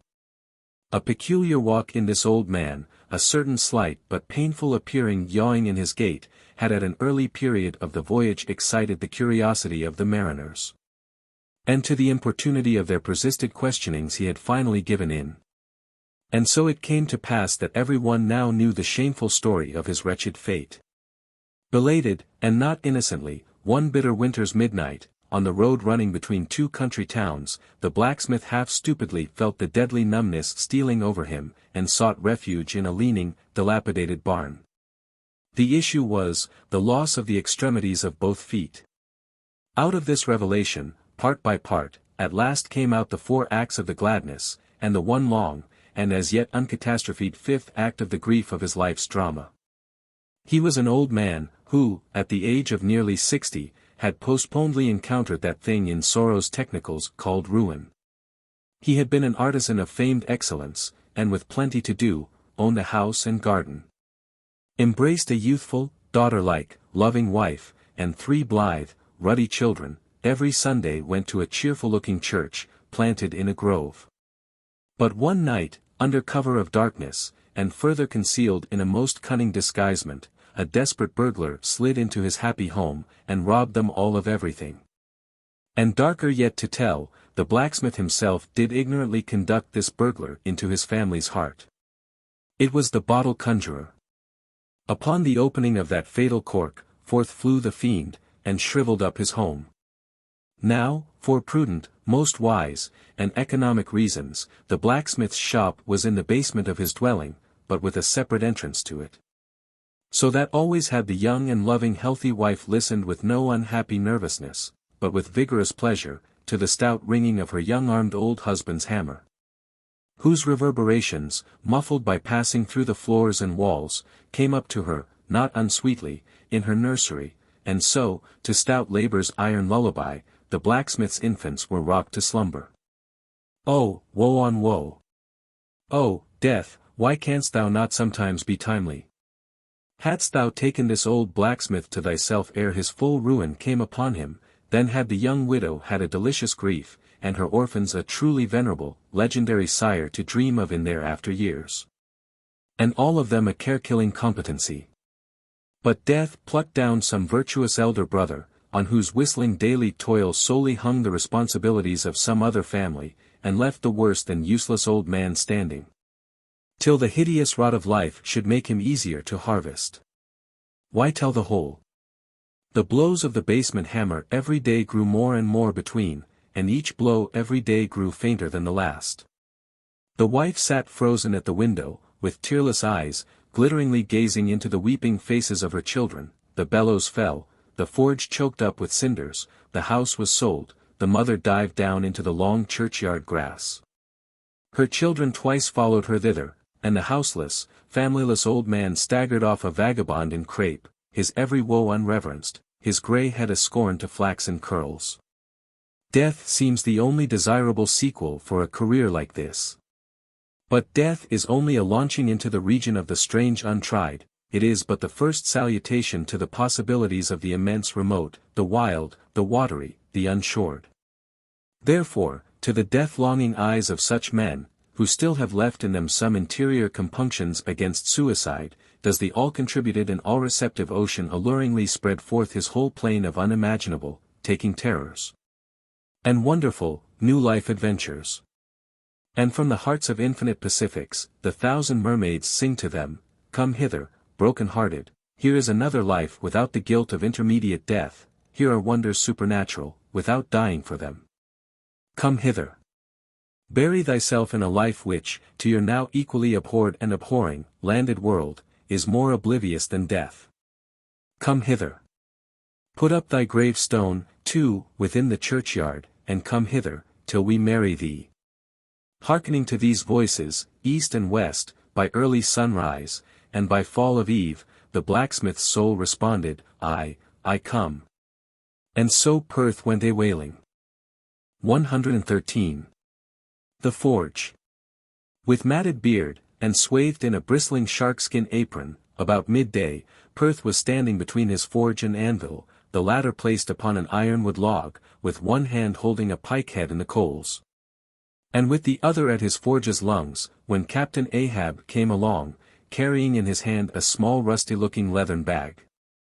While yet a little distance from the forge, moody Ahab paused, till at last, Perth, withdrawing his iron from the fire, began hammering it upon the anvil, the red mass sending off the sparks in thick hovering flights, some of which flew close to Ahab. Are these thy mother Carrie's chickens, Perth? They are always flying in thy wake, birds of good omen, too, but not to all. Look here, they burn, but thou livest among them without a scorch. Because I am scorched all over, Captain Ahab, answered Perth, resting for a moment on his hammer, I am past scorching, not easily canst thou scorch a scar. Well, no more. Thy shrunk voice sounds too calmly, sanely woeful to me. In no paradise myself, I am impatient of all misery in others that is not mad. Thou shouldst go mad, blacksmith, say, why dost thou not go mad? How canst thou endure without being mad? Do the heavens yet hate thee, that thou canst not go mad? What wert thou making there? Welding an old pike-head, sir, there were seams and dents in it. And canst thou make it all smooth, again, blacksmith, after such hard usage as it had? I think so, sir. And I suppose thou canst smooth almost any seams and dents, never mind how hard the metal, blacksmith. Aye, sir, I think I can, all seams and dents but one. Look ye here, then, cried Ahab, passionately advancing, and leaning with both hands on Perth's shoulders, look ye here, can ye smooth out a seam like this, blacksmith, sweeping one hand across his ribbed brow. If thou couldst, blacksmith, glad enough would I lay my head upon thy anvil, and feel thy heaviest hammer between my eyes. Answer. Canst thou smooth this seam? Oh. That is the one, sir. Said I not all seams and dents but one? Aye, blacksmith, it is the one, man, it is unsmoothable, for though thou only seest it here in my flesh, it has worked down into the bone of my skull, that is all wrinkles. But, away with child's play, no more gaffs and pikes today. Look ye here, jingling the leathern bag, as if it were full of gold coins. I, too, want a harpoon made, one that 1,000 yoke of fiends could not part, Perth, something that will stick in a whale like his own fin bone. There's the stuff, flinging the pouch upon the anvil. Look ye, blacksmith, these are the gathered nail stubs of the steel shoes of racing horses. Horseshoe stubs, sir. Why, Captain Ahab, thou hast here, then, the best and stubbornest stuff we blacksmiths ever work. I know it, old man, these stubs will weld together like glue from the melted bones of murderers. Quick! Forge me the harpoon. And forge me first, 12 rods for its shank, then wind, and twist, and hammer these 12 together like the yarns and strands of a tow line. Quick! I'll blow the fire. When at last the 12 rods were made, Ahab tried them, one, by spiraling them, with his own hand, round a long, heavy iron bolt. A flaw, rejecting the last one. Work that over again, Perth. This done, Perth was about to begin welding the 12 into one, when Ahab stayed his hand, and said he would weld his own iron. As, then, with regular, gasping hems, he hammered on the anvil, Perth passing to him the glowing rods, one after the other, and the hard-pressed forge shooting up its intense straight flame, the Parsee passed silently. And bowing over his head towards the fire, seemed invoking some curse or some blessing on the toil. But, as Ahab looked up, he slid aside. What's that bunch of lucifers dodging about there for? Muttered Stubb, looking on from the forecastle. That Parsee smells fire like a fusee, and smells of it himself, like a hot musket's powder pan. At last the shank, in one complete rod, received its final heat, and as Perth, to temper it, plunged it all hissing into the cask of water nearby, the scalding steam shot up into Ahab's bent face. Wouldst thou brand me, Perth? Wincing for a moment with the pain, have I been but forging my own branding iron, then? Pray God, not that, yet I fear something, Captain Ahab. Is not this harpoon for the white whale? For the white fiend? But now for the barbs. Thou must make them thyself, man. Here are my razors, the best of steel, here, and make the barbs sharp as the needle-sleet of the icy sea. For a moment, the old blacksmith eyed the razors as though he would fain not use them. Take them, man, I have no need for them, for I now neither shave, sup, nor pray till, but here, to work. Fashioned at last into an arrowy shape, and welded by Perth to the shank, the steel soon pointed the end of the iron. And as the blacksmith was about giving the barbs their final heat, prior to tempering them, he cried to Ahab to place the water cask near. No water for that, I want it of the true death temper. Ahoy, there. Tashtego, Queequeg, de Gu. What say ye, pagans? Will ye give me as much blood as will cover this barb, holding it high up? A cluster of dark nods replied, yes. 3 punctures were made in the heathen flesh, and the white whale's barbs were then tempered. Ego non baptizo te in nomine patris, sed in nomine diaboli, deliriously howled Ahab, as the malignant iron scorchingly devoured the baptismal blood. Now, mustering the spare poles from below, and selecting one of hickory, with the bark still investing it, Ahab fitted the end to the socket of the iron. A coil of new tow line was then unwound, and some fathoms of it taken to the windlass, and stretched to a great tension. Pressing his foot upon it, till the rope hummed like a harp string, then eagerly bending over it, and seeing no strandings, Ahab exclaimed, "Good! And now for the seizings." At one extremity the rope was unstranded, and the separate spread yarns were all braided and woven round the socket of the harpoon. The pole was then driven hard up into the socket. From the lower end the rope was traced halfway along the pole's length, and firmly secured so, with intertwistings of twine. This done, pole, iron, and rope, like the three fates, remained inseparable, and Ahab moodily stalked away with the weapon. The sound of his ivory leg, and the sound of the hickory pole, both hollowly ringing along every plank. But ere he entered his cabin, a light, unnatural, half-bantering, yet most piteous sound was heard. "Oh, Pip! Thy wretched laugh, thy idle but unresting eye, all thy strange mummeries not unmeaningly blended with the black tragedy of the melancholy ship, and mocked it." 114, The Gilder. Penetrating further and further into the heart of the Japanese cruising ground, the Pequod was soon all astir in the fishery. Often, in mild, pleasant weather, for 12, 15, 18, and 20 hours on the stretch, they were engaged in the boats, steadily pulling, or sailing, or paddling after the whales.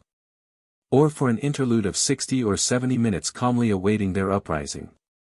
Though with but small success for their pains. At such times, under an abetted sun, afloat all day upon smooth, slow-heaving swells, seated in his boat, light as a birch canoe. And so sociably mixing with the soft waves themselves, that like hearthstone cats they purr against the gunwale. These are the times of dreamy quietude, when beholding the tranquil beauty and brilliancy of the ocean's skin, one forgets the tiger heart that pants beneath it, and would not willingly remember, that this velvet paw but conceals a remorseless fawn. These are the times, when in his whaleboat the rover softly feels a certain filial, confident, land-like feeling towards the sea, that he regards it as so much flowery earth. And the distant ship revealing only the tops of her masts, seems struggling forward, not through high rolling waves, but through the tall grass of a rolling prairie, as when the western emigrants' horses only show their erected ears, while their hidden bodies widely wade through the amazing verdure.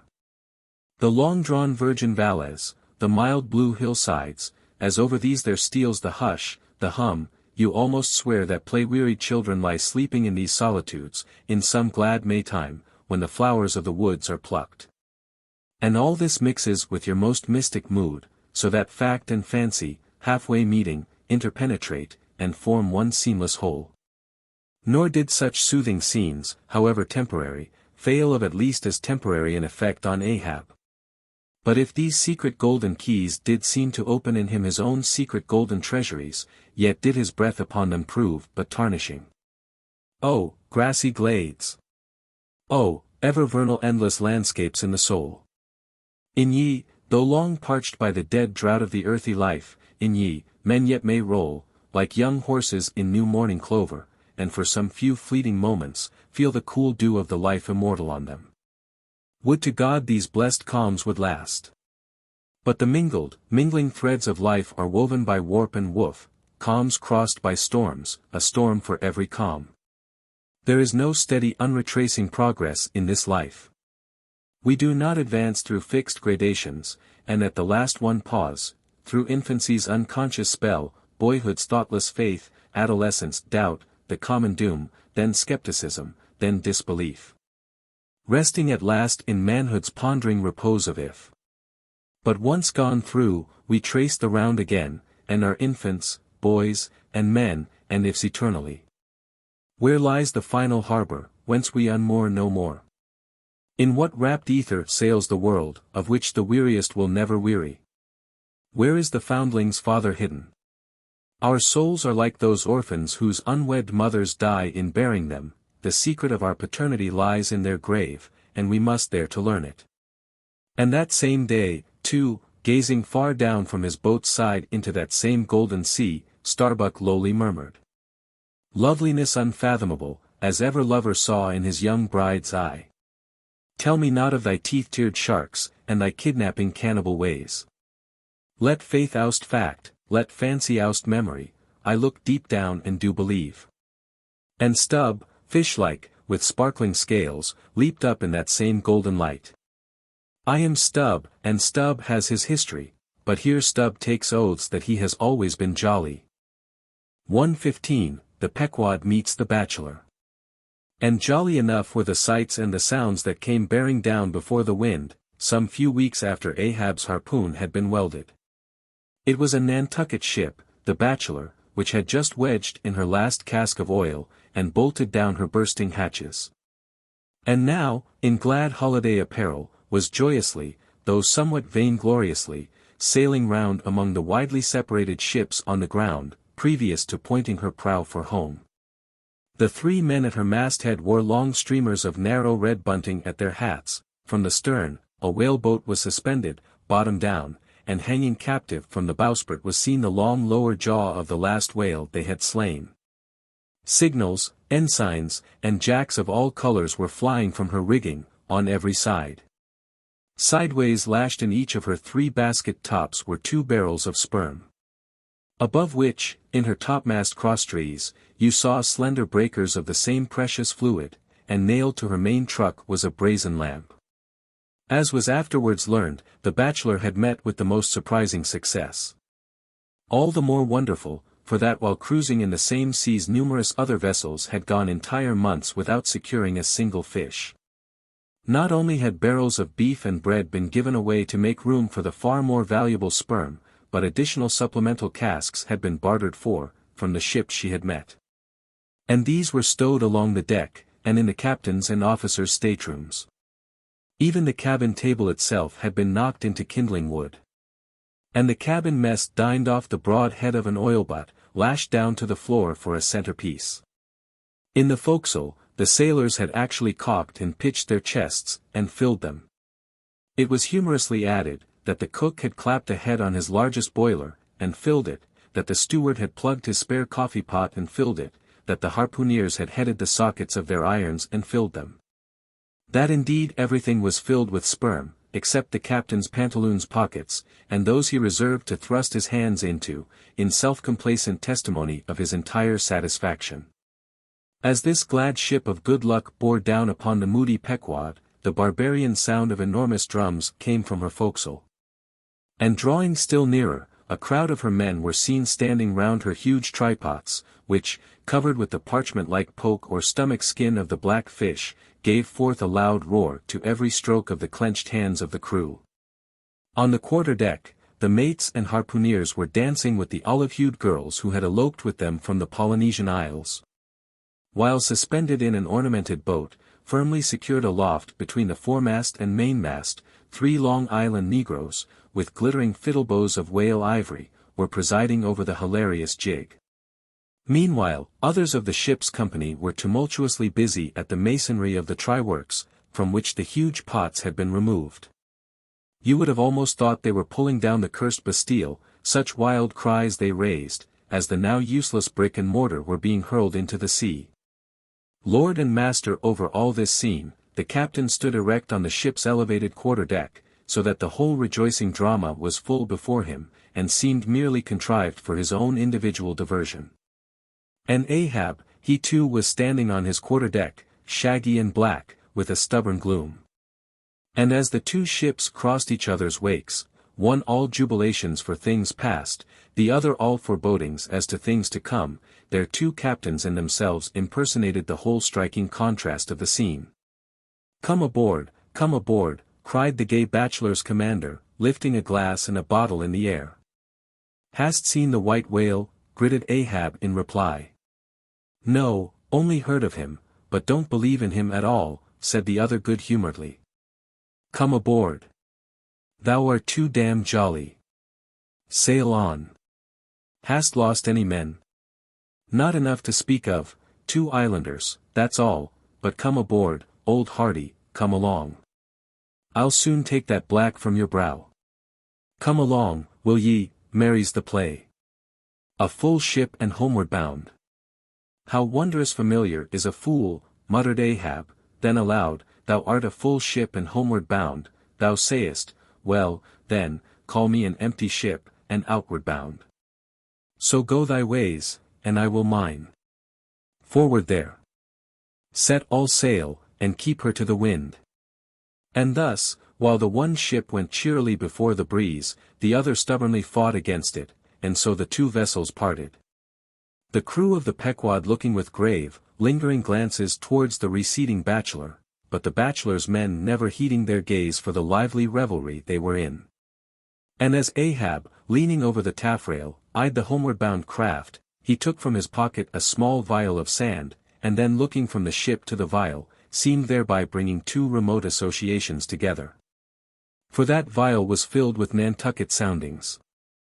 116, the dying whale. Not seldom in this life, when, on the right side, fortune's favourites sail close by us, we, though all adroit before, catch somewhat of the rushing breeze, and joyfully feel our bagging sails fill out. So seemed it with the Pequod. For next day after encountering the gay bachelor, whales were seen and 4 were slain, and one of them by Ahab. It was far down the afternoon. And when all the spearings of the crimson fight were done, and floating in the lovely sunset sea and sky, sun and whale both stilly died together. Then, such a sweetness and such plaintiveness, such enwreathing orisons curled up in that rosy air, that it almost seemed as if far over from the deep green convent valleys of the Manila Isles, the Spanish land breeze, wantonly turned sailor, had gone to sea, freighted with these vesper hymns. Soothed again, but only soothed to deeper gloom, Ahab, who had sterned off from the whale, sat intently watching his final wanings from the now tranquil boat. For that strange spectacle observable in all sperm whales dying, the turning sunwards of the head, and so expiring, that strange spectacle, beheld of such a placid evening, somehow to Ahab conveyed a wondrousness unknown before. He turns and turns him to it, how slowly, but how steadfastly, his homage rendering and invoking brow, with his last dying motions. He too worships fire, most faithful, broad, baronial vassal of the sun. Oh, that these two favoring eyes should see these two favoring sights. Look! Here, far waterlocked, beyond all hum of human weal or woe, in these most candid and impartial seas, where to traditions no rocks furnish tablets.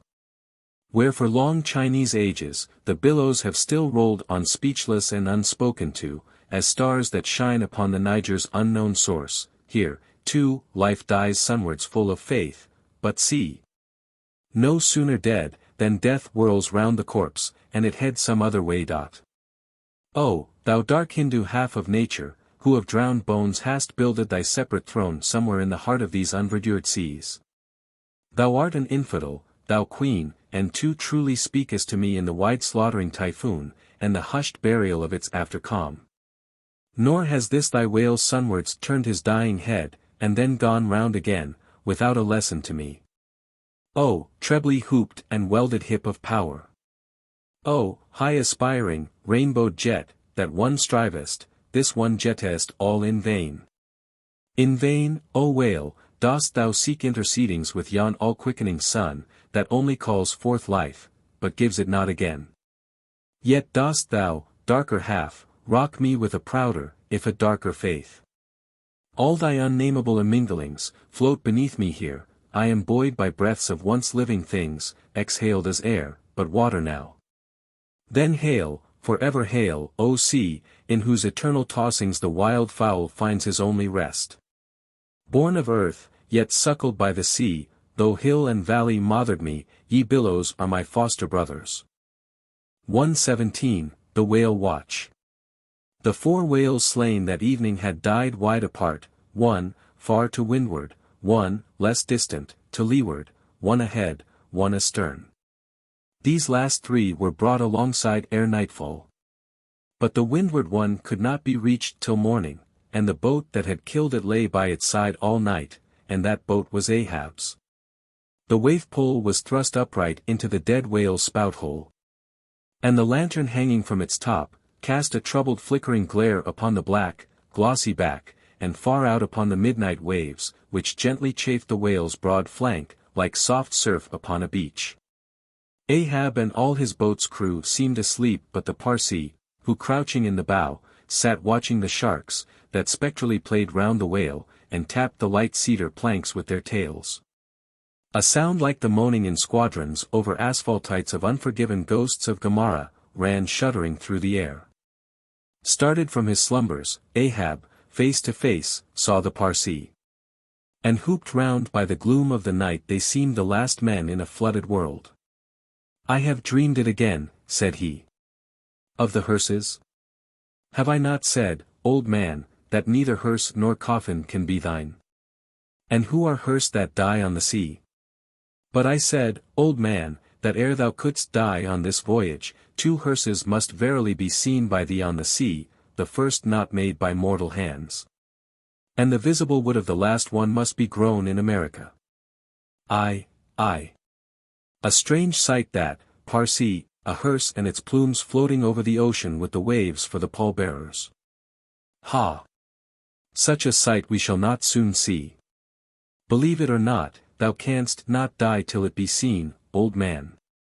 And what was that saying about thyself? Though it come to the last, I shall still go before thee thy pilot. And when thou art so gone before, if that ever befall, then ere I can follow, thou must still appear to me, to pilot me still, was it not so? Well, then, did I believe all ye say, O my pilot?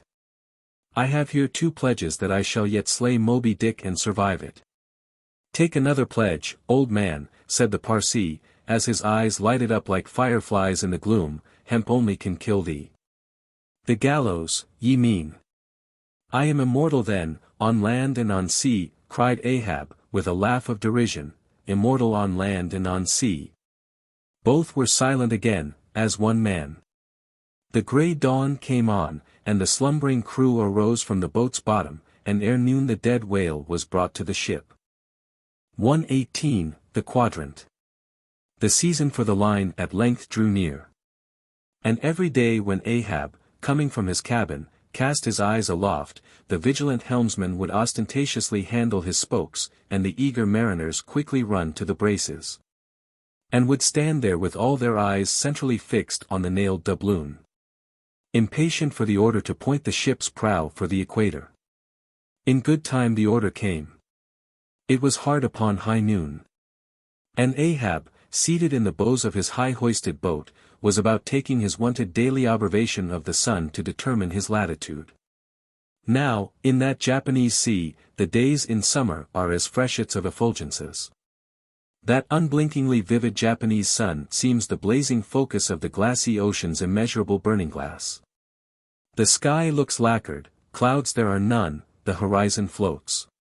And this nakedness of unrelieved radiance is as the insufferable splendors of God's throne. Well, that Ahab's quadrant was furnished with colored glasses, through which to take sight of that solar fire. So, swinging his seated form to the roll of the ship, and with his astrological-looking instrument placed to his eye, he remained in that posture for some moments to catch the precise instant when the sun should gain its precise meridian. Meantime, while his whole attention was absorbed, the Parsee was kneeling beneath him on the ship's deck, and with face thrown up like Ahab's, was eyeing the same sun with him. Only the lids of his eyes half hooded their orbs, and his wild face was subdued to an earthly passionlessness. At length the desired observation was taken. And with his pencil upon his ivory leg, Ahab soon calculated what his latitude must be at that precise instant. Then falling into a moment's reverie, he again looked up towards the sun and murmured to himself, Thou sea mark! Thou high and mighty pilot! Thou tellest me truly where I am, but canst thou cast the least hint where I shall be? Or canst thou tell where some other thing besides me is this moment living? Where is Moby Dick? This instant thou must be eyeing him. These eyes of mine look into the very eye that is even now beholding him, and into the eye that is even now equally beholding the objects on the unknown, thither side of thee, thou sun. Then gazing at his quadrant, and handling, one after the other, its numerous cabalistical contrivances, he pondered again, and muttered, Foolish toy! baby's plaything of haughty admirals, and commodores, and captains. The world brags of thee, of thy cunning and might, but what after all canst thou do, but tell the poor, pitiful point, where thou thyself happenest to be on this wide planet, and the hand that holds thee, no. Not one jot more. Thou canst not tell where one drop of water or one grain of sand will be tomorrow noon, and yet with thy impotence thou insultest the sun. Science. Curse thee, thou vain toy.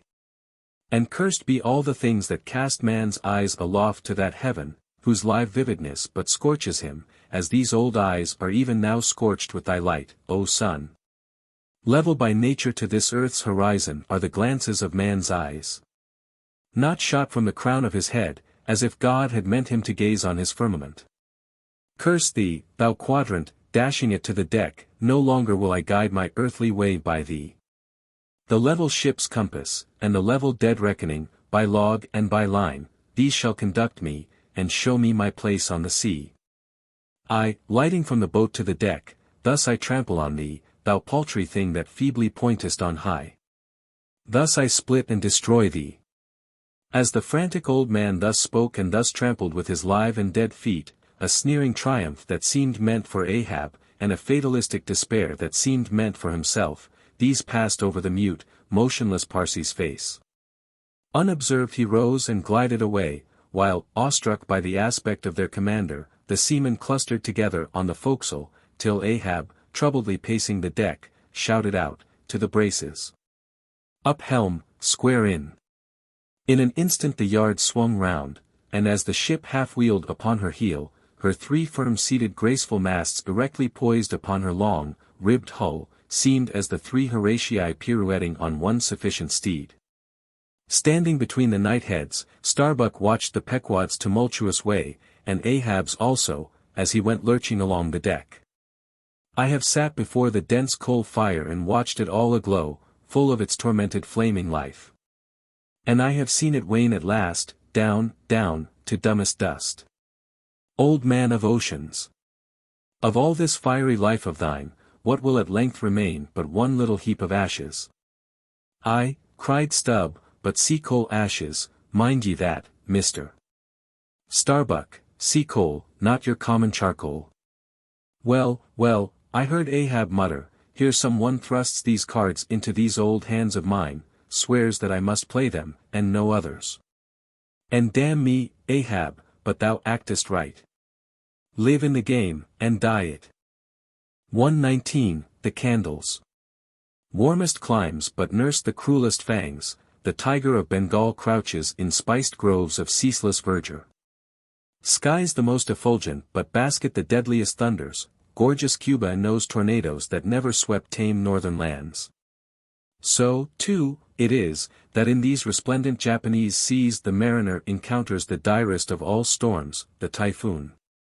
It will sometimes burst from out that cloudless sky, like an exploding bomb upon a dazed and sleepy town. Towards evening of that day, the Pequod was torn of her canvas, and bare-pulled was left to fight a typhoon which had struck her directly ahead. When darkness came on, sky and sea roared and split with the thunder, and blazed with the lightning, that showed the disabled masts fluttering here and there with the rags which the first fury of the tempest had left for its after-sport. Holding by a shroud, Starbuck was standing on the quarter-deck, at every flash of the lightning glancing aloft, to see what additional disaster might have befallen the intricate hamper there. While Stubb and Flask were directing the men in the higher hoisting and firmer lashing of the boats. But all their pains seemed naught.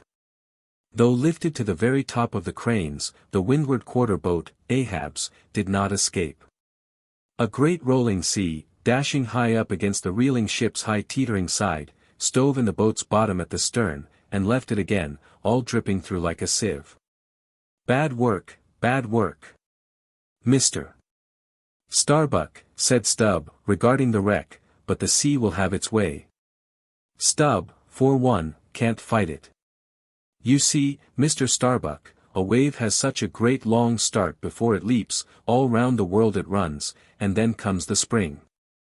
But as for me, all the start I have to meet it, is just across the deck here. But never mind, it's all in fun, so the old song says, sings.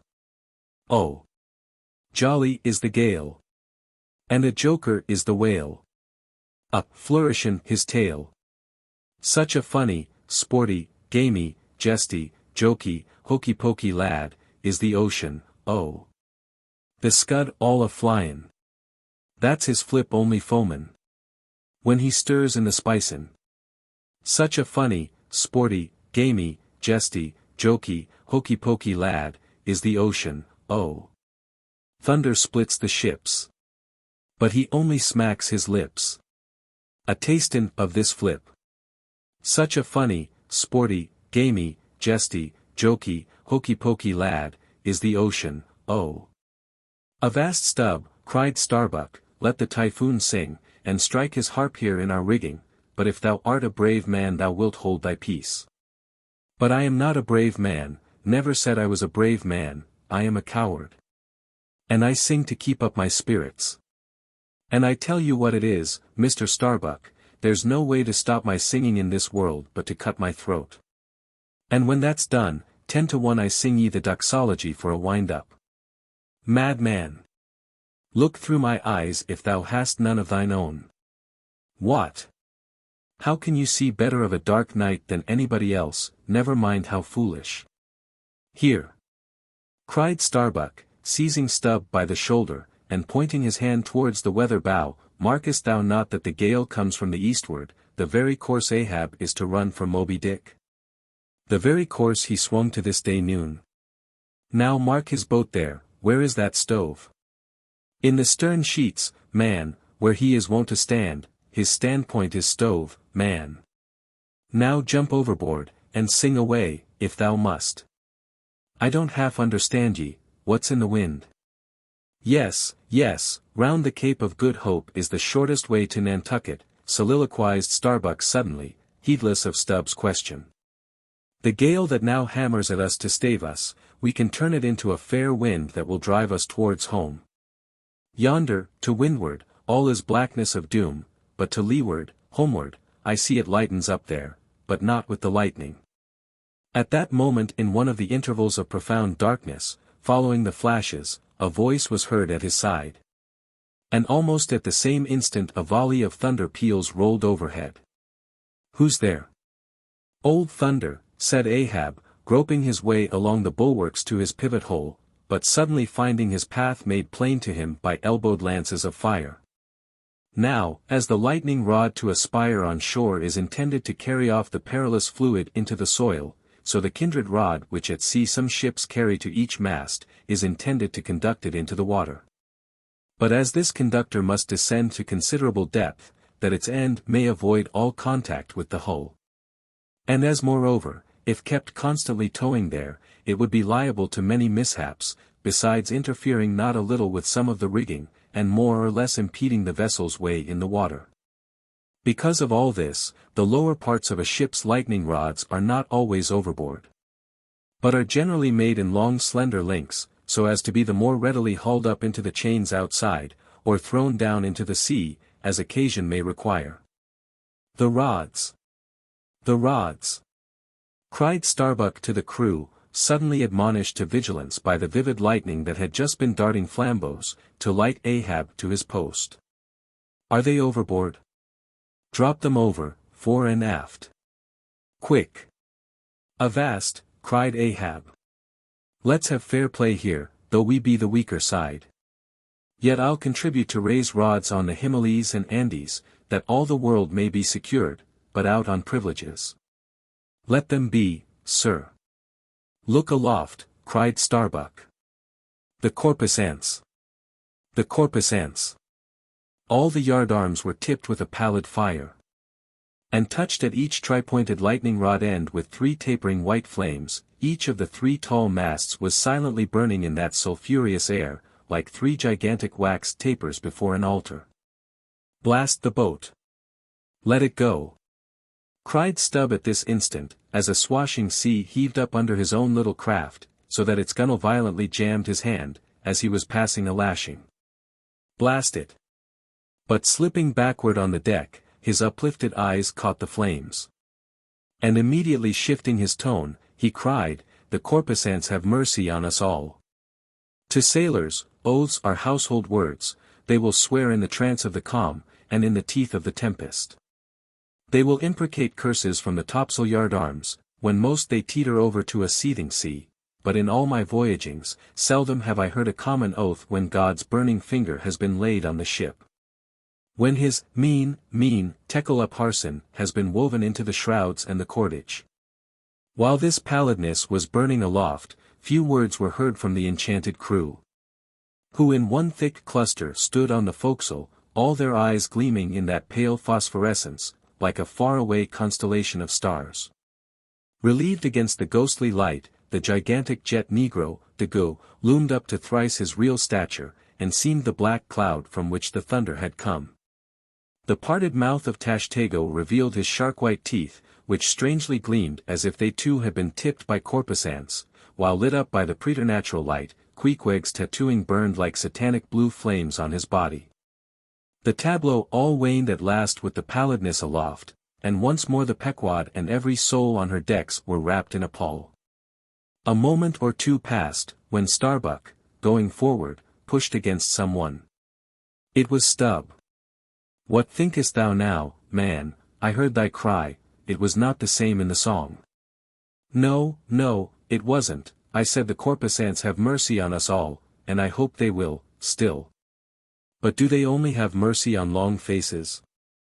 Have they no bowels for a laugh?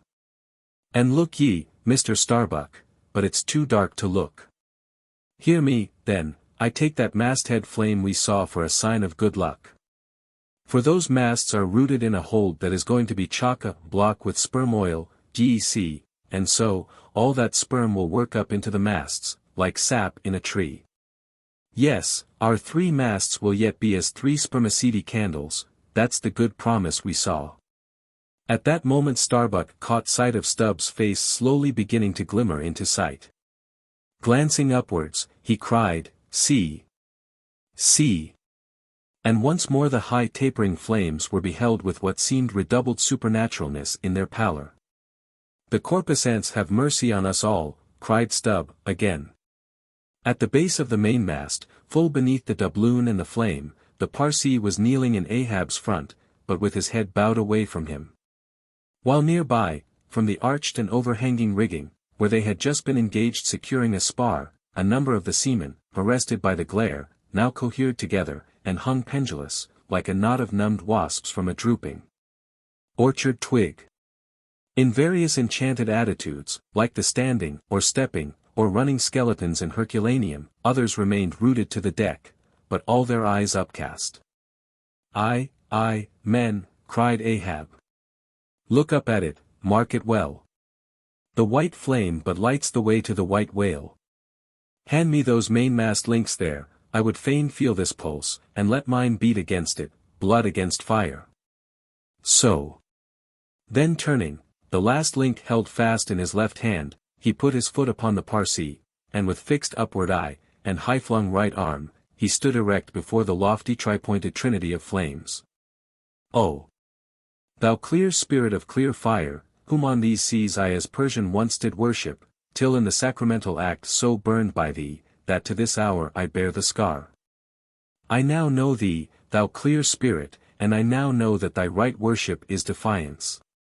To neither love nor reverence wilt thou be kind, and e'en for hate thou canst but kill, and all are killed. No fearless fool now fronts thee. I own thy speechless, placeless power, but to the last gasp of my earthquake life will dispute its unconditional, unintegral mastery in me. In the midst of the personified impersonal, a personality stands here. Though but a point at best. Whensoe'er I came, wheresoe'er I go, yet while I earthly live, the queenly personality lives in me, and feels her royal rights.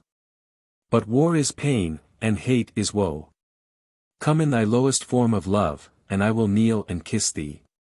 But at thy highest, come as mere supernal power, and though thou launchest navies of full-freighted worlds, there's that in here that still remains indifferent. Oh, thou clear spirit, of thy fire thou madest me, and like a true child of fire, I breathe it back to thee. Sudden, repeated flashes of lightning, the 9 flames leaped lengthwise to thrice their previous height. Ahab, with the rest, closes his eyes, his right hand pressed hard upon them. I own thy speechless, placeless power, said I not so? Nor was it wrung from me, nor do I now drop these links. Thou canst blind, but I can then grope. Thou canst consume, but I can then be ashes. Take the homage of these poor eyes, and shudder hands. I would not take it. The lightning flashes through my skull, mine eyeballs ache and ache. My whole beaten brain seems as beheaded, and rolling on some stunning ground. Oh, oh! Yet blindfold, yet will I talk to thee. Light though thou be, thou leapest out of darkness, but I am darkness leaping out of light, leaping out of thee. The javelins cease, open eyes, see, or not. There burn the flames. Oh, thou magnanimous! Now do I glory in my genealogy. But thou art but my fiery father, my sweet mother, I know not. Oh, cruel! What hast thou done with her? There lies my puzzle. But thine is greater. Thou knowest not how came ye, hence callest thyself unbegotten, certainly knowest not thy beginning, hence callest thyself unbegun. I know that of me, which thou knowest not of thyself, O, thou omnipotent. There is some unsuffusing thing beyond thee, thou clear spirit, to whom all thy eternity is but time, all thy creativeness mechanical. Through thee, thy flaming self, my scorched eyes do dimly see it. O, thou foundling fire, thou hermit immemorial, thou too hast thy incommunicable riddle, thy unparticipated grief. Here again with haughty agony, I read my sire. Leap! Leap up, and lick the sky. I leap with thee, I burn with thee. Would fain be welded with thee, defyingly I worship thee. The boat!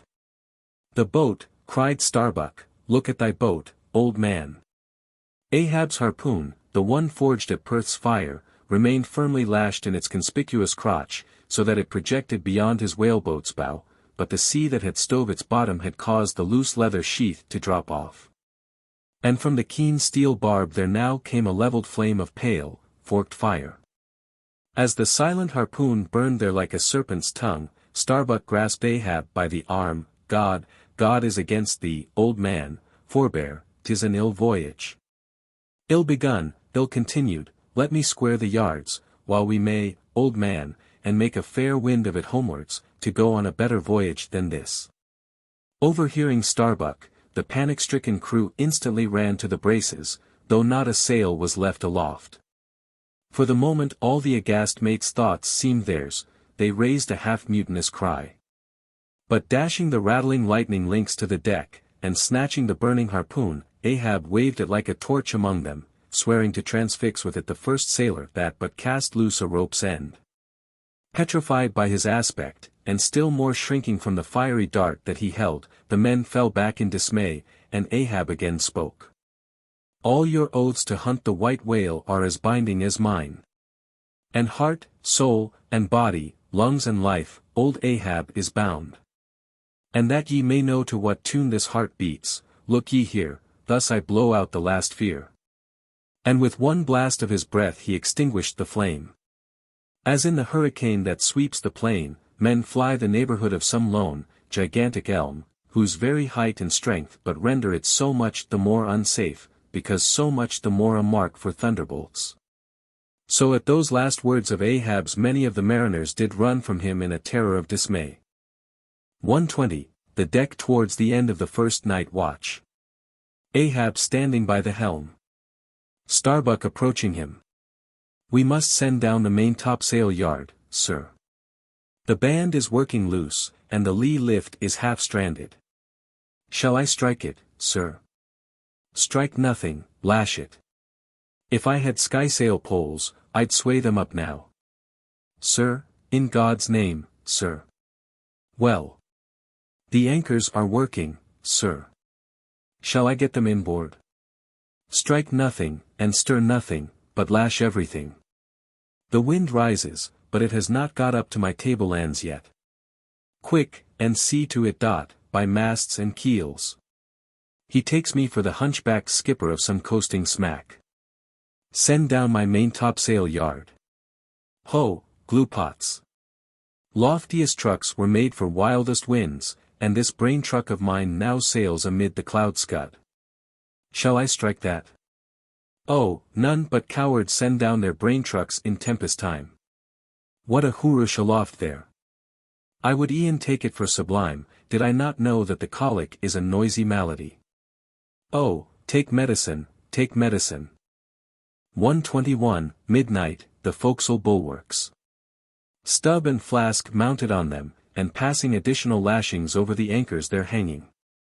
No, Stubb. You may pound that knot there as much as you please, but you will never pound into me what you were just now saying. And how long ago is it since you said the very contrary? Didn't you once say that whatever ship Ahab sails in, that ship should pay something extra on its insurance policy, just as though it were loaded with powder barrels aft and boxes of lucifers forward? Stop, now, didn't you say so? Well, suppose I did. What then? I've part changed my flesh since that time, why not my mind?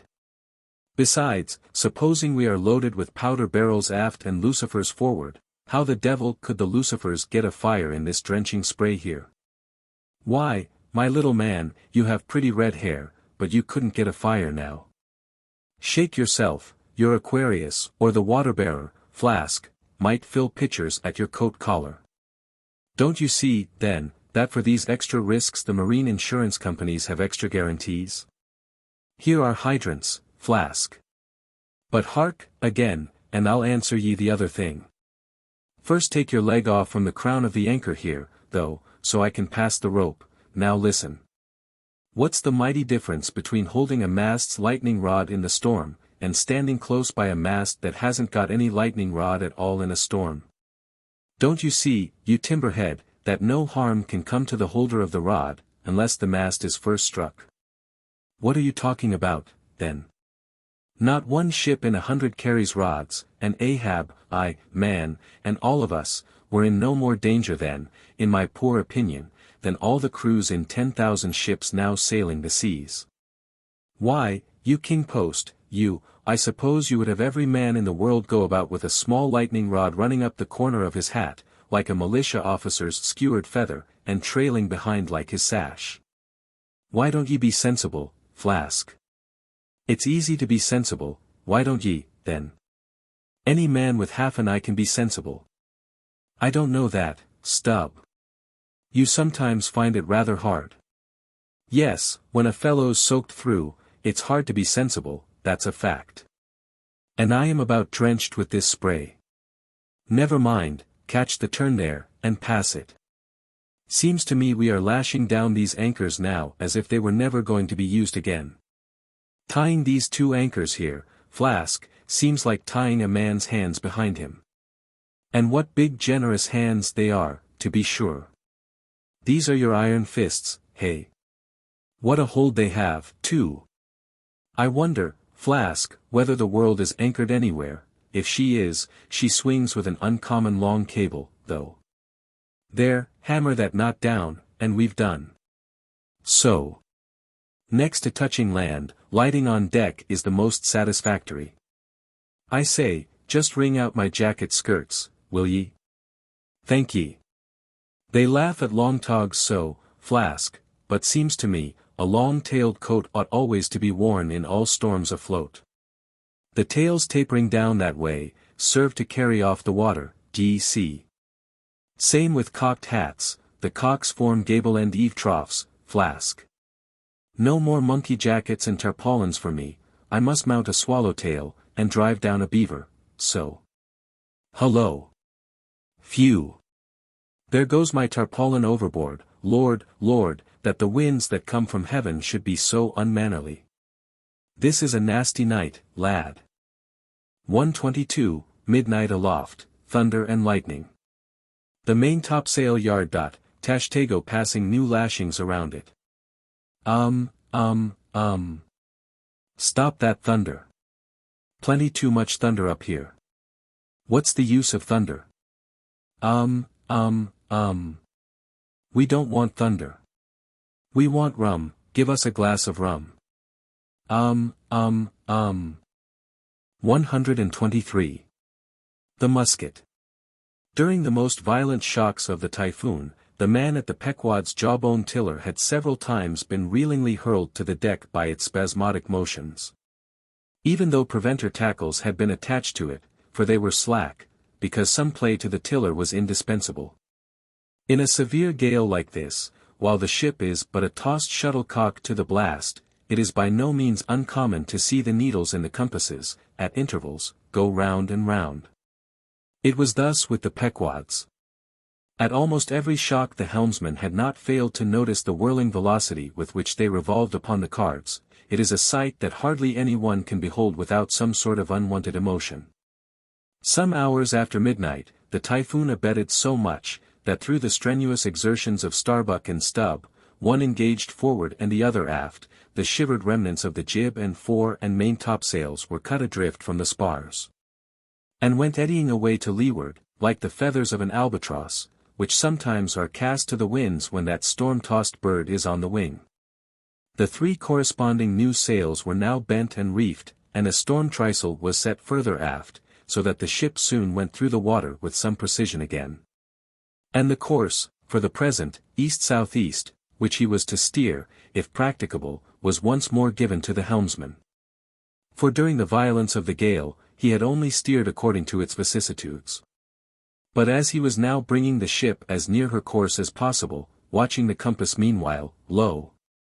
A good sign. The wind seemed coming round astern, aye. The foul breeze became fair. Instantly the yards were squared, to the lively song of, ho! The fair wind. Oh-he-oh, cheerly, man, the crew singing for joy, that so promising an event should so soon have falsified the evil portents preceding it. In compliance with the standing order of his commander, to report immediately, and at any one of the 24 hours, any decided change in the affairs of the deck. Starbuck had no sooner trimmed the yards to the breeze, however reluctantly and gloomily, than he mechanically went below to apprise Captain Ahab of the circumstance. Ere knocking at his stateroom, he involuntarily paused before it a moment. The cabin lamp, taking long swings this way and that, was burning fitfully, and casting fitful shadows upon the old man's bolted door, a thin one, with fixed blinds inserted, in place of upper panels. The isolated subterraneousness of the cabin made a certain humming silence to reign there, though it was hooped round by all the roar of the elements. The loaded muskets in the rack were shiningly revealed, as they stood upright against the forward bulkhead. Starbuck was an honest, upright man. But out of Starbuck's heart, at that instant when he saw the muskets, there strangely evolved an evil thought, but so blent with its neutral or good accompaniments that for the instant he hardly knew it for itself. He would have shot me once, he murmured. Yes, there's the very musket that he pointed at me, that one with the studded stock, let me touch it, lift it. Strange, that I, who have handled so many deadly lances, strange, that I should shake so now. Loaded? I must see. Aye, and powder in the pan, that's not good. Best spill it, wait. I'll cure myself of this. I'll hold the musket boldly while I think. I come to report a fair wind to him. But how fair? Fair for death and doom, that's fair for Moby Dick. It's a fair wind that's only fair for that accursed fish. The very tube he pointed at me, the very one, this one, I hold it here, he would have killed me with the very thing I handle now. Aye, and he would fain kill all his crew. Does he not say he will not strike his spars to any gale? Has he not dashed his heavenly quadrant? And in these same perilous seas, gropes he not his way by mere dead reckoning of the error-abounding log? And in this very typhoon, did he not swear that he would have no lightning rods? But shall this crazed old man be tamely suffered to drag a whole ship's company down to doom with him? Yes, it would make him the wilful murderer of 30 men and more, if this ship come to any deadly harm, and come to deadly harm, my soul swears this ship will, if Ahab have his way. If, then, he were this instant, put aside, that crime would not be his. Ha! Is he muttering in his sleep? Yes, just there, in there, he's sleeping. Sleeping. Aye, but still alive, and soon awake again. I can't withstand thee, then, old man. Not reasoning, not remonstrance, not entreaty wilt thou hearken to, all this thou scornest. Flat obedience to thy own flat commands, this is all thou breathest. Aye, and say'st the men have vowed thy vow, say'st all of us are Ahabs. Great God forbid, but is there no other way? No lawful way, make him a prisoner to be taken home? What? Hope to wrest this old man's living power from his own living hands. Only a fool would try it. Say he were pinioned even. Knotted all over with ropes and hawsers, chained down to ring bolts on this cabin floor, he would be more hideous than a caged tiger, then. I could not endure the sight, could not possibly fly his howlings. All comfort, sleep itself, inestimable reason would leave me on the long intolerable voyage. What, then, remains? The land is hundreds of leagues away, and locked Japan the nearest. I stand alone here upon an open sea, with 2 oceans and a whole continent between me and law. Aye, 'tis so. Is heaven a murderer when its lightning strikes a would-be murderer in his bed, tindering sheets and skin together? And would I be a murderer, then, if, and slowly, stealthily, and half sideways looking, he placed the loaded musket's end against the door? On this level, Ahab's hammock swings within, his head this way. A touch, and Starbuck may survive to hug his wife and child again. Oh Mary! Mary, boy! Boy!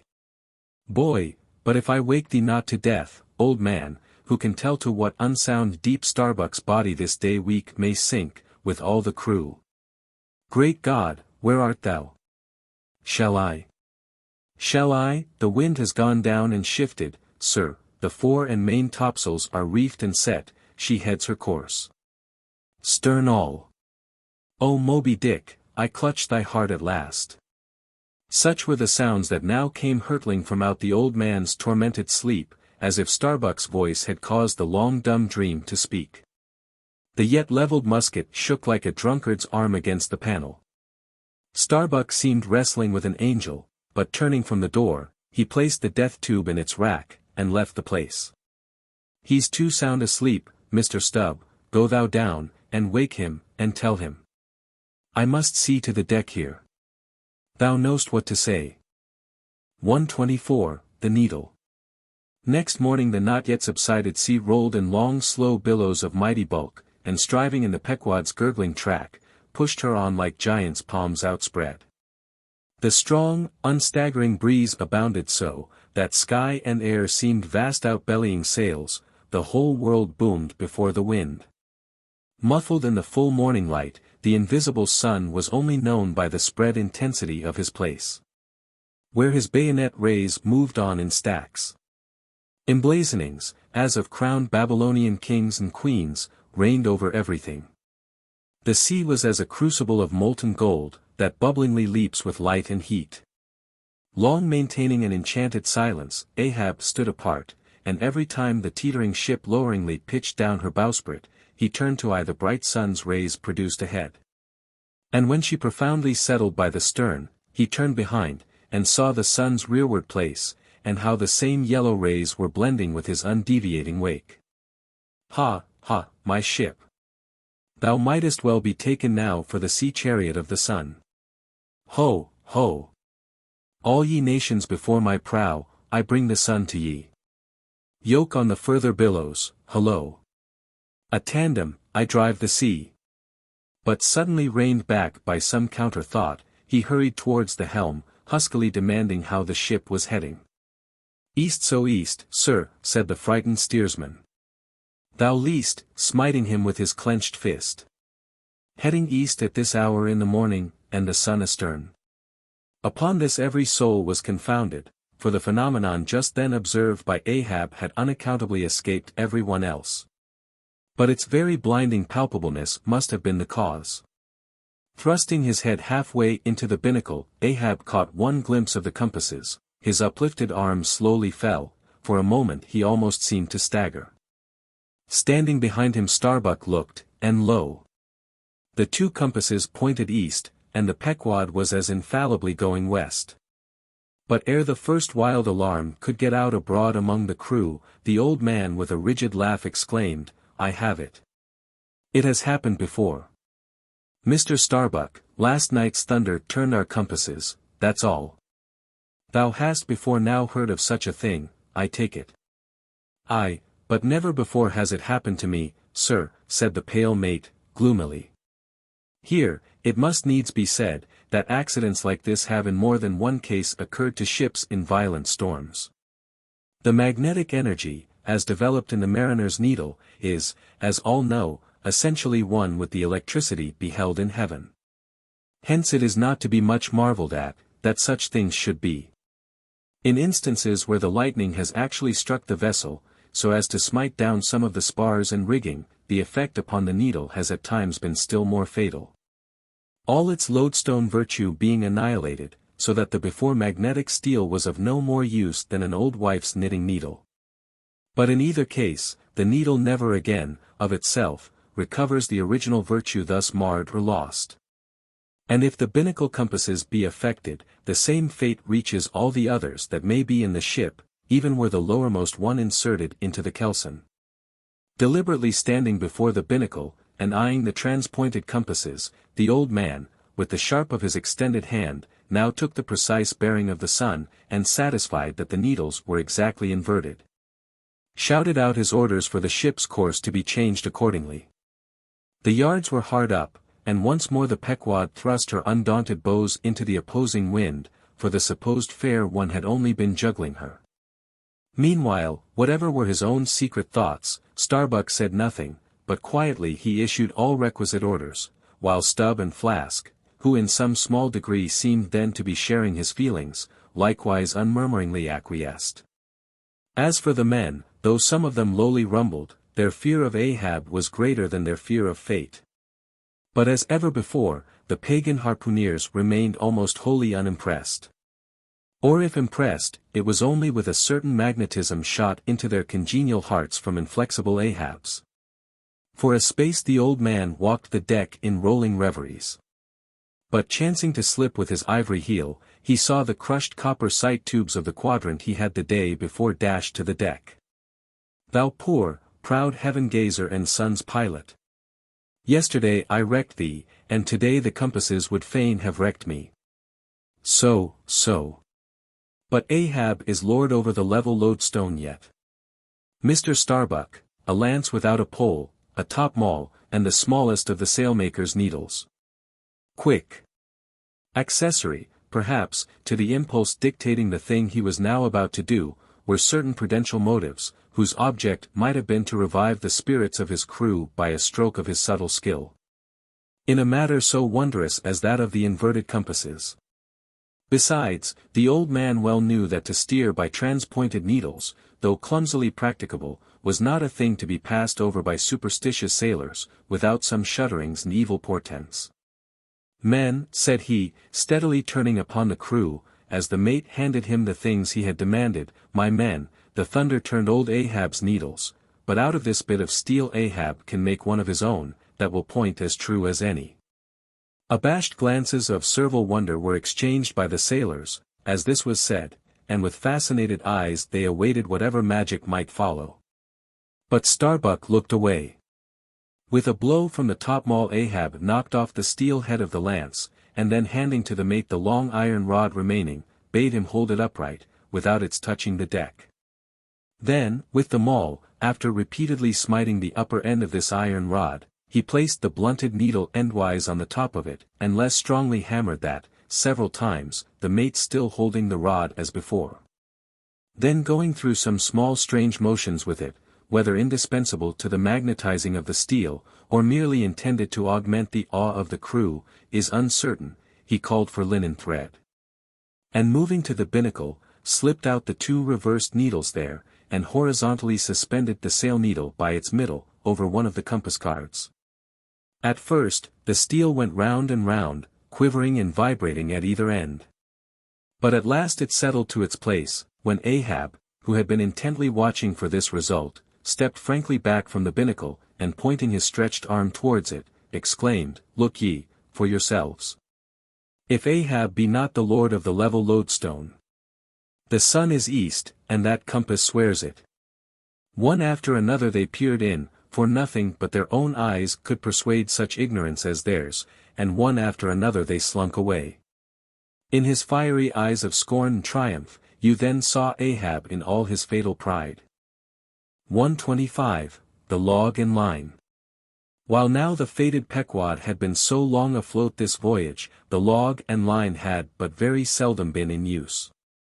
Owing to a confident reliance upon other means of determining the vessel's place, some merchantmen, and many whalemen, especially when cruising, wholly neglect to heave the log. Though at the same time, and frequently more for form's sake than anything else, regularly putting down upon the customary slate the course steered by the ship, as well as the presumed average rate of progression every hour. It had been thus with the Pequod. The wooden reel and angular log attached hung, long untouched, just beneath the railing of the after bulwarks. Rains and spray had damped it, the sun and wind had warped it. All the elements had combined to rot a thing that hung so idly. But heedless of all this, his mood seized Ahab, as he happened to glance upon the reel, not many hours after the magnet scene, and he remembered how his quadrant was no more, and recalled his frantic oath about the level log and line.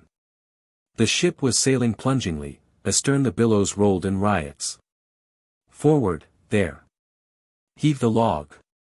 Two seamen came. The golden-hued Tahitian and the grisly Manxman. Take the reel, one of ye, I'll heave.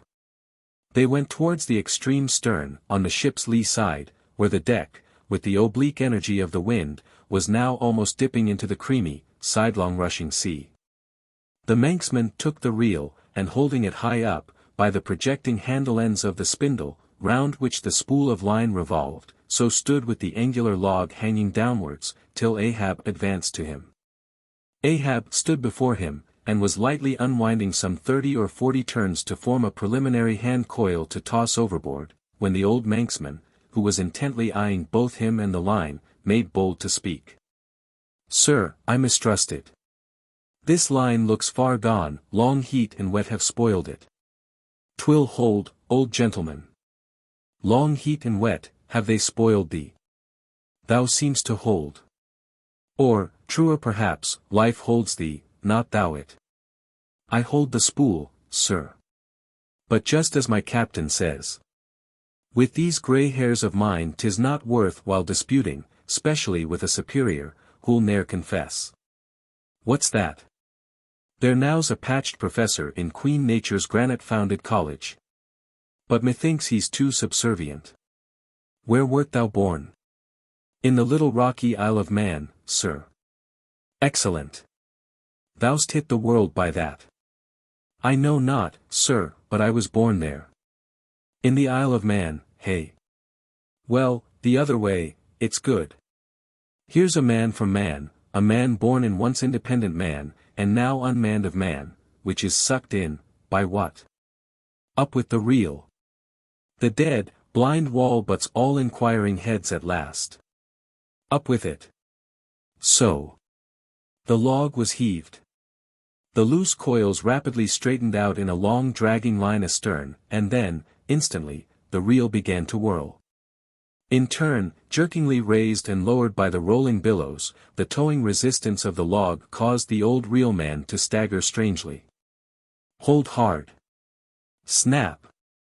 The overstrained line sagged down in one long festoon, the tugging log was gone. I crush the quadrant, the thunder turns the needles, and now the mad sea parts the log line. But Ahab can mend all. Haul in here, Tahitian, reel up, Manxman. And look ye, let the carpenter make another log, and mend thou the line. See to it. There he goes now, to him nothing's happened, but to me, the skewer seems loosening out of the middle of the world. Haul in, Tahitian. These lines run whole, and whirling out, come in broken, and dragging slow. Ha, Pip. Come to help. Pip. Pip. Whom call ye Pip? Pip jumped from the whaleboat. Pip's missing. Let's see now if ye haven't fished him up here, fisherman. It drags hard, I guess he's holding on. Jerk him, Tahiti. Jerk him off, we haul in no cowards here. Ho! There's his arm just breaking water. A hatchet. A hatchet.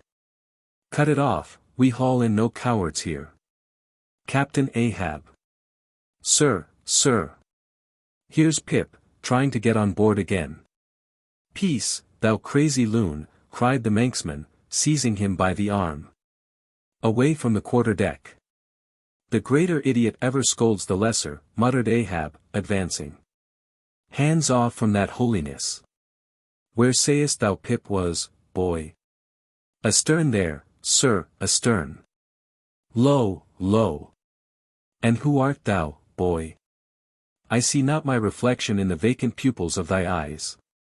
O God! That man should be a thing for immortal souls to sift through. Who art thou, boy? Bellboy, sir, ship scryer, ding, dong, ding. Pip.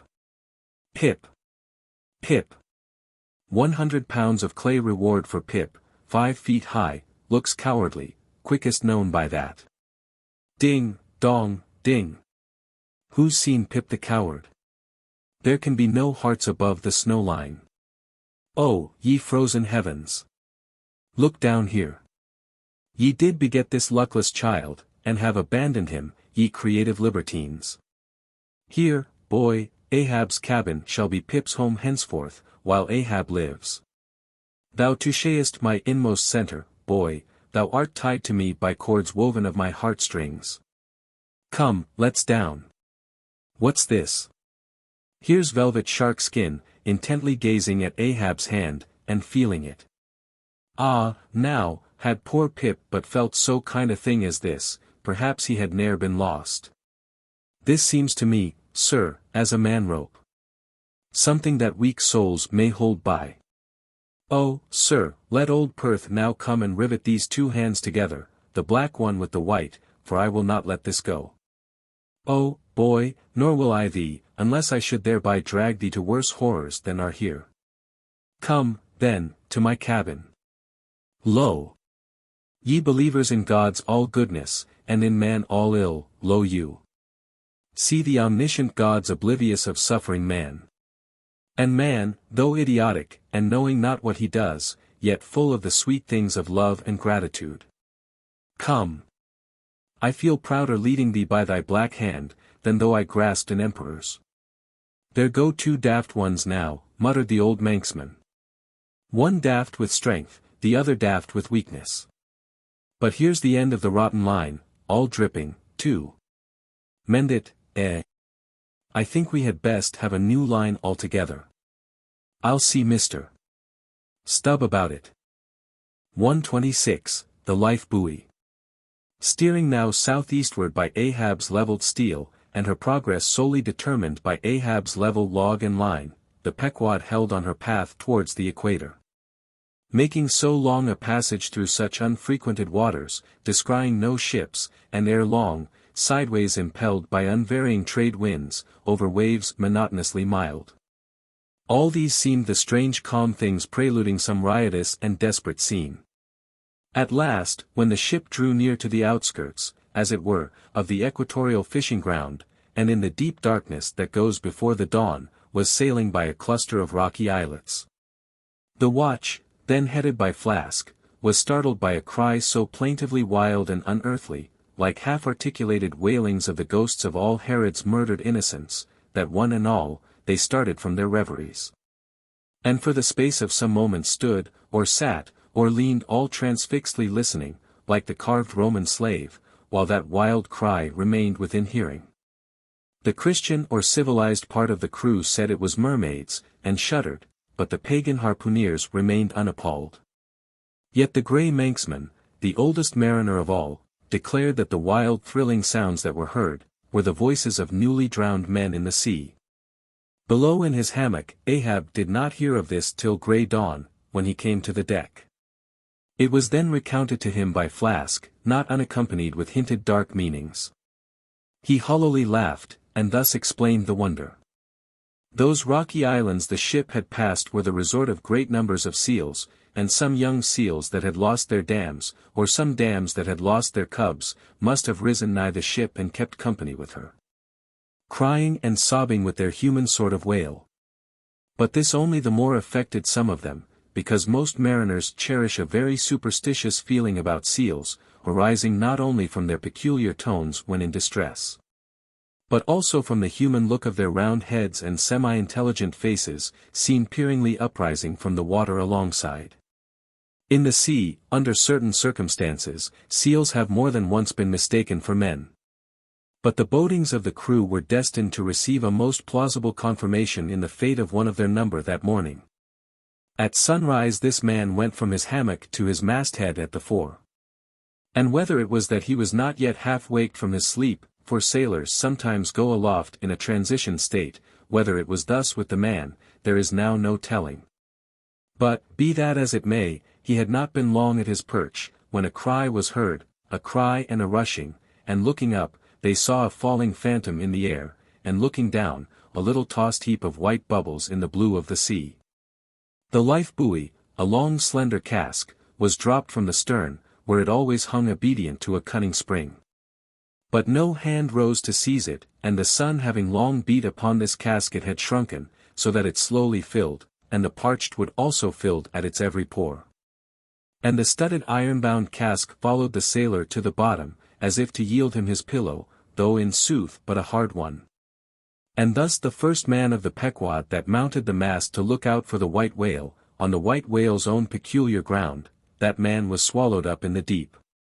But few, perhaps, thought of that at the time. Indeed, in some sort, they were not grieved at this event, at least as a portent, for they regarded it, not as a foreshadowing of evil in the future, but as the fulfillment of an evil already presaged. They declared that now they knew the reason of those wild shrieks they had heard the night before. But again the old manxman said nay. The lost life-buoy was now to be replaced, Starbuck was directed to see to it. But as no cask of sufficient lightness could be found, and as in the feverish eagerness of what seemed the approaching crisis of the voyage, all hands were impatient of any toil but what was directly connected with its final end, whatever that might prove to be. Therefore, they were going to leave the ship's stern unprovided with a buoy, when by certain strange signs and innuendos Queequeg hinted a hint concerning his coffin. A life-buoy of a coffin, cried Starbuck, starting. Rather queer, that, I should say, said Stubb. It will make a good enough one, said Flask, the carpenter here can arrange it easily. Bring it up, there's nothing else for it, said Starbuck, after a melancholy pause. Rig it, carpenter. Do not look at me so, the coffin, I mean. Dost thou hear me? Rig it. And shall I nail down the lid, sir, moving his hand as with a hammer? Aye. And shall I caulk the seams, sir, moving his hand as with a caulking iron? Aye. And shall I then pay over the same with pitch, sir, moving his hand as with a pitch-pot? Away. What possesses thee to this? Make a life-buoy of the coffin, and no more. Mr. Stubb, Mr. Flask, come forward with me. He goes off in a huff. The whole he can endure, at the parts he balks. Now I don't like this.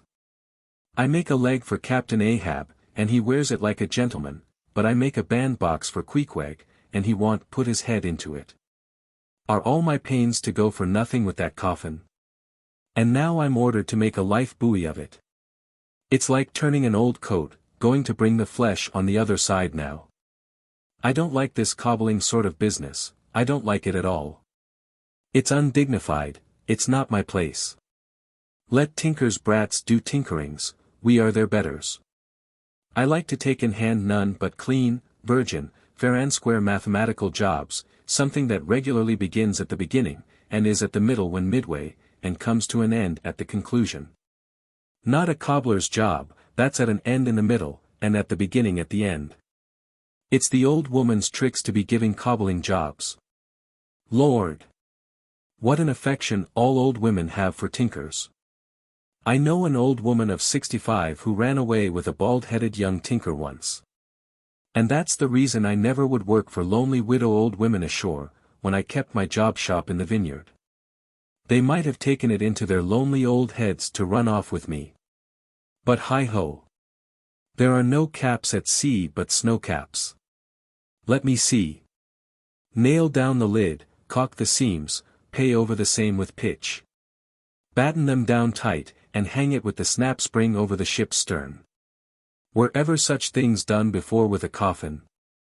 Some superstitious old carpenters, now, would be tied up in the rigging, ere they would do the job. But I'm made of knotty rustic hemlock, I don't budge. Cruppered with a coffin. Sailing about with a graveyard tray. But never mind. We workers in woods make bridal bedsteads and card tables, as well as coffins and hearses. We work by the month, or by the job, or by the profit, not for us to ask the why and wherefore of our work, unless it be too confounded cobbling, and then we stash it if we can. Hem. I'll do the job, now, tenderly. I'll have me, let's see, how many in the ship's company, all told. But I've forgotten. Anyway, I'll have me 30 separate, Turk's-headed lifelines, each 3 feet long hanging all round to the coffin. Then, if the hull go down, there'll be 30 lively fellows all fighting for one coffin, a sight not seen very often beneath the sun. Come hammer, caulking iron, pitch pot, and marling spike. Let's to it. 127, the deck. The coffin laid upon 2 line tubs, between the vice bench and the open hatchway, the carpenter caulking its seams, the string of twisted oakum slowly unwinding from a large roll of it placed in the bosom of his frock. Ahab comes slowly from the cabin gangway, and hears Pip following him. Back, lad, I will be with ye again presently. He goes. Not this hand complies with my humor more genially than that boy. Middle aisle of a church. What's here? Life-Buoy, sir. Mr. Starbuck's orders. Oh, look, sir. Beware the hatchway. Thank ye, man. Thy coffin lies handy to the vault. Sir. The hatchway. Oh. So it does, sir, so it does. Art not thou the leg-maker? Look, did not this stump come from thy shop? I believe it did, sir. Does the ferrule stand, sir? Well enough. But art thou not also the undertaker? I, sir, I patched up this thing here as a coffin for Queequeg. But they've set me now to turning it into something else. Then tell me. Art thou not an errant, all-grasping, intermeddling, monopolizing, heathenish old scamp, to be one day making legs, and the next day coffins to clap them in, and yet again life-buoys out of those same coffins? Thou art as unprincipled as the gods, and as much of a jack-of-all-trades.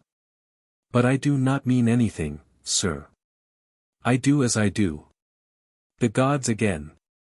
Hark ye, dost thou not ever sing working about a coffin? The Titans, they say, hummed snatches when chipping out the craters for volcanoes, and the grave-digger in the play sings, spade in hand. Dost thou never sing, sir? Do I sing? Oh, I'm indifferent enough, sir, for that. But the reason why the grave-digger made music must have been because there was none in his spade, sir. But the caulking mallet is full of it. Hark to it.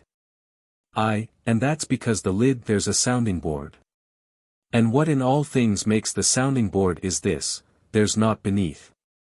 And yet, a coffin with a body in it rings pretty much the same, carpenter. Hast thou ever helped carry a bier, and heard the coffin knock against the churchyard gate, going in? Faith, sir, I've. Faith? What's that? Why, faith, sir, it's only a sort of exclamation like, that's all, sir. Go on. I was about to say, sir, that.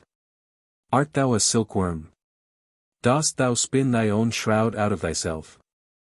Look at thy bosom. Dispatch. And get these traps out of sight. He goes aft. That was sudden, now, but squalls come sudden in hot latitudes. I've heard that the Isle of Albemarle, one of the Galapagos, is cut by the equator right in the middle. Seems to me some sort of equator cuts yon old man, too, right in his middle. He's always under the line, fiery hot, I tell ye. He's looking this way, come, Oakham, quick. Here we go again. This wooden mallet is the cork, and I'm the professor of musical glasses, tap, tap. Ahab to himself. There's a sight. There's sound. The grey-headed woodpecker tapping the hollow tree. Blind and dumb might well be envied now. See. That thing rests on 2 line tubs, full of tow lines. A most malicious wag, that fellow. Rat-tat. So man's seconds tick. Oh. How immaterial are all materials. What things real are there, but imponderable thoughts. Here now's the very dreaded symbol of grim death, by a mere hap, made the expressive sign of the help and hope of most endangered life. A life-buoy of a coffin. Does it go further? Can it be that in some spiritual sense the coffin is, after all, but an immortality preserver? I'll think of that. But no.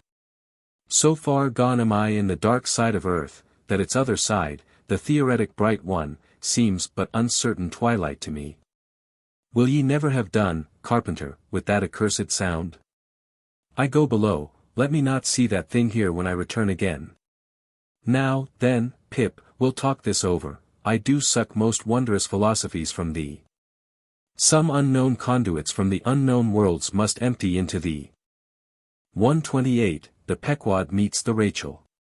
Next day, a large ship, the Rachel, was descried, bearing directly down upon the Pequod, all her spars thickly clustering with men. At the time the Pequod was making good speed through the water. But as the broad-winged windward stranger shot nigh to her, the boastful sails all fell together as blank bladders that are burst, and all life fled from the smitten hull. Bad news, she brings bad news, muttered the old manxman. But ere her commander, who, with trumpet to mouth, stood up in his boat, ere he could hopefully hail, Ahab's voice was heard. Hast seen the white whale? Aye, yesterday. Have ye seen a whaleboat adrift? Throttling his joy, Ahab negatively answered this unexpected question, and would then have fain boarded the stranger, when the stranger captain himself, having stopped his vessel's way, was seen descending her side. A few keen pulls, and his boat hook soon clinched the Pequod's main chains, and he sprang to the deck. Immediately he was recognized by Ahab for a Nantucketer he knew. But no formal salutation was exchanged.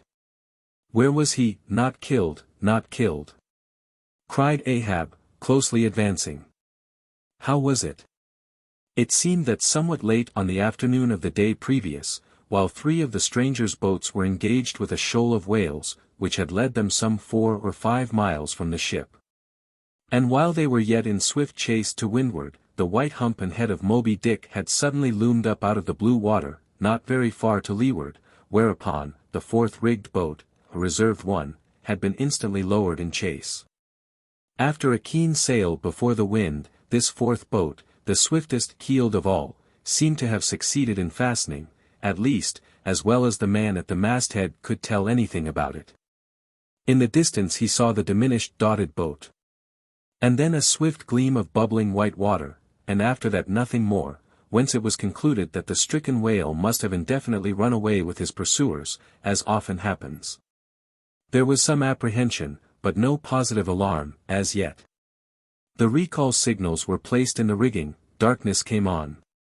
And forced to pick up her 3 far to windward boats, ere going in quest of the 4th one in the precisely opposite direction, the ship had not only been necessitated to leave that boat to its fate till near midnight, but, for the time, to increase her distance from it. But the rest of her crew being at last safe aboard, she crowded all sail, stunsail on stunsail, after the missing boat, kindling a fire in her trypots for a beacon, and every other man aloft on the lookout. But though when she had thus sailed a sufficient distance to gain the presumed place of the absent ones when last seen, though she then paused to lower her spare boats to pull all around her, and not finding anything, had again dashed on. Again paused, and lowered her boats, and though she had thus continued doing till daylight, yet not the least glimpse of the missing keel had been seen. The story told, the stranger captain immediately went on to reveal his object in boarding the Pequod. He desired that ship to unite with his own in the search. By sailing over the sea some 4 or 5 miles apart, on parallel lines, and so sweeping a double horizon, as it were. "I will wager something now," whispered Stubb to Flask, "that someone in that missing boat wore off that captain's best coat. Mayhap, his watch, he's so cursed anxious to get it back. Who ever heard of 2 pious whale ships cruising after one missing whaleboat in the height of the whaling season? See, Flask, only see how pale he looks, pale in the very buttons of his eyes. Look, it wasn't the coat, it must have been the... My boy, my own boy is among them. For God's sake, I beg, I conjure," here exclaimed the stranger captain to Ahab, who thus far had but icily received his petition. "For 48 hours let me charter your ship, I will gladly pay for it, and roundly pay for it, if there be no other way, for 48 hours only that, you must, oh, you must, and you shall do this thing." "His son!" cried Stubb. "Oh, it's his son he's lost. I take back the coat and watch, what says Ahab? We must save that boy. He's drowned with the rest on last night," said the old Manx sailor standing behind them, "I heard. All of ye heard their spirits."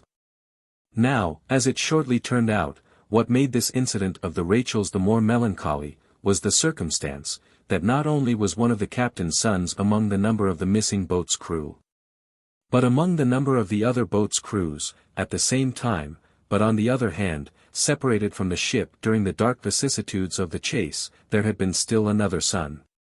As that for a time, the wretched father was plunged to the bottom of the cruelest perplexity, which was only solved for him by his chief mate's instinctively adopting the ordinary procedure of a whale ship in such emergencies, that is, when placed between jeopardized but divided boats, always to pick up the majority first. But the captain, for some unknown constitutional reason, had refrained from mentioning all this, and not till forced to it by Ahab's iciness did he allude to his one yet missing boy. A little lad, but 12 years old, whose father with the earnest but unmisgiving hardihood of a Nantucketer's paternal love, had thus early sought to initiate him in the perils and wonders of a vocation almost immemorially the destiny of all his race. Nor does it unfrequently occur, that Nantucket captains will send a son of such tender age away from them, for a protracted 3 or 4 years' voyage in some other ship than their own, so that their first knowledge of a whaleman's career shall be unenervated by any chance display of a father's natural but untimely partiality, or undue apprehensiveness and concern. Meantime, now the stranger was still beseeching his poor boon of Ahab, and Ahab still stood like an anvil, receiving every shock, but without the least quivering of his own. "I will not go," said the stranger, "till you say aye to me. Do to me as you would have me do to you in the like case.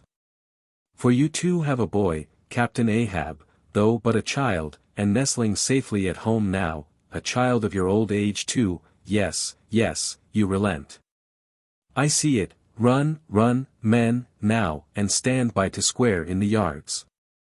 "Avast," cried Ahab, "touch not a rope yarn," then in a voice that prolongingly moulded every word, "Captain Gardiner, I will not do it. Even now I lose time. Goodbye, goodbye. God bless ye, man, and may I forgive myself, but I must go. Mr. Starbuck, look at the binnacle watch, and in 3 minutes from this present instant warn off all strangers, then brace forward again, and let the ship sail as before." Hurriedly turning, with averted face, he descended into his cabin, leaving the strange captain transfixed at this unconditional and utter rejection of his so earnest suit. But starting from his enchantment, Gardiner silently hurried to the side. More fell than stepped into his boat, and returned to his ship. Soon the two ships diverged their wakes, and long as the strange vessel was in view, she was seen to yaw hither and thither at every dark spot, however small, on the sea. This way and that her yards were swung round, starboard and larboard, she continued to tack, now she beat against a head sea, and again it pushed her before it. While all the while, her masts and yards were thickly clustered with men, as 3 tall cherry trees, when the boys are cherrying among the bows. But by her still halting course and winding, waffle way, you plainly saw that this ship that so wept with spray, still remained without comfort. She was Rachel, weeping for her children, because they were not. 129, the cabin. Ahab moving to go on deck, Pip catches him by the hand to follow. Lad, lad, I tell thee thou must not follow Ahab now. The hour is coming when Ahab would not scare thee from him, yet would not have thee by him. There is that in thee, poor lad, which I feel too curing to my malady. Like cures like, and for this hunt, my malady becomes my most desired health. Do thou abide below here, where they shall serve thee, as if thou wert the captain. I, lad, thou shalt sit here in my own screwed chair, another screw to it, thou must be. No, no, no. Ye have not a whole body, sir, do ye but use poor me for your one lost leg, only tread upon me, sir, I ask no more, so I remain a part of ye. Oh! Spite of million villains, this makes me a bigot in the fadeless fidelity of man, and a black. And crazy, but methinks like cures like applies to him too, he grows so sane again. They tell me, sir, that Stubb did once desert poor little Pip, whose drowned bones now show white, for all the blackness of his living skin. But I will never desert ye, sir, as Stubb did him. Sir, I must go with ye. If thou speakest thus to me much more, Ahab's purpose keels up in him. I tell thee no, it cannot be. O good master, master, master. Weep so, and I will murder thee. Have a care, for Ahab too is mad. Listen, and thou wilt often hear my ivory foot upon the deck, and still know that I am there. And now I quit thee. Thy hand, met. True art thou, lad, as the circumference to its center. So, God for ever bless thee. And if it come to that, God for ever save thee, let what will befall. Ahab goes, Pip steps 1 step forward. Here he this instant stood, I stand in his air, but I'm alone. Now were even poor Pip here I could endure it, but he's missing. Pip. Pip. Ding, dong, ding. Who's seen Pip? He must be up here, let's try the door. What? Neither lock, nor bolt, nor bar, and yet there's no opening it. It must be the spell, he told me to stay here, aye, and told me this screwed chair was mine. Here, then, I'll seat me, against the transom, in the ship's full middle, all her keel and her 3 masts before me. Here, our old sailors say, in their black 74s great admirals sometimes sit at table, and lord it over rows of captains and lieutenants. Ha! What's this? Epaulets. Epaulets. The epaulets all come crowding. Pass round the decanters. Glad to see ye, fill up, messieurs. What an odd feeling, now, when a black boy's host to white men with gold lace upon their coats, messieurs, have ye seen one Pip, a little negro lad, 5 feet high, hangdog look, and cowardly. Jumped from a whaleboat once, seen him? No. Well then, fill up again, captains, and let's drink shame upon all cowards. I name no names. Shame upon them. Put 1 foot upon the table. Shame upon all cowards. Hist. Above there, I hear ivory, oh, master, master. I am indeed downhearted when you walk over me. But here I'll stay, though this stern strikes rocks, and they bulge through, and oysters come to join me. 130, the hat. And now that at the proper time and place, after so long and wide a preliminary cruise, Ahab, all other wailing waters swept, seemed to have chased his foe into an ocean fold, to slay him the more securely there. Now, that he found himself hard by the very latitude and longitude where his tormenting wound had been inflicted, now that a vessel had been spoken which on the very day preceding had actually encountered Moby Dick. And now that all his successive meetings with various ships contrastingly concurred to show the demoniac indifference with which the white whale tore his hunters, whether sinning or sinned against. Now it was that there lurked a something in the old man's eyes, which it was hardly sufferable for feeble souls to see. As the unsetting polar star, which through the livelong, Arctic, 6 months' night sustains its piercing, steady, central gaze. So Ahab's purpose now fixedly gleamed down upon the constant midnight of the gloomy crew. It domineered above them so, that all their bodings, doubts, misgivings, fears, were fain to hide beneath their souls, and not sprout forth a single spear or leaf. In this foreshadowing interval too, all humour, forced or natural, vanished. Stubb no more strove to raise a smile, Starbuck no more strove to check one. Alike, joy and sorrow, hope and fear, seemed ground to finest dust, and powdered, for the time, in the clamped mortar of Ahab's iron soul. Like machines, they dumbly moved about the deck, ever conscious that the old man's despot eye was on them. But did you deeply scan him in his more secret confidential hours, when he thought no glance but one was on him? Then you would have seen that even as Ahab's eyes so awed the crew's, the inscrutable Parsi's glance awed his, or somehow, at least, in some wild way, at times affected it. Such an added, gliding strangeness began to invest the thin Fedallah now. Such ceaseless shudderings shook him, that the men looked dubious at him, half uncertain, as it seemed, whether indeed he were a mortal substance, or else a tremulous shadow cast upon the deck by some unseen being's body. And that shadow was always hovering there. For not by night, even, had Fedallah ever certainly been known to slumber, or go below. He would stand still for hours, but never sat or leaned. His wan but wondrous eyes did plainly say, "We two watchmen never rest." Nor, at any time, by night or day could the mariners now step up the deck, unless Ahab was before them. Either standing in his pivot hole, or exactly pacing the planks between two undeviating limits, the mainmast and the mizzen, or else they saw him standing in the cabin scuttle, his living foot advanced upon the deck, as if to step. His hat slouched heavily over his eyes, so that however motionless he stood, however the days and nights were added on, that he had not swung in his hammock. Yet hidden beneath that slouching hat, they could never tell unerringly whether, for all this, his eyes were really closed at times, or whether he was still intently scanning them. No matter, though he stood so in the scuttle for a whole hour on the stretch, and the unheated night damp gathered in beads of dew upon that stone-carved coat and hat. The clothes that the night had wet, the next day's sunshine dried upon him. And so, day after day, and night after night, he went no more beneath the planks, whatever he wanted from the cabin that thing he sent for.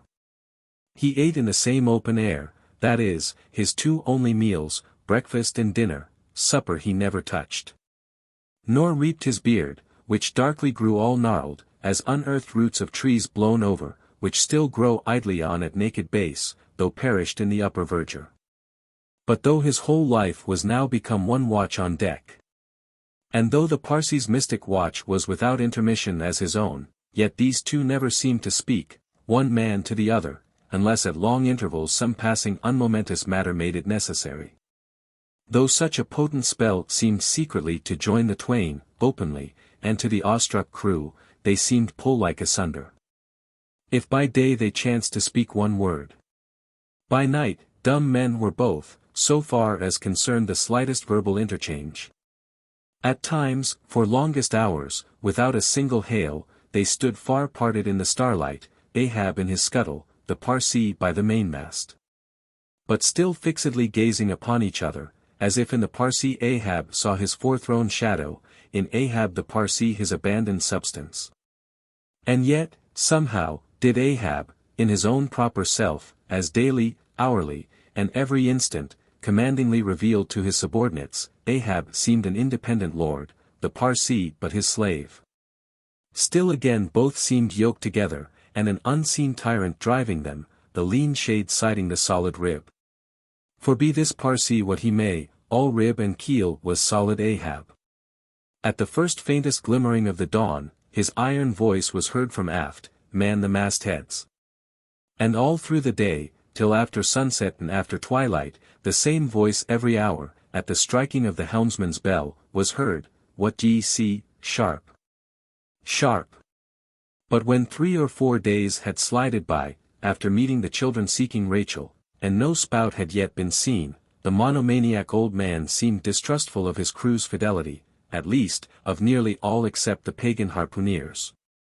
He seemed to doubt, even, whether Stubb and Flask might not willingly overlook the sight he sought. But if these suspicions were really his, he sagaciously refrained from verbally expressing them, however his actions might seem to hint them. "I will have the first sight of the whale myself," he said. Ahab must have the doubloon, and with his own hands he rigged a nest of basket bowlines.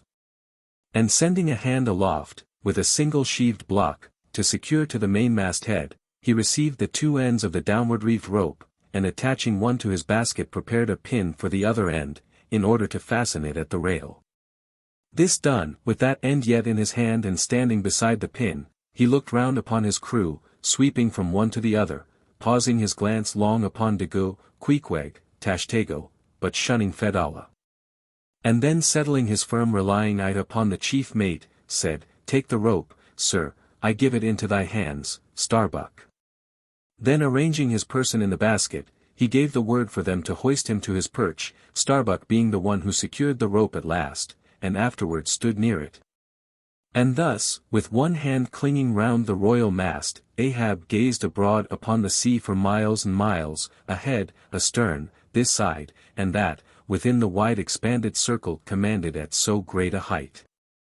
When in working with his hands at some lofty almost isolated place in the rigging, which chances to afford no foothold, the sailor at sea is hoisted up to that spot, and sustained there by the rope.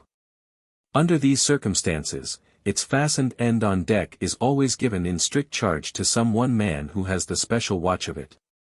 Because in such a wilderness of running rigging, whose various different relations aloft cannot always be infallibly discerned by what is seen of them at the deck. And when the deck ends of these ropes are being every few minutes cast down from the fastenings, it would be but a natural fatality, if, unprovided with a constant watchman, the hoisted sailor should by some carelessness of the crew be cast adrift and fall all swooping to the sea. So Ahab's proceedings in this matter were not unusual. The only strange thing about them seemed to be, that Starbuck, almost the one only man who had ever ventured to oppose him with anything in the slightest degree approaching to decision, one of those two, whose faithfulness on the lookout he had seemed to doubt somewhat. It was strange, that this was the very man he should select for his watchman, freely giving his whole life into such an otherwise distrusted person's hands. Now, the first time Ahab was perched aloft, ere he had been there 10 minutes. One of those red-billed savage seahawks which so often fly incommodiously close round the manned mastheads of whalemen in these latitudes, one of these birds came wheeling and screaming round his head in a maze of untrackably swift circlings. Then it darted 1,000 feet straight up into the air, then spiralized downwards, and went eddying again round his head. But with his gaze fixed upon the dim and distant horizon, Ahab seemed not to mark this wild bird. Nor, indeed, would anyone else have marked it much, it being no uncommon circumstance, only now almost the least heedful I seemed to see some sort of cunning meaning in almost every sight. Your hat, sir!" suddenly cried the Sicilian seaman, who being posted at the mizzen-mast head, stood directly behind Ahab, though somewhat lower than his level, and with a deep gulf of air dividing them. But already the sable wing was before the old man's eyes. The long hooked bill at his head, with a scream, the black hawk darted away with his prize. An eagle flew thrice round Tarquin's head, removing his cap to replace it, and thereupon Tanaquil, his wife, declared that Tarquin would be king of Rome. But only by the replacing of the cap was that omen accounted good. Ahab's hat was never restored, the wild hawk flew on and on with it, far in advance of the prow, and at last disappeared. While from the point of that disappearance, a minute black spot was dimly discerned, falling from that vast height into the sea. 131, the Pequod meets the Delight. The intense Pequod sailed on, the rolling waves and days went by, the Life-Buoy coffin still lightly swung, and another ship, most miserably misnamed the Delight, was descried. As she drew nigh, all eyes were fixed upon her broad beams, called shears, which, in some whaling ships, crossed the quarterdeck at the height of 8 or 9 feet, serving to carry the spare, unrigged, or disabled boats. Upon the stranger's shears were beheld the shattered, white ribs, and some few splintered planks, of what had once been a whaleboat. But you now saw through this wreck, as plainly as you see through the peeled, half unhinged, and bleaching skeleton of a horse. Hast seen the white whale? Look, replied the hollow-cheeked captain from his taffrail. And with his trumpet he pointed to the wreck. Hast killed him? The harpoon is not yet forged that will ever do that, answered the other, sadly glancing upon a rounded hammock on the deck, whose gathered sides some noiseless sailors were busy in sewing together. Not forged. And snatching Perth's levelled iron from the crotch, Ahab held it out, exclaiming, Look ye, Nantucketer, here in this hand I hold his death. Tempered in blood, and tempered by lightning are these barbs. And I swear to temper them triply in that hot place behind the fin, where the white whale most feels his accursed life. Then God keep thee, old man, seest thou that, pointing to the hammock, I bury but one of 5 stout men, who were alive only yesterday, but were dead ere night. Only that one I bury, the rest were buried before they died. You sail upon their tomb. Then turning to his crew, are ye ready there? Place the plank then on the rail, and lift the body, so, then, oh God, advancing towards the hammock with uplifted hands, may the resurrection and the life. Brace forward. Up helm, cried Ahab like lightning to his men. But the suddenly started Pequod was not quick enough to escape the sound of the splash that the corpse soon made as it struck the sea. Not so quick, indeed, but that some of the flying bubbles might have sprinkled her hull with their ghostly baptism. As Ahab now glided from the dejected Delight, the strange life-buoy hanging at the Pequod's stern came into conspicuous relief. Ha! Yonder! Look yonder, men, cried a foreboding voice in her wake. In vain, oh, ye strangers, ye fly our sad burial, ye but turn us your taffrail to show us your coffin. 132, The Symphony. It was a clear steel-blue day. The firmaments of air and sea were hardly separable in that all-pervading azure. Only, the pensive air was transparently pure and soft, with a woman's look, and the robust and manlike sea heaved with long, strong, lingering swells, as Samson's chest in his sleep.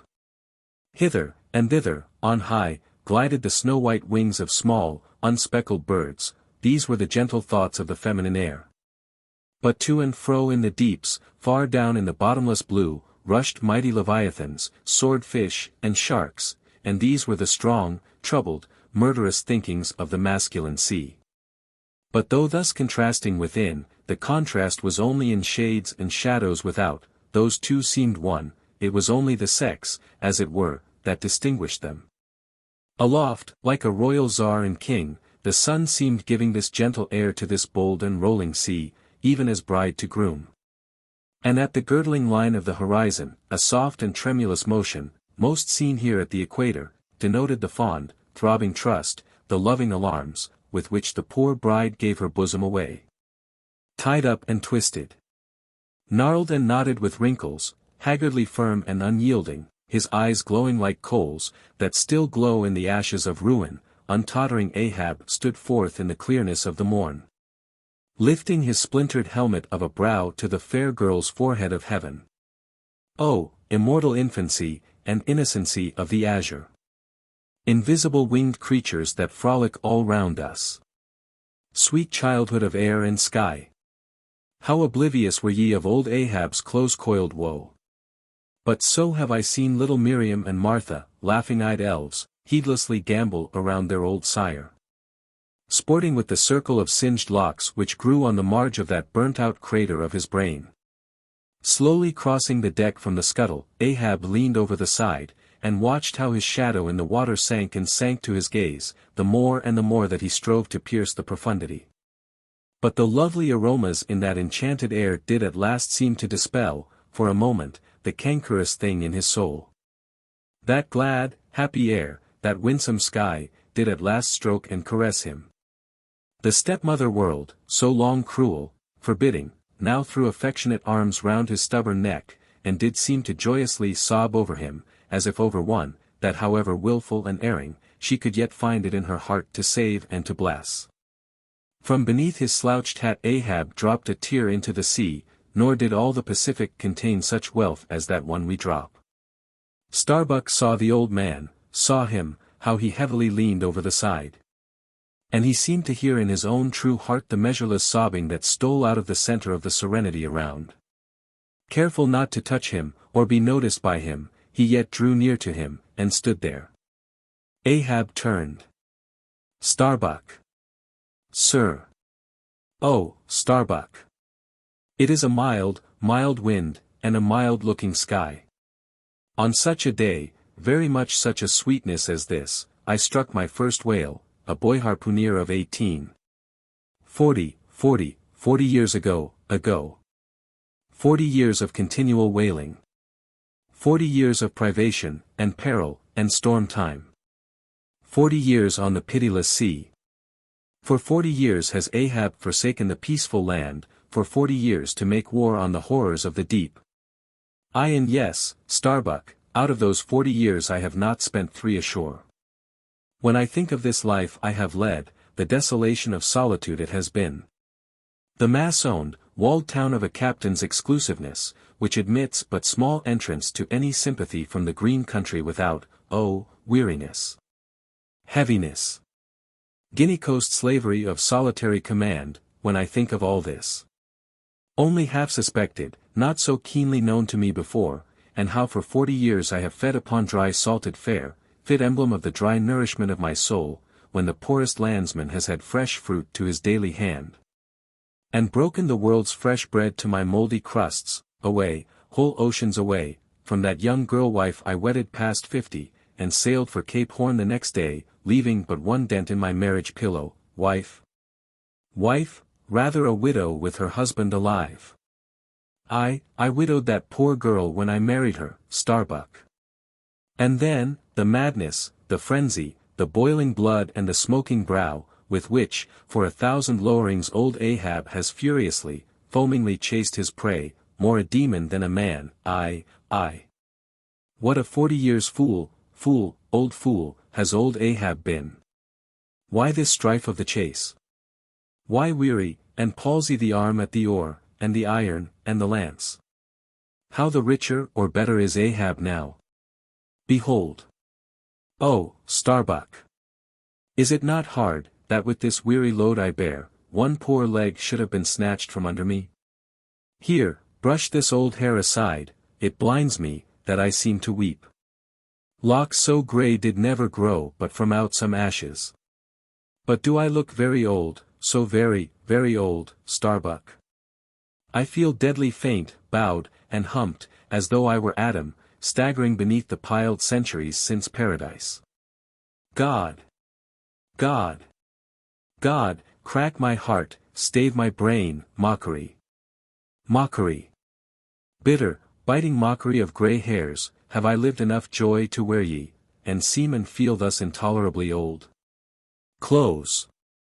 Stand close to me, Starbuck, let me look into a human eye, it is better than to gaze into sea or sky. Better than to gaze upon God. By the green land, by the bright hearthstone. This is the magic glass, man, I see my wife and my child in thine eye.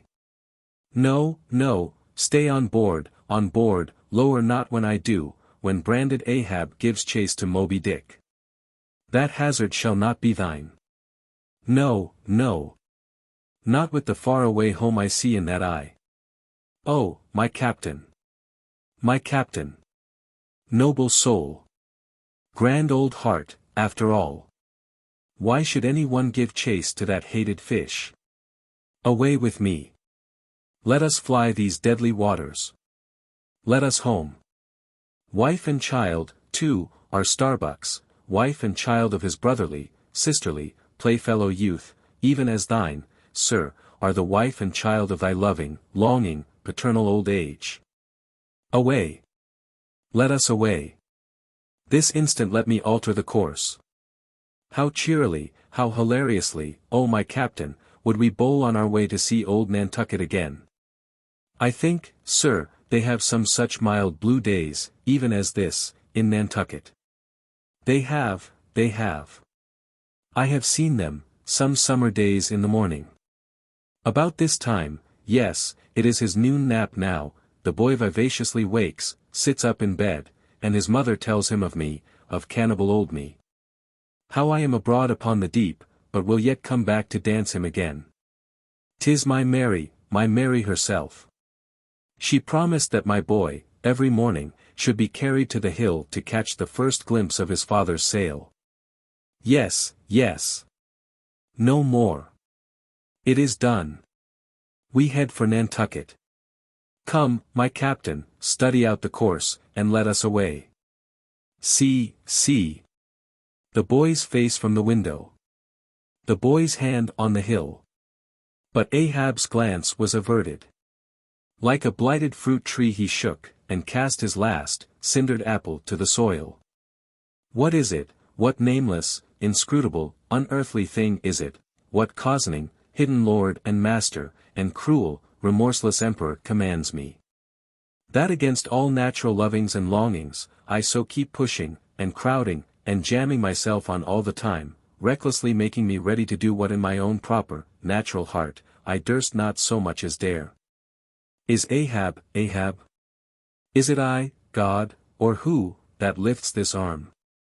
But if the great sun move not of himself, but is as an errand boy in heaven, nor one single star can revolve, but by some invisible power, how then can this one small heart beat?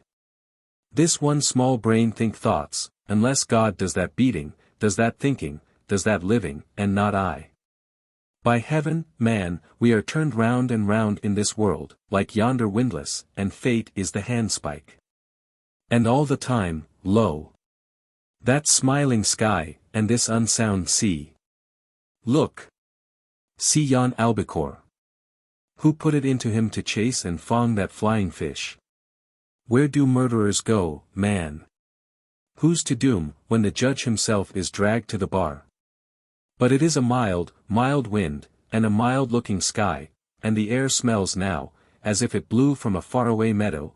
They have been making hay somewhere under the slopes of the Andes, Starbuck, and the mowers are sleeping among the new-mown hay. Sleeping. Aye, toil we how we may, we all sleep at last on the field. Sleep. Aye, and rust amid greenness, as last year's scythes flung down, and left in the half-cut swaths, Starbuck. But blanched to a corpse's hue with despair, the mate had stolen away. Ahab crossed the deck to gaze over on the other side, but started at two reflected, fixed eyes in the water there. Fedallah was motionlessly leaning over the same rail. 133. The chase, first day. That night, in the mid-watch, when the old man, as his wont at intervals, stepped forth from the scuttle in which he leaned, and went to his pivot hole, he suddenly thrust out his face fiercely. Snuffing up the sea air as a sagacious ship's dog will, in drawing nigh to some barbarous isle. He declared that a whale must be near. Soon that peculiar odor, sometimes to a great distance given forth by the living sperm whale, was palpable to all the watch. Nor was any mariner surprised when, after inspecting the compass, and then the dog vane, and then ascertaining the precise bearing of the odor as nearly as possible, Ahab rapidly ordered the ship's course to be slightly altered, and the sail to be shortened. The acute policy dictating these movements was sufficiently vindicated at daybreak, by the sight of a long sleek on the sea directly in lengthwise ahead, smooth as oil, and resembling in the pleated watery wrinkles bordering it the polished metallic-like marks of some swift tide-rip, at the mouth of a deep, rapid stream. Man the mastheads. Call all hands. Thundering with the butts of 3 clubbed handspikes on the forecastle deck, de Gaulle roused the sleepers with such judgment claps that they seemed to exhale from the scuttle, so instantaneously did they appear with their clothes in their hands. What d'ye see? Cried Ahab, flattening his face to the sky. Nothing, sir, was the sound hailing down in reply. T'gallant sails, stun sails. Alow and aloft, and on both sides. All sail being set, he now cast loose the lifeline, reserved for swaying him to the main royal masthead. And in a few moments they were hoisting him thither, when, while but 2/3 of the way aloft, and while peering ahead through the horizontal vacancy between the maintopsail and topgallant sail, he raised a gull-like cry in the air. "There she blows! There she blows! A hump like a snow hill! It is Moby Dick!" Fired by the cry which seemed simultaneously taken up by the 3 lookouts, the men on deck rushed to the rigging to behold the famous whale they had so long been pursuing. Ahab had now gained his final perch, some feet above the other lookouts, Tashtego standing just beneath him on the cap of the topgallant mast, so that the Indian's head was almost on a level with Ahab's heel. From this height the whale was now seen some mile or so ahead, at every roll of the sea revealing his high sparkling hump, and regularly jetting his silent spout into the air. To the credulous mariners it seemed the same silent spout they had so long ago beheld in the moonlit Atlantic and Indian Oceans. "And did none of ye see it before?" cried Ahab, hailing the perched men all around him. "I saw him almost that same instant, sir, that Captain Ahab did, and I cried out," said Tashtego. "Not the same instant, not the same, no, the doubloon is mine, fate reserved the doubloon for me. I only. None of ye could have raised the white whale first. There she blows! There she blows, there she blows! There again, he cried, in long-drawn, lingering, methodic tones, attuned to the gradual prolongings of the whale's visible jets. He's going to sound. In stun sails. Down topgallant sails. Stand by 3 boats. Mr. Starbuck, remember, stay on board, and keep the ship. Helm there. Luff a point. So, steady, man, steady. There go flukes. No, only black water. Already the boat's there. Stand by, stand by. Lower me, Mr. Starbuck, lower, quicker, and he slid through the air to the deck. He is heading straight to leeward, sir, cried Stubb, right away from us. Cannot have seen the ship yet. Be dumb, man. Stand by the braces. Hard down the helm, brace up. Shiver her. So, well that. Boats. Soon all the boats but Starbuck's were dropped, all the boatsails set, all the paddles plying. With rippling swiftness, shooting to leeward, and Ahab heading the onset. A pale, death glimmer lit up Fidala's sunken eyes, a hideous motion gnawed his mouth. Like noiseless nautilus shells, their light prows sped through the sea. But only slowly they neared the foe. As they neared him, the ocean grew still more smooth, seemed drawing a carpet over its waves, seemed a noon meadow, so serenely it spread. At length the breathless hunter came so nigh his seemingly unsuspecting prey, that his entire dazzling hump was distinctly visible, sliding along the sea as if an isolated thing, and continually set in a revolving ring of finest, fleecy, greenish foam. He saw the vast, involved wrinkles of the slightly projecting head beyond. Before it, far out on the soft Turkish rugged waters, went the glistening white shadow from his broad, milky forehead, a musical rippling playfully accompanying the shade. And behind, the blue waters interchangeably flowed over into the moving valley of his steady wake, and on either hand bright bubbles arose and danced by his side. But these were broken again by the light toes of hundreds of gay fowls softly feathering the sea, alternate with their fitful flight. And like to some flagstaff rising from the painted hull of an argosy, the tall but shattered pole of a recent lance projected from the white whale's back. And at intervals one of the cloud of soft-toed fowls hovering, and to and fro skimming like a canopy over the fish, silently perched and rocked on this pole, the long tail feathers streaming like pennons. A gentle joyousness, a mighty mildness of repose in swiftness, invested the gliding whale. Not the white bull Jupiter swimming away with ravished Europa clinging to his graceful horns, his lovely, leering eyes sideways intent upon the maid. With smooth bewitching fleetness, rippling straight for the nuptial bower in Crete, not Jove, not that great majesty supreme, did surpass the glorified white whale as he so divinely swam. On each soft side, coincident with the parted swell, that but once leaving him, then flowed so wide away, on each bright side, the whale shed off enticings. No wonder there had been some among the hunters who, namelessly transported and allured by all this serenity, had ventured to assail it, but had fatally found that quietude but the vesture of tornadoes. Yet calm, enticing calm, O whale!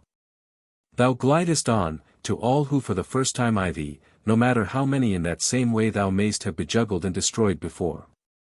And thus, through the serene tranquillities of the tropical sea, among waves whose hand-clappings were suspended by exceeding rapture, Moby Dick moved on, still withholding from sight the full terrors of his submerged trunk, entirely hiding the wrenched hideousness of his jaw.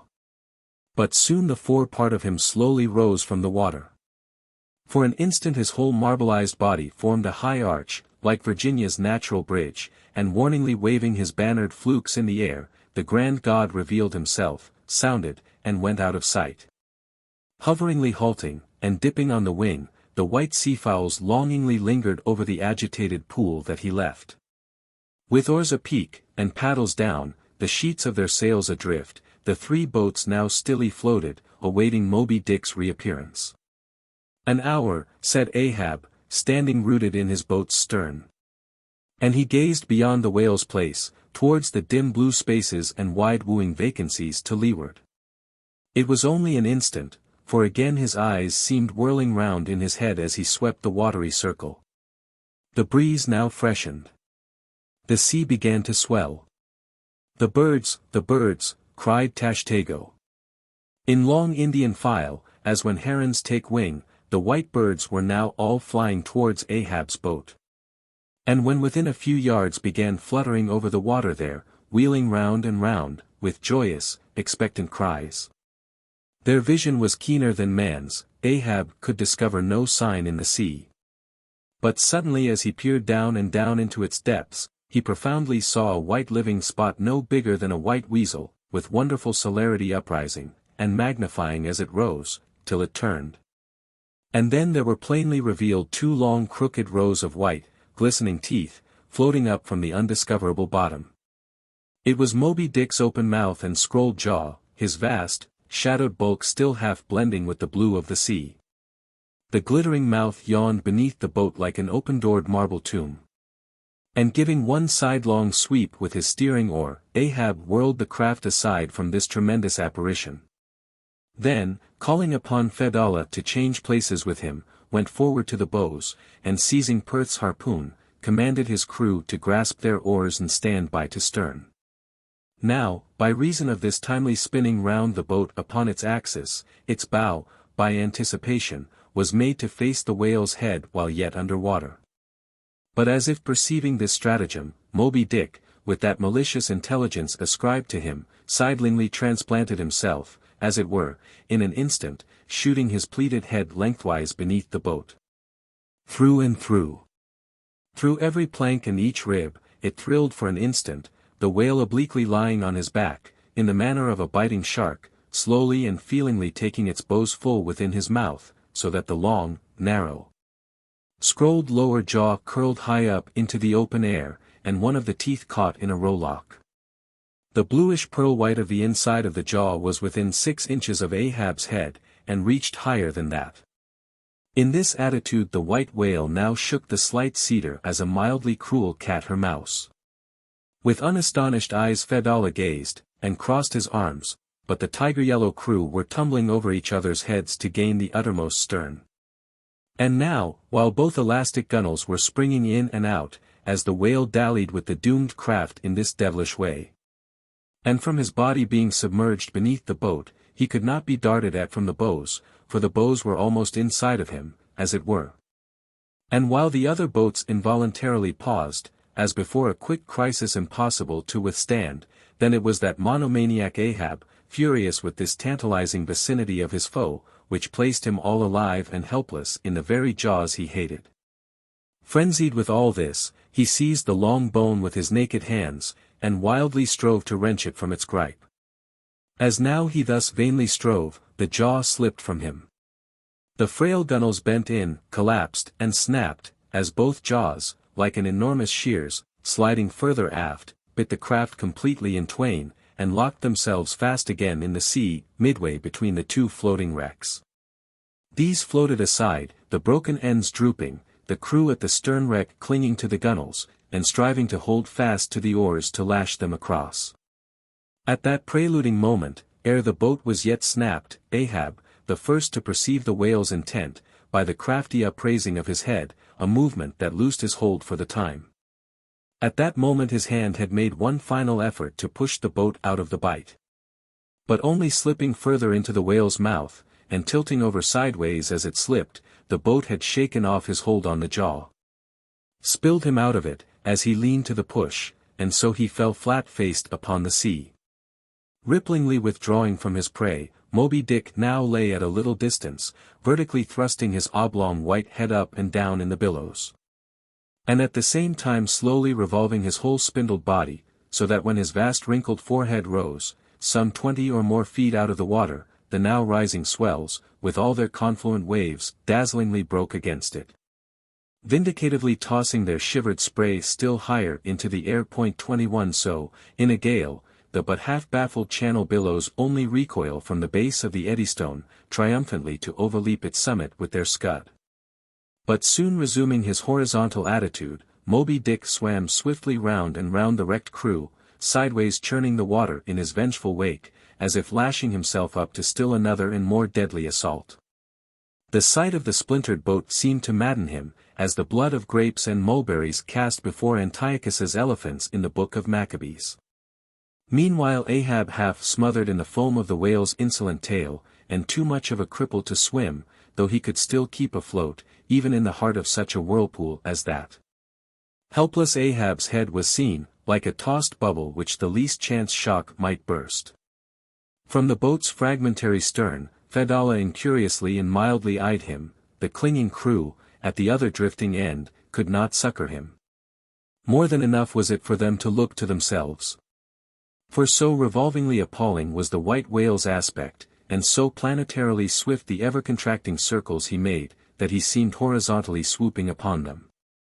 And though the other boats, unharmed, still hovered hard by, still they dared not pull into the eddy to strike, lest that should be the signal for the instant destruction of the jeopardized castaways, Ahab and all. Nor in that case could they themselves hope to escape. With straining eyes, then, they remained on the outer edge of the direful zone, whose center had now become the old man's head. Meantime, from the beginning all this had been descried from the ship's mastheads, and squaring her yards, she had borne down upon the scene, and was now so nigh, that Ahab in the water hailed her. Sail on the, but that moment a breaking sea dashed on him from Moby Dick, and whelmed him for the time. But struggling out of it again, and chancing to rise on a towering crest, he shouted, "Sail on the whale, drive him off." The Pequod's prows were pointed, and breaking up the charmed circle, she effectually parted the white whale from his victim. As he sullenly swam off, the boats flew to the rescue. Dragged into Stubb's boat with bloodshot, blinded eyes, the white brine caking in his wrinkles. The long tension of Ahab's bodily strength did crack, and helplessly he yielded to his body's doom, for a time, lying all crushed in the bottom of Stubb's boat, like one trodden under foot of herds of elephants. Far inland, nameless wails came from him, as desolate sounds from out ravines. But this intensity of his physical prostration did but so much the more abbreviate it. In an instant's compass, great hearts sometimes condense to one deep pang, the sum total of those shallow pains kindly diffused through feebler men's whole lives. And so, such hearts, though summary in each one suffering. Still, if the gods decree it, in their lifetime aggregate a whole age of woe, wholly made up of instantaneous intensities, for even in their pointless centers, those noble natures contain the entire circumferences of inferior souls. "The harpoon," said Ahab, halfway rising, and draggingly leaning on one bended arm, "is it safe?" "Aye, sir, for it was not darted, this is it," said Stubb, showing it. Lay it before me, any missing men? 1, 2, 3, 4, 5. There were 5 oars, sir, and here are 5 men. That's good. Help me, man, I wish to stand. So, I see him. There. There. Going to leeward still, what a leaping spout. Hands off from me. The eternal sap runs up in Ahab's bones again. Set the sail, out oars, the helm. It is often the case that when a boat is stove, its crew, being picked up by another boat, help to work that second boat, and the chase is thus continued with what is called double-banked oars. It was thus now. But the added power of the boat did not equal the added power of the whale, for he seemed to have treble-banked his every fin. Swimming with a velocity which plainly showed, that if now, under these circumstances, pushed on, the chase would prove an indefinitely prolonged, if not a hopeless one. Nor could any crew endure for so long a period, such an unintermitted, intense straining at the oar, a thing barely tolerable only in some one brief vicissitude. The ship itself, then, as it sometimes happens, offered the most promising intermediate means of overtaking the chase.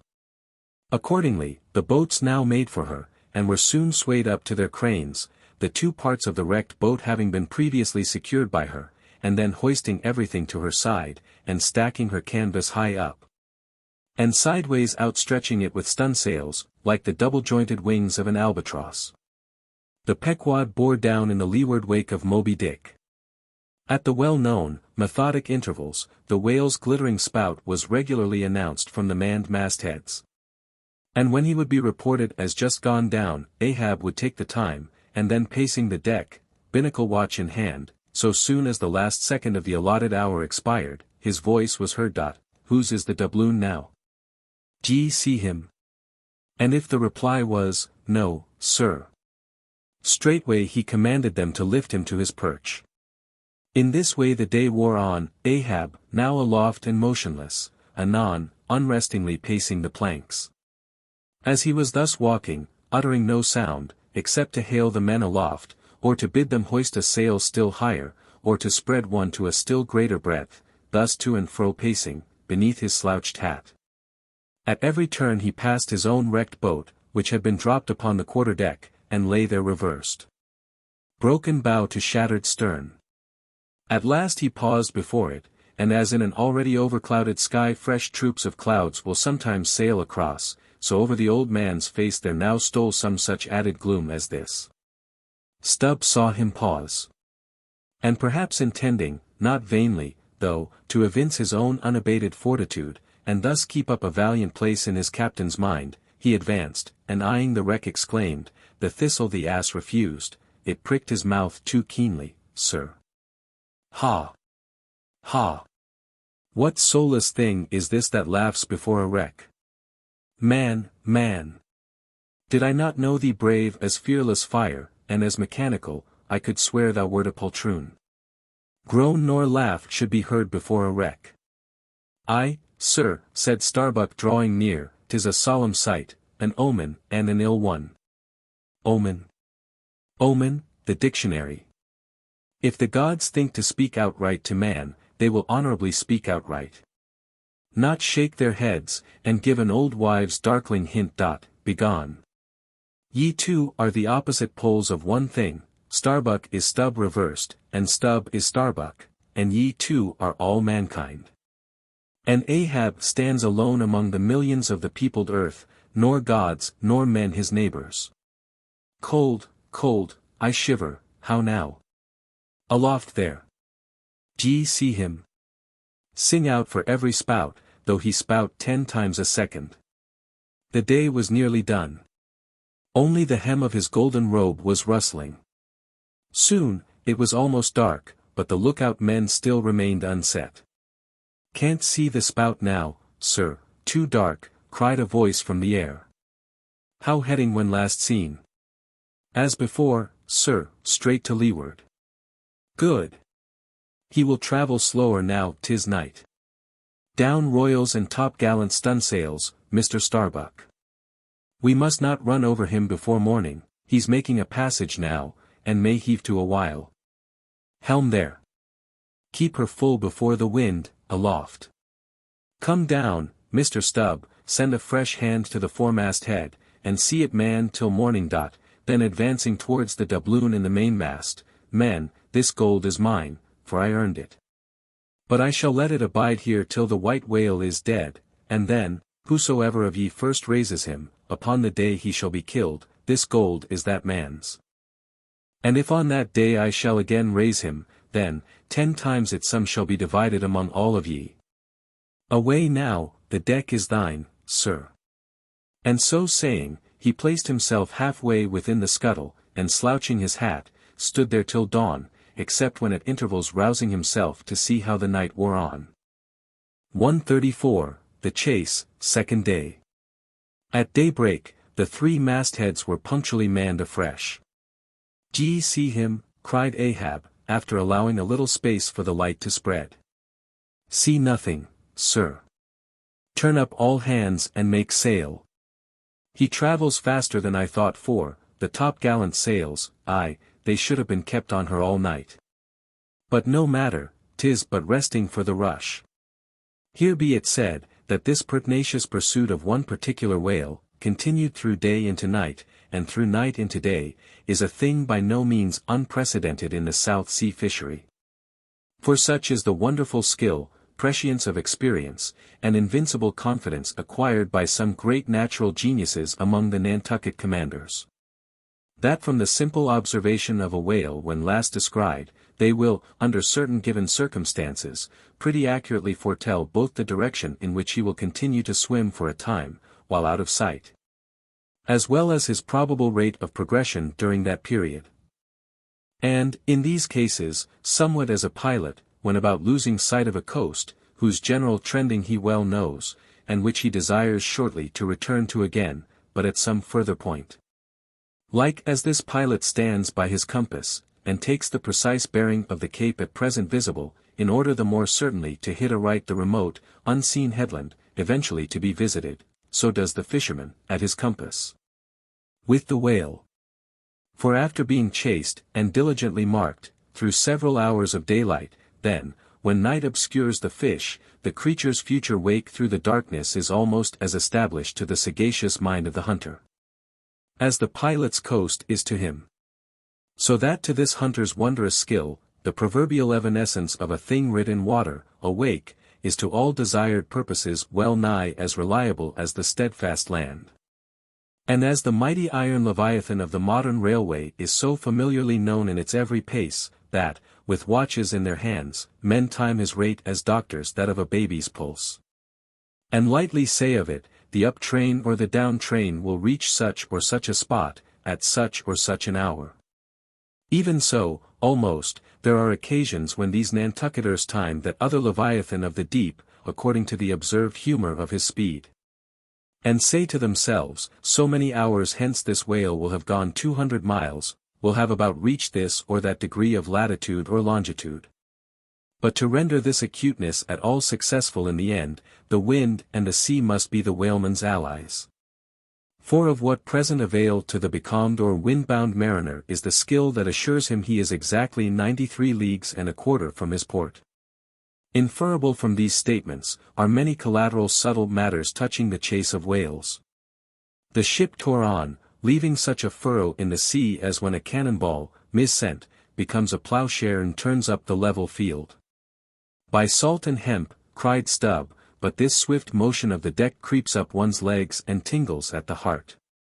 "This ship and I are 2 brave fellows, ha! Ha! Some one take me up, and launch me, spine-wise, on the sea, for by live oaks, my spine's a keel. Ha! Ha! We go the gate that leaves no dust behind. There she blows, she blows, she blows, right ahead," was now the masthead cry. "Aye, aye," cried Stubb. "I knew it, ye can't escape, blow on and split your spout, O whale. The mad fiend himself is after ye. Blow your trump, blister your lungs, Ahab will dam off your blood, as a miller shuts his water gate upon the stream. And Stubb did but speak out for well nigh all that crew. The frenzies of the chase had by this time worked them bubblingly up, like old wine worked anew. Whatever pale fears and forebodings some of them might have felt before, these were not only now kept out of sight through the growing awe of Ahab, but they were broken up, and on all sides routed, as timid prairie hares that scatter before the bounding bison. The hand of fate had snatched all their souls. And by the stirring perils of the previous day, the rack of the past night's suspense, the fixed, unfearing, blind, reckless way in which their wild craft went plunging towards its flying mark, by all these things, their hearts were bowled along. The wind that made great bellies of their sails, and rushed the vessel on by arms invisible as irresistible, this seemed the symbol of that unseen agency which so enslaved them to the race. They were one man, not 30. For as the one ship that held them all, though it was put together of all contrasting things, oak, and maple, and pine wood, iron, and pitch, and hemp, yet all these ran into each other in the one concrete hull, which shot on its way, both balanced and directed by the long central keel. Even so, all the individualities of the crew, this man's valor, that man's fear, guilt and guiltiness, all varieties were welded into oneness, and were all directed to that fatal goal which Ahab their one lord and keel did point to. The rigging lived. The mastheads, like the tops of tall palms, were outspreadingly tufted with arms and legs. Clinging to a spar with one hand, some reached forth the other with impatient wavings. Others, shading their eyes from the vivid sunlight, sat far out on the rocking yards, all the spars in full bearing of mortals, ready and ripe for their fate. Ah! How they still strove through that infinite blueness to seek out the thing that might destroy them. Why sing ye not out for him, if ye see him, cried Ahab, when, after the lapse of some minutes since the first cry, no more had been heard. Sway me up, men, ye have been deceived. Not Moby Dick casts one odd jet that way, and then disappears. It was even so, in their headlong eagerness, the men had mistaken some other thing for the whale spout, as the event itself soon proved. For hardly had Ahab reached his perch, hardly was the rope belayed to its pin on deck, when he struck the keynote to an orchestra, that made the air vibrate as with the combined discharges of rifles. The triumphant halloo of 30 buckskin lungs was heard, as, much nearer to the ship than the place of the imaginary jet, less than a mile ahead, Moby Dick bodily burst into view. For not by any calm and indolent spoutings, not by the peaceable gush of that mystic fountain in his head, did the white whale now reveal his vicinity, but by the far more wondrous phenomenon of breaching. Rising with his utmost velocity from the furthest depths, the sperm whale thus booms his entire bulk into the pure element of air, and piling up a mountain of dazzling foam, shows his place to the distance of 7 miles and more. In those moments, the torn, enraged waves he shakes off, seem his main. In some cases, this breaching is his act of defiance. There she breaches! There she breaches! Was the cry, as in his immeasurable bravadoes the white whale tossed himself salmon-like to heaven. So suddenly seen in the blue plain of the sea, and relieved against the still bluer margin of the sky, the spray that he raised, for the moment, intolerably glittered and glared like a glacier. And stood there gradually fading and fading away from its first sparkling intensity, to the dim mistiness of an advancing shower in a vale. "Aye, breach your last to the sun, Moby Dick!" cried Ahab, "thy hour and thy harpoon are at hand, down. Down all of ye, but one man at the fore. The boats, stand by." Unmindful of the tedious rope ladders of the shrouds, the men, like shooting stars, slid to the deck, by the isolated backstays and halyards. While Ahab, less dartingly, but still rapidly was dropped from his perch. "Lower away," he cried, so soon as he had reached his boat, a spare one, rigged the afternoon previous. "Mr. Starbuck, the ship is thine, keep away from the boats, but keep near them. Lower, all."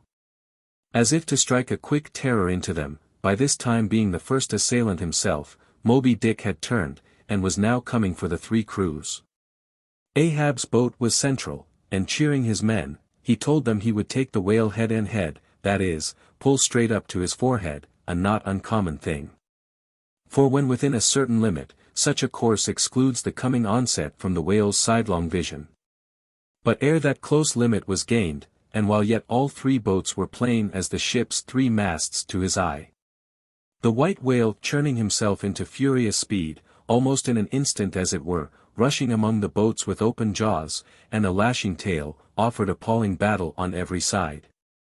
And heedless of the irons darted at him from every boat, seemed only intent on annihilating each separate plank of which those boats were made.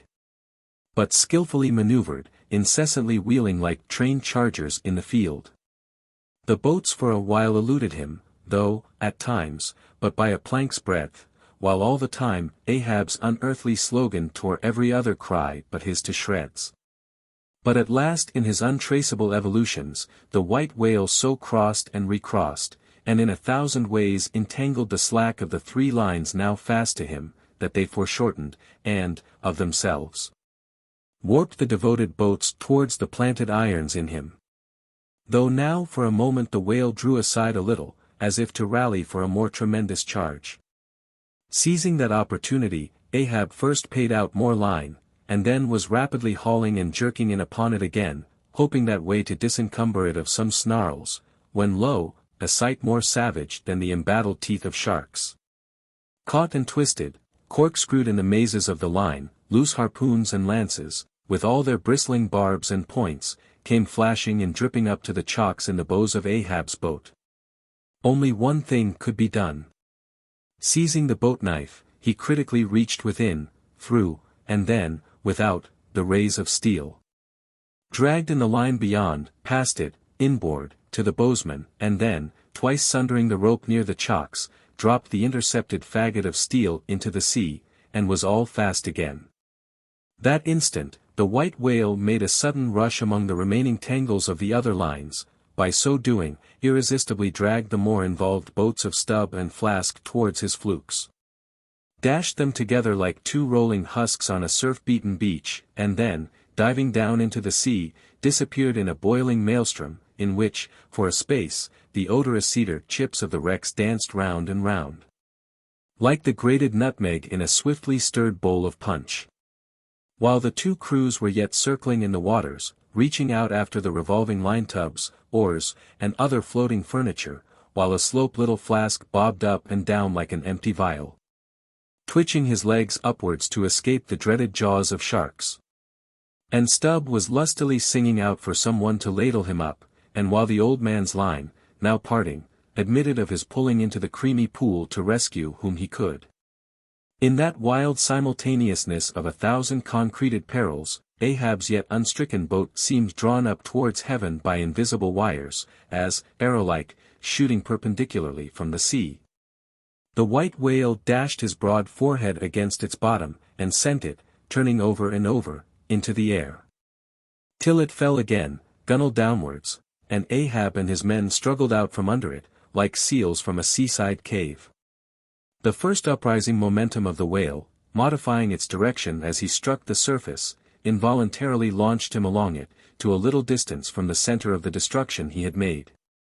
And with his back to it, he now lay for a moment slowly feeling with his flukes from side to side. And whenever a stray oar, bit of plank, the least chip or crumb of the boats touched his skin, his tail swiftly drew back, and came sideways smiting the sea.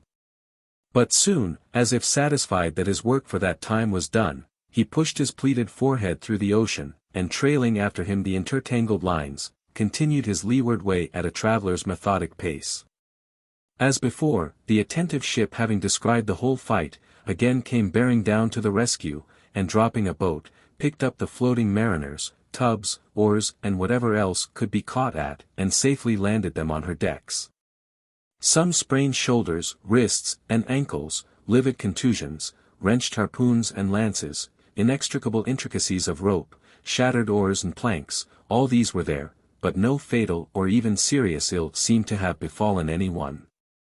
As with Fedallah the day before, so Ahab was now found grimly clinging to his boat's broken half, which afforded a comparatively easy float, nor did it so exhaust him as the previous day's mishap. But when he was helped to the deck, all eyes were fastened upon him, as instead of standing by himself he still half hung upon the shoulder of Starbuck, who had thus far been the foremost to assist him. His ivory leg had been snapped off, leaving but one short sharp splinter. Aye, Starbuck, 'tis sweet to lean sometimes, be the leaner who he will, and would old Ahab had leaned oftener than he has.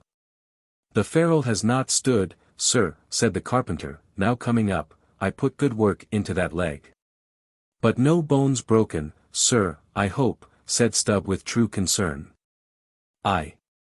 And all splintered to pieces, Stubb, d'ye see it?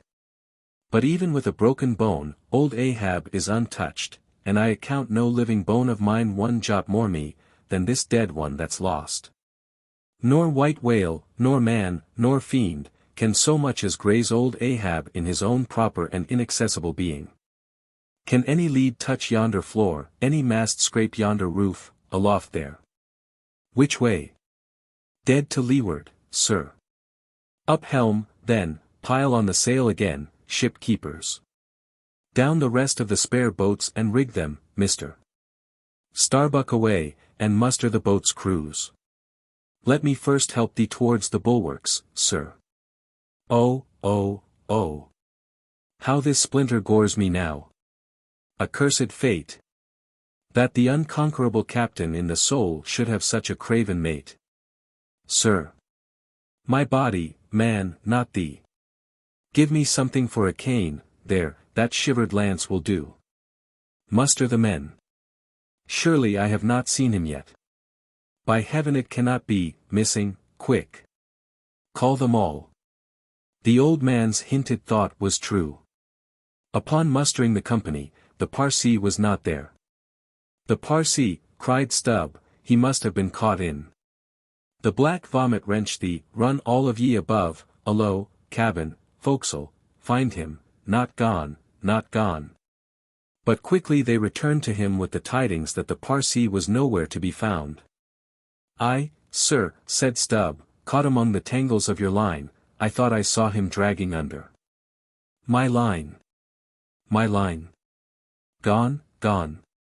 What means that little word, what death knell rings in it, that old Ahab shakes as if he were the belfry? The harpoon, too, toss over the litter there, d'ye see it, the forged iron, men, the white whales, no, blistered fool. This hand did dart it, 'tis in the fish, aloft there. Keep him nailed, quick, all hands to the rigging of the boats, collect the oars, harpooneers. The irons, hoist the royals higher, a pole on all the sheets, helm there. Steady, steady for your life. I'll 10 times girdle the unmeasured globe, yea and dive straight through it, but I'll slay him yet. Great God! But for one single instant show thyself, cried Starbuck. Never wilt thou capture him, old man, in Jesus' name no more of this, that's worse than devil's madness. 2 days chased, twice stove to splinters, thy very leg once more snatched from under thee. Thy evil shadow gone, all good angels mobbing thee with warnings, what more wouldst thou have? Shall we keep chasing this murderous fish till he swamps the last man? Shall we be dragged by him to the bottom of the sea? Shall we be towed by him to the infernal world? Oh, impiety and blasphemy to hunt him more. Starbuck, of late I've felt strangely moved to thee, ever since that hour we both saw, thou know'st what, in one another's eyes. But in this matter of the whale, be the front of thy face to me as the palm of this hand, a lipless, unfeatured blank. Ahab is forever Ahab, man. This whole act's immutably decreed. 'Twas rehearsed by thee and me a billion years before this ocean rolled. Fool! I am the fate's lieutenant, I act under orders. Look thou, underling. That thou obeyest mine. Stand round me, men. Ye see an old man cut down to the stump. Leaning on a shivered lance, propped up on a lonely foot. 'Tis Ahab, his body's part, but Ahab's soul's a centipede, that moves upon 100 legs. I feel strained, half stranded, as ropes that tow dismasted frigates in a gale, and I may look so. But ere I break, ye'll hear me crack, and till ye hear that, know that Ahab's hawser tows his purpose yet. Believe ye, men, in the things called omens? Then laugh aloud, and cry encore. For ere they drown, drowning things will twice rise to the surface, then rise again, to sink for evermore. So with Moby Dick, 2 days he's floated, tomorrow will be the third. Aye, men, he'll rise once more, but only to spout his last. D'ye feel brave men, brave? As fearless fire, cried Stubb. And as mechanical, muttered Ahab. Then as the men went forward, he muttered on, the things called omens. And yesterday I talked the same to Starbuck there, concerning my broken boat. Oh! How valiantly I seek to drive out of others' hearts what's clinched so fast in mine, the Parsee, gone, gone. And he was to go before, but still was to be seen again ere I could perish, how's that? There's a riddle now might baffle all the lawyers backed by the ghosts of the whole line of judges, like a hawk's beak it pecks my brain. I'll solve it, though. When dusk descended, the whale was still in sight to leeward. So once more the sail was shortened, and everything passed nearly as on the previous night. Only, the sound of hammers, and the hum of the grindstone was heard till nearly daylight, as the men toiled by lanterns in the complete and careful rigging of the spare boats and sharpening their fresh weapons for the morrow. Meantime, of the broken keel of Ahab's wrecked craft the carpenter made him another leg, while still as on the night before, slouched Ahab stood fixed within his scuttle, his heliotrope glance anticipatingly gone backward on its dial. Sat due eastward for the earliest sun. 1:35, the chase, third day. The morning of the third day dawned fair and fresh, and once more the solitary nightman at the foremast-head was relieved by crowds of the daylight lookouts, who dotted every mast and almost every spar. "D'ye see him?" cried Ahab, but the whale was not yet in sight. "In his infallible wake, though, but follow that wake, that's all. Helm there, steady, as thou goest, and hast been going. What a lovely day again! Were it a new-made world, and made for a summer house to the angels, and this morning the first of its throwing open to them, a fairer day could not dawn upon that world.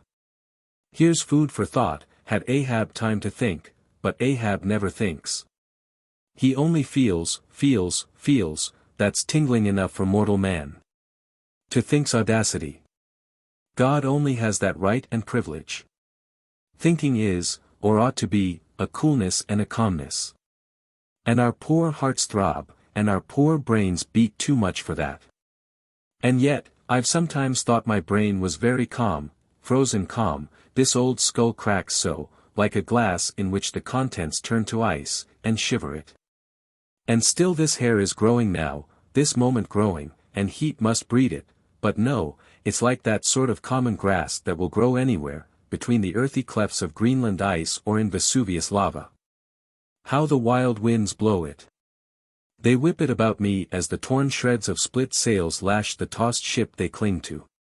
A vile wind that has no doubt blown ere this through prison corridors and cells, and wards of hospitals, and ventilated them, and now comes blowing hither as innocent as fleeces. Out upon it, it's tainted. Were I the wind, I'd blow no more on such a wicked, miserable world. I'd crawl somewhere to a cave, and slink there. And yet, 'tis a noble and heroic thing, the wind. Who ever conquered it? In every fight it has the last and bitterest blow. Run tilting at it, and you but run through it. Ha! A coward wind that strikes stark naked men, but will not stand to receive a single blow. Even Ahab is a braver thing, a nobler thing than that. Would now the wind but had a body. But all the things that most exasperate and outrage mortal man, all these things are bodiless, but only bodiless as objects, not as agents. There's a most special, a most cunning, oh, a most malicious difference. And yet, I say again, and swear it now, that there's something all glorious and gracious in the wind. These warm trade winds, at least, that in the clear heavens blow straight on, in strong and steadfast, vigorous mildness. And veer not from their mark, however the baser currents of the sea may turn and tack, and mightiest Mississippis of the land swift and swerve about, uncertain where to go at last.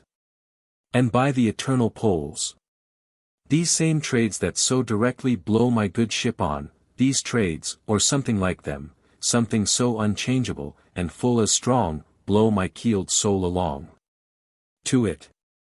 Aloft there. What d'ye see? Nothing, sir. Nothing. And noon at hand.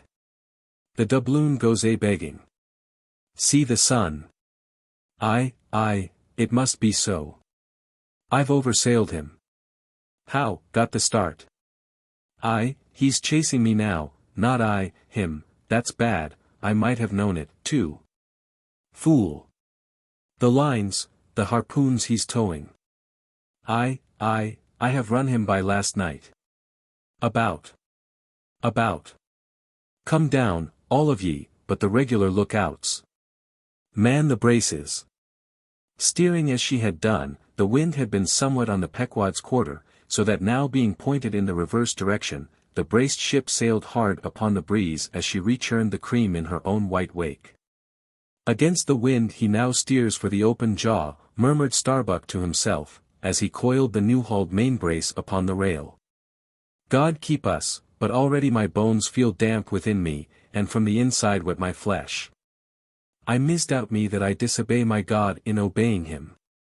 Stand by to sway me up, cried Ahab, advancing to the hempen basket. We should meet him soon.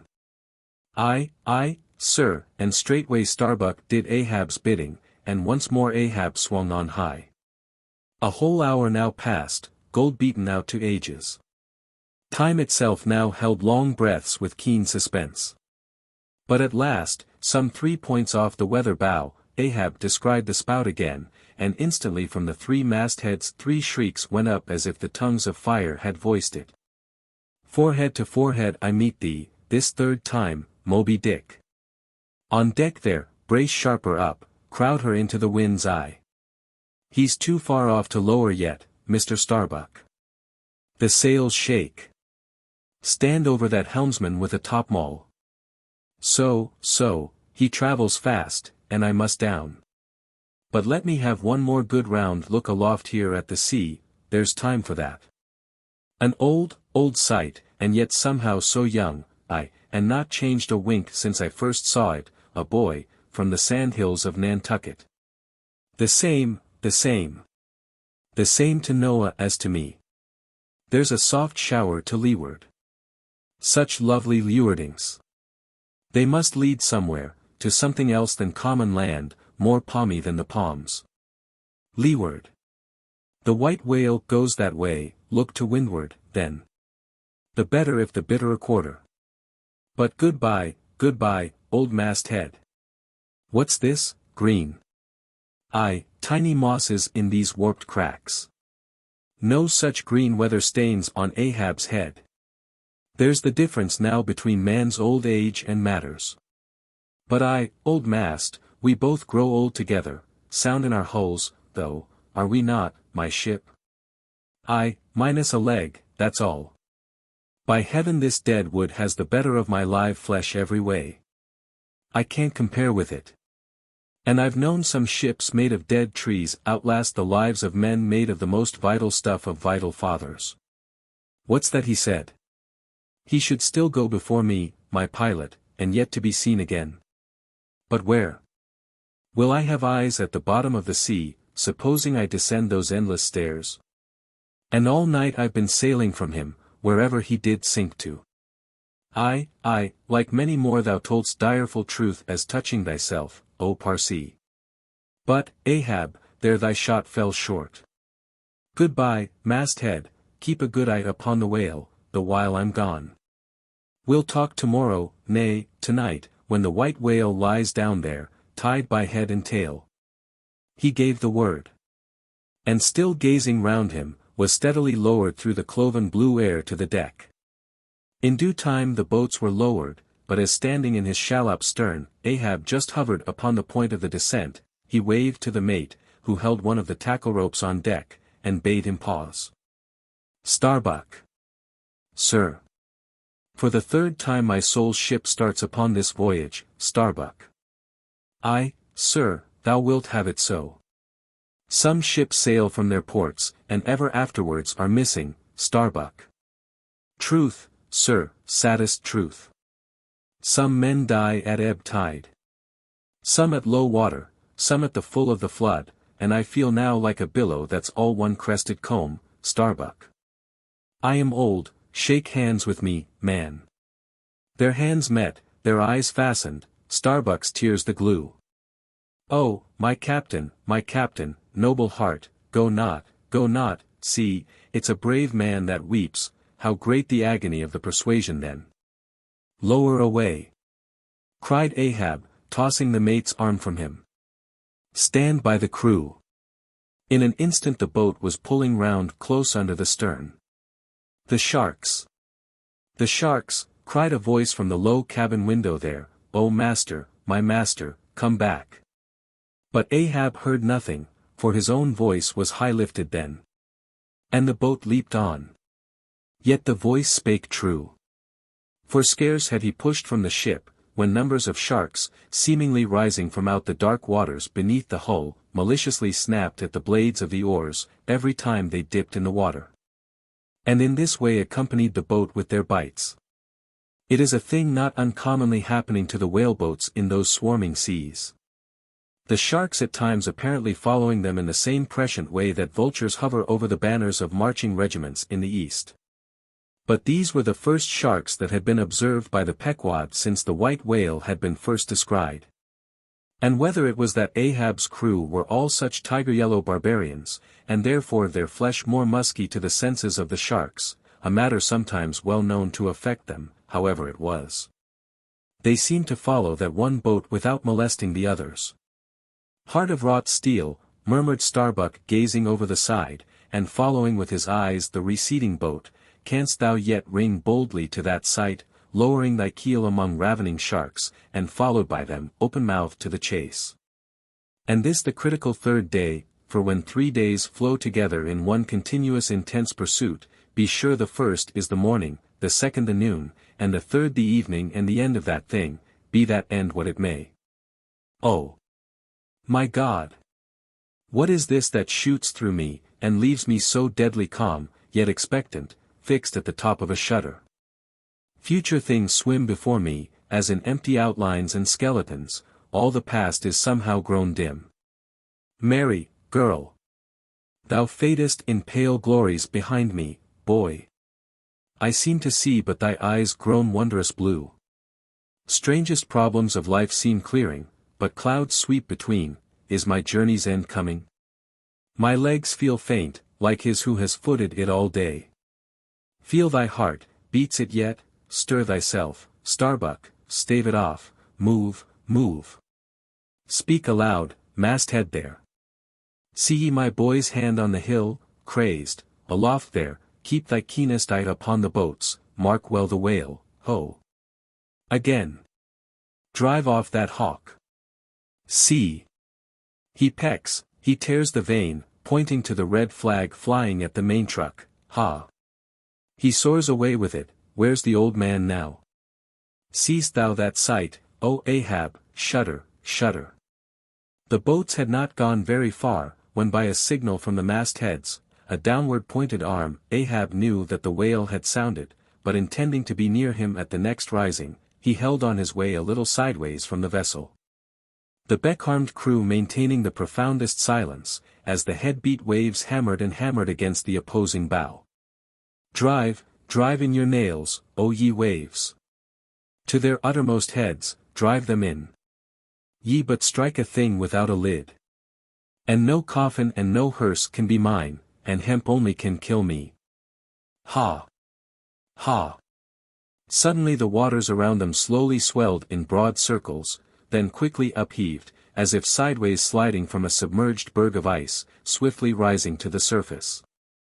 A low rumbling sound was heard, a subterraneous hum, and then all held their breaths, as bedraggled with trailing ropes, and harpoons, and lances, a vast form shot lengthwise, but obliquely from the sea.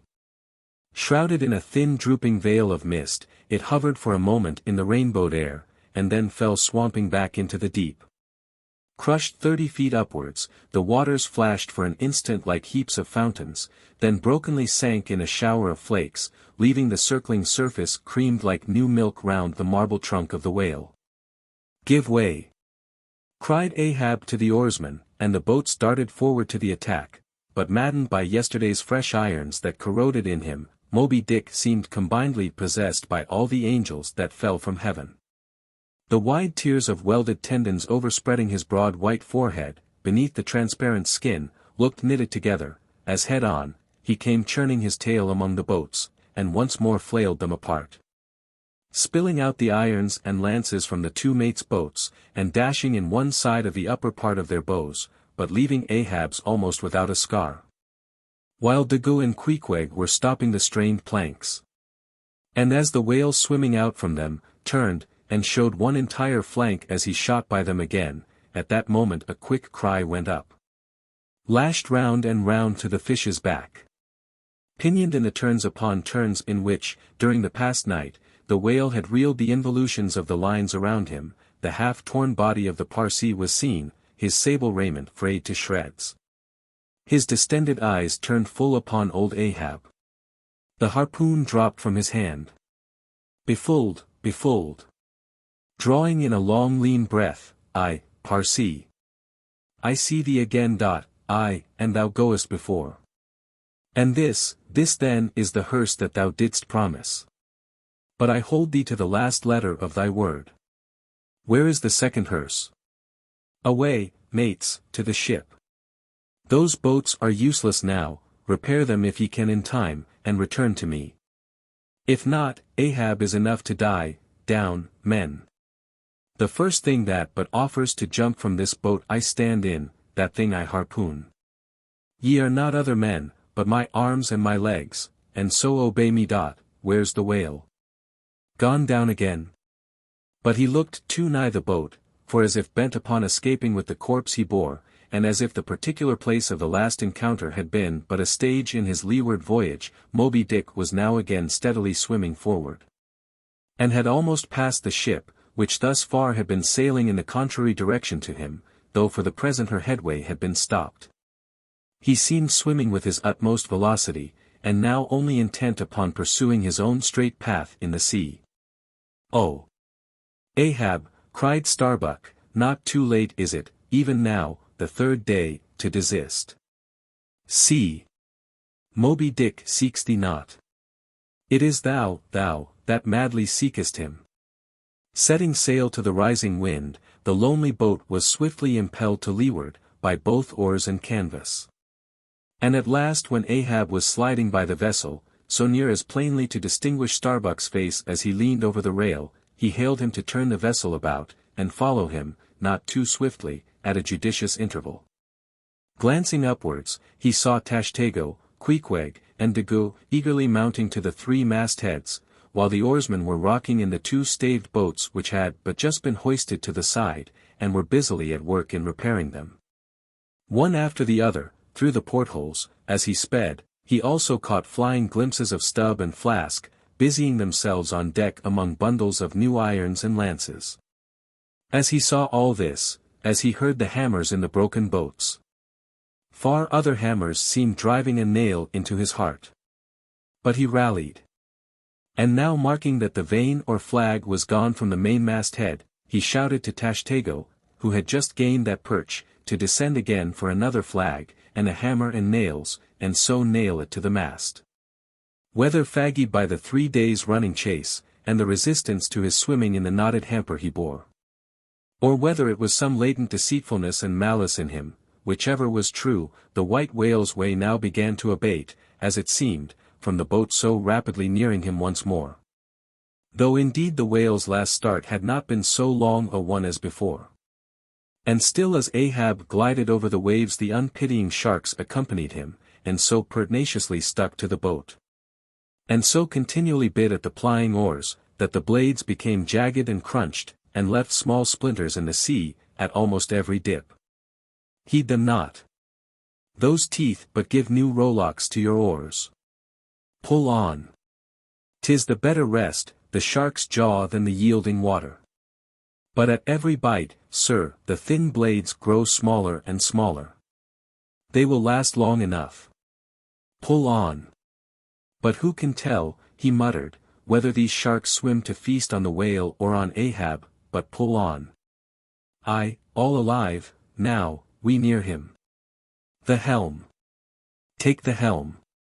Let me pass, and so saying, two of the oarsmen helped him forward to the bows of the still flying boat. At length as the craft was cast to one side, and ran ranging along with the white whale's flank, he seemed strangely oblivious of its advance, as the whale sometimes will, and Ahab was fairly within the smoky mountain mist, which, thrown off from the whale's spout, curled round his great, monadnock hump. He was even thus close to him, when, with body arched back, and both arms lengthwise high-lifted to the poise, he darted his fierce iron, and his far fiercer curse into the hated whale. As both steel and curse sank to the socket, as if sucked into a morass, Moby Dick sideways writhed. Spasmodically rolled his nigh flank against the bow, and, without staving a hole in it, so suddenly canted the boat over, that had it not been for the elevated part of the gunwale to which he then clung, Ahab would once more have been tossed into the sea. As it was, three of the oarsmen, who foreknew not the precise instant of the dart, and were therefore unprepared for its effects, these were flung out. But so fell, that, in an instant two of them clutched the gunwale again, and rising to its level on a combing wave, hurled themselves bodily inboard again, the third man helplessly dropping astern, but still afloat and swimming. Almost simultaneously, with a mighty volition of ungraduated, instantaneous swiftness, the white whale darted through the weltering sea. But when Ahab cried out to the steersman to take new turns with the line, and hold it so, and commanded the crew to turn round on their seats, and tow the boat up to the mark, the moment the treacherous line felt that double strain and tug, it snapped in the empty air. What breaks in me?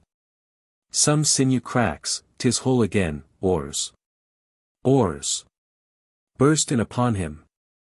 Hearing the tremendous rush of the sea-crashing boat, the whale wheeled round to present his blank forehead at bay, but in that evolution, catching sight of the nearing black hull of the ship. Seemingly seeing in it the source of all his persecutions, bethinking it, it may be, a larger and nobler foe, of a sudden, he bore down upon its advancing prow, smiting his jaws amid fiery showers of foam. Ahab staggered, his hand smote his forehead.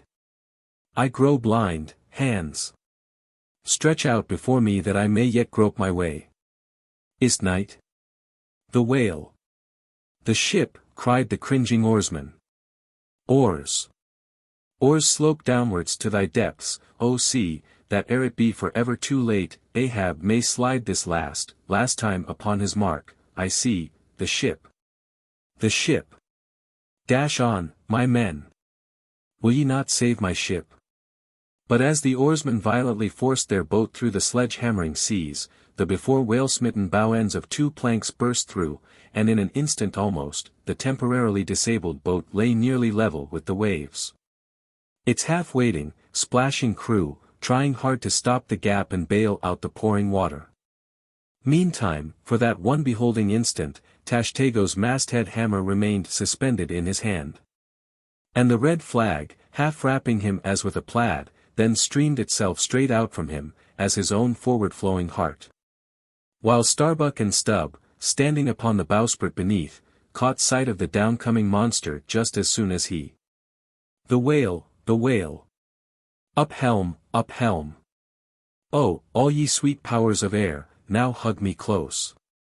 Let not Starbuck die, if die he must, in a woman's fainting fit. Up helm, I say, ye fools, the jaw. The jaw. Is this the end of all my bursting prayers? All my lifelong fidelities? Oh, Ahab, Ahab, lo, thy work. Steady. Helmsman, steady. Nay, nay. Up helm again. He turns to meet us. Oh, his unappeasable brow drives on towards one, whose duty tells him he cannot depart. My God, stand by me now. Stand not by me, but stand under me, whoever you are that will now help Stubb. For Stubb, too, sticks here. I grin at thee, thou grinning whale. Who ever helped Stubb, or kept Stubb awake, but Stubb's own unwinking eye? And now poor Stubb goes to bed upon a mattress that is all too soft, would it were stuffed with brushwood. I grin at thee, thou grinning whale. Look ye, sun, moon, and stars. I call ye assassins of as good a fellow as ever spouted up his ghost. For all that, I would yet ring glasses with ye, would ye but hand the cup. Oh, oh. Oh, oh. Thou grinning whale, but there'll be plenty of gulping soon. Why fly ye not, O Ahab? For me, off shoes and jacket to it, let Stubb die in his drawers. A most mouldy and over-salted death, though, cherries. Cherries. Cherries. Oh, Flask, for one red cherry ere we die. Cherries. I only wish that we were where they grow. Oh, Stubb, I hope my poor mother's drawn my part pay ere this, if not, few coppers will now come to her, for the voyage is up. From the ship's bows, nearly all the seamen now hung inactive, hammers, bits of plank, lances, and harpoons, mechanically retained in their hands, just as they had darted from their various employments. All their enchanted eyes intent upon the whale, which from side to side strangely vibrating his predestinating head, sent a broad band of overspreading semicircular foam before him as he rushed. Retribution, swift vengeance, eternal malice were in his whole aspect, and spite of all that mortal man could do, the solid white buttress of his forehead smote the ship's starboard bow, till men in timbers reeled. Some fell flat upon their faces. Like dislodged trucks, the heads of the harpooneers aloft shook on their bull-like necks. Through the breach, they heard the waters pour, as mountain torrents down a flume. The ship. The hearse, the second hearse, cried Ahab from the boat. Its wood could only be American. Diving beneath the settling ship, the whale ran quivering along its keel. But turning under water, swiftly shot to the surface again, far off the other bow, but within a few yards of Ahab's boat, where, for a time, he lay quiescent. I turn my body from the sun. What ho, Tashtego! Let me hear thy hammer. Oh! Ye three unsurrendered spires of mine, thou uncracked keel, and only God-bullied hull, thou firm deck, and haughty helm, and pole-pointed prow, death-glorious ship. Must ye then perish, and without me? Am I cut off from the last fond pride of meanest shipwrecked captains? Oh, lonely death on lonely life! Oh, now I feel my topmost greatness lies in my topmost grief. Ho, ho!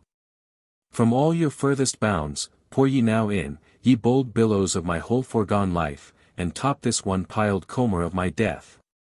Towards thee I roll, thou all-destroying but unconquering whale, to the last I grapple with thee. From hell's heart I stab at thee, for hate's sake I spit my last breath at thee. Sink all coffins and all hearses to one common pool. And since neither can be mine, let me then tow to pieces, while still chasing thee, though tied to thee, thou damned whale. Thus, I give up the spear. The harpoon was darted, the stricken whale flew forward. With igniting velocity the line ran through the groove, ran foul. Ahab stooped to clear it, he did clear it. But the flying turn caught him round the neck, and voicelessly as Turkish mutes bowstring their victim, he was shot out of the boat, ere the crew knew he was gone. Next instant, the heavy ice-splice in the rope's final end flew out of the stark empty tub, knocked down an oarsman, and smiting the sea, disappeared in its depths. For an instant, the tranced boat's crew stood still, then turned. The ship? Great God, where is the ship? Soon they through dim, bewildering mediums saw her sidelong fading phantom, as in the gaseous Fata Morgana, only the uppermost masts out of water. While fixed by infatuation, or fidelity, or fate, to their once lofty perches, the pagan harpooneers still maintained their sinking lookouts on the sea. And now, concentric circles seized the lone boat itself, and all its crew, and each floating oar, and every lance pole, and spinning, animate and inanimate, all round and round in one vortex, carried the smallest ship of the Pequod out of sight. But as the last whelmings intermixingly poured themselves over the sunken head of the Indian at the mainmast, leaving a few inches of the erect spar yet visible, together with long streaming yards of the flag, which calmly undulated, with ironical coincidings, over the destroying billows they almost touched. At that instant, a red arm and a hammer hovered backwardly uplifted in the open air, in the act of nailing the flag faster and yet faster to the subsiding spar. A skyhawk that tauntingly had followed the main truck downwards from its natural home among the stars, pecking at the flag, and incommoding Tashtego there. This bird now chanced to intercept its broad fluttering wing between the hammer and the wood, and simultaneously feeling that ethereal thrill, the submerged savage beneath, in his death gasp, kept his hammer frozen there.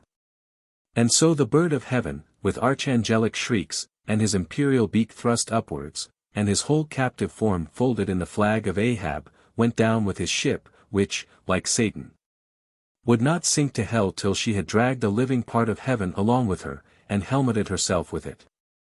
Now small fowls flew screaming over the yet yawning gulf, a sullen white surf beat against its steep sides, then all collapsed, and the great shroud of the sea rolled on as it rolled 5,000 years ago. Epilogue. And I only am escaped alone to tell thee. Job. The drama's done. Why then here does any one step forth, because one did survive the wreck. It so chanced, that after the Parsee's disappearance, I was he whom the fates ordained to take the place of Ahab's bowsman, when that bowsman assumed the vacant post. The same, who, when on the last day the 3 men were tossed from out the rocking boat, was dropped astern. So, floating on the margin of the ensuing scene, and in full sight of it, when the half-spent suction of the sunk ship reached me, I was then, but slowly, drawn towards the closing vortex.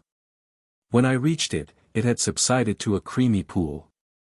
Round and round, then, and ever contracting towards the button-like black bubble at the axis of that slowly wheeling circle, like another Ixion I did revolve. Till, gaining that vital center, the black bubble upward burst. And now, liberated by reason of its cunning spring, and owing to its great buoyancy, rising with great force, the coffin life-buoy shot lengthwise from the sea, fell over, and floated by my side. Buoyed up by that coffin, for almost one whole day and night, I floated on a soft and dirge-like main.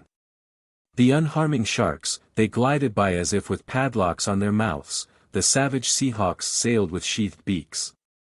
On the second day, a sail drew near, nearer, and picked me up at last. It was the devious cruising Rachel, that in her retracing search after her missing children, only found another orphan. The end.